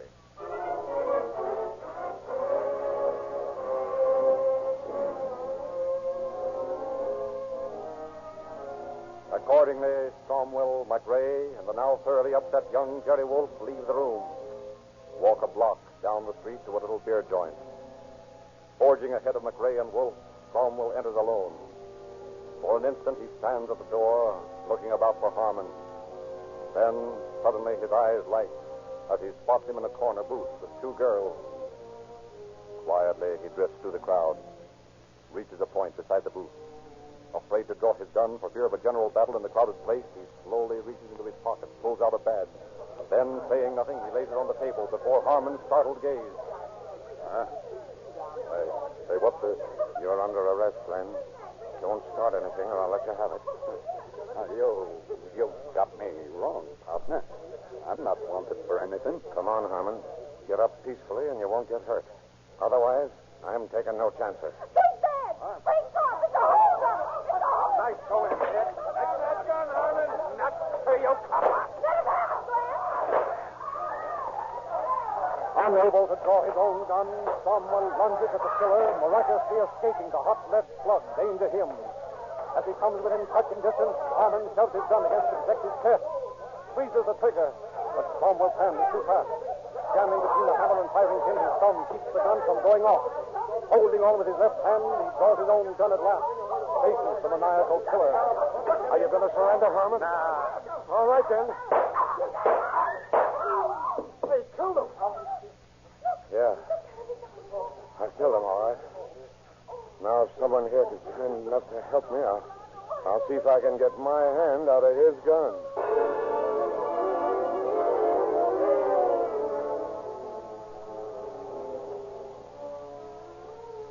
It is a mystery still how Lieutenant Cromwell evaded Harmon's bullet aimed directly at him.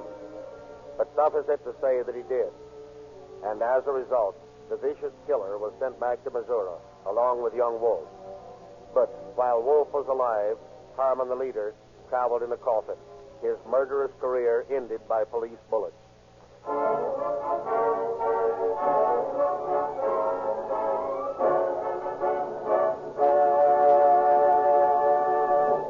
Thank you, Chief Davis.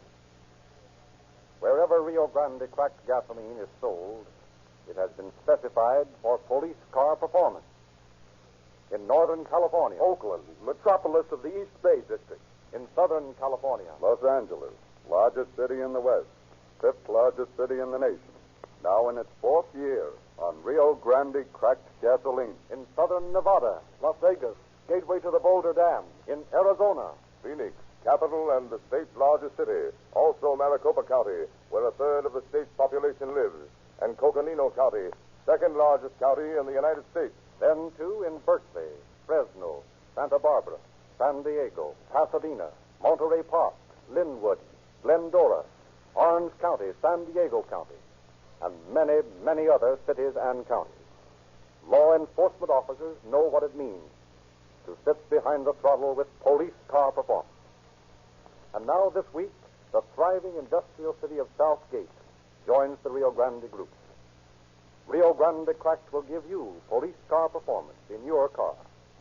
See your Rio Grande dealer tomorrow. Ask him also about Sinclair motor oil. There is a correct grade for your car, and you're losing money unless you're using this correct grade. Consult your independent Rio Grande dealer about this tomorrow. Let him give you a free copy of Calling All Cars News, that bright, illustrated tabloid, brim full of police stories, movie and radio news, featured articles and pictures. You will find it good reading, and it's free. See your Rio Grande dealer tomorrow.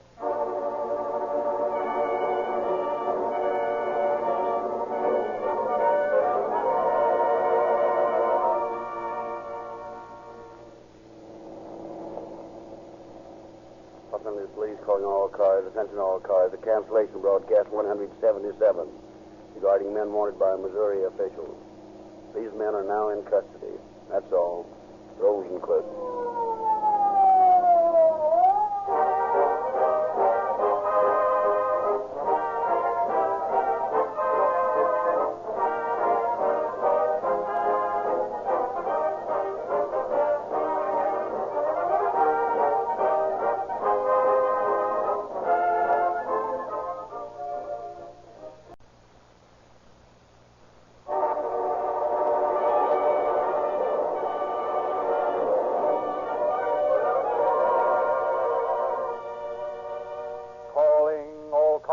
Copyrighted program created by Rio Grande. Calling all cars, attention all Marin County Sheriff's cars, broadcast 178, wanted for murder. One Vince Lucid, known as Pegleg Lucid. This man is known to be armed and desperate. That's all.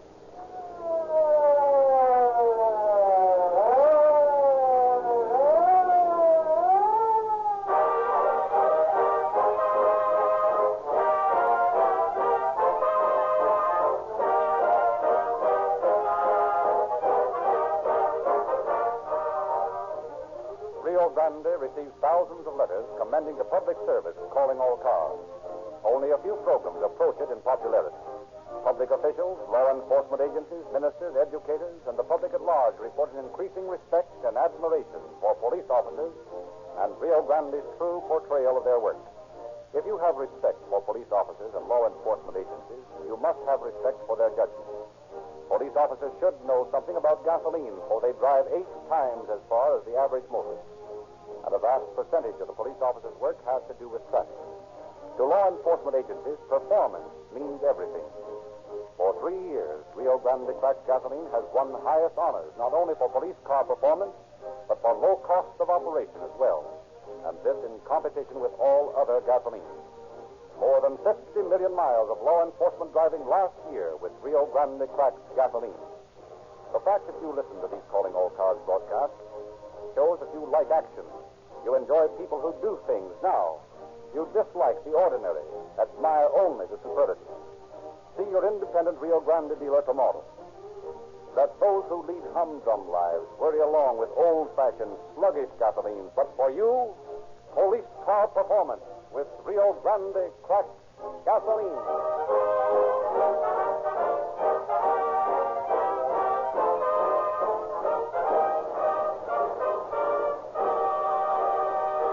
We take you now to our studios in San Francisco, where you will hear Walter B. Selmer, Sheriff of Marin County. Bootlegging, hijacking, rum running, and various other methods of illegal money-making were responsible for the reign of terror. Racket killings were daily occurring in the larger cities, and in Marin County, Sheriff Jack Keating and Under-Sheriff Alex McCurdy worked day and night, coping with rum-running activities. Because of the isolation of many large vineyards and ranches, this was an ideal place for the racketeers to set up a headquarters, and the deserted coastline nearby made a perfect place for landing liquor.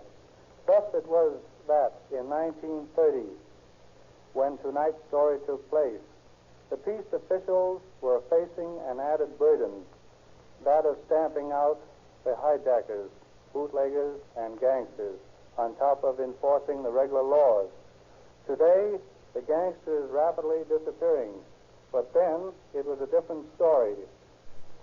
I deeply regret that Sheriff Keating and Under-Sheriff McCurdy are not here tonight to tell you the story themselves, but it is through their records that I am able to give you these happenings.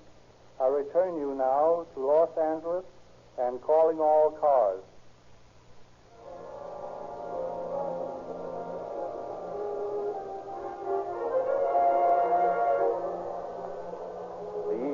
May 23rd, 1930, Tomales Bay, a niche in the coastline north of San Francisco.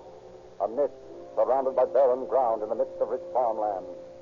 Fog rolls in from a dirty ocean over towering cliffs, over the empty brown hills.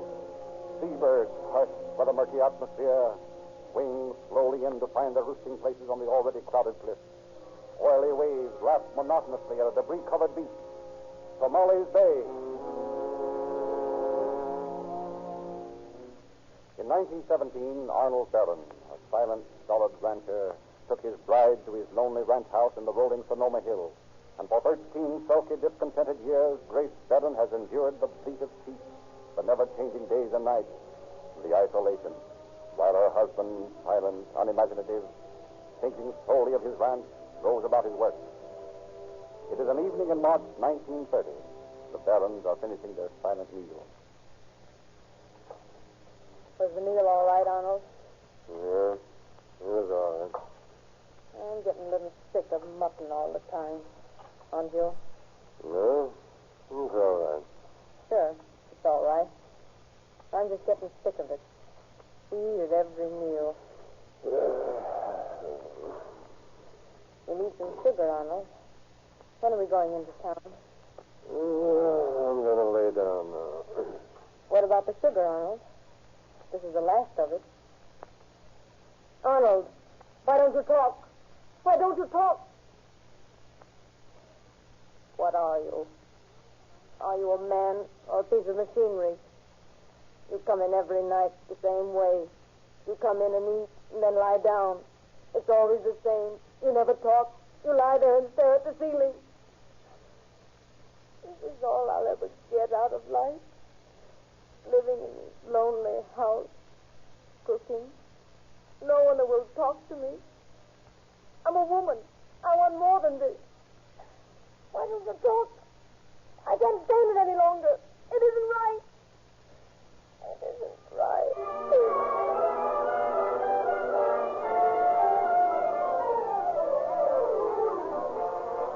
Days pass. And one morning, into this scene of domestic stagnation comes Mel Sturtevant, tall, swaggering. Mel Sturtevant, who has climbed the shaky ladder of crime, has arrived at the questionable station of big shots in the rum rings of California. After some time of preliminary conversation with Arnold Barron, his tone changes. Look, Barron, I came here with a purpose. I want to talk business with you. What about? Oh, no. Before I spill it to you, I want to know how you feel about things. What thing?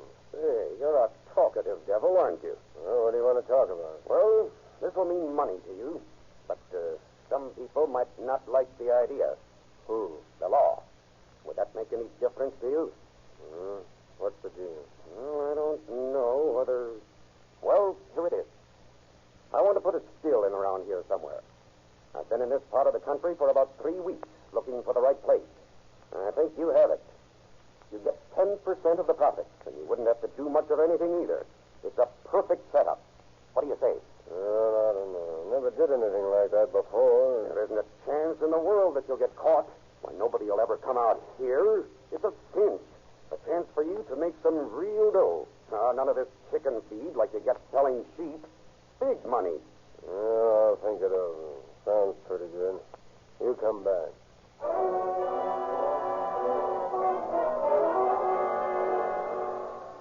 And returning, Sturdivant finds Arnold Barron ready to comply with his plan.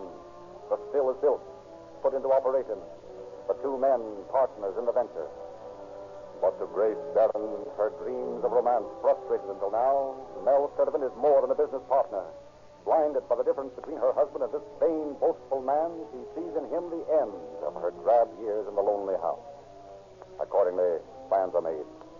Sturdivant rents a small cottage in Molita, a little town beyond the Marin County line. Returns to the ranch to find his partner's wife waiting.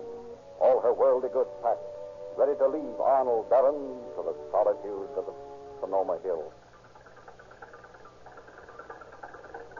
This is the last bundle, Mel. Let's hurry. Oh, we got plenty of time. I'm not afraid of that husband of yours. Well, we don't want any trouble if we can help it, do we? No, I guess not. Well, let's go. Hurry up, Mel. Here comes Arnold. Let's get out of here. Where? Hey, where are you two going? Come back here. He's running around the house. Hey, Mel, he's got a gun. Come back here. Come back here.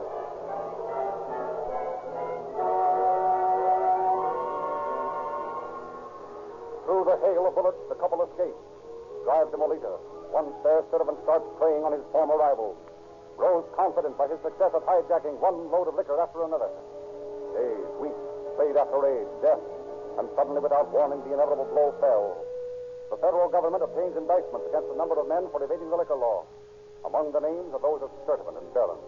Frightened by the thought of going to trial with the man whose wife he had stolen, realizing that his freedom is endangered, Sturdivant goes to United States Attorney George J. Hatfield, lays his cards on the table, offers to testify for the government against his former partner. May 23rd, 1930. The case is called to court. Mel Sturdivant on the witness stand. Do you know this man? Yes, he's Arnold Barron. How do you happen to know him? Well, he got a still in the Sonoma Hills. Does he operate it alone? I don't think so. I think he has two partners. Do you know them? I'm not sure, but I think that Al Baker and Fred Corsick help him. Do you know the rest of this ring? I'm not sure. Will you name as many as you can? Well, Barron has the biggest still. Baker and Corsick help him. And then there's Garrow and Standing and Kidridge and John.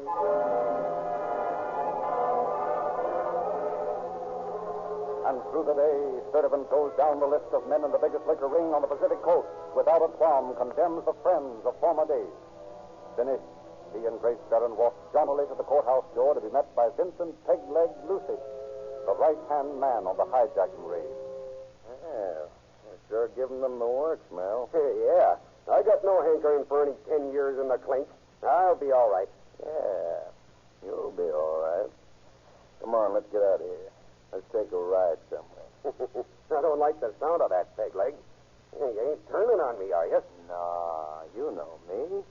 I just thought we could take a ride out and have a look at that landing spot on Tamales Bay. Get out of here for a while. Okay, as long as I'm taking the ride with you. Come on, Grace. We'll get some air. Oh, I need some. That courtroom is hot. Hot. That's a good one. It was hot in more ways than one. That right, Peg? You're right there. The boys are pretty sore. Grace and I'll get him back. Come on. You know, I'd hate to be in their spot. You're sure giving them the work. Well, why not? It's them or me. They're just dumb, that's all. I don't know if I'd like to be in your spot either. Why? They'll all be put away for a long time. I don't have anything to worry about. Nah, I guess not. Speed it up, Peg.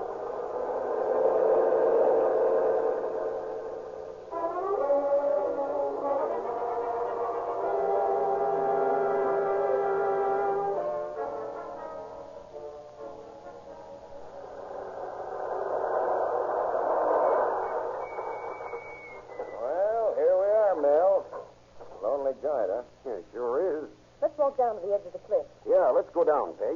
I've never seen the beach. Okay. Do you have to go back to court tomorrow, Mel? Yeah, I'll finish it up then. I hope they're good to me. I've given them plenty of dope. They ought to be. It's a swell place, all right. What'd you say? I said it was a swell place, all right. Yeah. Oh, look at these cliffs. Don't go too close to the edge, Mel. Don't those waves look small down there? Say, we are pretty high. Gee, look at all the gulls. They must roost on the cliff. It's a swell place, all right. Yeah, what are you muttering about, Peg? Don't you like it here? Yeah, I like it. I just said it was a swell place. It sure is. As soon as I get out of this mess, we'll have to go to work on it. I'd like to put a small pier in over there by that big rock. We can really do business with this place if we do it right. Yeah, we can. They don't bump you off first. Shut up, Peg. I know I'm on the spot. But listen, let them try something. Just let them try it. Don't be too cocky. If they want to do it, they will. You know that. You're in kind of a bad way. Oh, quit talking about it. After this is over, Mel and I are going away. Aren't we, Mel? Yeah, for a while. Maybe. Aren't you going to fix this place up? I thought you said you were. Oh, I'm not going away. Grace is scared. She thinks we ought to go. We won't, though. Mel, why did you say that? You told me that we would. You better forget it. Both of you. Well, I don't think it's safe for him to stay. Oh, I'm not afraid of him. Let him try something. I think maybe Grace is right, Mel. I don't think it is safe around here. You're crazy, Peg. Well, who'd have nerve enough to do it? Do you want to hear something funny? Yeah? What's so funny? I know who's going to bump you off. Who? I am. No. Peg. Put that gun away. Don't stand there. I hate squealers. This ain't my idea, but it is a good one. That's what happens to squealers. And the same thing goes for squealers' dames, too.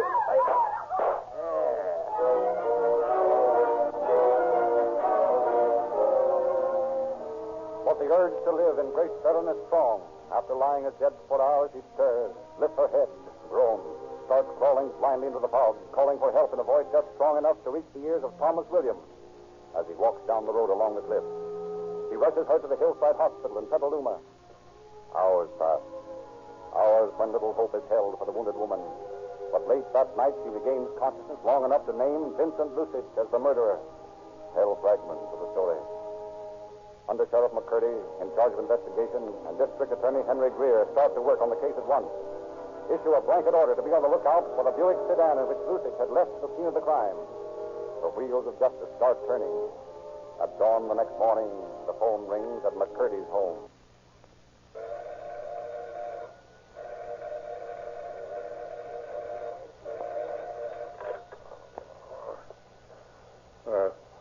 Hello, Sheriff McCurdy. Yeah. This is Constable McGowan from Sausalito. Huh?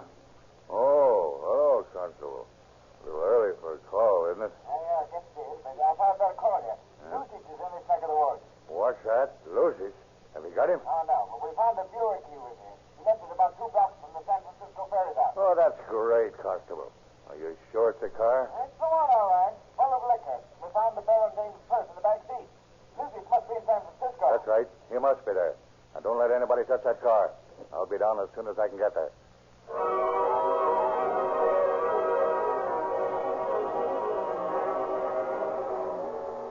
But the finding of the car, although valuable because it points out the direction in which Lusich had fled, has little effect on the case. San Francisco is combed from north to south, from east to west. The murder gun is found. The last link forged. The search goes on. Spread. Denver, Omaha, Chicago. Police in every city in the country, armed with complete descriptions, are on the lookout. Vincent Lusich, medium height, 124 pounds, right leg amputated below knee, tattooed on left hand, mole on right side of back, scar on left wrist. And in the meantime, Lusich is in a cabin just outside of San Francisco, a cabin which he dare not leave, a cabin holding him as tightly as the prison he's trying to escape. Who's that? Who's that? Sarah, got some gloves for you. Just a minute. Got some nice canned beans for you, Paige. Something different for a change. Don't try try and be funny and don't come up to the door like that again. Now, don't get so, pig. What am I supposed to do? I don't care what you do, but don't come up to the door like that again. You're going to meet a slug coming through there some of these times. Yeah? That makes you so jumpy. Why shouldn't I be jumpy penned up in this crummy joint all day and all night? I'm going to get out. I wouldn't do that, pig. Something might happen to you. Nothing's going to happen to me. Sure. You're liable to get caught. That wouldn't be so good. Don't think the boys would like it so well, having you running around loose. What do the boys got to do with it? They ain't penned up. They're out running around. Yeah, but, pig, you might spill something. I think that's what they're scared of. I wouldn't spill nothing. I'll go nuts in this place. How long do they think I'm going to hang around here? They don't know. Maybe a month or so. You gotta wait till this quiets down. Place is hot. They get you in a minute. Hell, I'm telling you, I'll go nuts in this place. I can't sleep. I can't eat. I can't do nothing but walk around this room. You got nobody to blame for it. You'd finished off that Baron dame. You wouldn't have to hide like some dirty rat. That wasn't my fault. You read yourself how they couldn't understand why she was alive. Yeah. Nuts. I might as well be in the clinkers in here. Calm down, pig. There ain't nothing you can do but stay here. Yeah. You know, I got half a hunch to try and beat the rap. I've been thinking plenty, and I think I could do it, don't too. try anything crazy, pig. I'd like to see how long the rest of you guys would stay in this joint. Why does it have to be Come me? on, pig, calm You down. want to know? Because I'm the one. I'm the only one that had nerve enough to tackle Mel. The rest of you yellow pups were scared. Well, why should I take this for you? None of you ever did anything for me. Wait a minute, pig. It'll all work out. Don't get so riled up. Gotta be getting along. Be back in a couple of days. All right. Go on. I don't care if you never come back.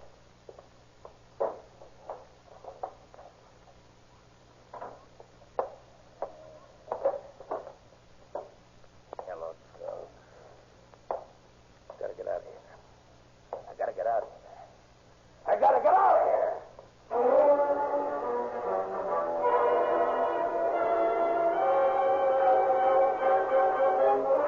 And the next day, in the office of Captain of Inspectors, Charles D'Elia of the San Francisco Police, an officer is talking to him. I contacted Pete Serio yesterday, Captain.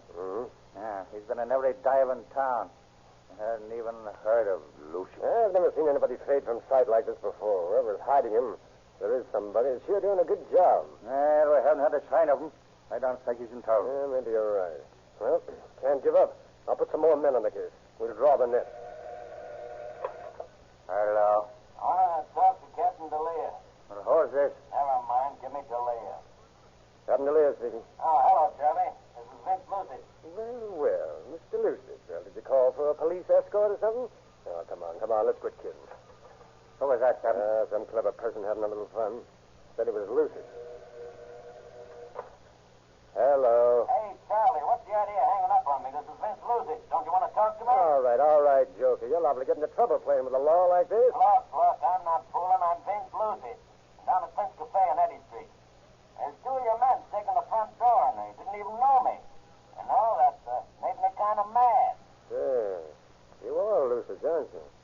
And I'm glad to hear from you. Are you in town for long? Yeah, I'm going to give myself up. Come on over here. I'll be in the booth. I don't know whether I'm a sucker or not, Lucy, but I'll be right over. Good. And by the way, when you get here, you might tip the two bulls at the door off as to who I am. So long. Goodbye. Hey. Was that really Lucy? Yeah, I think so. I'll find out in a little while. He wants me to meet him. You're not going alone, are you? Yeah, I think I better. I wouldn't, Captain. That sounds screwy to me. I wouldn't trust that guy you're in. Come on, you better let me go with you. No, I don't think so. Wonder what the idea is, huh? Maybe he's tired of hiding out. Yeah, still, I don't know. No, he's probably got something up his slave. You better let me go with you. Now, you stay here. I'm going over there alone.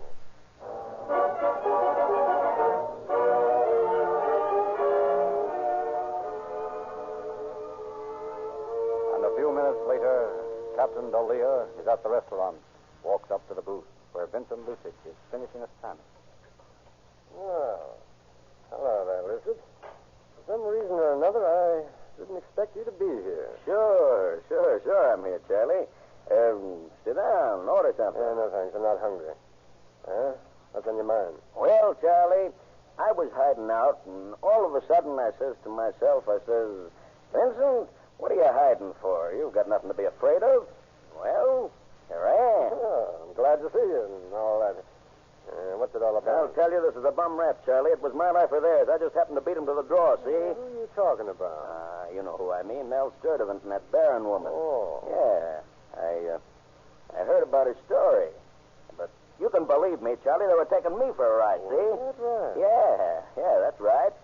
I don't know why, but Mel, well, he always had it in for me. Well, that's funny. Now, I thought you and he were good friends. No, we never were. Never were good friends. Of course not. And you see, that day we went up to Molly's Bay.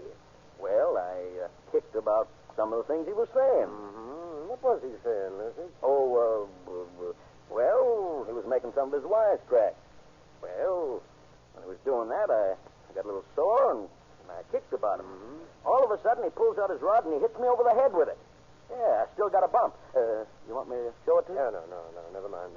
Then what happened? Well, after that, he slugged me.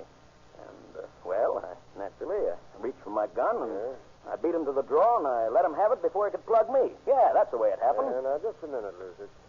What about Mrs. Barron? What'd you shoot her for? Oh, her. Well, you could have floored me when she all of a sudden ripped open her bag and pulled out a gun and started waving it at me. I figured she was going to bump me off, so, well, what was there for me to do? I just let her have it. It was self-defense all the way through. Sure, self-defense. Listen to me, Charlie. I'm turning myself in because I know I can beat this man. All right, Lucy. We'll see. But right now, let's get down to the county jail. Huh? The county jail? Sure. Come on, Charlie. Let's go.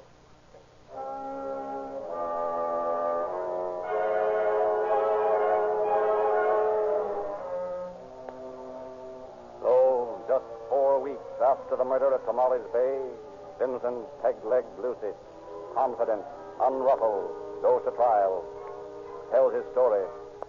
But his lies, unable to match the evidence that is heaped against them, become useless in the face of truth.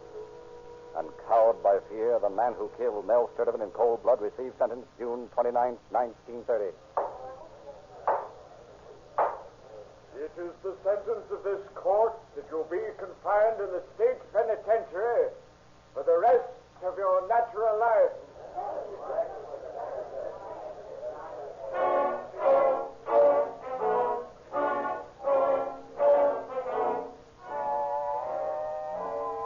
And Vince Lucid went to the penitentiary, but his stay there was destined to be cut short by an unexpected happening. The strain of his unhealthy past, combined with worry, drove Lucid insane. Made of the once boastful gangster a cackling old man bereft of all sense, doomed to spend the rest of his life in the insane asylum. Thus ends the case of Peg-Leg Vince Lucid.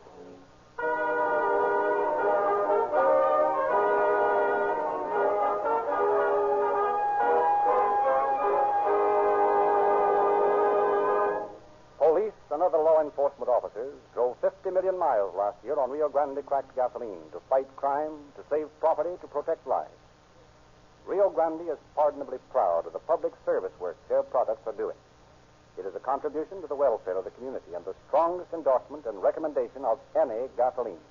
Listen to this list of communities specifying Rio Grande cracked gasoline just since the first of the year. Pasadena, Marysville, Monterey Park, Linwood, Glendora, Southgate, Phoenix, Orange County, Coconina County, Arizona, Las Vegas, Nevada. We have told you before about Los Angeles, Oakland, Berkeley, Fresno, Santa Barbara, San Diego, Santa Barbara County, San Diego County, Maricopa County, and many, many other cities and counties. The mileage this year promises to be much greater than 50 million miles. In many of these cities where Rio Grande cracked gasoline is the official brand, Sinclair motor oils add to the smoothness of police car performance. Every motorist who specified Sinclair motor oil for his car is getting the finest quality motor oils money can buy. Every dealer who sells Sinclair motor oils knows by the scientific Sinclair Law lubrication the exact grade of Sinclair oil you should use in your motor in its present state of wear. He will save you money and add to the life of your car. See him tomorrow and ask for a free copy of Calling All Cars News, that newsy publication of radio and screen gossip, police stories, and other interesting features. 500,000 readers every month. If you haven't seen it, ask your nearest independent Rio Grande dealer for a copy tomorrow.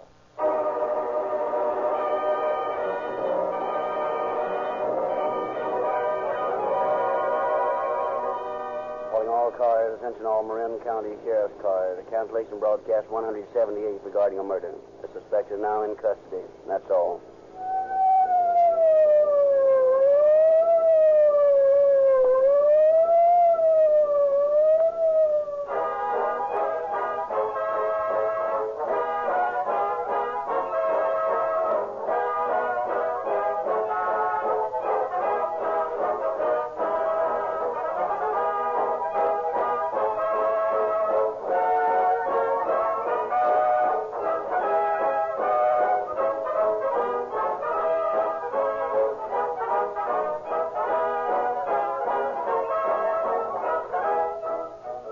Narrator Frederick Lindsley bidding you good night for Rio Grande.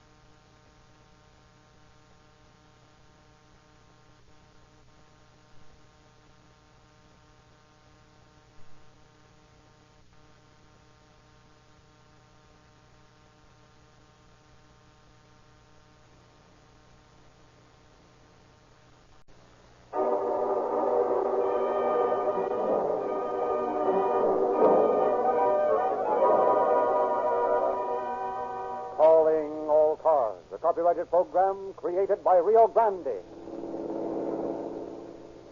Los Angeles Police calling all cars. Attention all cars. Broadcast 179 regarding a holdup on 3rd Street between Spring and Broadway. This man is there now, so hurry over. Rosenquist.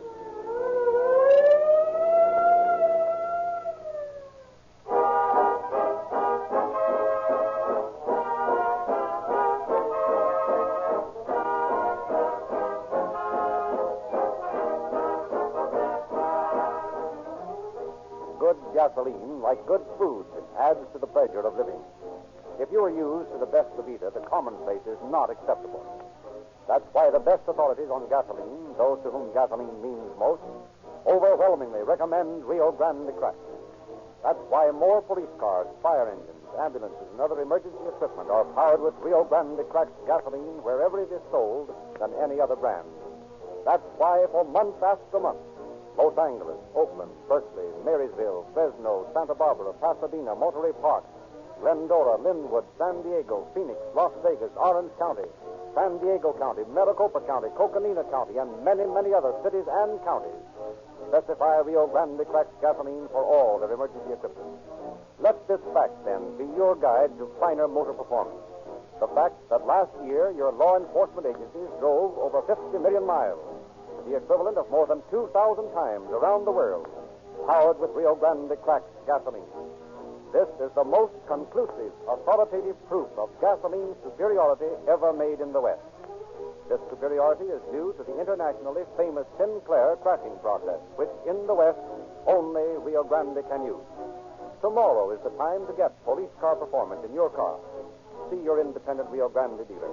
You'll get more power, greater pickup, better mileage with Rio Grande cracked gasoline.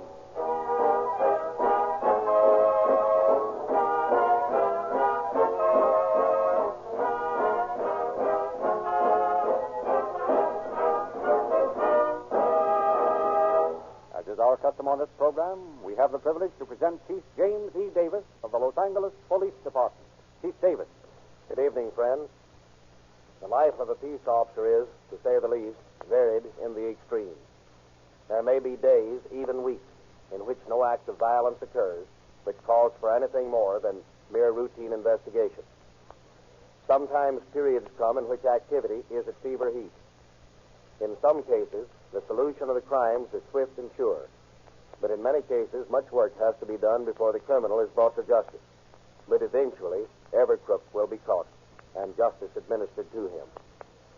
Such a period of feverish activity was the week of March 11th to March 17th. It was literally murder week in Los Angeles. 8 homicides were reported in that week. 6 of the cases were marked solved on the day of the occurrence. The other 2 were cleared the day after they happened. Thus is the efficient work of the Los Angeles Police Department ever ready to protect the citizens of this locality. But the show is ready. I'll have another word for you at the end of the program.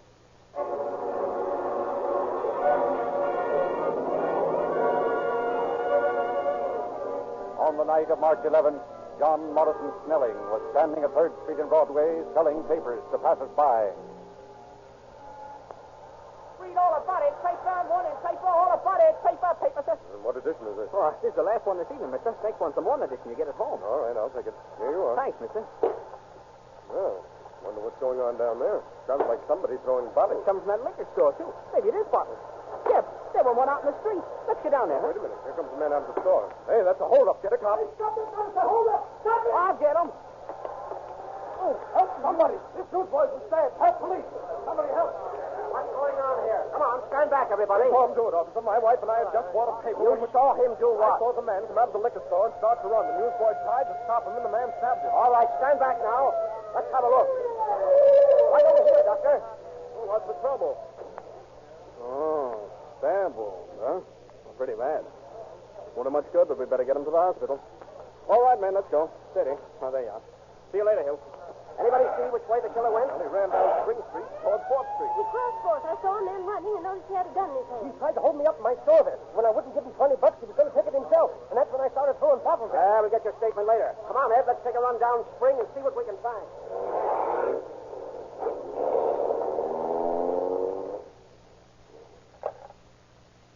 All one checking. 6th and Spring.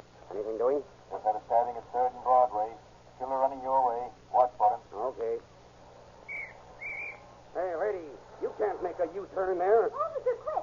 I just saw a man running down the street and he had a gun in his hand. Well, let's drive back up there. Well, stand there on the running board. There was a lot of excitement on 3rd Street when I came by. Yes, I know about that. Take it slow now. You see the man? No, I don't. Yes, there he is. He's hiding in that doorway there under that hotel sign. Do you see him? I see him all right. Hey, you. Hey, what are you doing here? You want to play pig, huh? Okay, pal. Boy, when I catch you... Here, you mug. What do you think? Cut me, will you? I'll show you. Hey, stop. Stop or I'll shoot. You asked for it. Well, that settles that.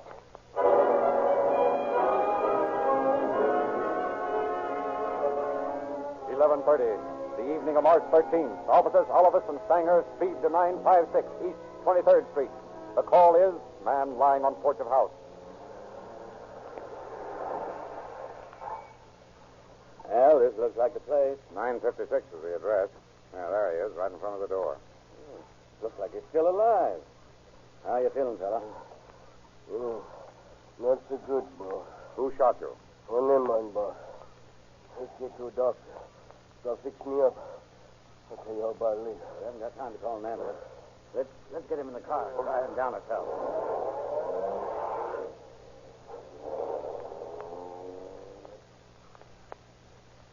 Okay, boys, come on in. You can talk to him. Costello, here's an officer wants some information. Okay. I'll talk now, boss. Well, what happened? Well, Bud and Rudy and me was arguing about splitting the Columbus stuff. And Just anything Paul Barnes ain't no good. It's too hot to try to unload in Los Angeles. You ain't going to count him in, see? We're going to split that Columbus stuff whole way. Oh, no, we ain't. We're going to split it just three ways. Me and Albert here and Rudy.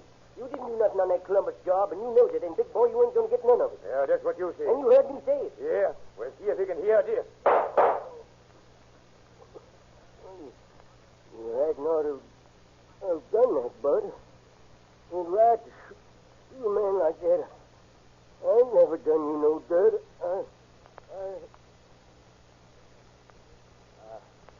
I crawled over to the telephone after the others beat it, and then I called the cops.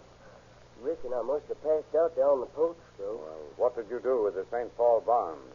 Find Buddy and Rudy and Albert and find them. Passed out again. Well, I've got a hunch we'll find those birds at 956 East 23rd Street. Let's go. The hunch was right. Less than 30 minutes after Costello talked to the officers, the men he had implicated were in custody. Los Angeles Police calling car 124, car 124, 8510 South Broadway. Investigated shooting. That's all. Rosenquist. Sis, where you been? We've been looking everywhere for you. Oh, I've been down to Georgia Street Hospital. Hospital? What's wrong? Were you sick, Gloria? No, I just didn't remember who I was or where I lived. Well, what happened to you? Well, they told me I'd been wandering around town, and an officer picked me up and brought me into the hospital. They're awfully nice to me. Where's John? Your beloved husband's out looking for you. You better be in bed when he comes Yeah, back. I think I will go to bed. Well, when did you get back? Just a few minutes ago, I was sick. Oh, yeah? Well, you're not as sick as you're going to be. Get in your room. You can't talk to her like that. I can't, huh? Listen, punk, you take another crack at me and I'll poke your face in. Go on, get in there like I said. I'll crack your teeth You'll out. hit my sister again, I'll kill Oh, you. yeah? Big looker. Now, Charlie, don't meddle in your sister's affairs. She's old enough to take care of herself. Oh, that guy's nothing but a broken-down prize fighter. He never will amount to anything. He's always beating up sisters. Well, if he doesn't stop it, I'm going to take a poke at him. No, he's bigger than you, Charlie. If I were you, I'd keep out of it. What was that? Sounds like he's beating up sis again. I'm going in there. Now, don't butt in, Charlie. You little tramp, I'll teach you. Come back in here. Charlie, where you going? I'm going to stop this. Oh, put that rifle down, Charlie. Charlie, do you hear me? Take your hands off my sister. Told you to keep out of here. What are you going to do with that gun? I told you what I'd do if you ever touched her again. Oh, no, you won't. Get out from in front of him, Gloria. I can't. He's holding me. Oh, Joey, don't shoot. Don't shoot. Turn her loose, Hennessy. Okay, punk. Oh.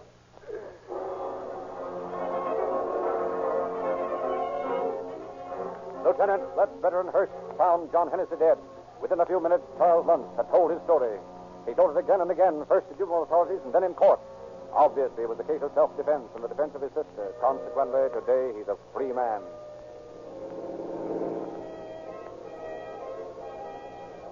Los Angeles Police calling car 12, car 12, 11th District, 627 East 5 Street. See the manager.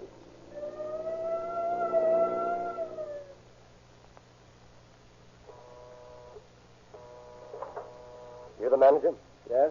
Who are you? Joe Filkers, Police Department. This is Officer Baker. Oh, yes. You called? Yes. There's a dead man in room 33. How do you know he's dead? How do you know you're alive? Funny, huh? No, but I know a dead man when I see one. Yeah, let's have a look. Down the hall. First door after the turn. Yeah, come on. Neat brawl. Brawl is right. How many men live here? 2. Well, where are they? Guy named Jesse Blair and that one, Joe Javitic. Dead or not doornail? How long ago did you find him? About 10 minutes. Only been dead half an hour. Shot? No.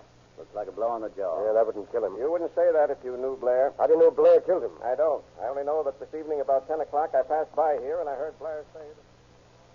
Go out with that game, I'll go, see? And you ain't gonna stop me, see?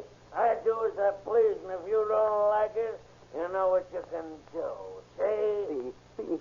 Take you ever say anything but see? So what? Don't you like it? Well, what you gonna do about it? What? Nothing, I guess. Yeah, nothing. You're right, you ain't, see? I'll smack you so hard they think we're having an earthquake. Why don't you go on out, Jeff?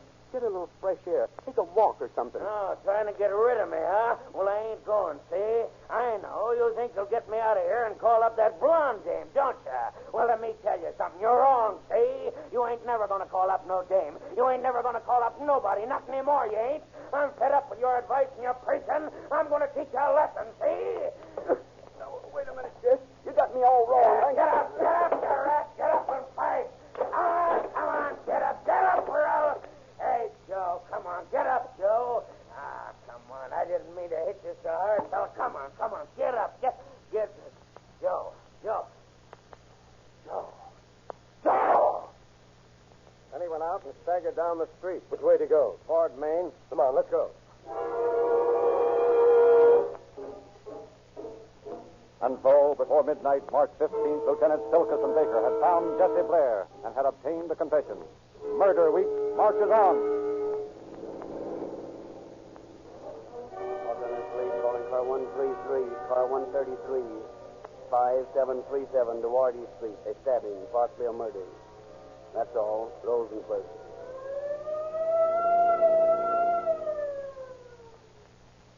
Oh, am I glad you got here. I sure am. Well, what's going on? Oh, man, around that here? fella sure must be crazy. He done come in there and he run us boys out of that house like we flies. He raised a ruckus all over the place.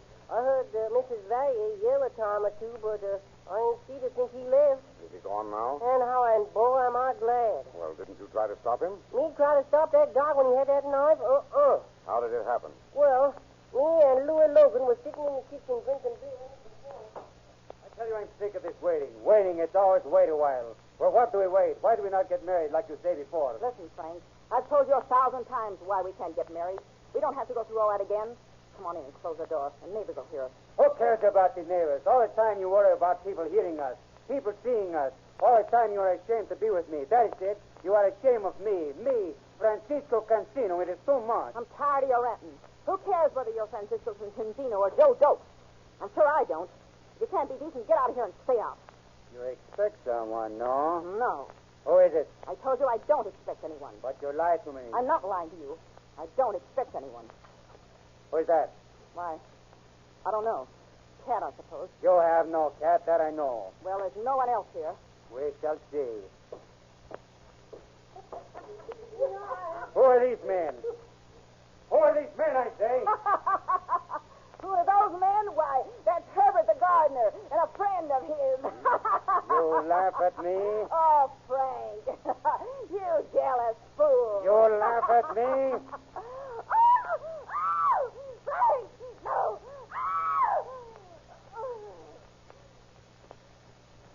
That's how it happened, Captain. So help me. Well, which way did the man go? Well, Lordy, Captain, I don't know. He just went.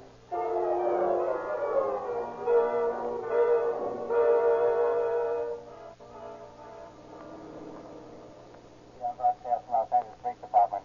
Murder suspect is tall as Mexican, about 5 feet 8 or 9 inches, dark complexion. He is thought heading for Mexico. Was last seen in the vicinity of 517.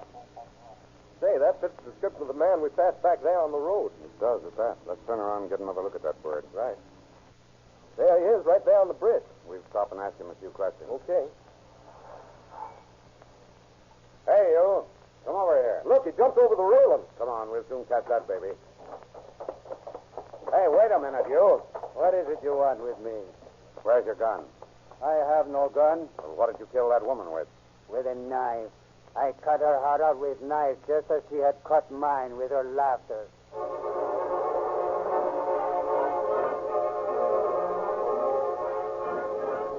And at 2:35 on the afternoon of March 18th, the day after his crime, Francisco Cancino was in custody. Another crime of Murder Week.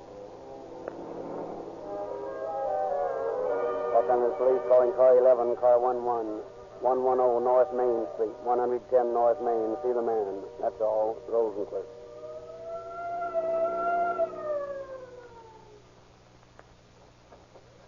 That's the joint? Yeah, 110 North Main. I'll go ahead and see what it's all about. You phone for an officer? Yeah. There's a man just left here and said he killed a woman. Where? Up on Commercial Street in a hotel. You know this man? Yeah, he's an old guy. Always talking about when he was a jockey. What's his name? He calls himself Wells. I'll go over there and have a look. Well, sounds Sounds like murder. The call came in while you were gone. Some dame's been stabbed over on Commercial Street. Well, that's the story I just got from Christensen, the waiter back there. You'd better take her on over there.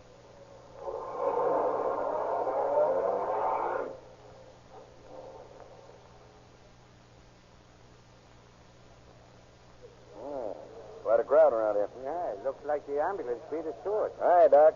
How does it look? It looks bad. You'll probably die. No one did it? Well, I have a pretty good idea. Where's the manager of this place? Hey, you're the manager? Yep. Got a bird registered here named Wells? Yes, right upstairs. First door to the right. Thanks. Who's there? Friend of yours, Wells. I ain't got no friends. Go. Come on, open up.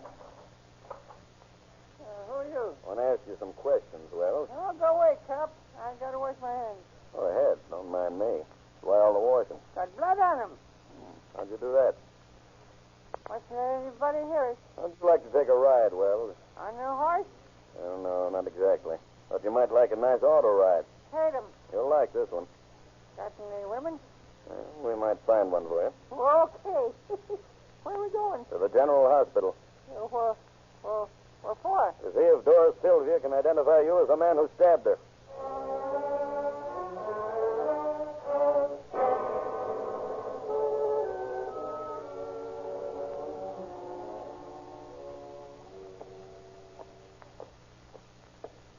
Right in here, Lieutenant Patton, please. Right on in, Wells. How is she, Doc? Pretty low. She's conscious? Yes, but she's suffering pretty badly. Able to make an identification? Well, I think so. We'll try anyway. Mrs. Sylvia. Mrs. Sylvia. She's coming around a little. Mrs. Sylvia. Yes? Mrs. Sylvia, we want you to help us. Is this the man who stabbed you? Yes. That's the man. That's John Wells.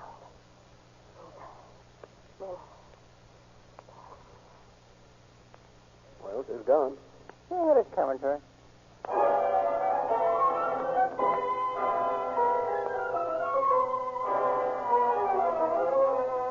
How long Doris Sylvia remained in that hotel room before she was found and taken to the hospital, no one knows. Fortunately, she was able to identify her assailant before she died. Another victim of Murder Week. Los Angeles Police calling car 66, car 66, 6550. 6748 Franklin Place. A dead body reported in a garage at that address. Maybe a murder. That's all. Rosenquist.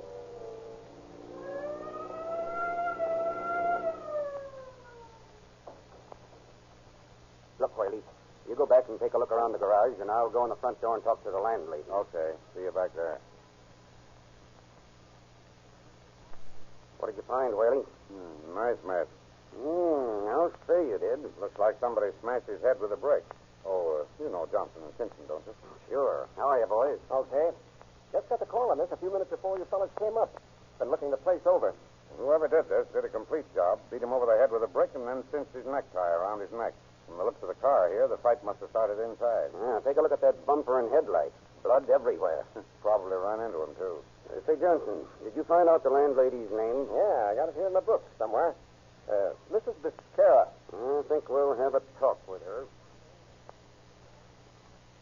You see, this boy always seems to have plenty of money. You know where he works? No, senor.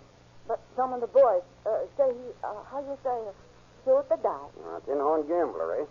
Know anybody who didn't like him? No, senor. Oh, but wait. It was yesterday. I think I hear a boy who lives in room below say he did not like the way Felix played. Maybe he... Where is he? He has work now, but he come in very soon. You wait for him? No? Yes, in his room. Oh, I did not expect Must have been here so soon, eh? Come on in, Max. Don't stand there with the door open. What is it you want? We want to know why you killed Felix Pignon. Me, senor? I did not kill anybody. Now, listen, Max. I'm not going to stand here all day arguing with you. You want to make a statement here or at headquarters? I have no statement to make. I do not kill anybody. Mrs. Biscara says that she saw you leaving the garage at midnight last night, and you told her nothing had happened. It was not midnight. It was... Yes, go on. I was not there at midnight. But you were there earlier, weren't you? What time did you see Pignon last night? About 8 o'clock. Where? Downtown. What were you doing? We were playing cards. Who won? Felix and the other two. The names, Ramirez and Pablo. Ramirez and Pablo what? I did not know of the names. Don't lie to me, Max. I know. Lie, I do not know of the names. Then you lost your money gambling and started a fight. No, I do not. Started Felix here. So that's it. Pignon attacked you, eh? That right? Yes, that is it. He hit me, sir. You started a fight downtown, did you? No, No, we fight in car. Oh, so you did fight in the car, eh? No, Well, it's your own story. we do not fight at all. Okay. Was the car in the garage then, or did you drive it in later? It was in the garage. And the brake? Was it in the car or in the garage? It was in the... I do not know. There was no brick. Okay, Mike. Now, look, we know you quarreled with Pinot. We know you were short of money. We find bloody trousers in your room and a bloody shirt. Your fingerprints are on the car. Now, you can wait until you're ready to talk, or you can talk now. But you might as well know now I'm going to take you down to headquarters and book you for the murder of Felix Pinot. No, I did not murder him. He would have killed me. Now, then you did do it. Yes, I will tell you everything. Felix cheated me. He robbed me. Many times he beat me. So I killed him.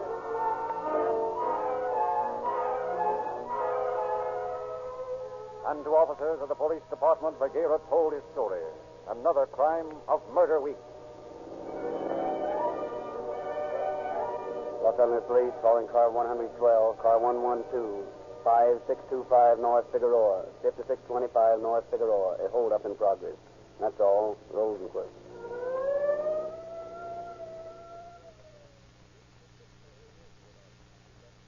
Give me a bottle of scotch. Pink bottle. And the cash out of that drawer. Say, what is... Let's stick up, buddy. Move fast. You can't do this to me. Can't, hey, say, listen, you pop-eyed runt. Get back of that counter and get that quick. Al, get that money out of the drawer. Okay. Yeah, well, what's coming off here, anyhow? Scram bum. Hey, you can't call me a bum. I'm a respectable citizen. I don't have to stand for talk Smack like him with a bottle, Al. Oh, tough guy, huh? Okay, pal. You want to wrestle? Yeah, I'll wrestle you. Hey, nice going. Mix me. Strike one. Hey, don't be throwing my liquor around like Pipe down. Here, you mug. I'll help you, Al. Look out, Turk. Look out, you old man. Get a gun. Why, you old... Slam. Slam, Al. He got me.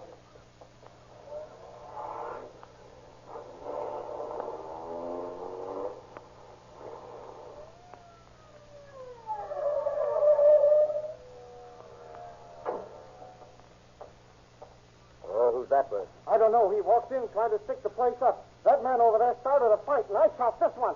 Where'd the other guy go? He jumped in the car and beat us. We'll never get a line on him in this weather. Find anything over there, Lopez? This guy keeps saying we'll find the other bird's fingerprints in this broken glass. Take years to find it.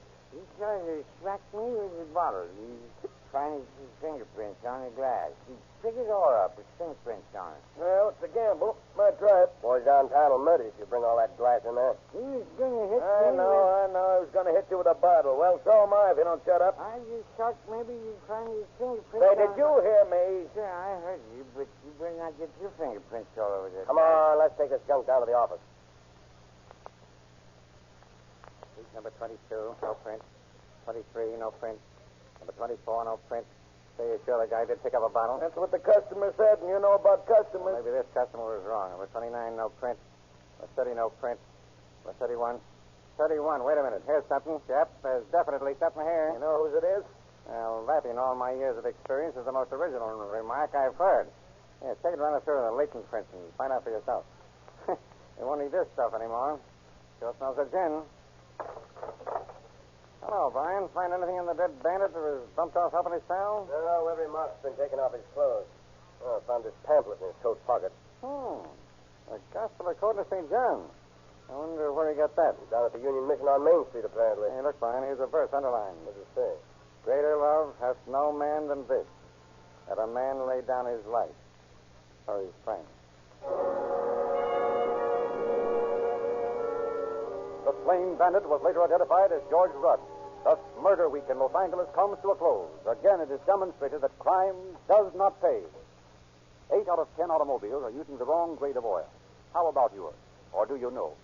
If your oil is wrong, you are, unfortunately, wasting many dollars every year, and it's so easy to remedy. The Law of Lubrication is written by Sinclair, refiners of the world's finest motor oil.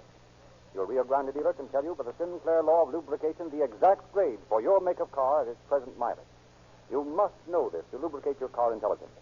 You'll save money on gasoline, oil, repair bills, and add to the life of your car. There are hundreds of oil companies, but 1 out of every 10 gallons of oil used in the United States is refined by Sinclair. More than 150 railroads, 8 transcontinental airlines, great fleets of ships use Sinclair motor oils exclusively. Motorists of 45 nations depend upon the internationally famous Sinclair motor oils to lubricate and protect their motors. Tomorrow is the time for you to start saving money and saving your car.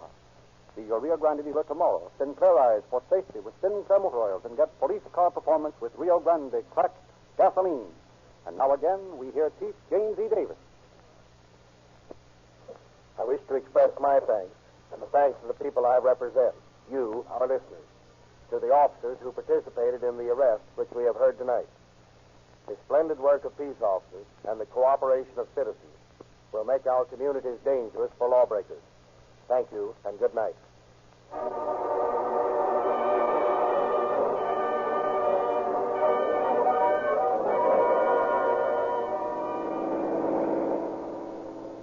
Los Angeles Police calling all cars, attention all cars. A cancellation broadcast 179.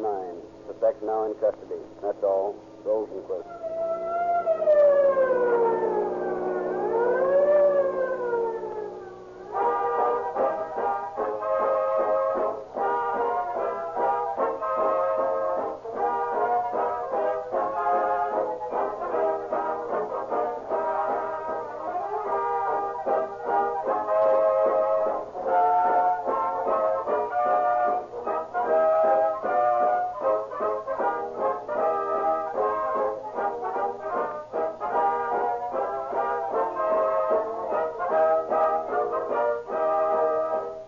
Narrator, Cedric Lindsley, bidding you good night for Rio Grande.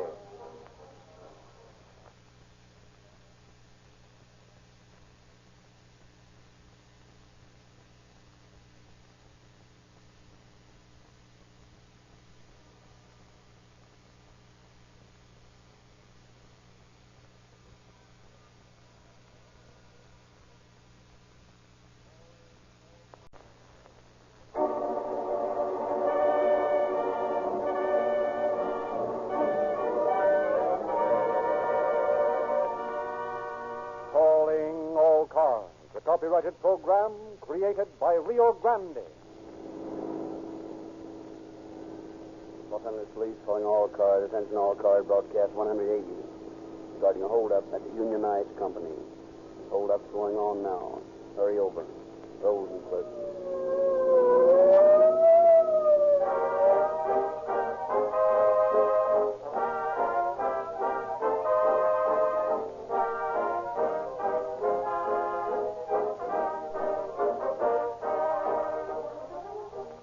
Prosperity, that welcome guest, is almost home. And what we've learned in Gazette. Rio Grande sales figures show that careful buyers during these last years have chosen wisely between the claims and the facts in gasoline advertising. Rio Grande's invitation to you is sincere, logical, and true. And the facts are as simple as 1, 2, 3. First, cracking is the most modern scientific method of refining the highest grade of gasoline. Remember that, for on this fact, oil men universally agree. Rio Grande cracked gasoline is refined by the process used and developed by the Sinclair Refining Company, the world's largest independent oil company whose products are sold in 45 nations. But in the West, only Rio Grande cracked gasoline can be refined by this process. Rio Grande cracked gasoline is a patented, exclusive product that you can buy only through independent Rio Grande dealers. Second, as evidence of this fact, we refer you to the best judges of gasoline, those to whom the finest gasoline is an absolute necessity, the drivers and buyers of gasoline for police cars, fire engines, ambulances, and emergency equipment. They drove 55 million miles last year with Rio Grande cracked gasoline. Who knows more about stopping and starting, idling in traffic, driving long economical miles, and the sudden bursts of racing, flashing speed? Remember this. More police cars, fire engines, ambulances, and other emergency equipment are powered by Rio Grande cracked gasoline than any other brand. And third, we call this police car performance, for that's exactly what it is, and that's exactly what you get when you buy Rio Grande cracked gasoline from your independent Rio Grande dealer. And tomorrow, when you buy gasoline, get your money's worth. Get the finest gasoline that money can buy. Get police car performance with Rio Grande cracked.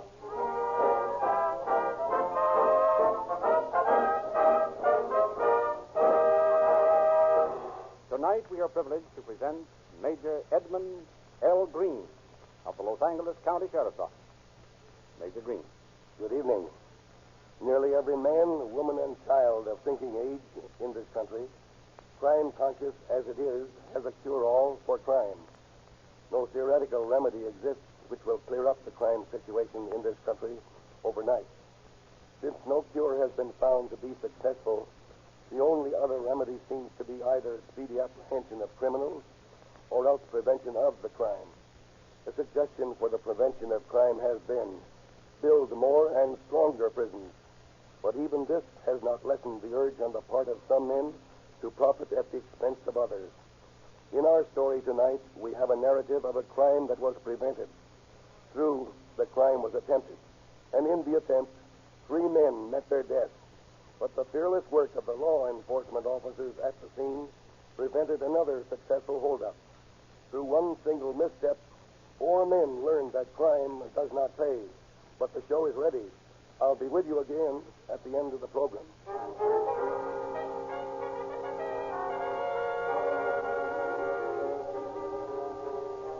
It is almost closing time in the Oxnard office of the Union Ice Company.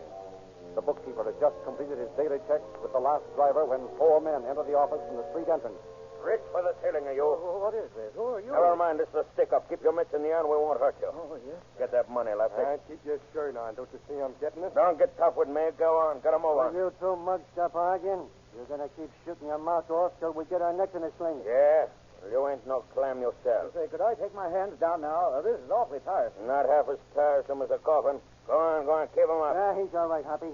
He can't pull anything. I got him covered. Let him down, Sid. Oh, gee, thanks. Boy, that sure puts a crimp in your arm, doesn't it? Shut up. Don't get social or I'll have to slug you. Yes. How about it, Lefty? How much you got? About 3 C's. What? All this trouble for $300 bucks? I told you this joint wasn't no good on Thursday. Shut up. Come on, let's go. I think we ought to bump this guy off. It's a good idea. You want to do it? No. You take care of it. Okay. Hey, wait a minute, Hoppy. We're in deep enough now. Take it easy. What's the matter with you? You going to stop? No, I ain't soft, but a stick-up's one thing and chopping a guy's another. What do you want to do? Leave him here to give a load to the coppers and I look? Oh, I'll keep quiet, mister. Honest, I will. Yeah? The only guy that ever keeps it quiet is a dead one. Oh, no, I'll give you my word. I won't tell anybody. Yeah, come on, Hoppy. No use bumping this shit off. Let's swim. Okay. Now, look. I'm letting you go, see? But I still think I'm a sap. Oh, no, sir. You're not. I'll keep quiet. Yeah, you'll keep quiet. Because if you don't, it's just going to be too bad. Remember, I'm telling you. You're going to spend the night wrecking this boy? Come on. Keep your shirt on. Come on, let's go.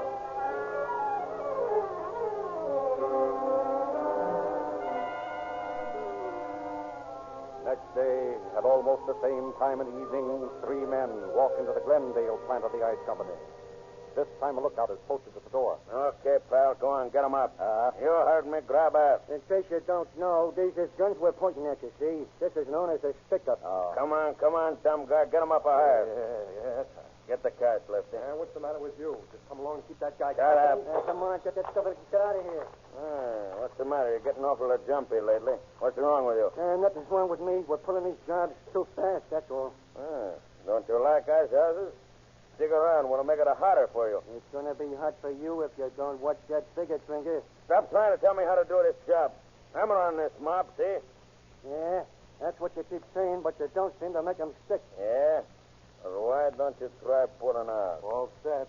Okay, take a look outside and see if it's clear. It's okay. Now, listen to me, dumb guy. You stay right where you are for 15 minutes, see? Oh, yes, sir. And if you bat an eyelash, I'll come back and blow off the top of your head. About a week later, G.H. Fry, General Superintendent of the Union Ice Company's office at 666 South Alameda Street in Los Angeles, nears the entrance to his plant when he sees a man come out of the door carrying a 25-pound piece of ice. Paying no particular attention to the man he is about to walk on when he sees the man stop beside an alley and quickly tosses the ice aside.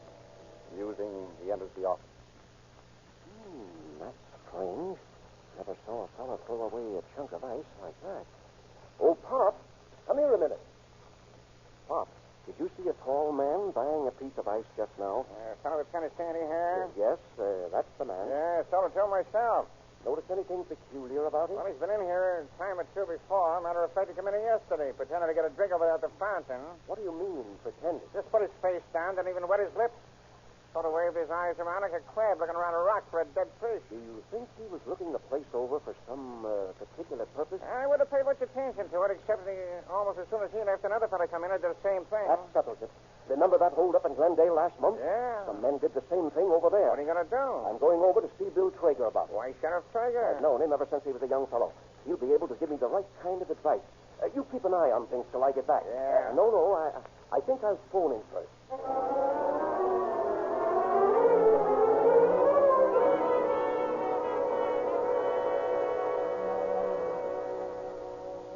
Mr. Fry to see you, Sheriff. Have him come in.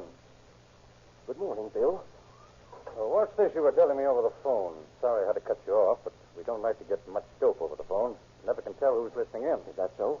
That switchboard girl of mine... Sometimes things have a way of leaking out when we least expect it, and we like to be protected. Well, this morning when I was coming into the office, I noticed a man just leaving the plant with a small piece of ice. I'd say 25 pounds. And I just happened to look back at him before I went inside, and I saw him flip the piece of ice up an alley. Just like that. He didn't just set it down on the walk? No, he just flipped it down the alley like you would a bowling ball or something. Must have been a pretty strong fellow. What did he look like? He was not so tall. I'd say about 5'8" or 9. He was pretty husky, though. Was he light or dark? He was very dark. Almost foreign-looking. One of the meanest-looking men I ever saw. Sounds like a fellow we know as the Hophead. That's a name that would fit him all right. Ever seen him before? No, but one of the boys at the Glendale plant said that one of the men who held up the office last month looked like that. Might be the same man. There was a short, dark man involved in the Oxnard plant hold-up, you remember? Yes, that's so. This is beginning to look suspicious. Have you noticed anything else unusual going on around the plant lately? As a matter of fact, I have. I noticed a tall fellow who came in yesterday and pretended to get a drink of water, but he didn't. Didn't what? He didn't drink. Just put his face down over the fountain and didn't even wet his lips. That's funny. Notice anything else? Well, Pop Comfort said the same fellow that bought the ice this morning came in yesterday and did the same thing. Somebody's evidently staking the place for a holdup. Gosh, I hope not. Just about one more holdup, and the insurance company's going to cancel our policy. What day are your receipts the largest in the ice business? Tuesday is the day when we have the most money in the office. And today's Tuesday, eh? Mm-hmm. Well, they'll probably make a try for it tonight. What are we going to do? Now, don't worry. We'll take care of this. Did you report this to the police department? Oh, no. I thought maybe you could help me. After all, Bill, we've been friends for years. Oh, that's not it. I just asked for information. It's okay. I'll send a couple of the boys down to look the place over. I want you to stay out of this, though.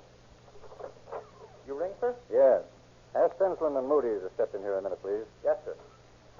These men are two of the best men in the department.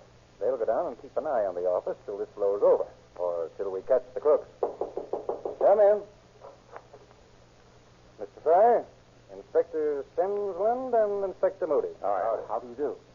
Boys, Mr. Fry here is having a little excitement down at the Union Ice Company plant on Alameda Street. I want you to go over there, look the place over, and see if you think we can pick these crooks up if they try to start anything at all. I can help a lot, Bill. Oh, no, you won't. You'll stay out of it.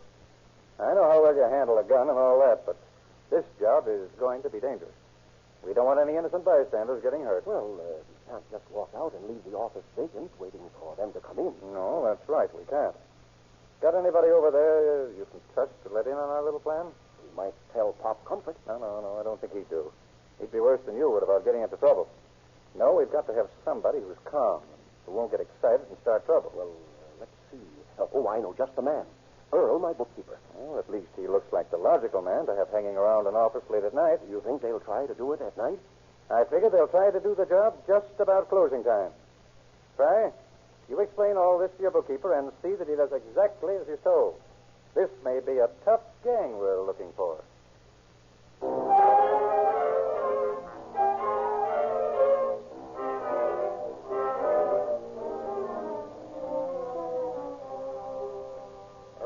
This is Officer Stensland, and this is Mr. Moody. Earl's our bookkeeper. We thought it best to have one of the employees in on our plan rather than Mr. Fry here. Is there going to be shooting and everything? That's hard to say. Not even sure there's going to be a stick-up. We're pretty certain that this is the same bunch that held up the Glendale plant and the Oxnard plant. Look, why can't I stick around? No, Mr. Fry. We want you to stay away. We get paid to be shot at. I'd like to get just one shot at those bandits. Well, they're not bandits yet, Mr. Fry. At least we're not sure they mean to be bandits here. I heard voices outside. No, Earl. Don't get worked up over this thing. Just take it easy. He's right. Listen. Stansman, come over here by the window. Yeah? They're just below. Can you hear them? Sure. I tell you, Tuesday's the best day to pull this job. This plant's different from Plan B. Are you sure they ain't white? Who cares whether they're white or not? They're getting away, bump them off. That's my motto. Yeah, that mother's gonna backfire someday. Then where you be? I take care of me, all right. I still claim tomorrow's the best day, even if they were too short to do on Tuesday. Yeah, well, who cares what you think? You find out when the freight train is due to here? Yeah, comes along just about the time they close this joint. That's the swell.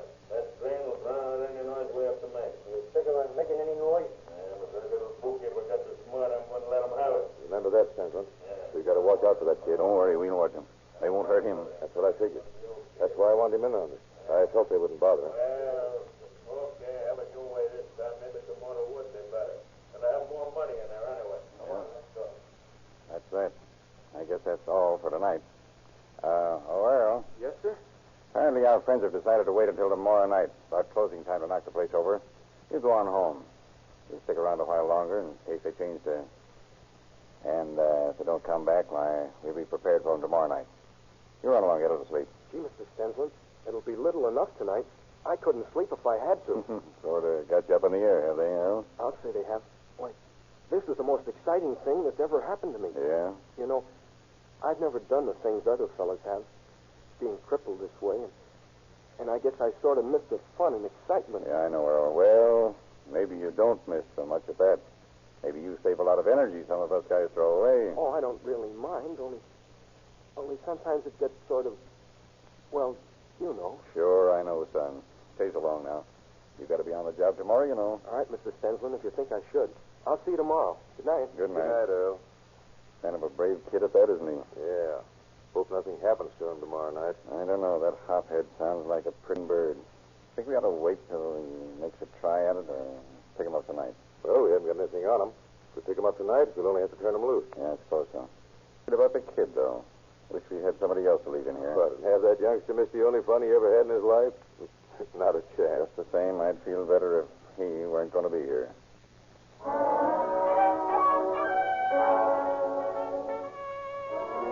Stansman and Moody remained at the plant until after it closed.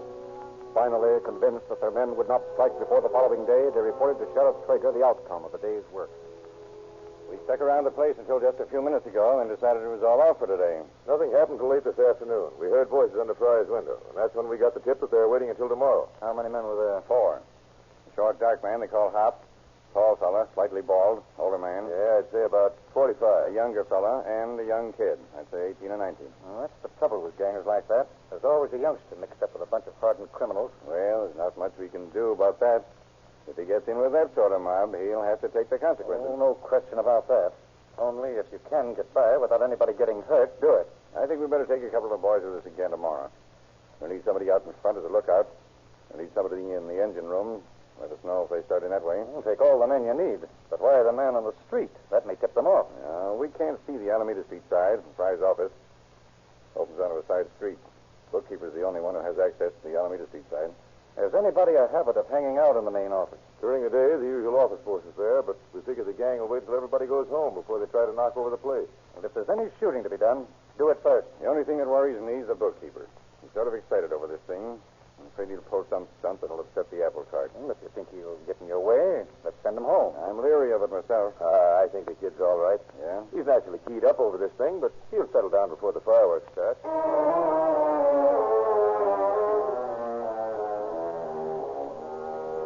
In mid-afternoon of the following day, Stansman and Moody check in with Sheriff Traeger before going to the ice company plant. Have you decided on the men to take with you tonight? We're taking Harry Wright and Charlie Cadlin. They're going to stay outside. We decided to put them in that old barn across the street from the ice company. They'll be out of sight there. Isn't that on the other side of the railroad? Yes, so that's the best place for them. Well, while you boys were out, Harry Wright was in and reported that he'd received a tip on this job. Got any names? Yes. Louis Rice, known as Lefty Louis, wanted by New York and Chicago police for bank robbery and holdup.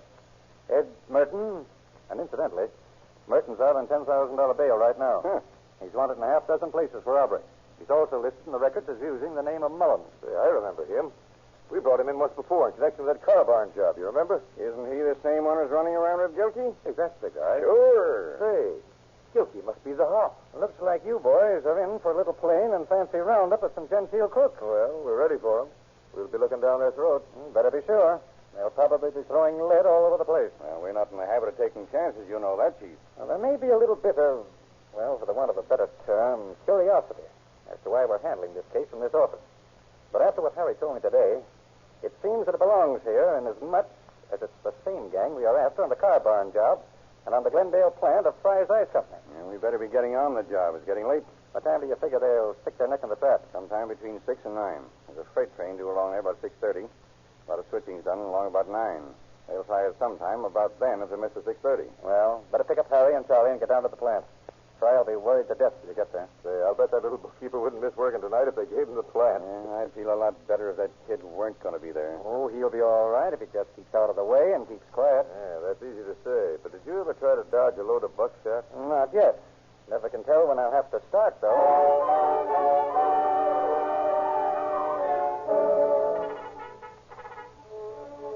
Densmond and Moody, together with 3 other officers, went back to the plant. As they had planned, Harry Wright and Charlie Cabin were stationed in a deserted barn across the street from the plant. Only Superintendent Fry and the bookkeeper knew of the prospective robbery. Late that afternoon, a driver is checking in with the bookkeeper. I'm telling you, them birds look nasty to me.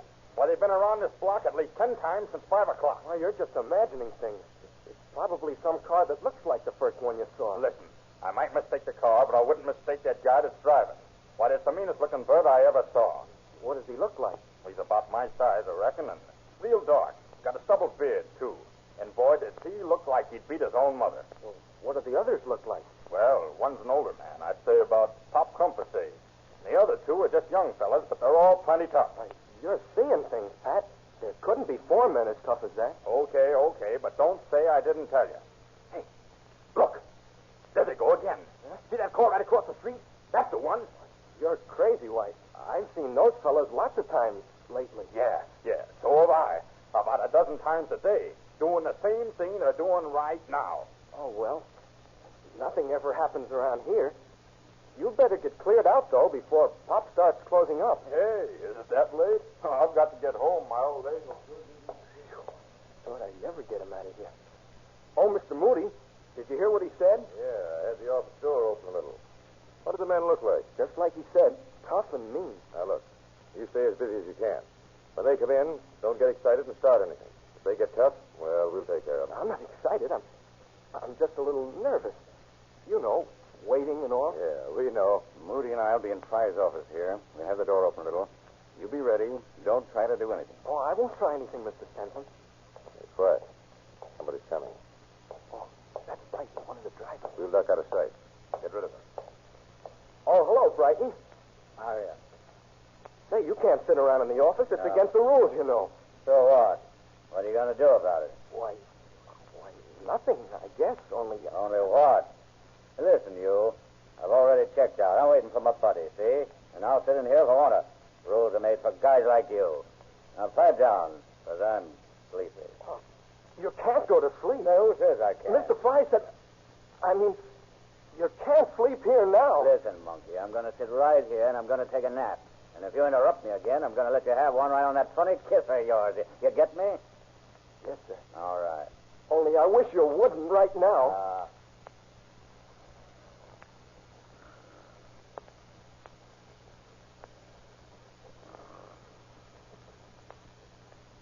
What time is it?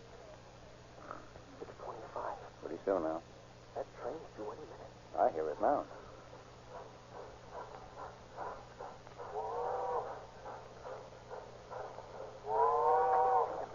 What are they doing? They're getting out of the car. Here comes the train. Are they waiting for it to pass? No. That's a string of flat cars. They're coming over to us. How many? Cars or men? Men. Oh, 3. Where's the fourth? I don't see. Oh, yes, there he is. A hothead. Oh, he's caught between 2 of the cars. Oh, no, he got loose. Here they come. Get to work now and keep your nerve. Oh, I'm all right. Are your guns okay? Two of the best sawed-off shotguns in the arsenal. Quiet now. All right, sir. Play nice and order out. Yes, sir. This is a stick-up, and we don't want no monkey business. Yes, sir. Oh, but if you wouldn't push that gun into my face so hard. What's the matter? You don't like it, huh?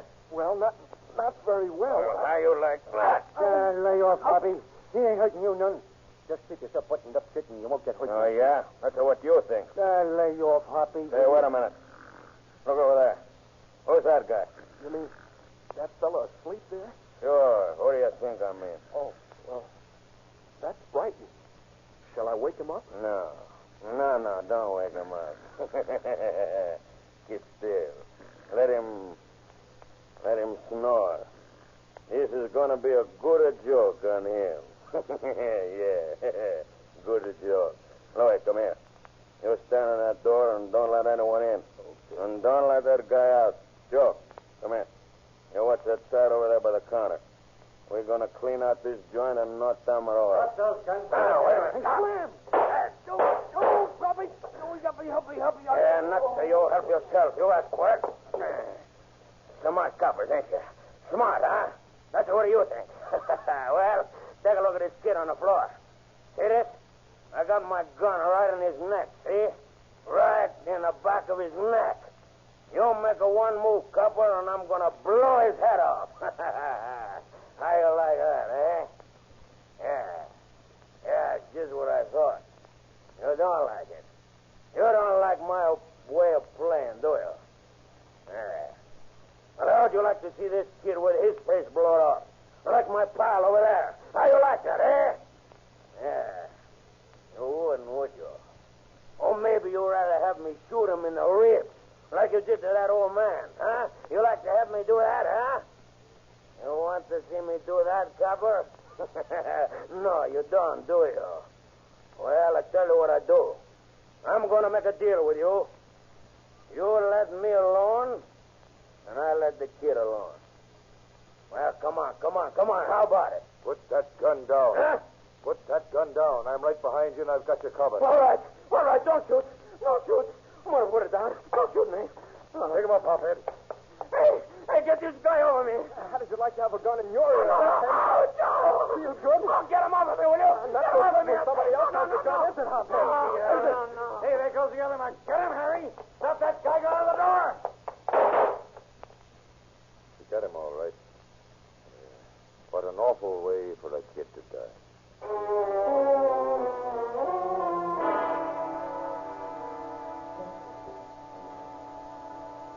The net result of the attempted holdup of the ice company plant was one bandit in custody, one so seriously wounded that he died in the hospital, and two killed at the scene of the crime. Another crime that did not pay. At the opening of Calling All Cars, I talked to you about the exclusive Sinclair refining process that makes Rio Grande cracked gasoline possible. For the production and refining of the world's finest motor oils, Sinclair processes are again responsible. Sinclair writes the laws of lubrication, and fleets of ships, 8 major airlines, 150 railroads, and millions of motorists in 45 nations of the world depend upon Sinclair oils for the lubrication of their motors.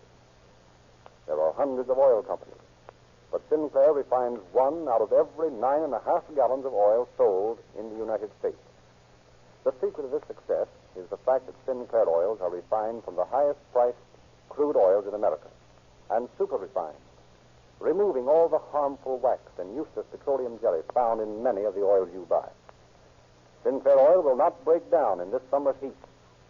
With Sinclair oils, your car will run longer and smoother, and you'll save many dollars yearly. See your Rio Grande dealer tomorrow. Get police car performance with Rio Grande cracked gasoline and Sinclair eyes for safety with Sinclair motor oil.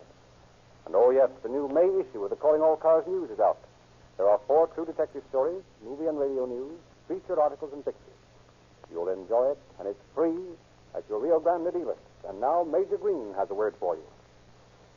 Every man connected with the gang about which we have heard tonight was a hardened criminal, with one possible exception.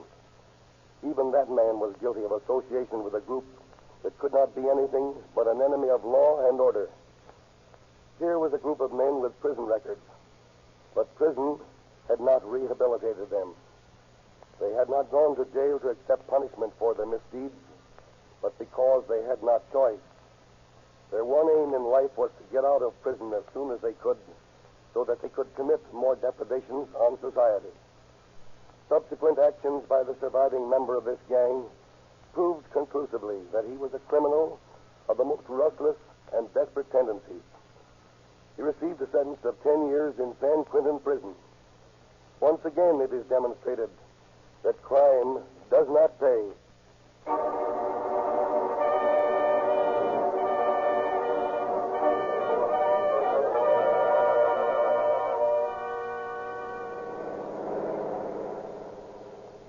Los Angeles Police calling all cars. Attention all cars. The cancellation broadcast 180 regarding a holdup. Suspects in this case are now in custody. That's all. Olds and Quist.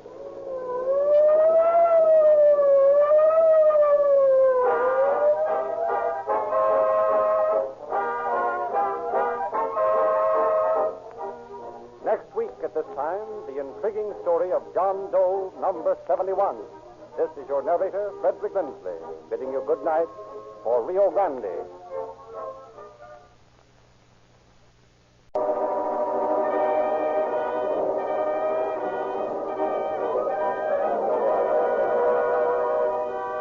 Calling all cars, the copyrighted program created by Rio Grande. Los Angeles Police calling all cars. Attention all cars. Broadcast 181 regarding a missing person. Described as a male American, 38 years. About 5 feet 10 inches, 150 pounds. Last seen at 5:15 a.m., September 25th. This may be a murder. That's all. Olds and Quist.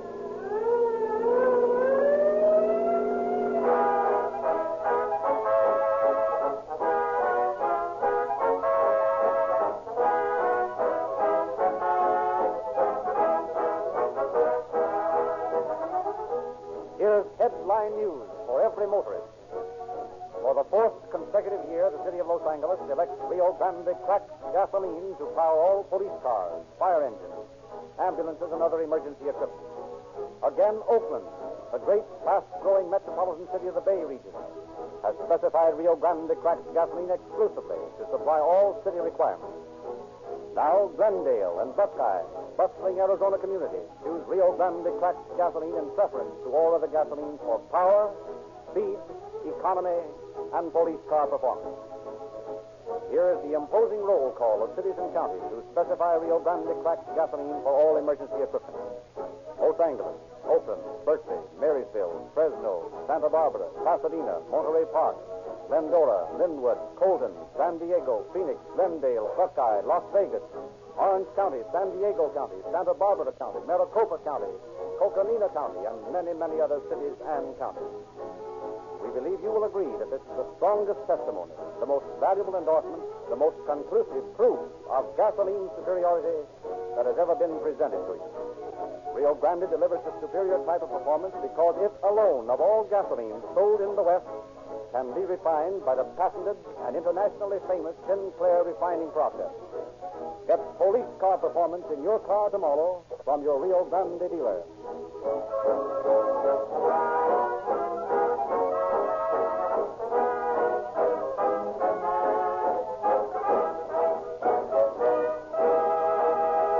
It is our pleasure to again present F.K. Hawtrey, Inspector of Detectives of the Los Angeles Police Department. Inspector Hawtrey. It is the purpose of this program to bring home to every prospective wrongdoer the fact that crime in any form doesn't pay. Law enforcement officers cannot look behind the crime to find an extenuating circumstance or a good motive to excuse the breaking of the law. It makes no difference how worthy a motive a man may have in breaking the law. When he breaks it, he becomes a criminal. And it is the duty of every officer to make him regret his act. In the case of the man whose story we are to hear tonight, the motive, while perhaps worthy, was nevertheless the cause of his attempt to commit fraud, to rob the firm of money which should not have been obtained. In the commission of this crime, he paid the extreme penalty. He learned too late that crime does not pay.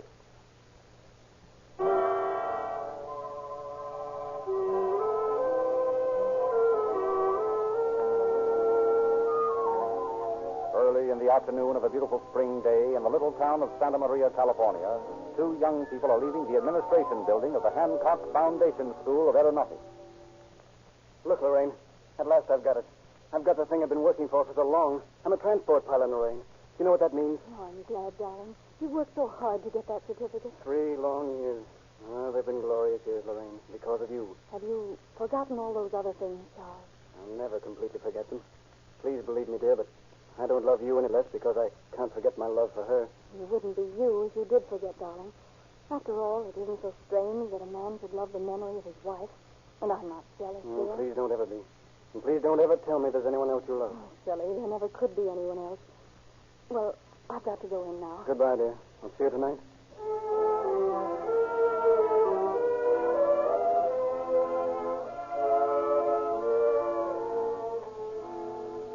You see, dear, the family likes you, but they feel, well, Mother and Dad feel that you should try to do something besides just stay around here and stunt in your plane. But, Lorraine, I don't have to work.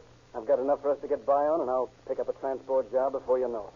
Charles, Delma, you're not trying to tell me that you're content to live off your brother all your life. Of course not. I'll pay it all back when I get my transport job. Look, Lorraine, I have a good education. I can fly. I'm not afraid to do anything that needs doing. But why should I try to tie myself down to just dollar jobs? I've got to be active. I've got to be doing things that call for something else than just routine. I know, darling. But I can't go around telling everybody that you're too good for the jobs they have for you here in Santa Maria.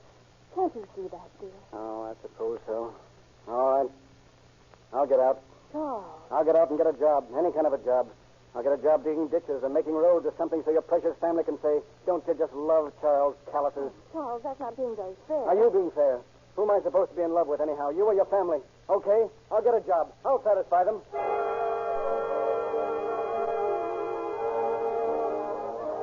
And Charles Stelmack, transport pilot, got a job digging ditches and building roads, a job that paid a mere $100 a month.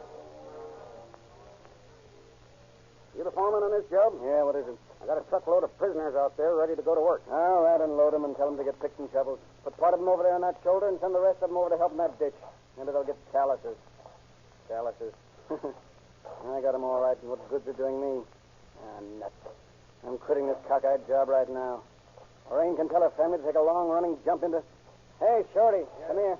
Yes, Mr. Stelmack. Look, I'm leaving here. Now, see? I'm quitting. You're in charge from now on. Where are you going? What are you going to do? What about Kit Kat? Tell old man Ketz to take it and shove it down his throat.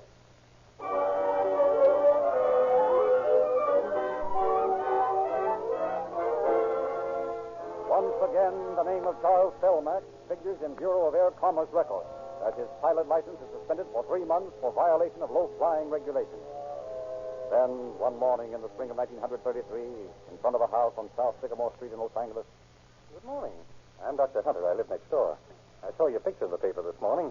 Flying pretty low yesterday, weren't you? Oh, I don't know. Just trying to have a little fun. Gets rather tiresome just flying around, looking at the scenery. Did you see me? Yes, I was just bringing my boat down from Santa Barbara. Happened to be opposite the pier when you set your ship down on the sand. That was a dumb stunt. Well, I won't be doing that for 3 months anyway. Is that why you're thinking of buying Mrs. Smith's car? Yeah, I want something to get down to the beach with. I like to swim. Well, why don't you come down with us Sunday? We're going to take a little sail down to the island and back. You'll like it. Do you mean it? Why, of course. We'd be glad to have you come. And out of that meeting grew a friendship that ripened and grew as the weeks grew into months. Say, Doc, how about lending me that Browning you have? It's a neat little gun, and I'm getting awfully rusty in my sharpshooting. I'd like to take it with me when I drive down to the beach and do a little target practice. Sure, it's target practice you want to do? Sure, what else? You don't think I want to shoot myself, do you? It has been done. Not by me. I'm having too much fun. Seen Dolores lately? Yeah, saw her yesterday. Got a date to go to the beach tonight. Good-looking girl, Dolores. Serious about it? No. Why should I tie myself down to any one woman? I like Dolores. We have a lot of fun. That's all there is to it as far as I'm concerned. Well, how about her? How does she feel about it? Just like I do. Why? Oh, nothing. I just remember that she didn't look so pleased when you told her you'd been out with Teddy. Dolores hasn't any reason to be jealous of Teddy or anyone else. I hope she realizes that.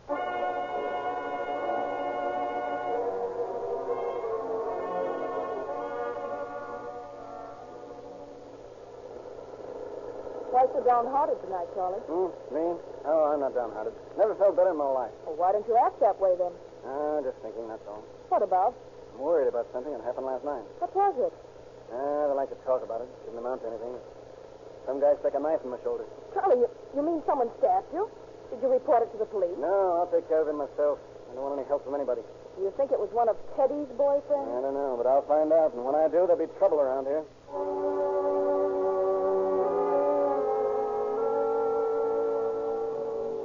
And so, Charles Stelmack and the girl Dolores, as on other occasion, spent a time on the beach at Malibu, then began a round of night spots. Then, one morning, almost a week later, the manager of the apartment house in which he lives receives a telephone call from Dolores. Well, I'm sorry, but Mr. Stelmack doesn't answer. Are you sure he isn't in? No, but the only way I have is to go up and see if he's asleep or something. Well, he certainly wouldn't be asleep till Tuesday, would he? I had an appointment with him Tuesday, and he hasn't called since. Well, wait a minute, and I'll ask the houseboy if he's seen him. John? Oh, John, have you seen Mr. Stelmack today? No, ma'am, I haven't seen Mr. Stelmack since Tuesday. He came in drunk, and I saw him staggering into his apartment Tuesday about 5 o'clock. I went to clean the apartment about 10 o'clock, but he said, go away, my head hurts. Not to clean it that morning. He came back in the afternoon, he told me. Hello, Miss Dolores. The houseboy says he hasn't seen Mr. Stelmack since Tuesday morning about 5 o'clock. I'm coming over right away. Something must be wrong.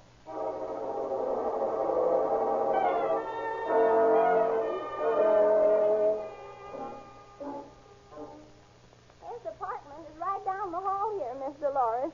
408's the number. Now, where is that key? I always have trouble finding the right key. No, that's not the one. Let me see. No, that's the key to the basement. What's this key to?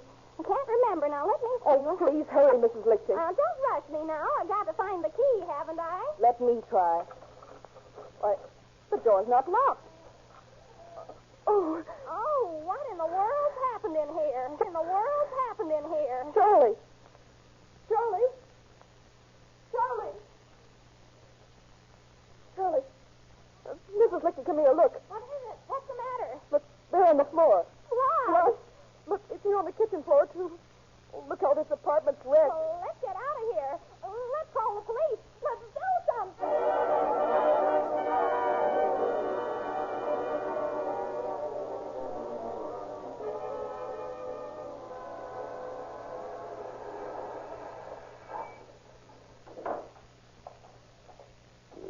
Nice-looking place. Too quiet for murder. I never can tell. Some of these joints turn out the worst cases. Remember that case out in Hollywood where the bird shot his wife? Are you the manager? Did you phone for the police? Yes? We're from police headquarters. What's the excitement here? Oh, I was never so excited in my life. Mr. Stelmack was such a nice man. Why, he never gave me any trouble at all. He never... Where's the apartment? Well, it's on the 4th floor. As I was going to We'd say... like to look at the apartment, if you don't mind. Oh, of course. The elevator's right down the hall here. This door is a little hard to open at times. There. Now, the 4th floor. Button. As I was saying, Mr. Stelmack never gave us a bit of trouble. He just came in and went out, and the only time we saw him was when he paid his rent. Oh, here we are. This door sticks a little, too. What's the number of this apartment? It's apartment 408. Anyone in there now? Well, only the young man from the newspaper. What? Well, I thought it'd be all right to let him. He wanted to get some pictures. He said it'd be awfully hard to get them after the police came. Never mind. Let's go in. Well, the gentleman of the press. Hi, Geezy. Hello, Sandy. Nice, juicy murder. Gang killing, maybe, huh? Maybe. Bothered anything? Now you know me better than that. Well, that's why I asked you. Well, did you? No, just as you see it when I walked in, except for the lady. She couldn't wait. What lady? Oh, he means Miss Dolores. She was the one who came up with me this morning. She had a date with Mr. Stelmack to go to Pomona. Pomona? For the fair, Sandy. You know. Quiet. Who is this Dolores person? Well, she's one of Mr. Stelmack's girlfriends. She's been here before, but she never came in. You said girlfriend. How many did he have? Well, there's Miss Dolores and Teddy and Lorraine and, oh, yes, Doris. You know where they live? No, but they've all left their phone numbers from time to time when they called up Mr. Stelmack. Well, that's going to help. Look, Turk, how about checking those phone numbers with the lady here and finding out what these women know about the late Mr. Stelmack? Assuming that he is the late Mr. Stelmack. Funny he didn't have any pictures lying around. Funny? Devlin's here, isn't he? I resent that, Sandy. Go ahead, see if I care. Where are those pictures? Out in the kitchen where we set them up to make copies of them. Why all the consideration? Why didn't you take the originals? Thought you might like to have them to trace the murderer. Oh. If there is a murderer. What do you mean, if? Oh, just if. Why, this is the sweetest murder job you ever saw in your life. What are you talking about? What makes you so sure of that, Tommy? Look, here's an apartment all ransacked. Furniture knocked all over the place. Enough blood to make a stage show. Bullet holes in the wall. Where? Right over there on the west wall by the door. Well, nice little fella, isn't it? Mm-hmm. About a 32, isn't it? Mm-hmm. Been through something, too. Sure, a body. Nuts. Double it, and I'm still right. Maybe. A lot of blood around this joint. Too much for a guy that's been bumped off. Maybe he wasn't as anemic as some of us. Speak for yourself, Tommy. Oh, I'll get it, Mr. Devlin. Okay, go ahead. Probably the old man wanting to know where the heck my story is. No, Mr. Stelmack's not in. Well, I'm not expecting him today, no. Who? Doris. Yes, I'll tell him. Oh, I'm Lieutenant Geesey, Police Department. Hello. Boy, did she hang up in a hurry. What'd you expect her to do, make a date? Oh, shut up. Find anything, Sandy? Yeah. A pipe, loosely packed with tobacco, bunch of letters, and a suit of clothes. A suit of clothes? Seems to have had two of everything. Two pair of shoes, new ones are in the closet. The pair he probably has on. Here's a good suit, just one. An old shirt with a small tear on the sleeve. Stain, too. Probably blood. Here's a reference to it in this letter. Where's it from? Fellow named Gillette from San Francisco. He says, sorry to hear about the fight. You've got to be more careful. Hope the cut in your shoulder gets all right soon. Guess that explains the tear in the shirt. Funny he didn't have it sewed up. Yeah, awfully funny. Oh, what do you think, Sandy? Suicide. What? Hey, what's the matter with you guys? Are you nuts? Is the place a murder a guy ever saw, and you walk in and say suicide? Where's the body? I'll bite. Where is it? What does that prove? Are you trying to tell us that some bird walked in here and wrecked this joint, shot Stelmack, and carted his body away without anybody seeing him? Stranger things have happened. No, not in Los Angeles, they haven't. Ye God, Sandy, you're going to stand there and let this bird call this a suicide? I call it a suicide, Tommy. Oh, then you're both nuts. Look, here's the way this thing happened. I've been reading these letters, and don't forget, I talked to this Dolores dame. Here's the way this thing took place. Some bird walks up and rings this guy's bell. He goes to the door, opens it, and there's Teddy's boyfriend, or some mug who's after Stelmack. This guy slams his foot in the door, and they fight for it. Finally, this bird gets in. And there's a fight in the apartment. The table goes over. Then that lamp. This bird yanks out a gun and lets Stelmack have one. That doesn't do the job. This fellow Stelmack is a tough baby. Is a tough baby? Was a tough baby. Shut up and listen. Then they fight some more. All over the place, slugging and going at it hammer and tongs. Out in the kitchen, bumping into the stove. Back across the bed. Here in the bathroom. Finally, this bird slugs Stelmack and knocks him out. Stands there a minute or two. And he heaves this guy Stelmack up, carries him out, dumps him in a car, covers him up with a blanket, gets in, and gives her the gun.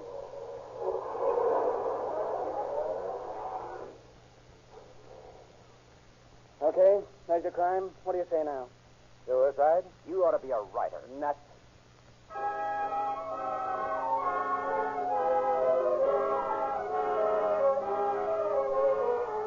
5 days later, in the Malibu substation of the sheriff's office, Captain Ryan received a report. Okay, Cap. There's your report on the dead body Dr. Dussel found on the beach. Yeah.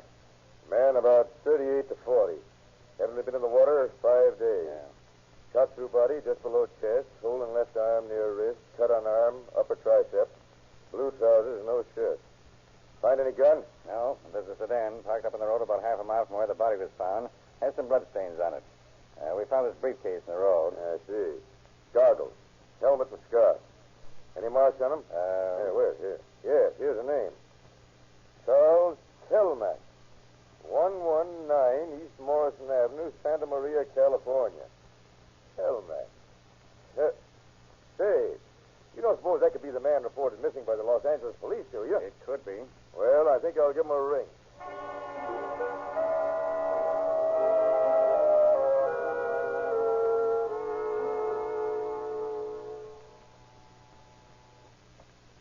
Anderson speaking. Anderson, I want some action on that Stelmack case. I'm getting plenty of grief from all sides of it. Newspapers are on my neck, too. Get hold of Hearst and Geesey and see what they found. There's nothing new on the case. Suicide, sir. That's what you say. I'm telling you, Sandy, you better be prepared to prove that tomorrow. October 10th, 1934, in the office of the coroner of Los Angeles County, a group of men and women are gathered to give what testimony they can that will clear the mystery surrounding the death of John Doe, number 71. Hi, detectives. Morning, Devlin. Sort of putting the heat on, aren't you, Tommy? Look, fellas, we've all got jobs. We've got to do them to the best of our abilities. If I fall down, I get fired. If you fall down, you get fired. I think I'm right in this case. You think you're right. Maybe we both are. Forget it, Devlin. We can take it. And we can dish it out. Yeah, let's get started. Fine seats, all of you. Get this over as soon as possible. Who's the first witness? Dolores Roberts. State your name and occupation. Mrs. Dolores Roberts, actress. Did you know the deceased? Quite well. Did he ever say anything that might indicate he intended to commit suicide? Never. What is his general attitude toward life? He was usually very cheerful, but lately he seemed worried. You know why? Well, he said that a boyfriend of Teddy's was after him. Let it be read into the record that by Teddy, you mean Teddy Daphne, friend of Charles Stelmach. Teddy Daphne here? Yes, sir. Mrs. Roberts, if we have no further information, we'll call Miss Daphne. All right, Miss Daphne. State your name and occupation. Doris Daphne. I'm an actress. How long have you known Charles Stelmach? Oh, about a year. Did he ever, in your presence, discuss suicide? No. Did he ever seem in fear of his life? Well, he told me once that some men had attacked him, stabbed him in the shoulder. How long ago was this? About a month ago. Did he report this matter to the police? No, he said he could handle the matter alone. He told Mrs. Roberts that, too. That's true, Mrs. Roberts? Yes. Miss Daphne, have you any friends who might have wished to kill Mr. Stelmach? No, certainly not. Were there any reasons why anyone should have been jealous of Mr. Stelmach? I mean, in his relations with you? No one. Mrs. Roberts has told us that you had a little unpleasant experience with Mr. Stelmach. Is that true? Well, Mr. Stelmach borrowed my car to drive to Santa Barbara. When he returned, the speedometer showed the car had been driven 400 miles and the generator had been burned out. He said he'd fix the car, but he never did. I called him several times about it, but he never did anything about the car. Did you say 400 miles? Yes, sir. That's just about fixed the trip he made to Santa Maria to see his girlfriend. He didn't have a girlfriend in Santa Maria. That's what you think. Then he lied to me. That's possible. That's all, Miss Daphne. Dr. Hatter. Yes? State your name and occupation. Frank Hunter, physician and surgeon. You knew Charles Stelmach? Very well. Did you lend him a gun? Yes, sir. About 8 months ago. I asked him for it several times. And what did he say? He said, what's the matter? You don't think I'm going to shoot myself, do you? What sort of a gun was it? A Browning make, 32 caliber automatic. Did Charles Stelmach ever discuss suicide with you? Only to say that he thought it took a lot of nerve, and that he thought narcotics might help. You know if he used narcotics? I would say that he did not. Did he tell you of a stab wound? Yes. About a month ago, he told me he'd been attacked by 2 men and stabbed. You dressed the wound? I did not. Did you offer to do so? No. I told him he should have it attended to, but he seemed reticent about discussing it. Is there anything you'd like to add to your testimony? No, sir. Call Wilson Gillette. Mr. Gillette. Take your name and occupation. Wilson Gillette, writer and journalist. You knew Charles Stelmach? Very well. He was my best friend. You know the reason why he should commit suicide? There was no reason in the world. You know of anyone who might want to take his life? He wrote me once he was being troubled by a man who was following him at night. He said this man was a friend of some woman he had met, and that he was afraid he was going to have trouble with the man. In your opinion, did Charles Stelmach commit suicide or was he murdered? I most certainly believe that he was murdered. Furthermore, it seems to me the police department have done very little except attempt to prove that the man has committed suicide. But it is obvious to everyone that he was murdered. That's all I have to say. Lieutenant Sanderson. State your name and occupation. Roy Sanderson, Homicide Bureau, Los Angeles Police Department. Will you state the details of this case? Do you know them? On September 30th, a call came in on a missing person. It was relayed to the Central Homicide Detail. It was reported that blood stains and other evidences of violence were discovered. I was detailed to the case along with Detectives Turk and Geezy. Now, why did you conclude that Charles Stelmach committed suicide? Well, in the first place, when we got to the apartment, we found evidences of a disturbance. Yet our questioning of other tenants didn't disclose anybody who'd heard a disturbance. No one had heard a shot either, so it must have been muffled. On the floor, and at least 5 feet of an overturned table, was a pipe. It had evidently been knocked off, and it was loosely packed. No tobacco had been filled. Remember that, Devlin. The lamp had been knocked over. Yet when it was set upright, the bulb still burned. It hadn't been broken. We found a bullet from a 32 caliber gun embedded in the mopboard. It wasn't in the wall very deeply. Tests showed that it hadn't struck with much force. Dr. Hutter stated that the gun he lent Stelmach would have acted in just such a manner had the bullet passed through any substance, say an arm or hand. Did you find any blood stains? Yes. Here are some photographs of the apartment showing the blood stains on the floor and the walls. This X marks the spot where the largest stain appears. This X marks the spot where the bullet was found. You'll see by this white line here, the shot came from about waist high and followed this course to the mopboard here. How do you explain this large blood stain? Someone stood there while blood dripped straight down from an injury and did something with his other hand. What might that action have been? Might have been wrapping a towel around the gun. Was there any injury on the body of Charles Stelmach that would indicate that he had been shot or injured in any manner as the cause of these stains? Yes. Yes, he had a small cut on his left wrist. Also an injury that may have been a gunshot wound. And with what was this cut on the wrist made? with this razor blade. Where did you find that? The back of the top dresser drawer, Tommy. You missed it. When the automobile of Charles Stelmack was found near the beach in Malibu Road, did it bear any blood stains? Yes, on the left side of the seat cushion and on the left side of the steering wheel. Could Stelmack have shot himself, gone in the apartment, and then have driven to the beach? Yes, it could have. In this photograph of the floor and part of the wall of the apartment, you see that the splotches of blood indicate that they were made by a man swinging his arm from front to rear like this. Whereas, had they been the result of blows being dealt by another man, or any normal movement, he would have struck from this angle. It would have indicated a forward movement. After driving his car to the beach, what action is indicated by the condition of the body? Well, I'd say that the man waded into the water a distance sufficient to assure his body sinking, and he shot himself just below the heart. Can you ascribe any motive for such an act? In June of this year, Charles Stelmack took out an insurance policy in the amount of $3,000 payable to his brother Paul living in New York. He had a previous policy for $1,000, but the new policy was not payable in case of suicide. Was this policy payable in case of death from any other cause? Yes. Besides, he had recently been making an effort to establish a double indemnity clause in the policy, payable in case of accidental death. Would his murder have been construed as accidental death? I believe the courts have so ruled.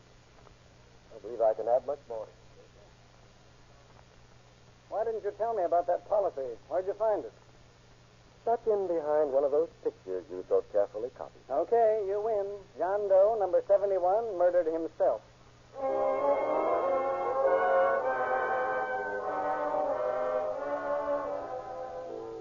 So the case of John Doe, number 71, was closed with a verdict of suicide. On October 27th, 1934, word came from New York that Paul Stelmack, brother of the dead man, had also killed himself. It was learned that in 1922, the father of the two boys had died in a similar manner. $600 million annually. That's what automotive engineers estimate the nation's automobile repair bill to be. They declare that more than one half of its staggering expense is caused by faulty lubrication. $300 million. A small part of this may be yours. There is one way that you can stay on the safe side, and that is to put your lubrication problem entirely in the hands of your neighborhood Rio Grande dealer. Only he can give you the advantages of the Sinclair law of lubrication. The Sinclair law of lubrication definitely takes the guesswork out of car maintenance and automatically indicates the proper grade of oil for your car in consideration of its age, make, and model. He handles the internationally famous Sinclair motor oil, Sinclair Pennsylvania and Sinclair Opaline, both de-waxed and de-jellied to give you complete lubricating quality. Sinclair oils will not break down under the most grueling conditions of summer heat and wear. They have been selected on performance basis by 8 major airlines, 150 railroads, and millions of motorists in 45 nations of the world. Save money. Save your car. Sinclairize for safety at your Rio Grande dealers. And now Inspector Hotley has a parting word. Once more, as always, we find that crime, though motivated by a spirit of self-sacrifice, such as moved Charles Stelmack, is nevertheless a crime and does not pay. I wish to express my thanks to the officers concerned in this case, both from the police department and the sheriff's office, for their splendid work and the manner in which they cooperated.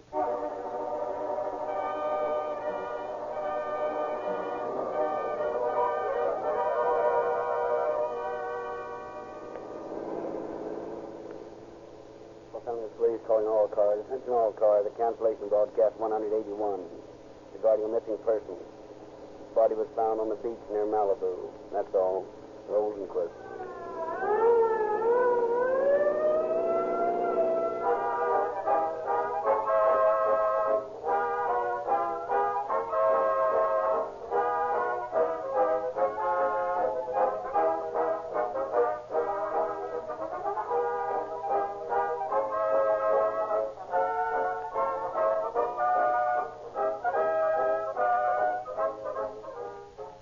Narrator, Frederick Lindsley, bidding you good night for Rio Grande.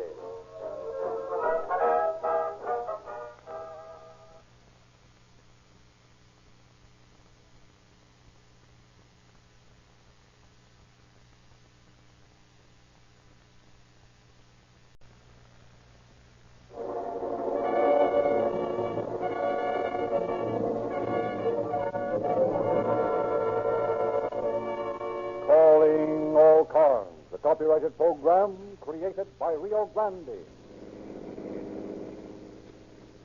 Phoenix Police calling all cars, attention all cars, broadcast 182 regarding a burglary of the Turk cigar store, 213 North Central Avenue. The burglary occurred this date. The suspect may be armed. And that's all. Rolls and closes.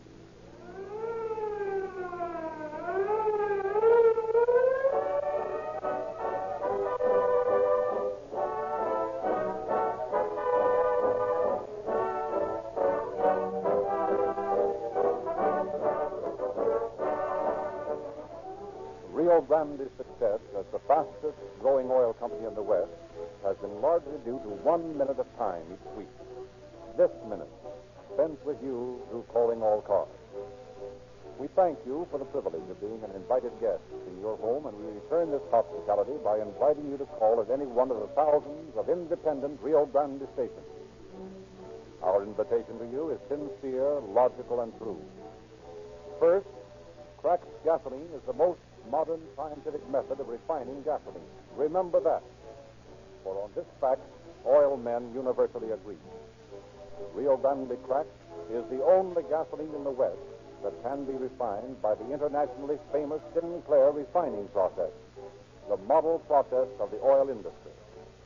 Second, as proof that Rio Grande cracked gasoline is a definitely superior patented product, we point to the testimony and endorsement of the drivers and buyers of gasoline for police cars, fire engines, ambulances, and other emergency equipment. For them, the finest gasoline is an absolute necessity. They drove over 55 million miles last year on Rio Grande cracked gasoline. Remember this. More police cars, fire engines, ambulances, and other emergency equipment are powered by Rio Grande cracked gasoline wherever it is sold than any other brand. And third, we call this police car performance. For that's exactly what it is. And that's exactly what you'll get if you will accept our invitation to try Rio Grande cracked gasoline tomorrow at your independent Rio Grande dealer.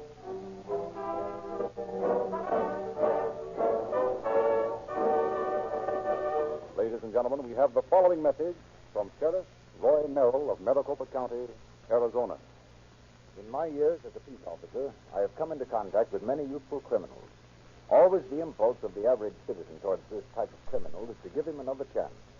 It is just this other chance that has sent so many men farther along the path of crime. In the case you are to hear tonight, every person connected with the crime had served one or more terms in prison, or had been at one time or another an inmate of a state institution for the correction of criminal tendencies.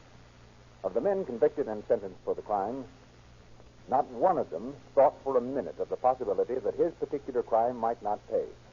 This case is a tribute to the splendid spirit of cooperation that exists between the law enforcing agencies of the various states and communities. I wish to express my thanks to the police departments of San Francisco and Los Angeles, and especially to Deputies J.J. Croxton and Ray Bogey, Lieutenants Chilson and Barber of Los Angeles, whose untiring work made the rapid solution of this case possible.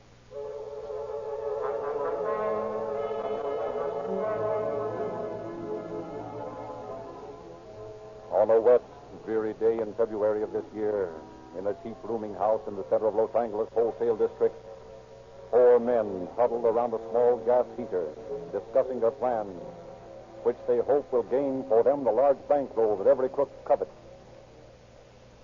Oh, rain. Don't it ever do nothing in this such-eyed town but rain? Oh, shut up. Don't you ever get tired of griping about the weather? Listen, Mug, don't get smart with me. I'll bring your ears back, see? Tough guy, huh? Yeah. You'll be tough if you string along with us, wise guy. Listen, Mug, I got a record that'll make you look like a Sunday school teacher. Just a hardened criminal, ain't you? Yeah. Quiet down. You two sound like a couple of kids on a sandlot baseball game. Lay off this arguing. Let's get this Phoenix job set. Where's Art? Went out to get a bottle of wine. He'll need it. That guy ain't got nerve enough. Yeah, shut up. Now, look, Harry. We take your Ford down to Adams at Figueroa and turn it in on that Lincoln they got down there. What's wrong with taking the Ford to Phoenix? How many times I got to tell you, Sheriff Merrill's got a list of every car that's owned by a guy with a record? Of course, if you don't think that you've got a record. Save it. Okay. Now, listen, Louis. You go down on Main Street and get that torch, see? Then drive over to East States and pick up the gas. What's the matter with getting them at the same place? Well, the less you buy it in one place, the less chance we run of getting identified. You better let me get that torch. I know what kind I want. Well, all right. Maybe that's best.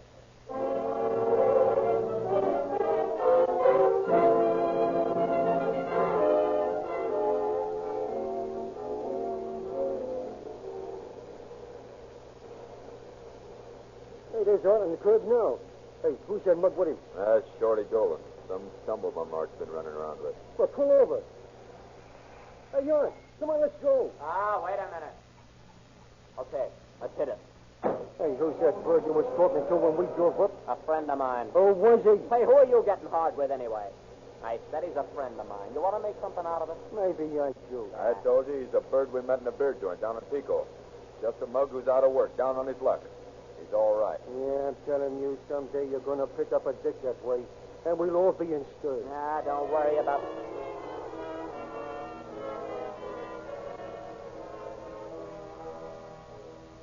Later that night, in a cafe on the principal street of Phoenix, Henry Becker, Harry and Art Tobe, and Louis Babajian contact their finger man in Phoenix, one K.O. Kelly, a man whose long prison record equaled, if it did not exceed, that of the Tobe brothers. Evening, gents. What can I do for you? Wait till I get rid of these dames at this table, and then we can talk. Think Kelly will have anything lined up? Yeah, sure. He's got a lead on a couple of places. Okay, fellows. What's new? Well, that's what we want to know. What have you got lined up? Now, listen. Every weekend, the Boston store up the street here takes in about 20 grand, see? I stake the place, and I know how the watchman works, see? Oh, this place is a pipe. What's the lay? Oh, you go straight back to the back end, see? The safe is in the cashier's cage. Oh, it's a cinch, I tell you. How much did you say was in there? Between 15 and 20 grand. Is it a torch job? Oh, no, you can knock it over with a can opener. Yeah, you better look it over, Harry. I'll go by there tomorrow morning. We better let you and Art and Louis handle this. I'll stake out and keep an eye on the coppers. Hey, what's the best time they take it, Terry? Oh, about 9 o'clock Sunday morning. Hey, wait a minute. What are we going to do in the meantime? Well, I got a tip on another job that you might knock over tonight. Oh, why didn't you say so before? Come on, let's go. Where is this job? Right up Central Street here. 213 is the number. They do a lot of business and usually have a grand or so laying around in the safe. What kind of a safe? Torch job? Yeah, you'll have to burn it all right. When's the best time? Oh, about 3 o'clock. I happen to know the cop on that beat, and he's way up in the other block about that time. Okay, 3 o'clock makes it.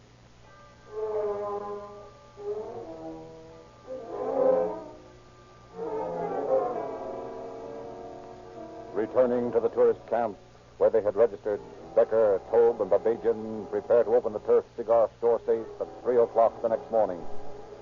In the quiet of the early hours, broken only by the passing of an occasional automobile, Art Tobe, his brother Harry, Becker, and Louis Babajian drive to the address Kelly had given them.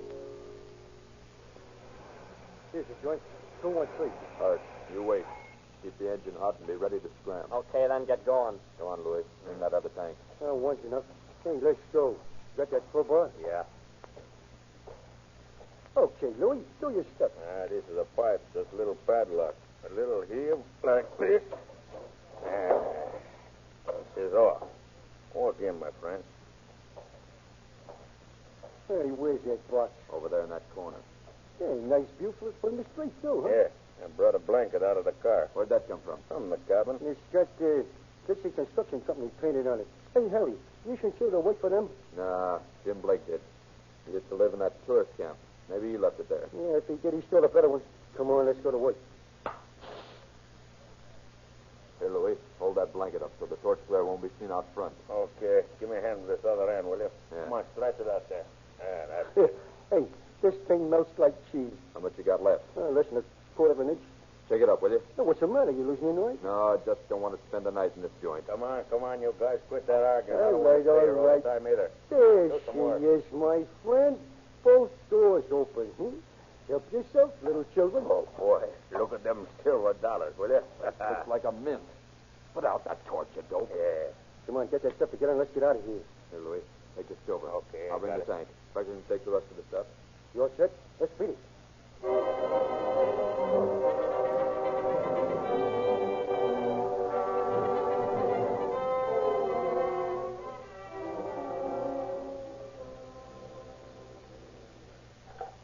Sheriff's office. Sheriff Merrill speaking. Wait a minute. How much? 1,000 silver dollars, estimate 1935. Yeah. Got any fingerprints? 4 sets, huh? Good work. Looks like the Toll brothers to me. What do you think? Yeah, I had a tip they were headed this way. Got it too late, though.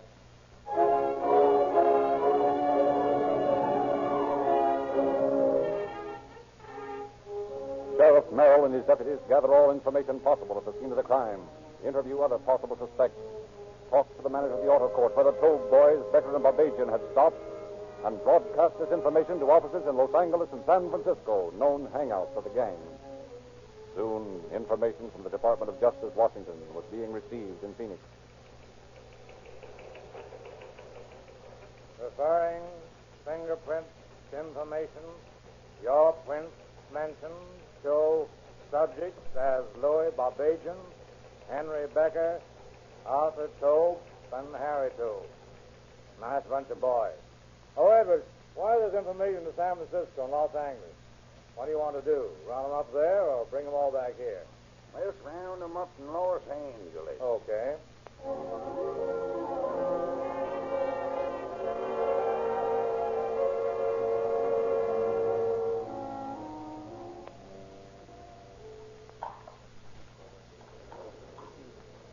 Where you been, Art? Ain't seen you for several days. Me and the boys have been on a little trip. Well, what happened to the Lincoln you was in last week? I see you driving the old Ford. Oh, that? Well, now, that was part of the act. You see, we traded the Ford in on the Lincoln for the trip. Then we brought it back. They said we didn't like it. We got the other car back. Nice going. Yeah. What are you going to do now? Oh, I don't know. Rest up a few days, then go back and knock over another job. What do you mean, go back? We don't pull any jobs in Los Angeles. We do them in Arizona, and then come back here and blow the dough. Did you just pull a job? Sure, down in Phoenix. Geez, you guys must be smart to pull all them jobs and beat the rap. We just don't slip up, that's all. It don't take no brains to fool cops. Don't it? Yeah, I never had no trouble beating cops in the stinking racket.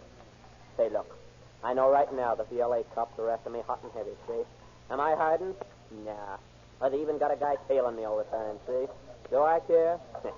Nah. I'll give him the slip any time I get ready to blow. You mean it, Art? Your cops are dumb. You can fool them every time. Hey, give us another bourbon, will you? All right, here you are. Hey, that's a nice new shiny dollar, ain't it? Yeah. Hey, let me see that. Huh. United States of America, 1935. Peace dollar. Huh. Yeah, I wonder where they made this one. Yes. What's that for, Art? Oh, that's a mint mark. That one was made in San Francisco. That's what the S is for. Well, ain't that something? Boy, you're the dumbest guy I ever saw. Well, you're almost dumb enough to be a cop. yeah, I guess I am at that, Art. Yeah.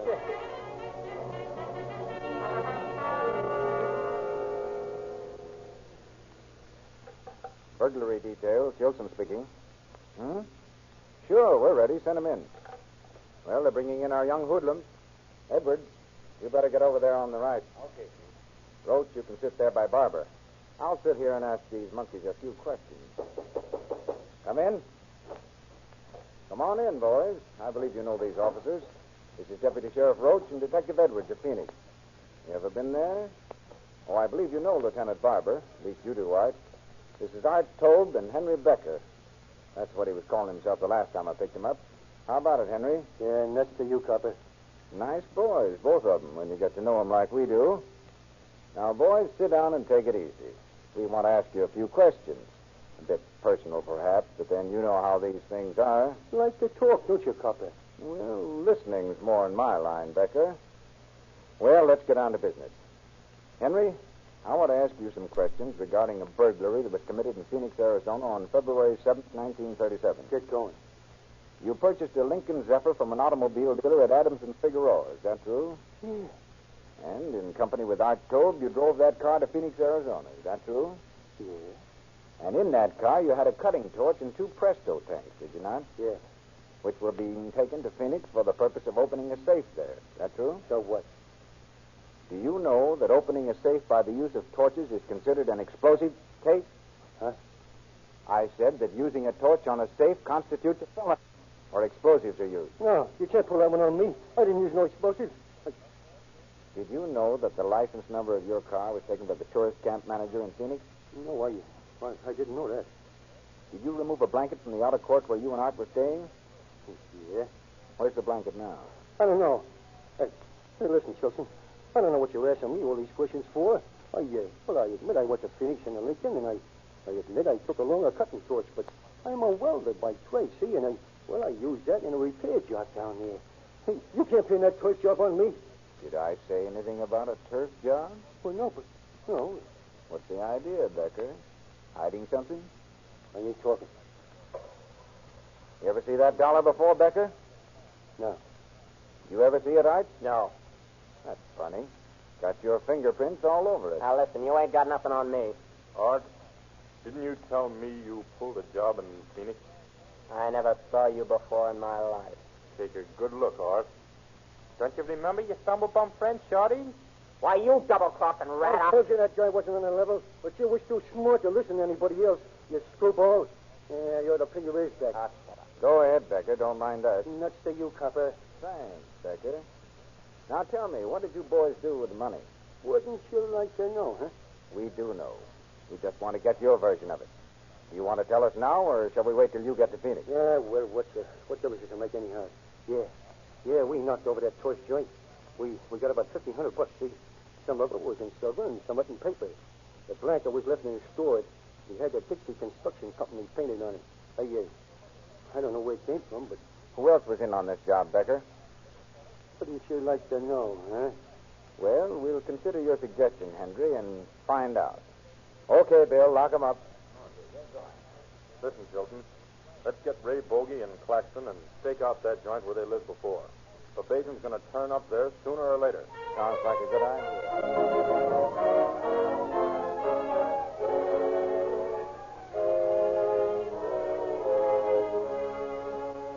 For days, Officer Claxton and Bogey, deputies from the sheriff's office, working with Chilton and Barber, staked the house where the Tobe brothers, Becker and Babajan, had been known to hang out. Then, one rainy night near the middle of February, a car drove up and stopped at the curb in front of the rooming house. Across the street, ready for instant action, sat Chilton and Barber in their car. Inside the house, Claxton and Bogey waited. After a chase in which the bandits are lost, Chilton and Barber go back to the house to confer with Claxton and Bogey. What happened after we left, Bogey? I came back twice. Oh, we got tied up in a traffic jam on 3rd and couldn't get out. How come your birds couldn't catch him? Hey, do you ever try to catch Barney Oldfield? You guys are afraid to drive that car. Let me get a chance at those monkeys. I'll knock them over. That's your story. Look, Chilton. You stay here with Claxton, and Ray and I'll take the car and see what our race driver here can do with Babajan and his mom. All right, wise guy. You're going to see some driving. There they are again. Let's go. See him anywhere? Yeah, 3 blocks down the street. Come on, you better step on. Just hold on, Collar. We're going after those babies. Are you coming, detective? See your hoods anywhere? 2 blocks straight ahead. Look out for that car on the left. He's going. Oh, what's the matter with that bird? Blind? Lost your criminals, Mr. Bogey? Huh? Well, where? Yeah, you tell me. Well, I'll be... Well, can you beat that? I never saw 2 birds get away as easy as that since I've been a cop. Hey, there they go. Down that side street. Hold on, Barber. Keep him in sight, Ray. I'm going to take a shot at that heap. Got the gas tank. Well, let him have it again. Try a tire. There. I thought you could drive this car. Well, I got it down to the floorboard now. What do you think this is, the Duesenberg? Hold it. I'm going to let him have it again. You hope. Nice going, my man. You got him. Watch that monkey slide. Nothing like a good flat tire and a wet street to make a car slide. Well, you better get that door open and be ready to slide the cuffs on said monkey when he gets that car stopped. Yeah, don't worry about me. I'll take care of the driver and you get the other one. Okay, monkey. Up with him. Hey, what's the idea? We ain't done nothing. I'm sure you haven't. We just wanted to talk to you a little. Oh, here's your other friend. What are you going to do with him? Toss him in the back seat there and let him see how he likes to ride in a police car. Police car? Say, listen, we didn't know you was coppers. We would have stopped. Honest, we would. We thought you was bandits or something. We thought maybe... Yeah, maybe we just wanted to give you a ticket for speed. Yeah. How did you know? Button it up. Bring the guy on, Barber, and let's go. All right, fella. Climb in. Say, listen, you can't do this thing to me. Oh, is that so? Get in here. Yes, sir.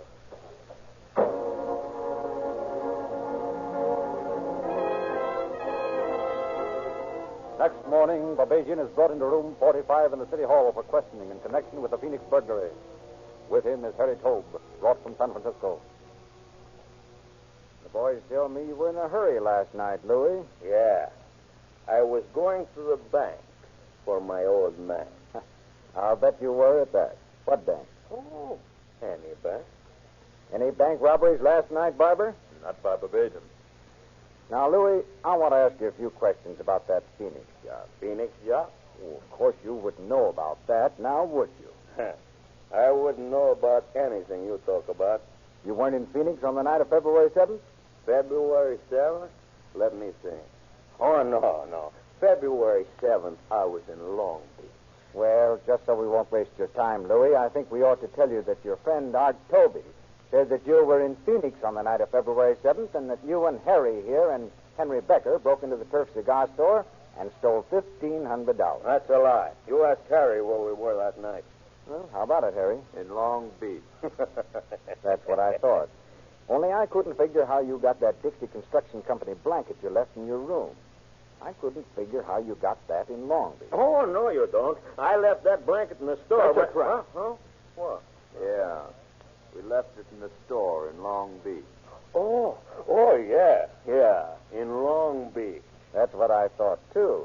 Except I couldn't figure how those silver dollars got into your pocket, Louis. Why, but Harry gave me them silver dollars. Yeah, he got them in Frisco. Maybe he did, Louis, but he didn't give them to you because he was in jail in Frisco. Huh? Yeah, you know, jail, where you're going to be for so long. Listen, Rat, stop trying to pin this on me. I'll give you lead poisoning. No, you won't, Harry. Not for a long time, you won't. Now, let's stop beating around the bush. I want some facts. You, Louis, we understand you were going to knock over the Boston store in Phoenix. Where did you get your information on that place? I got it from K.O. Kelly.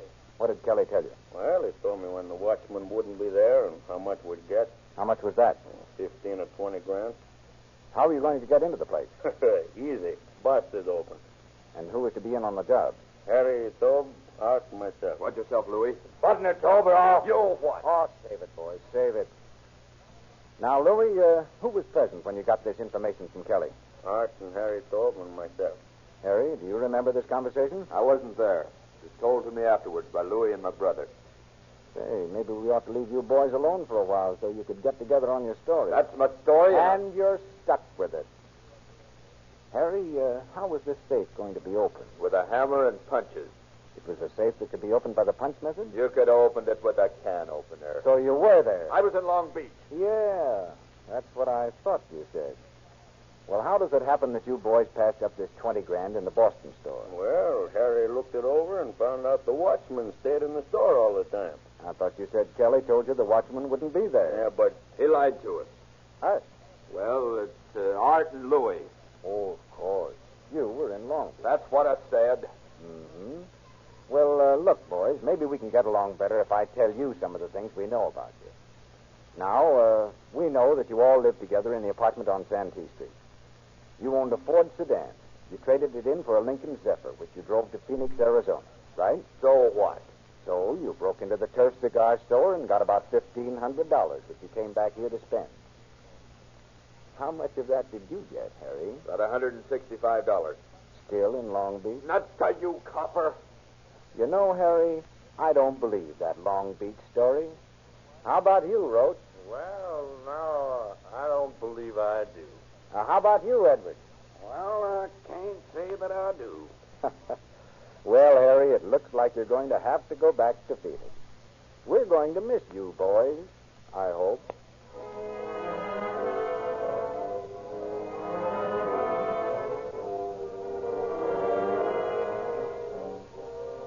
So, the two Tobe brothers, Henry Kukieski, Elias Becker, and Louis Babajian, were prepared for transfer to Phoenix.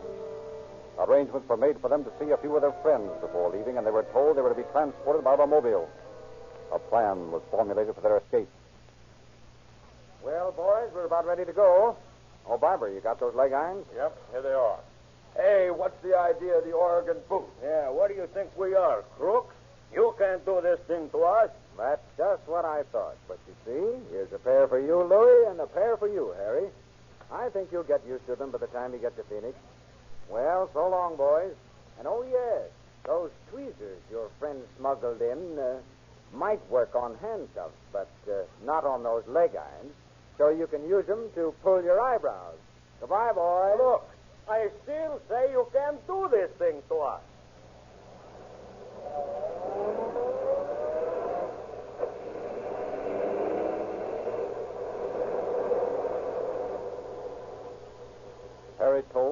Arthur Tobe, Henry Cookie Erskine, and Louis Babasian, criminals with long prison records, again stood before a judge to receive sentence. On March 15, 1937, less than 2 months after their crime, these men were sentenced to serve from 4 to 10 years in the Arizona State Penitentiary. I'd like to warn you about this summer's driving in your oil. You know as well as I do that moving parts must be protected, and yet many oils you buy have not been de-waxed and de-jellied and will not stand the intense heat.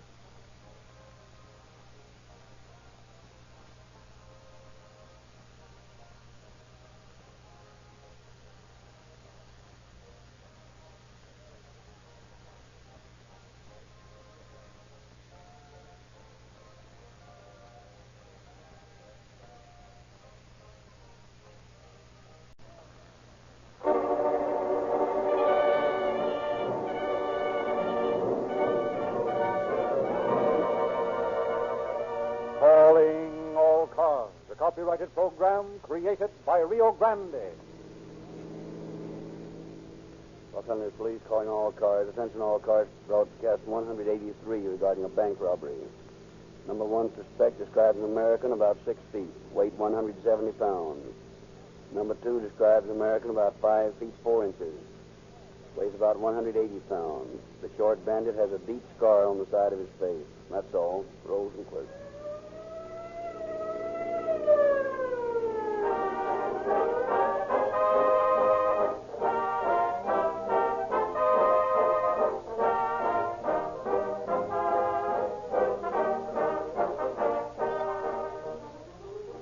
Going to buy gasoline tomorrow? Will you buy from habit or convenience or just wherever your gas tank runs low? These are expensive habits. They cost you money, rob you of full motoring pleasure, and shorten the life of your car. Select the finest gasoline your judgment or your sources of good information can recommend. Keep your motor tuned to this brand. Select the brand chosen by the best authorities on gasoline, those to whom the finest gasoline is an absolute necessity. The drivers and buyers of gasoline for police cars, fire engines, ambulances, and emergency equipment. They drove 55 million miles last year with Rio Grande cracked gasoline. Who knows more about stopping and starting, idling in traffic, driving long economical miles, and the sudden bursts of racing, flashing speed More police cars, fire engines, ambulances, and other emergency equipment is powered by Rio Grande cracked gasoline wherever it is sold than any other brand.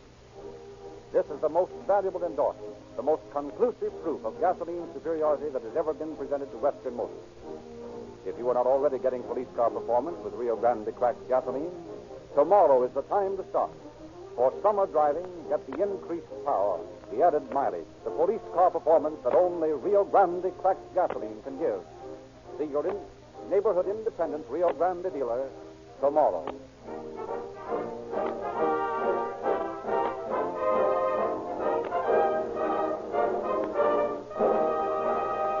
It is our privilege to present Commissioner Ray Kleinberger of the Los Angeles Police Commission.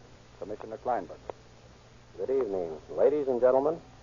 In a recent address before a group of law enforcement officers, J. Edgar Hoover, head of the United States Department of Justice, said, "Crooked lawyers and crooked politicians find easy going when citizens are indifferent to the affairs of their city. If we're going to have a victory over the underworld, we must have the cooperation of the public." That statement applies as forcefully to any city in this country. We, law enforcement officers, are making an effort to settle more cases on the basis of innocence or guilt, and fewer on the eloquence of the criminal lawyer. Also, the money behind crooked politicians. I'll be back at the end of the program to give you a few highlights on tonight's story.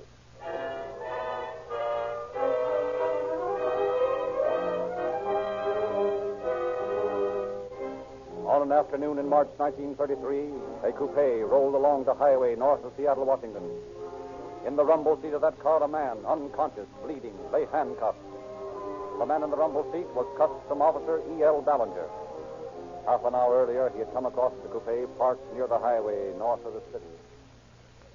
What are you doing here? What's it to you? Whose guns are those on the seat there? Mine. Okay, get out. You'll have to go back to Seattle. Nice work, Pete. He didn't know you was behind him. Yeah, well, what'll we do with him? Dump him in the rumble seat and get going. All right, give me a hand here, will you? Okay.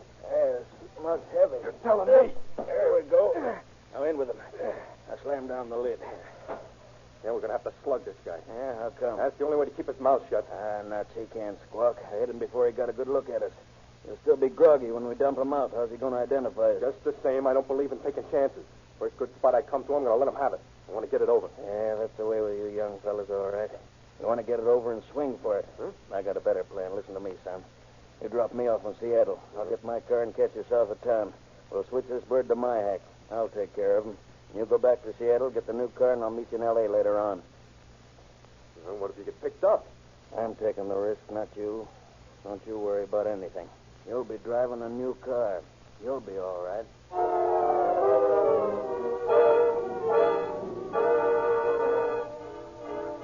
Less than an hour later, Ballinger was dragged from the car and half carried to another coupe. On and on went the car. 792 horrible, torturing miles south, through Washington, Oregon, and into California. Finally to a point just south of the Oregon-California line. There, 200 yards off the highway, Officer Ballinger was left, handcuffed to a tree. Later, in the evening of the same day, State Highway Patrolman Stephen S. Kent and Lester Quigley are repairing Kent's car when from the radio loudspeaker comes a police broadcast. Calling all cars. Attention all sheriff's cars and highway patrols. Proceed on broadcast 10 this day. Be on lookout for Ford sedan 1933 model. This car has no license plate, but ignition key number is 9Y66. 9-Young-66. This car is believed to have been delivered to one of the bandits suspected of kidnapping Customs Border Patrolman E.L. Ballinger north of Seattle. Ballinger arrested this morning about daybreak. Describes one of the men attacking him as tall. Come on, Les. Get in the car and we'll drive around a bit. Might pick up that guy that pulled that job. Okay, pile in. We'll just drive a few miles up the road.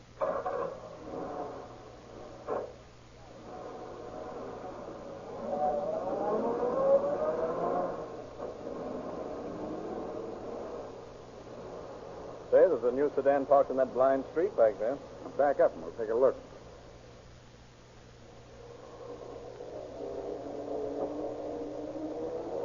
Take it easy now. I just saw Sheriff Calkins and his boy turn the next corner to the right. Good. If this bird is the one we're after, we'll need him. Park here and I'll go over and give him the once-over.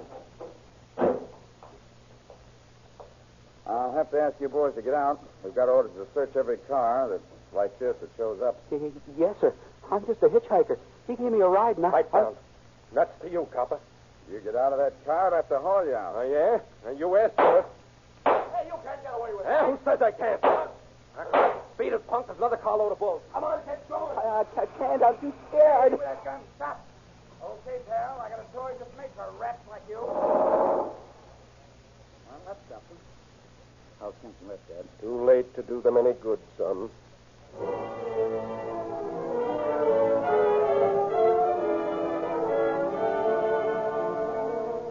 The prisoner was identified as George Hall, ex-convict who had served a term in San Quentin Penitentiary. He admitted being one of the men implicated in the Ballinger kidnapping and informed authorities regarding the probable location of his partner, a man he named as Joe Clark. Our story now shifts to Los Angeles and to the jail of a small town near that city. Sergeant, book this man on suspicion of kidnapping. Don't let anybody talk to him without an order from Hanson here or from me. Yes, sir. What's your name? What's the matter? Can't you read? You got it on that slip there. The name's Clark. Joe Clark? Yeah. Okay. Cell 13. 13? So can't you make that 14? You heard me. 13. Okay, wise guy. Someday you're going to find out that 13 is your unlucky number. Ah, get him out of here. Come on, Gabby. Get going. Okay, don't shove me. All right, inside. Okay, only don't get tough. Oh, hey, old pal, you old pal. Hiya, cellmate. All right, you two, go to sleep. I don't want any noise out here. Okay, Screw, you run along and mind your business, and we'll mind ours. Yeah. I'm glad to see you, pal, you ass. Oh, I was getting awful lonesome all by myself. Awful lonesome. You took my little bottle away. All right. Never mind getting chummy. And blow that breath of yours someplace else, will you? Okay. No offense. No offense. What's your name, pal? Clark. Now, will you get over on that side? Clark. Huh? Clark, that's a swell name. My name's Edward. Two-Bell Edwards, they call me. I'm a streetcar conductor. All day long, I got to listen to women yammering, and when I get home, all I get is the same thing from my wife. All right, Stu Bum. Can the chatter. I'm not interested in your life history. Okay. Sorry, pal. Clark. Oh, that's a swell name. I wish my name was Clark instead of Edwards. Every time I hear the name Edwards, it reminds me of my wife, and I have to go and get drunk all over again to forget it. Hey, wait a minute, pal. So you like the name of Clark, eh? I sure do. Okay, I'll do you a favor. Yeah?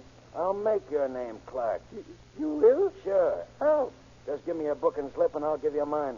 Will I do it? Sure. Come on, give me that slip. Okay, now here's mine. Yeah? Now read for yourself, you see? Your name's Clark, and mine's Edward. Well, gee, it is marvelous what we can do in this modern age, ain't it? Thanks, pal. I'll never forget you for this. No, I don't think you ever will.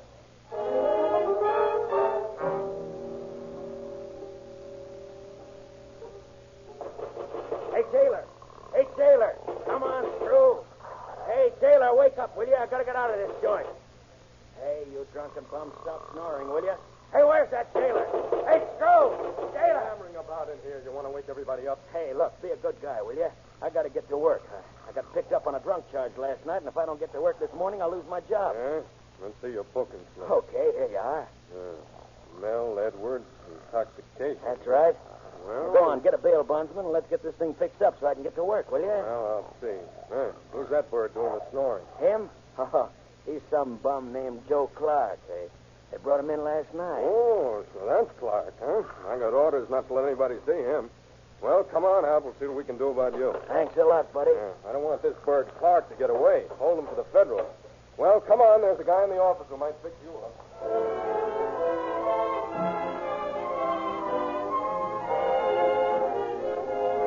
Promising to obtain the money with which to repay the bondsman, Clark was driven to an address in the residential section of the city.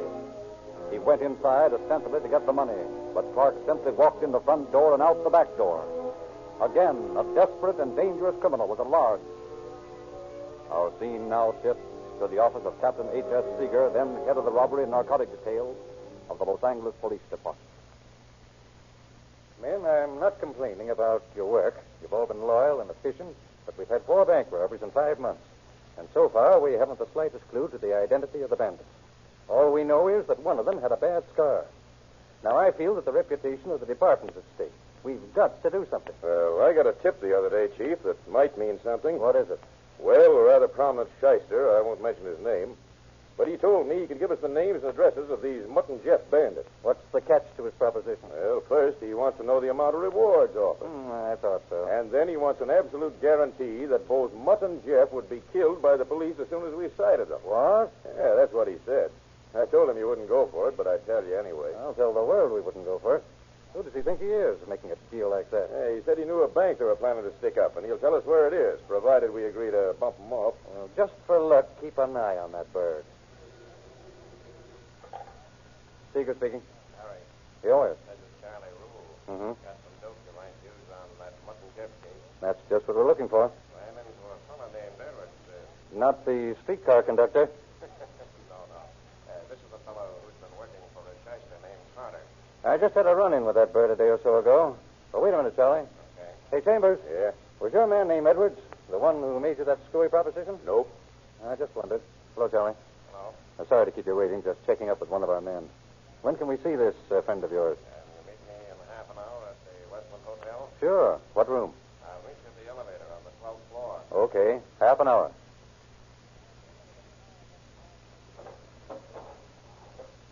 Right on time, Harry.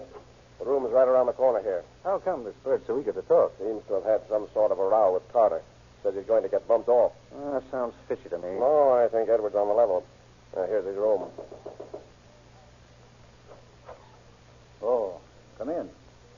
This is Captain Seeger, Police Department. Jake Edwards. Oh, yes, Seeger. Mr. Rule tells me that you have some information about the Mutt and Jeff bandit. Yes, I have. How do you happen to have this knowledge? Well, I used to work for a crooked lawyer named Leopold Tarter. Are you still working for Tarter? No. How does it happen that you know so much about this gang? Well, it's like this. Here's the sentence. That's Mutt, the big guy. Well, he works as an investigator for Tarter. They began propositioning me to go on some jobs with them. I pretended to be willing, but always backed out when the time came. I'd make some excuse. Well, finally, Tarter got suspicious and told me to get out. He offered another fellow $200 to bump me off because I knew too much. This guy was a friend of mine. He tipped me off. Who is this friend? Well, I'd rather not mention his name. Suppose we just call him Sam Collins. Is that okay? Oh, I don't care what you call him, if he can do us any good. He can do you plenty of good if he will. Only thing is, he won't talk to a policeman. Got no use for coppers. Oh, we'll get around that. Who's this Jeff part of the bandit team? His name's Carlson. Pete Carlson. He's saving his money for some big caper up north. Carlson and Tarter and Fenton have been fighting among themselves lately because they claim he's holding out on them. Do you know where Carlson lives? No, I don't. But Tarter and Fenton have rooms in a place down near 11th and Broadway. All right. This information is valuable to us, but we've got to have more. Get hold of this friend of yours and arrange for us to talk to him. Come on, Telly. Let's get back to the office.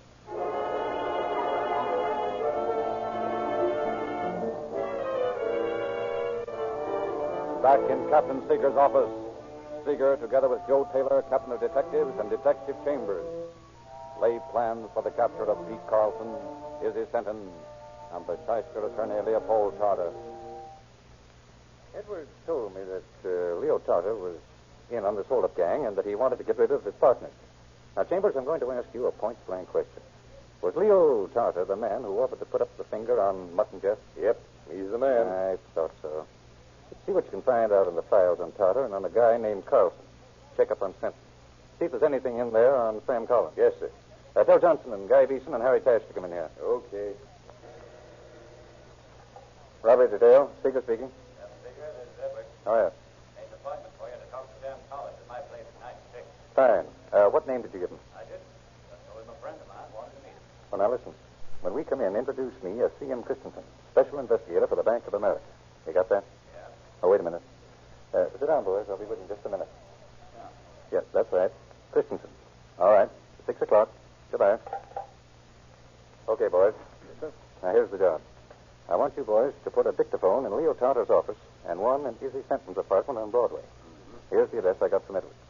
You fellows will stake out in an office below Tarter's, and we'll send Gerhardt and Burris down to the Broadway place. Yes, sir. Don't leave those places day or night without leaving a man listening. Is that clear? Yes, sir. Sure. Captain Seeger. Oh, yes? The rule is there. He says he hasn't swung at 6 o'clock. If you see a man named Collins. What time is it now?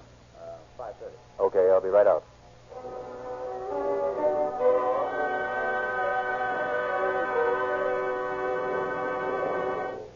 Well, what's the matter, Collins? Are you loyal to these birds, or are you afraid of them?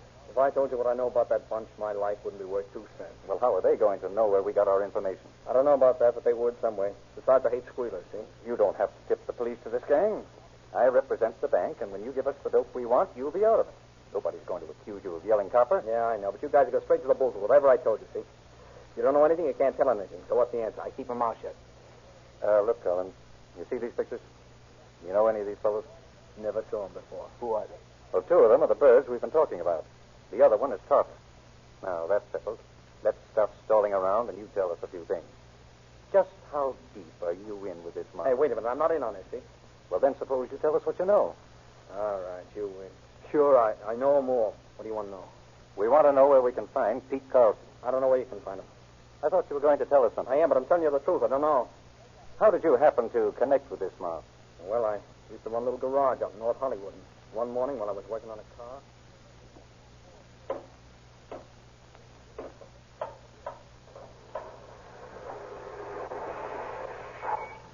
Yes, there's something I can do for you?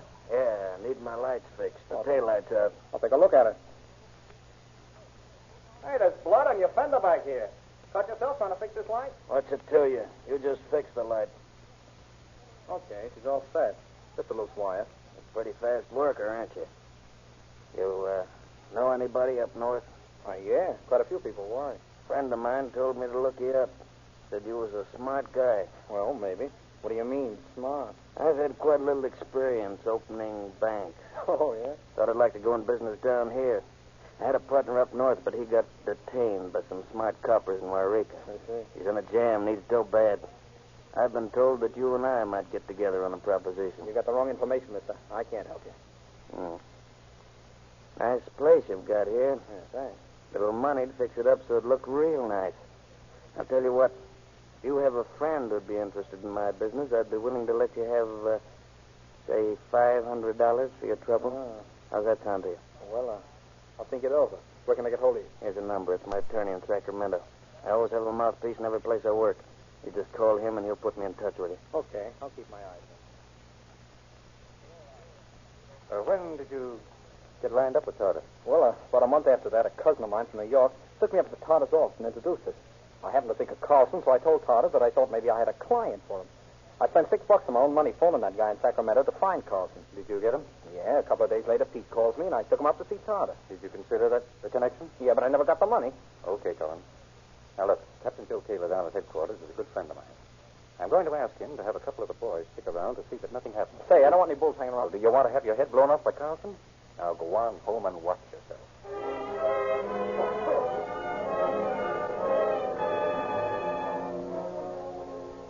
Meanwhile, in the office and apartment of suspected attorney and his so-called investigator, detectives were piling up damaging information. They heard robbery after robbery was planned. Then, at 4:30 in the afternoon of the day, weeks later, Officer Johnson placed a hurried call for Captain Seeger. A few moments later, Seeger, Rule, and Detective Chambers meet Johnson at the entrance of the building in which Tarter's offices are located. Cap, they both left the office just after I called you. Let's try the left where Fenton parks his car. We may be on time. Here, wait a minute. Here comes Tarter now. Oh, just a minute, Tarter. Where are you going? Oh, hello, Seeger. Going to my office. Why? Good, good. I'll go with you. Oh, all right. On up, sir. Watch your step. Close, please. 5. 5 out, please, sir.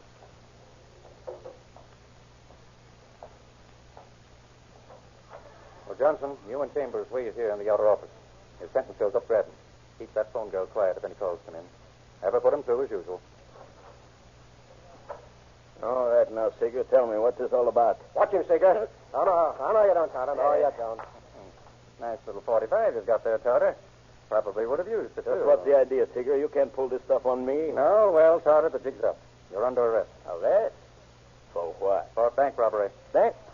Go on, Seeger. You might might put that over on some dumb yak, but not on me. Why, you've got nothing on me. Show Mr. Tartar our microphone. Microphone? You've got microphones here. Oh, well, that's one thing I didn't think about. I guess I've got to hand it to you for that, Seeker. And through those microphones, we heard plenty. Now listen. We want Pete Carlson. Federal men have identified his picture as the man wanted for kidnapping a patrolman Ballinger at Seattle. His partner is sentenced to die at Folsom for murdering 2 officers. So that's the sort of a you pal around with, isn't it, Tartar? Never mind lecturing me about the morals. Now, listen, I'll make a deal with you. If I can tell you where to find this Carlson, what do I get out of it? Oh, no, I'm making no promises, Tartar. I don't have to. You're the one on the spot. You know better than to ask that question. Well, where's Pete Carlson? I guess you're right, Captain. I don't know exactly where he is, but I think I can draw you a map of it. Go ahead, then. Let's see it. All right. You go out this way about to here. Then you turn right at the 2nd Street beyond the filling station over there. Mm-hmm. You go 2 blocks this way, and then you turn left. I believe he's in the court right here. Now, listen, will you go easy on me, Captain? Here, Johnson. Get all the men you need, go out there, and stay there till you get Carlson. Take shotguns and tear gas. Get him if you have to smoke him out. Yes, sir. Well, now that I gave you the information, Captain, how about it? Will you go easy on me? You know the answer to that, Tartar. Oh. So you won't play with me, eh, Copper? You think you're tough, don't you, Seeker? No, I don't think I'm tough. But I'll tell you what I think of rats like you. Yeah? Rats that go into a bank where unarmed women and men are unprepared and unprotected. If I had my way, I'd line you up against a wall and turn a machine gun on you. Well, that's fine talk coming from a policeman. I think I'll remember that little speech, Seeker.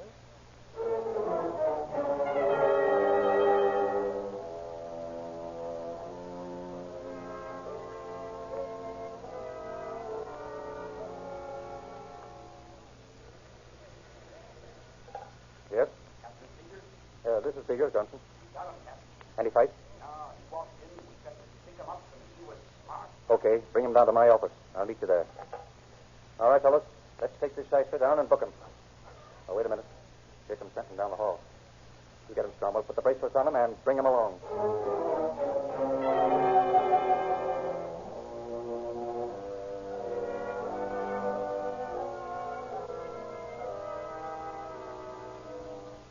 Well, Johnson, bring in Carlson. Yes, sir. Well, Pete? You got me, Captain, and I'm not squawking. Anything I've done wasn't for myself. I've been out of the United States since you've been looking for me. I didn't have to come back. But I'm an old-timer, see? I got a heart. I've got a buddy up in Folsom scheduled to hang. To save him, I sent $11,000 to an attorney in Sacramento. I haven't kept any money for myself. I've only got this one suit of clothes. I haven't been eating too well either. But I'm old. It doesn't matter about me. But that kid up there, he's young. Young with years to go. Well, I'm sorry my past is, well, what it is. I'm sorrier still that I made a pledge to somebody, and now I won't be able to keep it. What was that pledge? To get a commutation of sentence from my partner up in Folsom. All I needed was $5,000 more. Is your partner's name George Hall? Yeah, how did you know? The federal men identified you as the Joe Clark they arrested several months ago. That time you changed booking slips with a streetcar conductor and lost your star. Oh, yeah. I thought of that all for myself. Pretty clever, wasn't it? You know, I'll never forget those 2 things. Pete, there's something else I'd like to know. What about that disappearing star witnesses used to report? Some of them saw it, and some of them didn't. Sort of, now you see it, and now you don't. Oh, that. Did that puzzle you? I thought it would.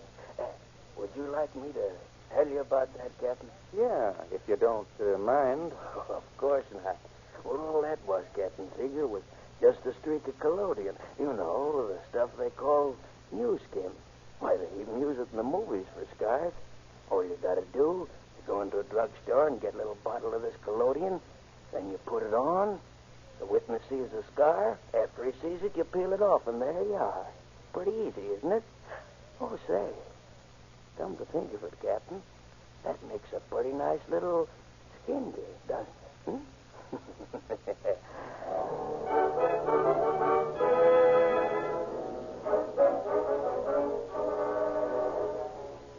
Thus, through the patient work of law enforcement officers, both public and private, another group of criminals is brought to justice. Tomorrow, when you stop at a Rio Grande station for cracked gasoline, ask your independent Rio Grande dealer about Sinclair Oil. He will tell you that age, wear, compression, and other factors make it necessary for you to change your grade of oil. All this information for your car and every car is covered by the Sinclair law of lubrication. Your independent Rio Grande dealer can interpret this law for you and tell you exactly the grade of oil you should use in your car now. He sells Sinclair, the world's finest motor oil, used by fleets of ships and trucks, 8 major airlines, 150 railroads, and millions of motorists in 45 nations of the world. Sinclair oils are refined from the highest priced crude oil in America and super refined, removing all the harmful wax and useless petroleum jelly found in many of the oils you buy. Sinclair oil will not break down in the summer heat. Your car will run smoother, longer, and you'll save money with Sinclair oil. Sinclairize your car for safety. Get police car performance with Rio Grande cracked gasoline at your independent Rio Grande dealers tomorrow. And again we hear Commissioner Kleinberg. The splendid work of the officers in this case, all of whom of necessity do not appear as characters in tonight's story, cannot be minimized. It is their right to know that their work has not been in vain. I thank you.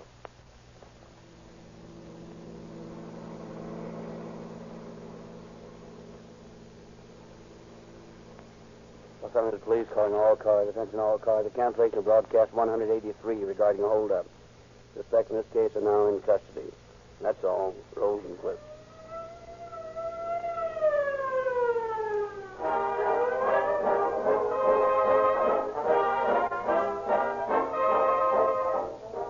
Your narrator, Frederick Lindsley, bidding you good night for Rio Grande.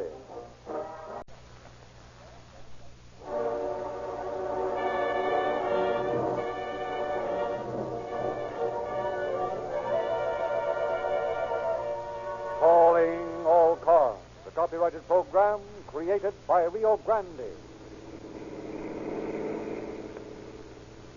San Joaquin Sheriff's Office calling all cars. Attention all San Joaquin County Sheriff's cars. Broadcast 184 regarding a murder in Stockton. Further details later. That's all.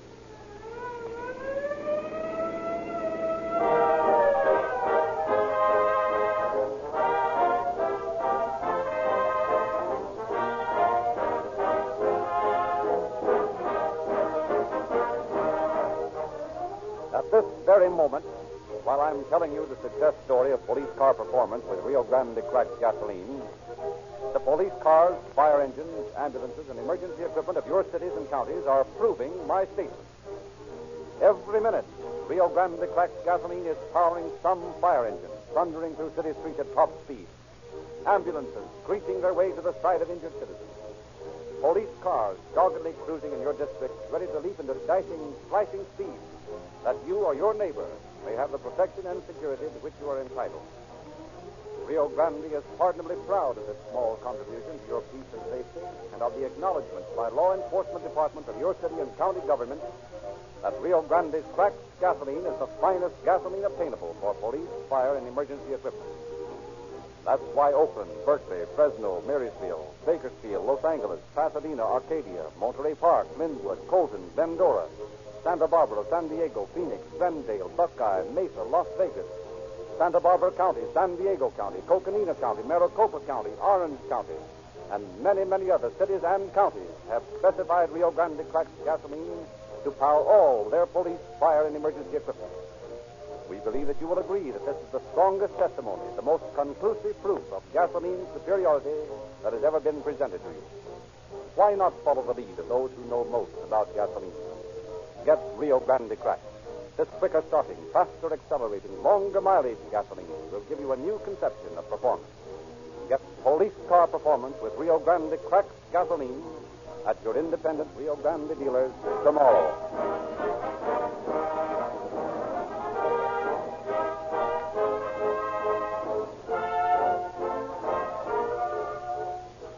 It is our our pleasure and privilege this evening to present to you a man whose work resulted in the solution of tonight's case.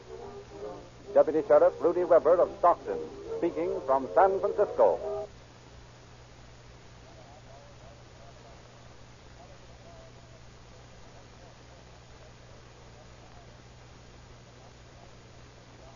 This program is a tribute to those men who swear on their word of honor to uphold the law and who, at the daily risk of their lives, do uphold the law. Whether these men are the common garden variety of the much-abused flatfoot or harnessed bull, the man who directs traffic on your city streets, the mild-mannered county sheriff, the detective who relentlessly pursues his quarry, the much-publicized G-man, or the little-known railroad special officer called a Cinder Dick. They are all working toward the same common end, the enforcement of the law, so that you and I and the other fellow can enjoy a reasonably amount of security and peace of mind. To these brave men, let us give all the credit due the protectors of our homes.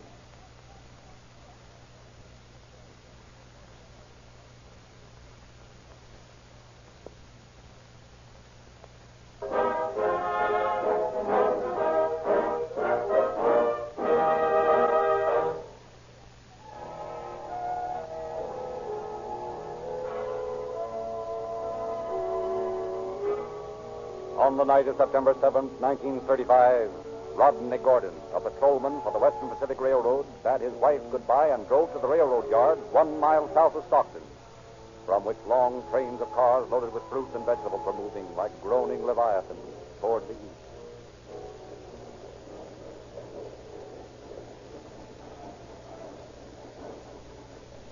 Hi, boys. How's the night going? We're in the busy or we couldn't handle it. Lots of fruit loaded today, huh? Aye, and lots of vegetables, too. Those Easterners must be awfully hungry. I like to see stuff moving this way. It means things are getting better. Well, say they are. Car loadings were up 50% last month. How's Ed? Seen him around tonight? Well, he's out checking up in the jungle beyond the south end of the yard. I wish we could clear that dump out. It's a menace. Aye, guess there's nothing we can do about it, though. Certainly not. Well, I'll mosey on over that way and have a look at things. Say, you better be careful. Some pretty tough-looking lads doing that. I know, but we got some fine loads spotted on those tracks. We got to keep an eye on the stuff. Hey, come back here. Say, what's the idea of always carrying your holster loose like that, huh? Oh, I haven't needed that gun in years. I just carry it around when I'm in the yards, and when they come in, I always take it out and lay it around somewhere. One day you're going to need that gun quick, and you'll not be able to get it out to the holster. No, Dunk, you're too suspicious. The days of gunfighting are over. Yeah, maybe so, but personally, well, I'd rather have a gun I could use. I'll use my billy if I have to, but I don't want to shoot a man. Maybe those hobos down the jungle didn't feel that way, huh? Maybe not.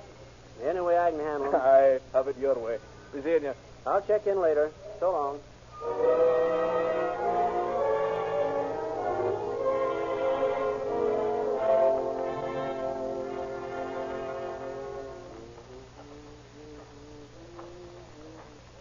Uh-oh. Like a bum's trying to break open that car. Hey, you, get away from there. Who says so? What'd you say? You hit me, copper. I said, who says so? I say so, you bum. Go on, get going. Get out of the yard. Think you can put me out? Now, come on, it's about time I stopped arguing and run you in. That was you then. Here, give me that knife, I'll... You know what, copper? How you like that? Nah. Yeah, right up in me, will you, copper? I'll cut your heart out, and I'll drive this thing down as far as I can.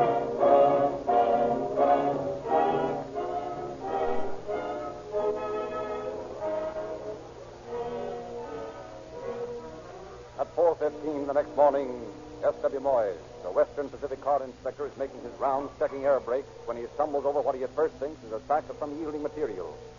He shines his lantern on the object. Horror-stricken, he sees the mutilated body of patrolman Rodney Gordon. Yardmaster Duncan speaking. Hey, Dunk, this is Moyes. Yeah? We've, Hey, no, just a minute, man. Now, what are you trying to say? Well, just found Rod murdered. What? Yeah, just found Rod Gordon murdered. Where? A ribbon. Where? Well, he's down here in the south yard. All right, now listen. You go back there and stay there while I get there. I'll call the sheriff and Jim Foley. Go on, get off the line. I want to use this telephone.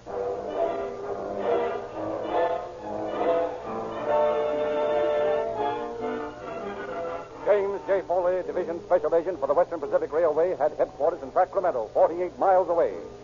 Dressing hastily, he starts driving to Stockton. Mile after mile, the roaring motor speeds him nearer the scene of the crime. Around curves, the breakneck pace carries him. Through small towns, past drowsy trucks groaning with their loads. At last, to a screeching stop at the yard office. 48 miles and 46 minutes. Foley is met by Yardmaster Duncan and Deputy Rudy Weber. Right over there, Mr. Fuller. Okay. Who are all those men? The yard boys, sir. Moyes there found the body. Has anything been moved? No, sir. Everything's exactly as it was. Where'd this roll of bedding come from? They found a balloon down the trackway, sir. Well, it probably belongs to the bird that stabbed Rod. You ever see it before? No, never saw that particular one, sir. Well, let's take it along with us. Might as well let the ambulance boys take care of things here. Poor old Rod. Looks like he didn't have a chance. Aye, looks that way. Wonder where his gun is. I don't see it in his pocket. Oh, that's funny. Always carried it in his hip pocket. I was ragging him about it this evening when he checked in at the yard office. Oh, here it is. I found it over here in the other track. Must have fallen out of his pocket when he fell. Looks like he never had a chance to pull it, sir. Evidently didn't. Guess he dropped it when he fell. He still had his billy in his pocket, though. Probably didn't expect trouble when he stopped the bomb. Hey, Mr. Weber, look here. Here's a cup I found back here under the car. Well, that's fine. That may prove valuable in tracking down the murderer if it happened to be his. I'll take it down to the sheriff's office and see what we can find out.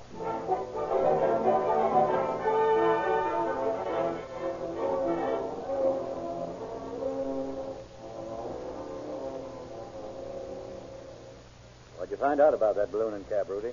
Our criminologist reported that according to the beard hairs found in a razor in the balloon, it belonged to a French Guinean or Cuban Negro. He figures the man would be between 30 and 40. That's an accurate description. Well, it's as near as you can get with light, short beard hairs, Jim. Yeah, I know it. I'm not complaining. I'm anxious to get some lead on this case. So far, nothing's given us the slightest clue. Did you find anything else in the balloon? We found a pair of dark blue pants. We figured the man who wore them was about 5'5" or 5'6". We picked up a barracks bag down by the south fence this morning. Had a lot of junk in it, but nothing we could use as identification. I sent for old Jess this morning. He ought to be here pretty soon. Who's he? An old darky who lives down by the tracks below the yard. The boys have been keeping him going for years with little things they give him. Do you think he'll know anything about this? If he does, he'll tell us. That little tin shack of his houses as honest a man as you'll find in town. I'll soon find out about that. What I want to do is get a definite lead to work on, then I'll take care of the rest. Oh, that's probably just now. Come in. Y'all send for me, Mr. Webb? Yes, Jess. Come on in. Close the door. Yeah. Jess, this is Mr. Jim Foley. He's a Jess. special agent for the Western Pacific. Howdy, Mr. Foley. We want to ask you some questions, Jess. Yes, sir. I've heard of you, Mr. Foley. Mr. Weber tells me you're honest, Jeff. Is that, Mr. Foley? Well, I want to know what you know about the killing of Officer Gordon. Not a thing, sir. I don't know a thing. I wish I did, sir. Yes. Have you seen anybody hanging around the yards who would be capable of such a brutal killing as this one? Mr. Weber, I recollect I seen two men yesterday that might have done a thing like that. One of them was a black boy, and one of them was a Mexican boy. I don't think the Mexican boy would have done it, though. He looked scared to me. Looked like he was afeard of that black boy. Yes. Did you ever see this balloon before? Oh, yes, sir. That's the same bed and roll that black boy was carrying. I remember them straps and the rubber handle on it, yes, sir. All the jungle boys know that balloon. What kind of hat did he have on? Oh, he didn't wear no hat, Mr. Webb. He had on a cap. Is this the cap? I believe it is, Mr. Webb. I believe that's the one. You ever see these two men before? Yeah, I see them once this week. Yeah, they was going past my place on toward the jungle. But I've talked to the colored boy off and on during the past 7 years. Do you think they lived in the jungle, Jess? Oh, yeah. What did this black boy look like? I'd say he was about 30, 35 years. Must have weighed around 150 pounds. He was a big husky boy, too. Had a big chest and big shoulders. Oh, was a powerful man. Have you any idea what he's called? Appears to me like I heard the Mexican boy call him West Coast. West Coast? That's a funny name. Yes, sir. West Coast, so that's what it was. Did this man have any whiskers? Seems to me like he did. Yes, sir. I believe he had a little fuzz on his upper lip. Yeah. It seemed like he had a little goat beard, too, sir. Well, Jess, I think you've given us something to work on. Thanks. Foley, we'll round up the bumps in that jungle and see what we can find out. Okay.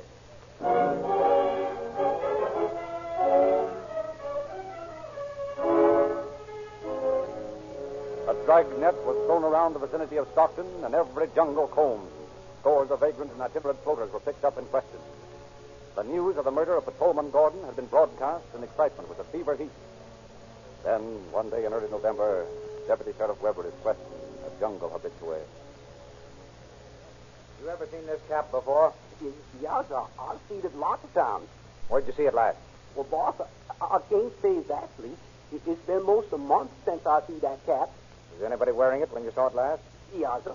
I believe West Coast had that cap on when I seen it the last time. You know West Coast? Yes, no, sir. I don't know him. No, sir. At least I don't know him well. I've seen him lots of times, though. Him and his that boy, that Mexican boy. You know his name? Y'all mean the Mexican boy? Well, yes, sir. We call him Chief. No, I mean West Coast. Oh, no, sir. I don't know his name. No, sir. Can you describe him? Well, boss, he had a sort of a funny-looking beard. And I remember that he was always sharpening that knife of his, too. Did he always carry a knife? Yes, sir. He had a knife that long, and he was always sharpening it, too.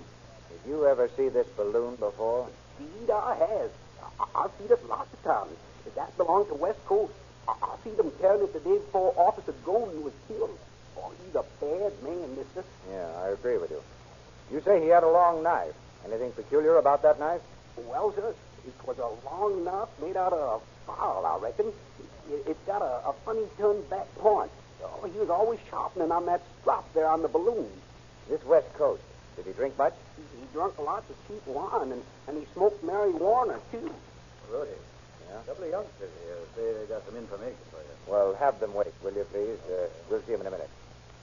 Now, look here, fellow. We aren't after you for anything. We aren't even going to put you in jail or do anything to you. But we want to know all you know about this West Coast bug. Now, have you ever heard his real name? Well, let's see now. Well, sir, boss, I'll recollect I done heard his name once. Now, let's see now. Oh, come on, man. Think. What's his name? Well, boss, I don't know whether that's his front name or his back name, but it seems to me like it's Floyd or Lloyd or something like that. I heard him say once that he's been arrested for knifing an Armenian down near the depot in Fresno. But that's all I know about him, so help me. That's enough. We'll find him. Oh, Jim, yeah? Hop in your car and take a run down to Fresno and see what you can pick up on it. I'm practically there now. Oh, and send those kids in when you go out, will you? Okay. I'll see what they have to say. All right, boy, you can go now. Thank you, sir. Thanks. You, Mr. Weber? Yes, come in, boys. Mr. Foley says you have some information for us. Well, yes, sir, we have it. May not be much good, but we thought it might help. We'll decide that. Now, Dory. Well, sir, Bill and me, he's Bill, sir. Hiya. Yeah. Well, Bill and I was discharged from the CCC camp up in the mountains about the first part of September, see? We decided to go down and visit an aunt of mine who lives at Mojave. Mojave. Oh, yeah. We was hitchhiking, but we didn't seem to be getting along so fast, so we decided to hop a freight and save our money. We was walking along down by the tracks on the south side of the yards, and we seen a light over in the jungle, I think they call it. So we went over. We thought maybe we could sleep there, but when we got there, we heard a man say... There's a lousy sin stick around here that's been causing me trouble. He's going to get this knife between his ribs the next time I see him. My friend. You cut him with your knife, I cut him with my razor. Sure, kid. You string along with me and we'll go places. What places, for instance? Well, me, I'm going east. I'm getting tired of this sunshine and heat. I'm going where they have real fall weather in September. Me, I prefer the sunshine. Pedro, throw more wood on the fire. Throw on your spare. That Pedro's a lazy dog. Let's get him in a crap game. We'll use my dice, and if he don't like it, we'll cut his throat. Better we save that for the Cinder dick, no? That's a fine idea, Chief. As a matter of fact, it's a swell idea. I think I'll go do it now. Not now, my friend. We smoke a few more cigarettes, yes? Yeah. Give me another marijuana. Boy, that makes you feel good. Say, Chief, I want to get started, so I'll take my balloon and get going. There's a freight leaving here about 4 o'clock, and I want to be on that freight. So we got scared and beat it. We hid in a culvert till the jungle quieted down, and then we got a freight for Fresno. When we heard about the murder, we thought maybe we better come back and tell you what we find. Well, I'm glad you did, boys. Doesn't give us much definite information, but at least we know the kind of man we have to deal with.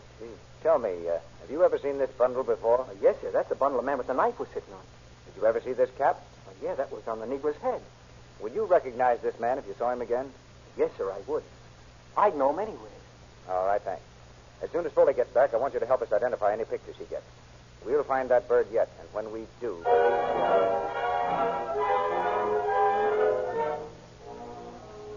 Through the checking of records in Fresno by Deputy Rudy Weber and Foley, it was found that the true name of West Coast was Floyd A. Dale, a dangerous criminal with records in half a dozen states and many cities in California, as well as a prison record in the United States Army. Circulars were now broadcast throughout the country, giving details of the murder of Officer Gordon. The weeks rolled into months as the search went relentlessly on. Then, one dreary day in January in Niles, Ohio, O.W. Gusman, a special officer for the Pennsylvania Railroad, is walking along the freight yard when he sees a man. Hey, you up there by that car. Where have I seen that bum before? Hey, wait a minute, you. Haven't I seen you around this yard before? Maybe you have, and maybe you ain't. Oh, smart guy, huh? What's your name? Smith. You sure it's not Dale? It's Smith. Okay, come on. We'll go down to the Who's Gal and find out.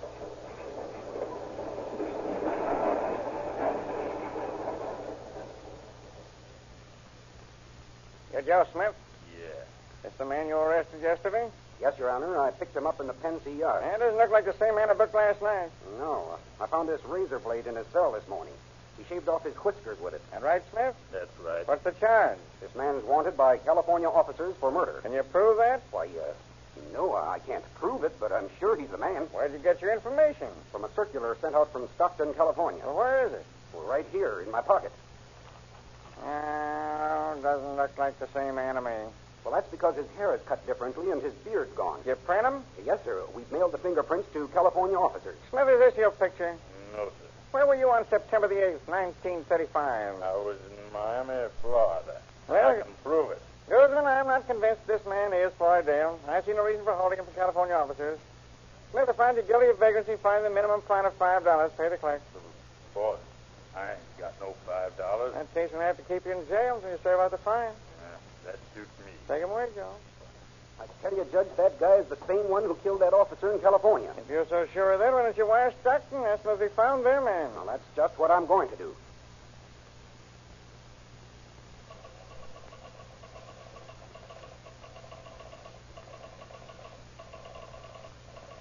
Say, Ed, have you got an answer to my wire yet? Oh, coming in now. Wait a minute. I'll read it to you.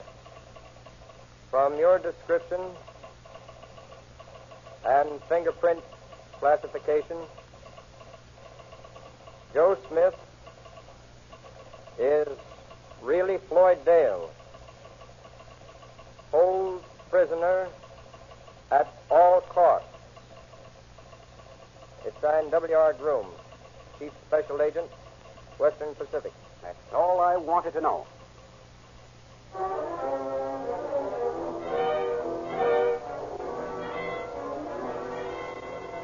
On the strength of the telegraphic information sent by Officer Gusman, Special Agent James Foley and Deputy Sheriff Rudy Weber and E.G. Hill left immediately for Warren, Ohio, where Dale was being held. On the way to California, a stopover is made at Chicago, and the questioning of Dale is resumed.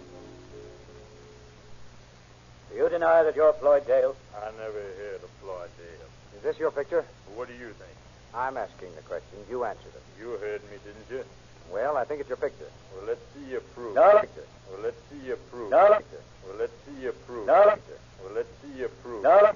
Well, let's see your proof. Now look here, West Coast. My name's Smith. Who's West Coast? You know who West Coast is. Take a look at this picture. I'm looking. You see that scar? So what? That's the same scar you have on your head. It still don't prove nothing. And here's a picture taken when you were in jail in Fresno. You notice any similarity now? Take a good look. Did you ever see that picture before? And here's a picture of a balloon found beside the body of Officer Gordon. You ever see it before? Here's a cap found at the same place. Is that your cap? Answer me. Is that your cap? Are you Mr. Weber? Yeah, what do you want? Who are you? I'm Roy Jones, homicide detail. Maybe I can help you with this boy here. Well, you're big enough anyhow. Don't need muscle with these boys. Got to use your head. Let me talk to him by myself for a few minutes. Okay, see what you can do. Come on, boys. Let's go out and have a smoke. Now, you listen to me, big boy. Using the spot. It ain't going to do you no good to keep on saying you're Smith. That's the weakest alibi you can use. You got to use your brain, boy. I know what I'm talking about. Ain't gonna do you no good to sit there and sulk, neither. You're a smart boy. Now play up to it. You got a good education. You can figure things out. You can beat this rap, maybe, if you use your head. How's about it, boy? Sure, I'm smart. I can outfigure these dumb cops anytime I get ready. I know you can. Boy, you got what it takes to outthink these coppers every time. Now, me, I can't outsmart them. I'm too dumb. That's why I'm a copper. But you now... telling me. I know I'm smart. But when I figured that Cinder Dick had been doing me dirt, I let him have it. That's the way you gotta be. Beat him to it. Now, if I was in your spot, I'd say, yeah, I killed him. What are you going to do about it? I'd tell him straight out. Give him a good story. Yeah, that's what I'll do. I'll show these dumb cops where to get off. Send them in. Come on, Mr. Weber. He's ready to talk now. Okay. Well, how about it, Dale? Sure, I'll tell you about it. Get your pencil and paper. I'll tell you. He was beating me over the head with a gun, and I killed him. I knifed him in self-defense. Ladies and gentlemen of the jury, I ask you, was there ever a more pitiful defense or a more bald-faced lie? There lies the body of Rodney Gordon. 29 stab wounds in that body. His gun in its holster and 10 feet from the slain man. His flashlight lying beside him. His billy, the only other weapon he ever carried, still in his pocket. Not one single evidence of even resistance on the part of this fine officer. And yet this man sits there and asks you to believe, asks this court to believe, that he brutally hacked and stabbed Rodney Gordon to death in self-defense. Moreover, ladies and gentlemen of the jury, bear in mind that Rodney Gordon was an officer of the law in execution of his lawful duty. This man had no right of resistance to such an officer. His act is one of cold-blooded, premeditated, bestial ferocity. His act was cold, calculated murder. You can in justice return no other verdict than guilty.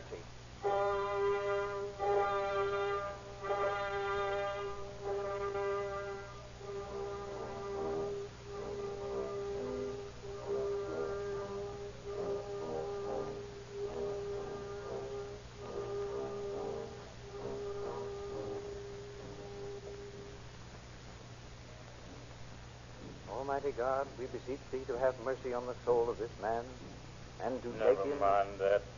Come on, buckle on that strap. Don't you believe in God, my son? No, I don't believe in no God. A man can only die once. I ain't afraid.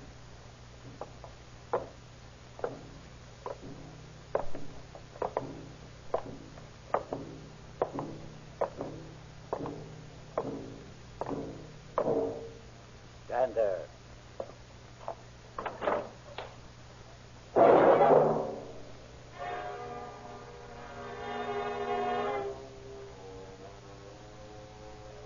Thus, on October 16, 1936, Floyd Dale, alias West Coast, from the gallows of Folsom Prison, made a very small down payment for his crime.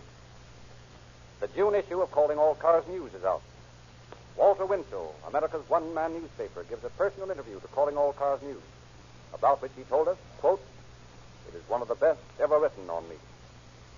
You'll read two splendid detective stories, The Bamboo Snake and The Perfumed Cigarette Lighter, both doubly interesting because, like all Calling All Cars broadcasts, they're absolutely authentic. And, of course, the regular sparkling radio and motion picture news and pictures. In every issue, the current motion pictures are rated. Here's an unprejudiced guide to your motion picture attendant. It will save you time and money. Tomorrow, stop in at your independent Rio Grande dealers for your free copy of Calling All Cars News and for your Rio Grande cracked gasoline. Be sure you'll get Sinclair motor oil for this summer's driving. For unlike many oils you buy, they are de-waxed, de-jellied, and cannot break down in the most intense summer heat. That's just one of the reasons why, in spite of hundreds of brands of oil, that 1 out of every 9.5 gallons sold in the United States is Sinclair oil. So don't forget tomorrow, Rio Grande cracked gasoline, Sinclair motor oils, and you're Calling All Cars News at your neighborhood independent Rio Grande dealer.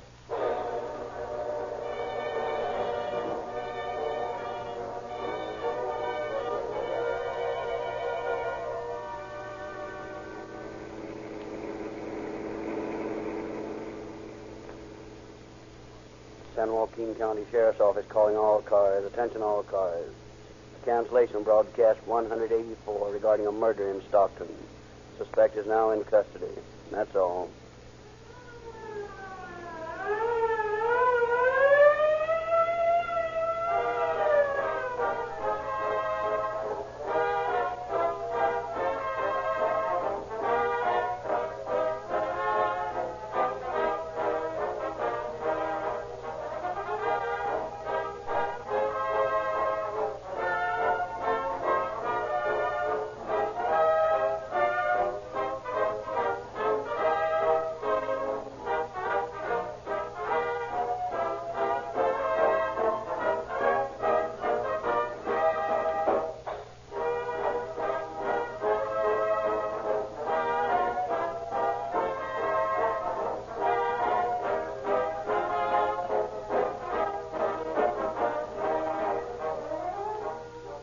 Narrator Frederick Lindsley, bidding you good night for Rio Grande.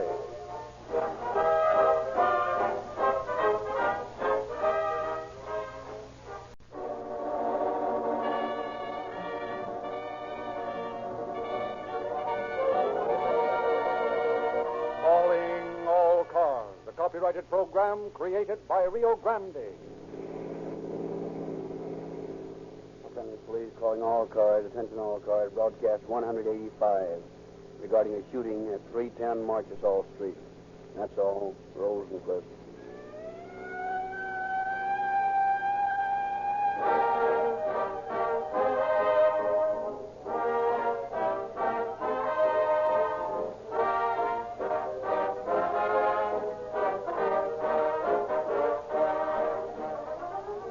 Nothing can stop the march of progress of definitely superior products. Tomorrow, hundreds of you who have known Rio Grande only through the friendly medium of calling all cars will begin to buy Rio Grande cracked gasoline and Sinclair motor oils from your independent Rio Grande dealer. We know this because it has happened every week for the 184 weeks calling all cars has been invited into your home. It has been responsible for cracked gasoline having a greater percentage of sales increase for over 2 years than any other gasoline. This fact has been a constant source of satisfaction to me as your narrator and announcer, for we who know the facts of cracked gasoline's superior performance and know that we have presented the most conclusive proof of quality ever presented to Western motorists are sometimes impatient with our friends who may still be using some sluggish type of gasoline. Rio Grande's invitation to you is sincere, logical, and true. Any oil man will tell you that cracking is the most modern, scientific method of refining the highest grade of gasoline. The finest cracking process in the world is used by the Sinclair Refining Company, the world's largest independent oil company. In the West, only Rio Grande cracked gasoline can be refined by this process, and as proof that Rio Grande cracked is recognized as a faster accelerating, longer mileage, more powerful gasoline, we present the fact that more police cars, fire engines, ambulances, and emergency equipment are powered by Rio Grande cracked gasoline wherever it is sold than any other brand. We call this police car performance. Oh, that's exactly what it is, and that's exactly what you'll get if you will kindly accept our invitation to see your Rio Grande dealer tomorrow.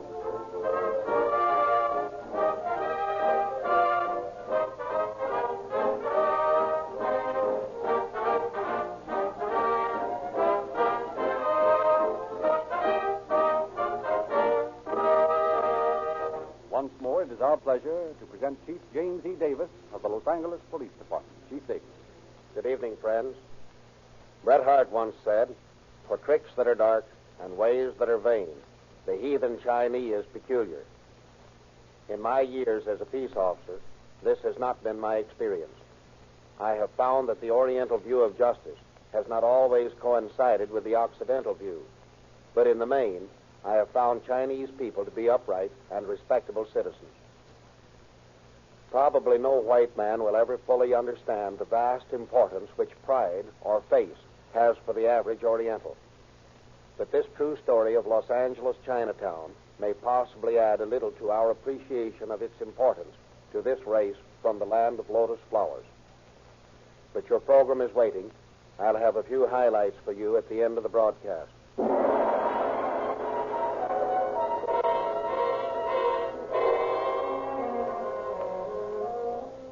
a man lives in a land that was old, when our own era began, that man takes into himself all the mystery and tradition of that land. He feels instinctively the press of years, the insignificance of his own stature against the panorama of generations before him. He does not quickly throw off the yoke of tradition and seek things afar off and unknown, but sometimes the lot of such a man is not an easy one. The weight of circumstances becomes an inexorable force which drives him toward far horizons. To Louis Garchon, sitting beside his beautiful young wife in the garden of his father, such a time has come. He looks for the last time at the great yellow moon rising out of the waters of the Yangtze. Soon I will see this garden no more. The moon that comes so silently as a great mute dragon to light the sky will shine on both of us. But I will not be here beside you. It was not good that Louis Garchon so soon leave the garden of his ancestors. It is not the garden of my ancestors which I sorrow to leave. It is you. The time will be short. Then I will come to you. No more than 4 seasons shall pass before I will be great merchant in America. Then we will have our own garden. We will watch the yellow moon rise from our own plum orchard. It is so, for you have said it. It is spring now, and the plum blossoms like their soft cheeks are touched with pink. Soon the fruit will be lush and ripe. When the first plum falls, the leaden feet of messengers shall bring you news. I will write your name on my hand palms. Then everything I touch will be yours. No man can foresee his battleground. Every shadow may bring him peril. You will take care? When I reach America, I will seek the house of my kinsman. Do you think Louis San Nam will welcome you? I do not believe he has become the wicked man as we are told. He who forsakes the sacred name of his ancestors must be a wicked and an evil man. Is Louis San Nam so wicked then because men now call him Louis Fouque? That alone is not all. I fear Louis San Nam. Is it not because your worthy father refused when my kinsman wished to marry you? He who rids his house of an evil had better suffer the evil than tell the world. Oh, lotus flower, do not be sad tonight. Before the leaves fall from the plum trees, I will send for you. You shall come to my garden. Then you will be happy again. The gods of mercy and of love will hold your hand.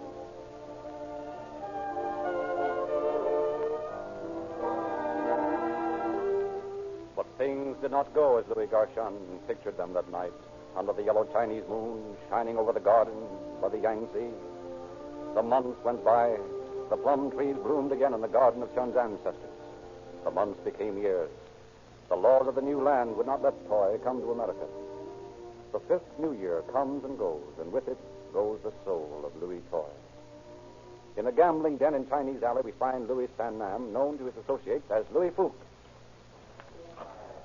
Yeah, you don't seem to be playing so well tonight, Fouque. What's the matter? Nothing is the matter with me. Watch your own hand. Okay, chum. That's how you feel. Yes, that is how I feel. Up to. I will see it. Give me 3. And I will take 2. 3 jacks. 3 queens. Yes, that cleans me. And it makes you owe me exactly $10. I haven't got it. I will give you my IOU. It's no good here, Fouque. I told you that before. But I haven't that much money. You will have to give me time to raise it. Now, listen. I happen to know you had enough this morning to buy junk with, and I'm telling you, you'd better get that $10 and get it quick. I will have it inside of an hour. You'll be mighty sure you do, Fouque. I'm getting fed up with you birds playing this joint for a sucker. Now get going and get back here with that dough. Don't get so tough about it, fellow. I will get your money. I'll tell a cockeyed world you will. If you don't, you'd better be scarce around the alley. You talk much.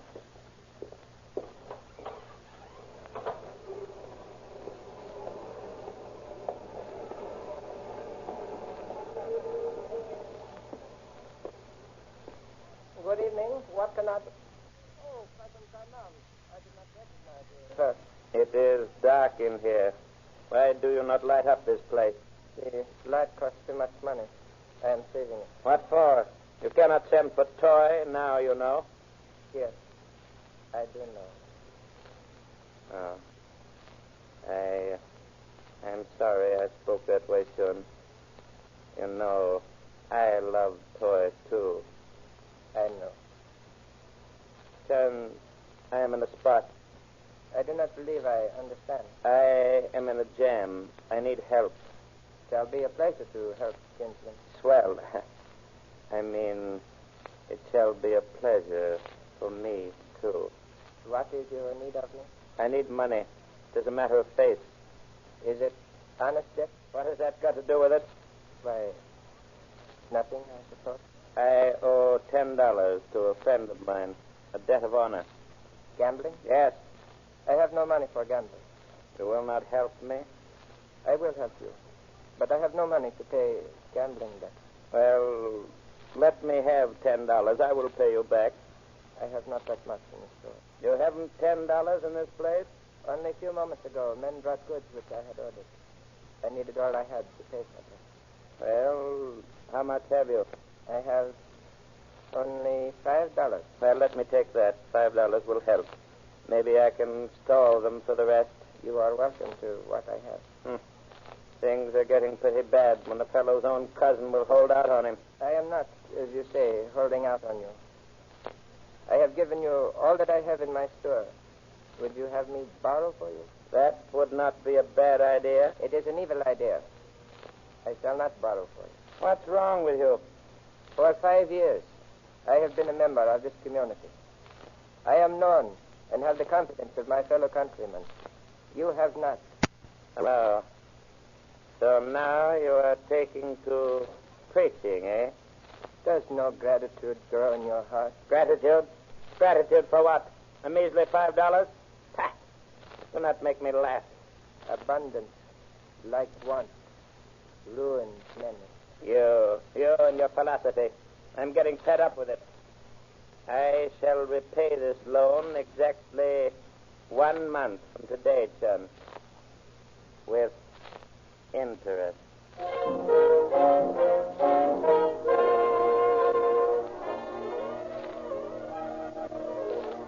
On the night of July 24th, 1934, Chief of Police James E. Davis and a party of friends were enjoying dinner at a Chinese restaurant on Marchesto Street.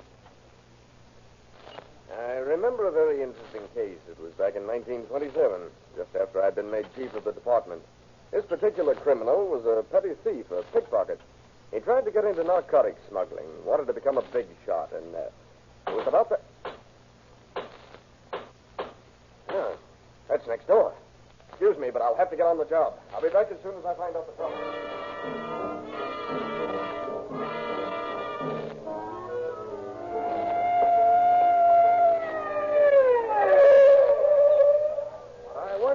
One side.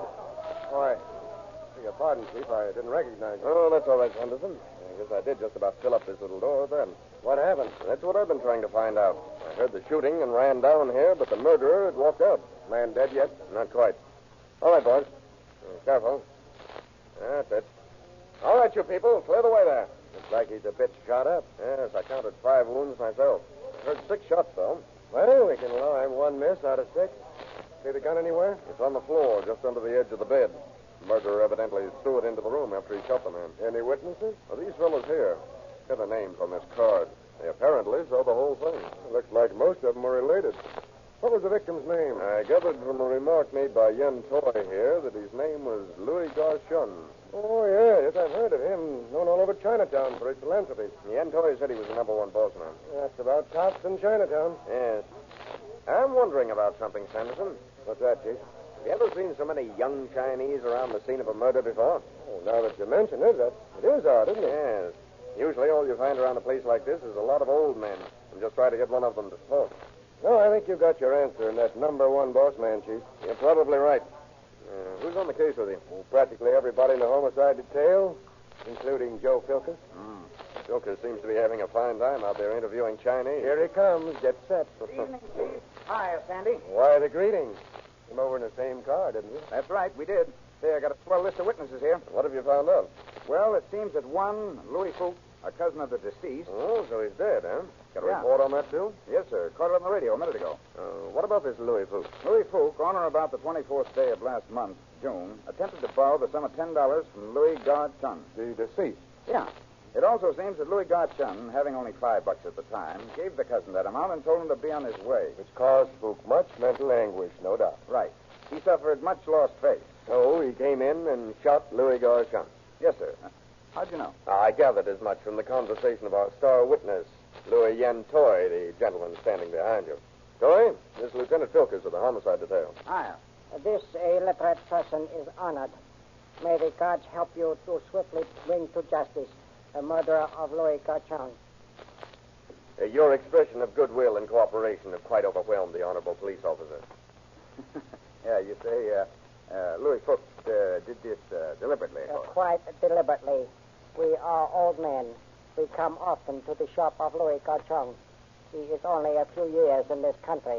He bears many tales of good news of our native land. Son, is man greatly respected by our people. No man has aught to say in an evil way of Louis Gard-Chun. Louis Fuchs is number one bad man. Now, suppose we try to find out what happened here.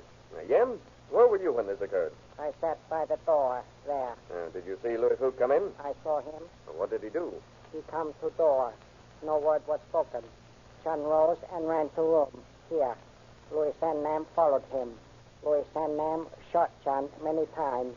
Then he went away. Oh, yes. Is that what you saw? These never far-seeing enough eyes witnessed these things.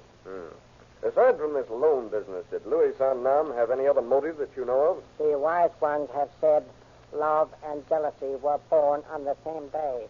The road is short that leads from fear to hate. Say, what is this, a murder investigation or a recital? What's the matter, Joe? You out of your depth? Heck, no, but... It is wise to take action now.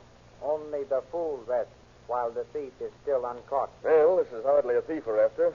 But after all, only a fool rests. Well, let's get back to headquarters, boys. We'll comb Chinatown tonight for Louis Fuchs. Hot dog. Quick, Sandy, the needle.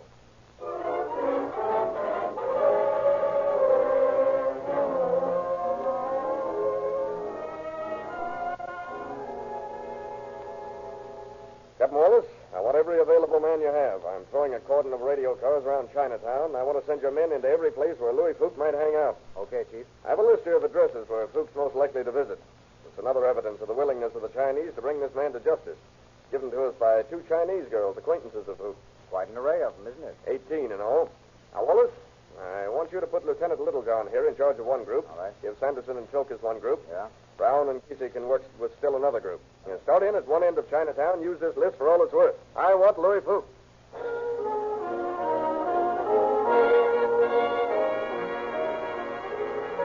There followed hours of feverish activity. House after house was raided. Every address on Chief Davis' list was checked.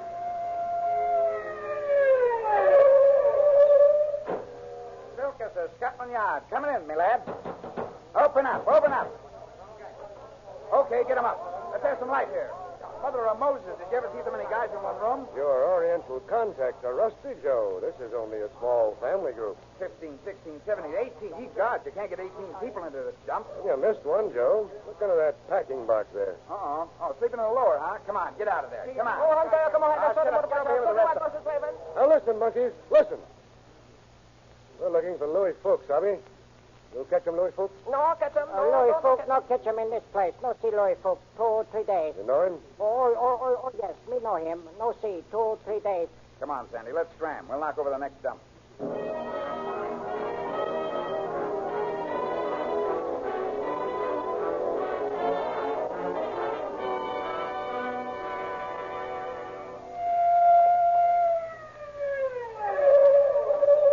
I'm beginning to get fed up with this. You're fed up. What about me? I've been asking all the questions for the last hour. All you've been doing is looking them over. Filkers from Scotland Yard. Yeah, I know. Come on, let's see what this one's got. Come on. Open up, open up. Hey, who's making all the noise? Vilkus and Sanderson, lady, police department. So what? So we're looking over your joint. You got a warrant? Sure, pocket full of them. Give me a Jane Roe warrant, Sandy. Oh, never mind. Come on in. Don't stand there gabbing all night. Now, what's the rest? Nothing for you, lady, unless you know one Louis Fuchs. Sure, I know him. Who doesn't? About 50,000 Chinese in Los Angeles came to never heard of him. Now, how come you know him? Probably because he lives here. What? Hey, what's the matter with you screwballs? Are you deep? I said he lives here. Now, wait a minute, Sandy. Don't get excited. We can handle this all right. Hey, what is this all about? Hey, when did you see this Fuchs bird? See him last, I mean. About 9 o'clock this evening. Exactly 15 minutes Just before... what was he doing when you saw him last? Going right through that door right behind you. Alone? No. Louis Tong was with him. If I hear that name Louis again, I'm going to bust Hey, now somebody... listen, I'm getting tired of standing here arguing with you guys. Open up or scram. Now, wait a minute, lady. We're after a guy for murder. You don't want to be locked up as a material witness. You better calm down and let us have what you know. Murder? Louis Fuchs for murder? Yeah, Louis Fuchs for murder. Now listen. Don't get me wrong, boys. I don't know nothing about it. Now listen, it's just like I told you. The last time I saw Louis Fuchs, he was going out that door with the other guy. Take it easy. I'm not after you for anything. I'm not after anybody except this Louis Fuchs. You know where the other guy hangs out? No, but I know he's supposed to go to a meeting of this Tong bunch tonight over on Los Angeles Street. Okay, we'll pick him up later. Any pictures of Louis Fuchs? Sure up in his room. Why don't you go up and look at him? That's an idea. Let's go, Sandy.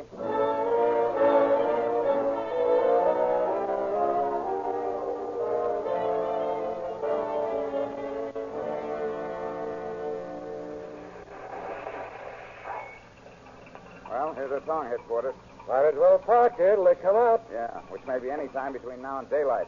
Wonder what this meeting's for. Oh, probably discussing the murder and the fate of the murderer. But Chun wasn't a Tong member. Ah, but Louis Fuchs was. Chinese feel pretty sore about this thing. So unjustified. Chun was a number one boss man, all right. Hey, look. Come some guys out of Tong headquarters. How are we going to find Louis Tong and that mob? Hey, wait a minute. Here comes an old Chinese. I'll see if he knows anything. Does this unimportant detective dare hope that the Honorable Ancient One knows Louis Tong? It is truly written, there is small choice in rotten fruit. The insignificant person now coming from the room of the Honorable Society is the man you seek. What the... Shut up and let's grab him. Who is that guy? I don't know, but he suddenly put the finger on Louis Tong. Hey, you. Oh, me? Yes, you. I'd like to talk to you. Oh, me number one fanboy. Me no do anything? What do you mean, you no do anything? Now, listen, Tong. Cut out the laundry talk. You happen to know you're able to speak English, all right? Now, come on, get in the car. We'll talk while we ride. Okay, Joe, let's go. Now, listen, Tong. We aren't trying to pin anything on you. We're not arresting you. We want you to help us. Where's Louis Fuchs? I do not know. Don't hand us that. We know you were with him at 9 o'clock this evening. Now, where is he? I do not know. It is true I was with him at 9 o'clock tonight. I have not seen him since left the house where we live. Did he have a gun when you saw him tonight? Yes, he had a gun. What kind?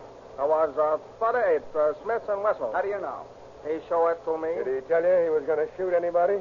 He did not tell me. When did you leave him? I left him on Main Street at 9:30. How did you know what time it was? I look at the clock on newspaper building tower. Louis Fuchs say he would meet me again at 11 o'clock. Did he meet you? No. Where did you go to the Tong headquarters tonight? Our leaders, they sent for me. Why? To ask me what you have asked me. What are you going to do about it? Tomorrow morning you will learn what the Tongs will do.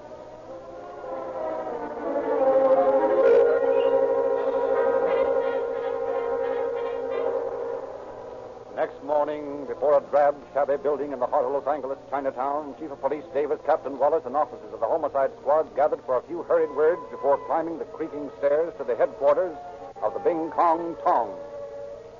Inside, they found themselves in a scene of almost indescribable splendor. Rich tapestries covered the ugliness of the walls. A picture of exquisite beauty and luxury gave to the room an air of old China. America, with its hustle and hurry, had ceased to exist. Here were the leaders of a race of exiles assembled to decide the fate of one of their own members. Apart, but still part of the group, were the leaders of the powerful Hip Sing Tong. Two distinct factions, seldom in accord, but now united in a common cause, the avenging of an unjust murder, the murder of a man who was not a member of either Tong. At last, the president of the Bing Kong Tong spoke.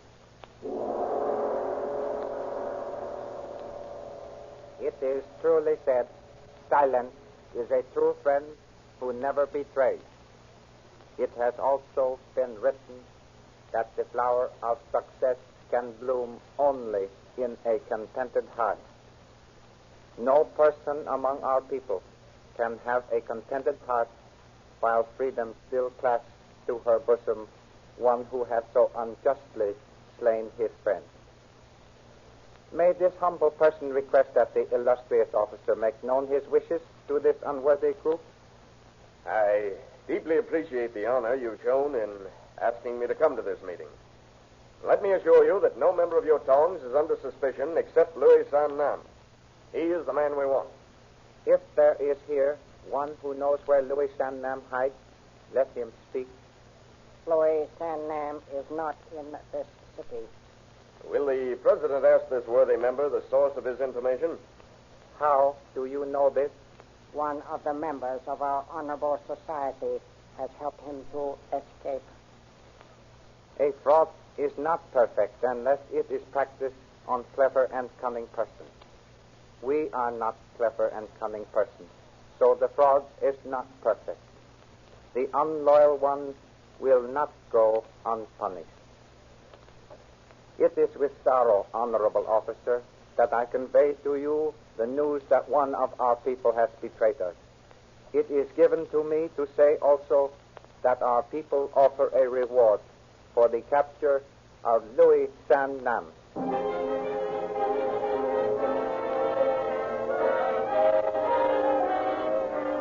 There followed weeks and months of fruitless search through every Chinatown in America. Then, one morning, several months later... Lieutenant Silkerson, the Sanderson, to see you, sir. Oh, send them in. Yes, sir. This way, gentlemen. Oh, come in, boys. Sit down. Chief. Right. Well, what's on your minds? Well, we traced Louis Fook up the coast, sir. And he dropped out of sight in Portland. I got a wire from Texas this morning. I'll read it to you. Have information the Chinese who hanged himself near Con City in order to avoid arrest is Louis Fook, wanted for murder in Los Angeles. Advised disposition of body. Couldn't take it, huh? How'd the Texas boys find out about it? They were on their way to pick him up on our request. It was his attempt to save his face. How'd you find out Fook was in Texas? Oh, we have means. You know what Bret Hart said? For tricks that are dark and ways that are vain. I know. The heathen Chinese is peculiar.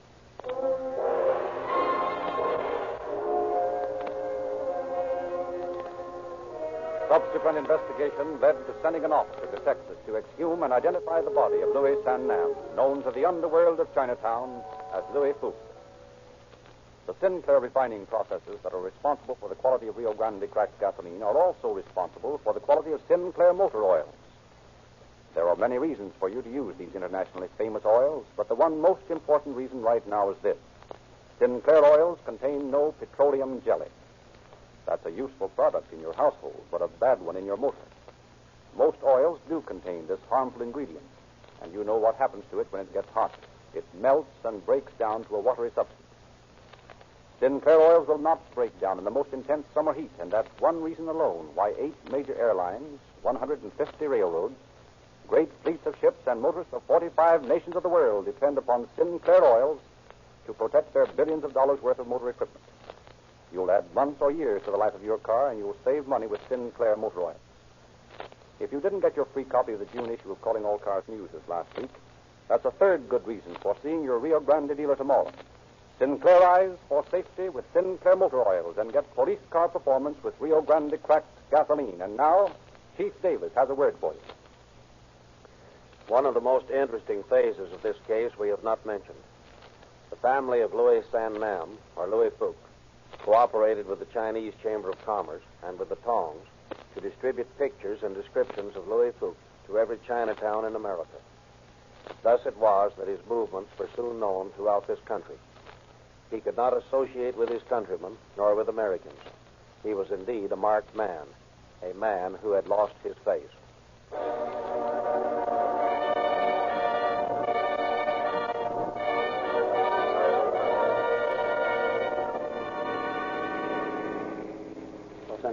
calling all cars. Attention all cars. The cancellation broadcast 185.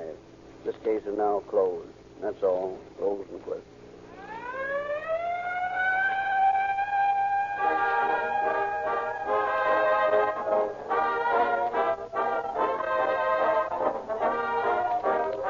This is your narrator, Frederick Lindsley, bidding you good night for Rio Grande.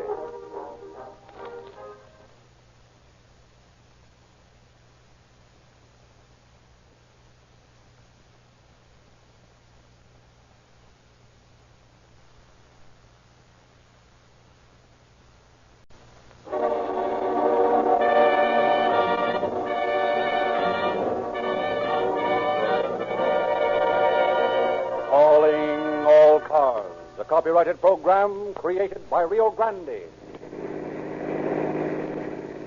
Los Angeles Police calling all cars. Attention all cars. Broadcast 186 regarding a narcotic smuggler. Suspect described as a girl, Oriental, 5 feet, 100 pounds. Black hair and eyes, fair complexion. She may have one or more accomplices. That's all. Rosenquist.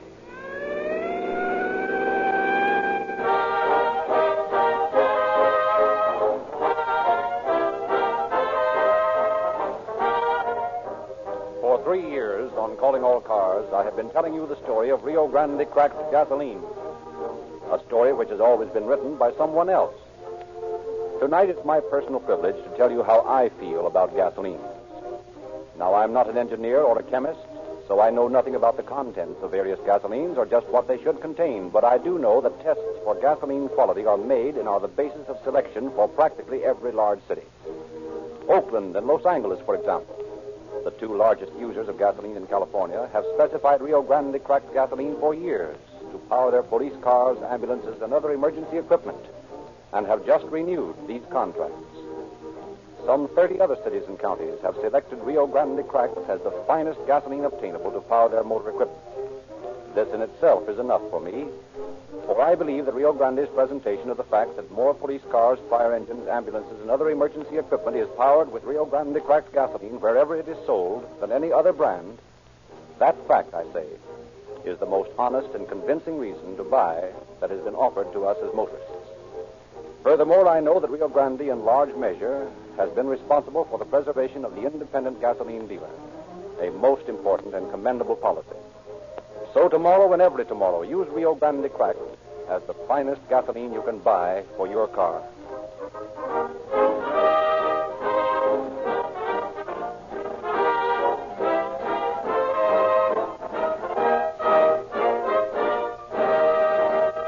It is our pleasure to present Pearson M. Hall, United States Attorney for the Southern District of California. Mr. Hall. For many years, the leading nations of the world have maintained an international compact and have met annually in an effort to suppress the manufacture, traffic, and use of narcotics. Recently, this long effort has been given great impetus by the action of China, which, under a program initiated a year or so ago, has been particularly vigorous in its determination to rid herself of the stigma of centuries. The United States Customs Service is one of many investigating agencies of the Treasury Department. It always has been and still is our first line of defense against contraband narcotics. It operates quietly without fanfare or publicity, but it operates nevertheless with dogged sureness. By the coordinated efforts of its own far-flung agents and operatives of other nations, it functions in practically all the countries throughout the world. The collector of customs in this district is Alfred A. Cohn. It was through him that the facts of the case you are about to hear were presented to me for prosecution. The episode, with certain dramatic license, was taken from the transcript of the trial of Maria Wendt. It illustrates that there truly is the long arm of the law.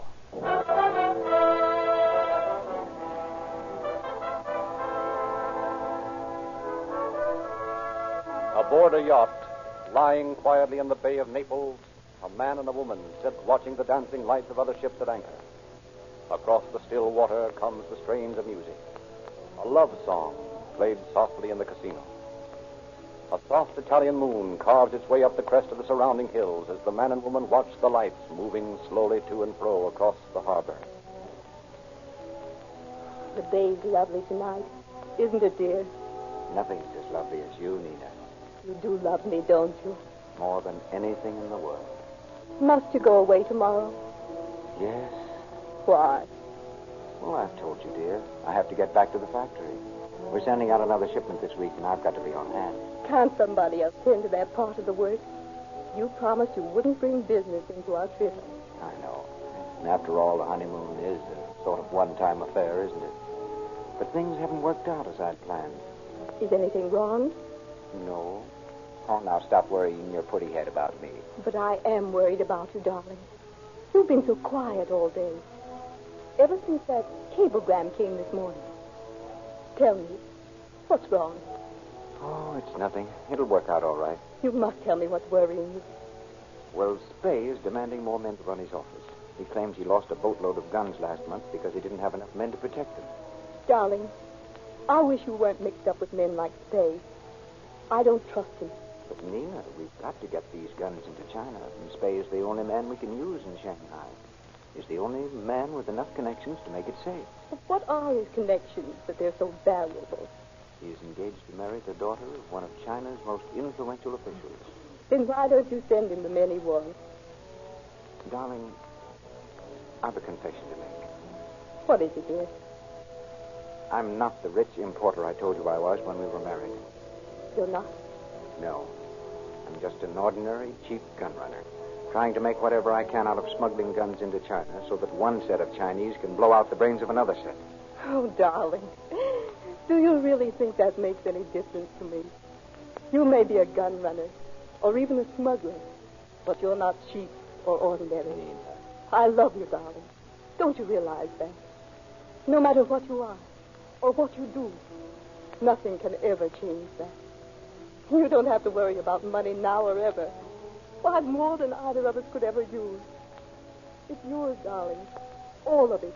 But, Nina, I couldn't use your money for this. Why not? It's yours, too. Then pay all the men he needs. Send him a regiment. But for tonight, let's forget this. Let's forget China. Let's forget everything but us. And that I love you.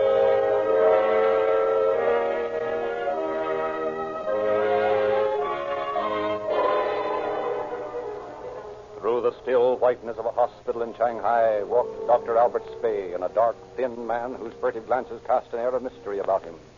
Up the winding stairs of the hospital, past sleeping wards where death hovered in noiseless flight, through dimly lit corridors, to pause at last before a door on the topmost floor. There are no patients here. We shall be alone. You are the soul of caution, Dr. Spay. I am already under suspicion in Shanghai. Ours is not a safe profession. Smuggling never has been. You have the key? I must remember to oil that hinge. Go in, Romano. Our journey is not yet done. You're sure we have not been followed? I am sure. No one except myself is allowed on this floor. Where is this other room of which you spoke? I see no door. Watch. Marvelous. I would never have found it. No one else ever has. I see you have a complete supply. I just received a new shipment from Brandstetter. He is in Naples, you know. No, I did not know. What is he doing there? Honeymoon? No. That is not possible. It is too good a joke. Who is she? An Italian countess. Lots of money. Leave it to Lefelholtz to marry the rich heiress. But how about the American girl? Trust Brand to forget about any woman as soon as her money is gone. Well, you, my friend, are next then. Not me. Next or ever. But Maria, what about her? Maria. When she leaves the convent, Maria will be a very capable nurse. I shall send her to Germany for 6 months to learn laboratory technique. She will be valuable to us.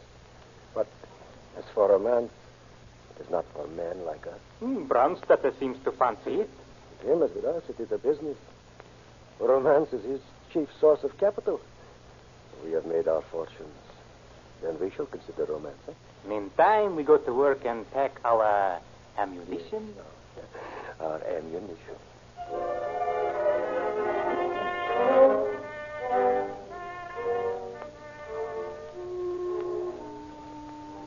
In a religious school just outside the city of Shanghai, a young girl stands before the dean of students. Maria, today you leave us. We are sorry to see you go, child. You have been a faithful student. You will make an excellent nurse. We are glad that you have decided to devote your life to relieving the suffering of your people. Thank you, Sister Beatrice. You have led a sheltered life here, my dear. When you go out into the world, you must be careful of the pitfalls that beset the path of the very young. I am young in years only, Sister. I've seen so much here in the school hospital. I feel I know what to expect. It is fortunate that your family has lived so near, but still, you need more practical experience. Has your father arranged your place in a hospital in the city? Yes. I begin there tomorrow. I understand that Dr. Spey is sending you to Germany to complete your technical training. Oh, yes. He's been so very kind to me. It is not my way to be uncharitable, my dear, but I do not trust Dr. Spey. Oh, I'm sure that if you knew him as I do, you'd like him and trust him. I'm not so sure. Dr. Spey has been a friend of my father for years. It is arranged that I shall marry Dr. Spey. I'm not so sure I approve of that either. But at least... When I finish my training in Germany, I shall return to China. Then we shall be married. Do you love this man, my child?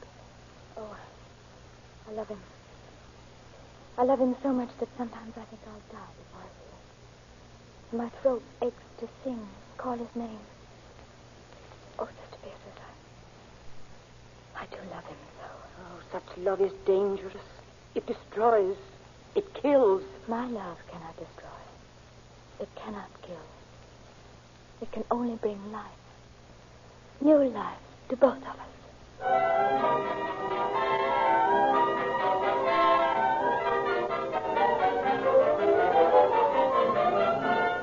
Let us stop the flight of time.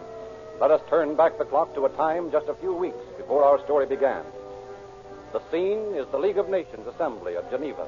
The speaker, the American representative to the Convention for the Suppression of the Narcotic Traffic. Our problem is to place squarely where it belongs the responsibility for the sudden and widespread increase in the narcotic drug traffic. China is conducting a vigorous and unrelenting campaign to suppress this traffic. Drastic means are being used to curb not only the use, but the sale of drugs. However, the situation in the Far East is by no means all of this color.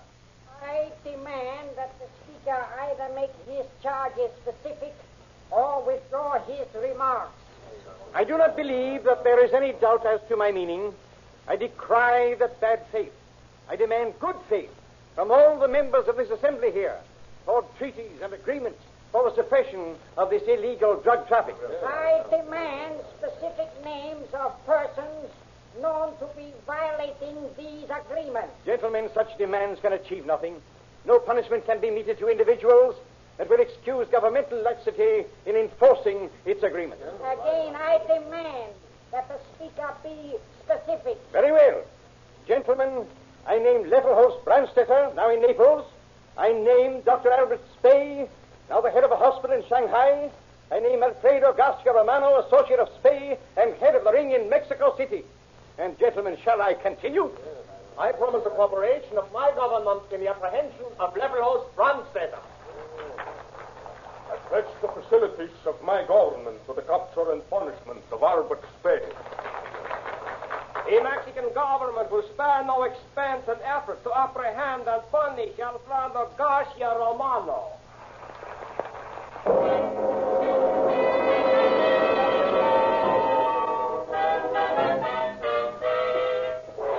Back in Shanghai, in the little room on the top floor of Dr. Spey's hospital, the doctor and the girl are talking. Here, these are the trunks, Maria. I want you to take them with you when you sail tomorrow. But why so many of it? These are more than I needed for the trip to Germany. They will contain some of the property of Herr Brandt, whom you will meet in Yokohama. Can I go by way of Yokohama? That is best. You will then take a steamer to Los Angeles. There you will again meet Herr Brandt at the hotel. You will find the name of the hotel in this letter. You are to deliver the trunks to him then. He will send you on to Mexico City. Senor Romano will await you there. And when do I come back to you, Albert? And our work is done. But should anything happen, should anything go wrong with our plans, you are to fly to New York, book passage on the Deutschland, and meet me in Berlin. We will go to Poland together. But Albert, you speak of plans. What can happen? In the business we are in, anything can happen.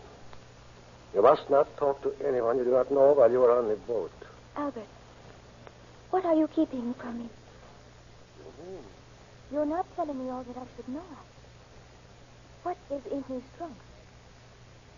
Answer me, Albert. Don't you trust me? Yes, I trust you. You are going on a mission for us, are you not? What can I do to show my trust of you? You can tell me what is in these trunks. I cannot, Maria. But Albert, you must tell me. I love you.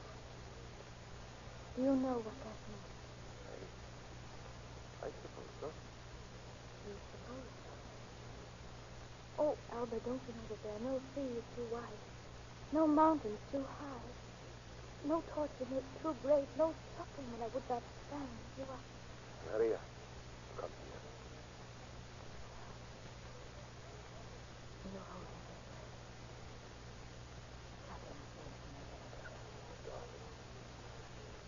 You seem different Maria. lately, Albert.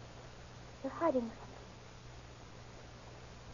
Have you stopped loving me? How can you ask that? I love you.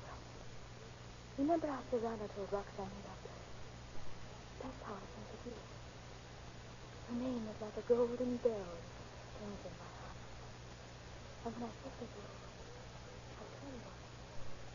And the bells swing and ring along my way. Don't, Maria.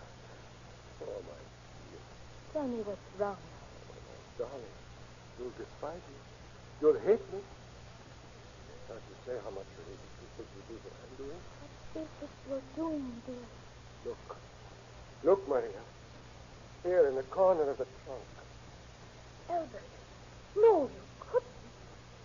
Tell me I'm not seeing those little silk bells. Oh, Albert, tell me I'm not seeing them. Please, don't look at me like that. I had to do it. I had to. What do you mean you had to?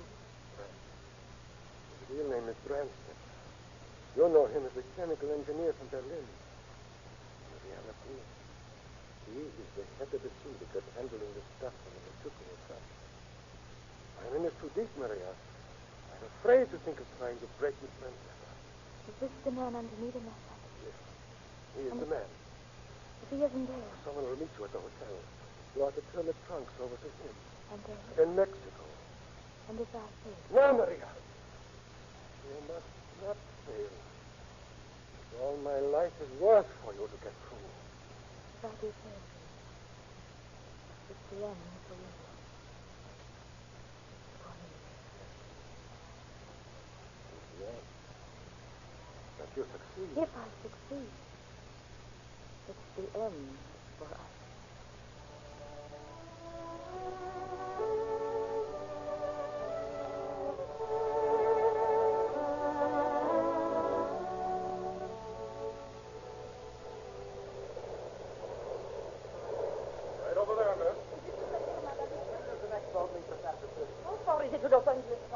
Are you the young lady you asked that her baggage be checked before the boat docked? Why, yes. Was there any particular reason you wanted that done? No particular reason except that I have an engagement in the city, and I thought perhaps we could save a bit of time. That's all. I see. Have you your keys? Oh, yes. Yes, here they are. Thank you. Any prohibited articles in here? No, I don't think so. Of course, I know very little about such things. Besides, these are not my trunks. What? Whose are they? You have the keys. Oh, yes, I know. You see, I'm a nurse from Shanghai. I was to meet my patient in Yokohama, but he missed the boat or something. So I came on alone. I see. What was his name? Mr. Brand. He is on his way to Berlin. Where do you expect to catch up with him? Why, he's the gentleman with whom I have an engagement at a hotel in Los Angeles. I see. Here's your passport, miss. Everything's fine. Oh, thank you. May I see that a moment, please? Here you are, sir. Thank you. Maria Wen, registered nurse, Bay Hospital, Shanghai. This shows your destination as Mexico City. I thought you said you were going to Germany. Of course. By way of Mexico City. Of course. Oh, I'm sorry. That's pretty clumsy of me dropping that drawer like that. Now, just, Say, a funny shape to that drawer. Funny? Yes. See how the back corners curve toward the front? It's usually the other way. Oh, Mr. Brandt had the trunk constructed specially in Shanghai. He probably did. Let's take a look at this special job of trunk building. Mac, give me your knife and that. Okay, here you are. Thanks. Do you mind, Miss Wendt, if I cut into this trunk? No. If you wish. I thought so. What is it? What do you mean? Do you know what this fine white powder is that I got out of the corner of this trunk? Well, no, I never saw it before. Lady, there's enough heroin in these little silk bags to send you to jail for 1,000,000 years. No. No. No!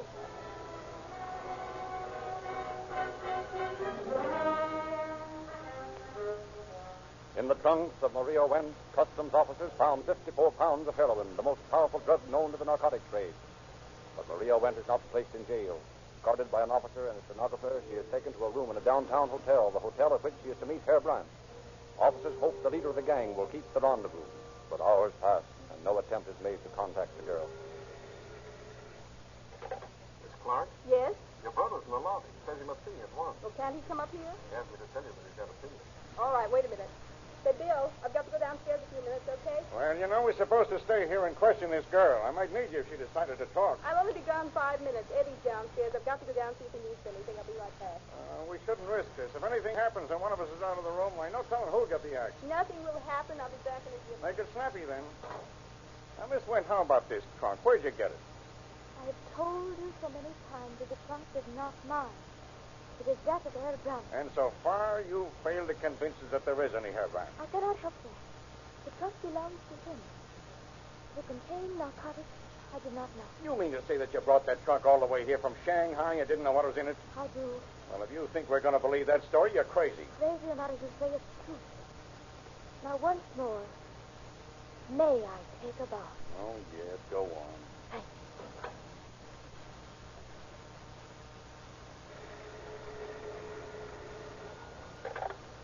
Well? Yeah. She's taking a bath. Now, don't worry. The fire escaped at the other end of the hall. Hey, wait a minute. I can't hear with the water running. Wait till I close this door. Okay, go ahead. No, she hasn't talked. Still claims they're not her trunks. Says she didn't know the junk was in them. Okay, I'll call you. Miss Wendt. That's it. Miss Wendt. Miss Wendt. What line did you... She's gone. In the few brief seconds that the officer was talking, Maria Wendt walked out of the room and escaped. Sometime in the evening of that day, she alighted from a taxicab at the United Airport, boarded a plane, and flew eastward. In New York, mysteriously aided by Confederates still undisclosed, Maria Wendt became the wife of an American-born Chinese. Thus, she was able to obtain a new passport. Through the streets of New York raced this wisp of a girl heading for the waterfront in the berth of the Deutschland. Past warehouses, through traffic snarls, to come to a screeching halt just as the gangplank was beginning to be pulled away. Across the pier, breathless and flushed, raced the girl.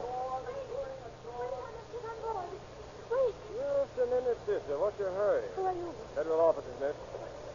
What are you going to do? We're flying back to Los Angeles. Now. No. No. No. No.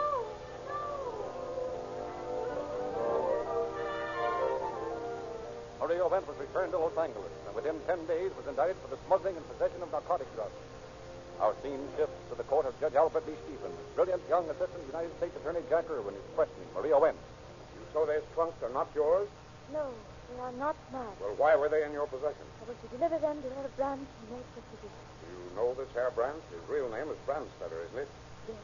You know where he is now? No. You know that on board a ship bound to New York he hanged himself? No. No, he didn't. He didn't. Brandstetter, you didn't really think you'd get into Mexico, did you? Why not? I'm innocent. I don't know this Maria Wendt, or whatever her name is that you say implicates me in a smuggling plot. Well, Wendt's the name, all right, and you know it. Her arrest in Los Angeles was the reason we picked you up in Havana. This is all a lot of nonsense. Do you mind if I go now to my cabin? No, you're safe. You won't get away from us. Perhaps not, my friend. But then, who knows?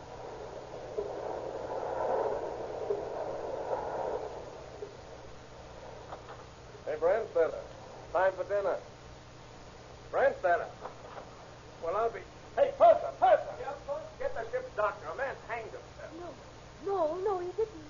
He didn't. He was only one of the gang you were working for, was he not? Yes. Who were the others? I don't know. Did you ever hear of Alfredo Romano? No. You never saw Romano? No. You didn't arrange to meet him in Mexico City, too? No. You didn't know that yesterday in Mexico City he shot himself? No, he didn't. Senor Romano, the police are here. Police? What do they want? They say you're a narcotic smuggler. They have come to take you to prison. No. I can't go to prison. I can't. It's that wench woman. I knew we should not trust her. The police are insisting now. Tell them I'm not here. Tell them anything. Master, they're breaking down the door. Keep them here. I'll go into the bedroom. Keep them for only a moment. Where is Romano, eh? I am here, Capitan. You did not think to catch Alfredo Garcia Romano so easily, did you? My compliments, Senor Capitan. No, he didn't. Here's a photograph. Do you recognize this man? No. That is a photograph of Dr. Albert Spade. Did you ever hear of him? Then you do know Dr. Spade. Yes. Is he the man who gave you those trunks? No. Is he a member of this smuggling ring? No. You know that yesterday the body of Albert Spade was found in a Shanghai cemetery? No, it is not true. It is not true. Have you completed the autopsy on the body of Dr. Spade? Yes, we just finished. And you found? Dr. Spade committed suicide by swallowing these. Slivers of bamboo. Yes, we call these bamboo snakes. You roll them up, tie them with tender strips of green bamboo, and swallow them. Effective, but painful. Well, not in this case. Dr. Spade had taken the precaution of deadening the pain with narcotics. Then we are treated again. Well, the result is the same. Another narcotic smuggler out of the way. It is written, he dies like a beast who has done no good while he lives. No, it is not true. It is not true. Your Honor, the prosecution rests.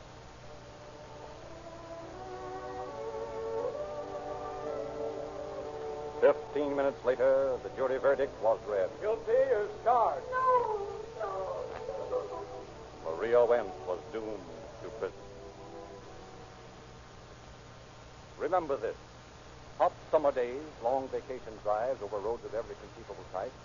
This means a terrific strain upon your motor. Protect it. Use an oil that can take punishment, that will not break down in spite of long hours of driving at high speeds in hot weather. Be sure of getting this protection and use only Sinclair motor oils in your motor. Refined from the highest priced, highest grade crude oils in America, Sinclair oils are all oil and cost no more than other quality oils that do not have Sinclair's exclusive advantages. The exclusive Sinclair refining process removes all harmful petroleum jellies and waxes which cause ordinary oils under heat to thin like water and do irreparable harm to your motor. When you stop at your neighborhood Rio Grande dealers tomorrow morning for a tank full of Rio Grande cracked gasoline, ask the attendant to specify the correct grade of Sinclair motor oil for your car. There is a specific grade for its age, make, and mileage. So remember these things tomorrow morning. Rio Grande cracked gasoline for police car performance, Sinclair motor oil for perfect motor protection, and your Calling All Cars news at your independent Rio Grande dealers. And now we again hear United States Attorney Pearson M. Hall. Mr. Hall. Maria Wendt was sentenced to 10 years imprisonment on a conviction of smuggling 54 pounds of heroin into this country. This frail Chinese girl, suffering from an incurable illness, was taken on May 27th to the women's industrial prison at Alderson, West Virginia. It is doubtful if she will live to serve her sentence.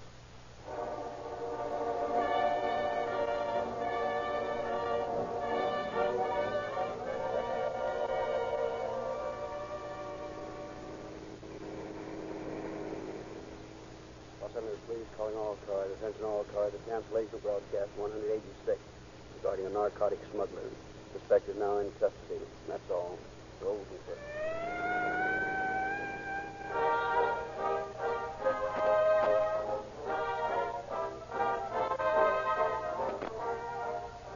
This is your narrator, Frederick Lindsley, bidding you good night for Rio Grande.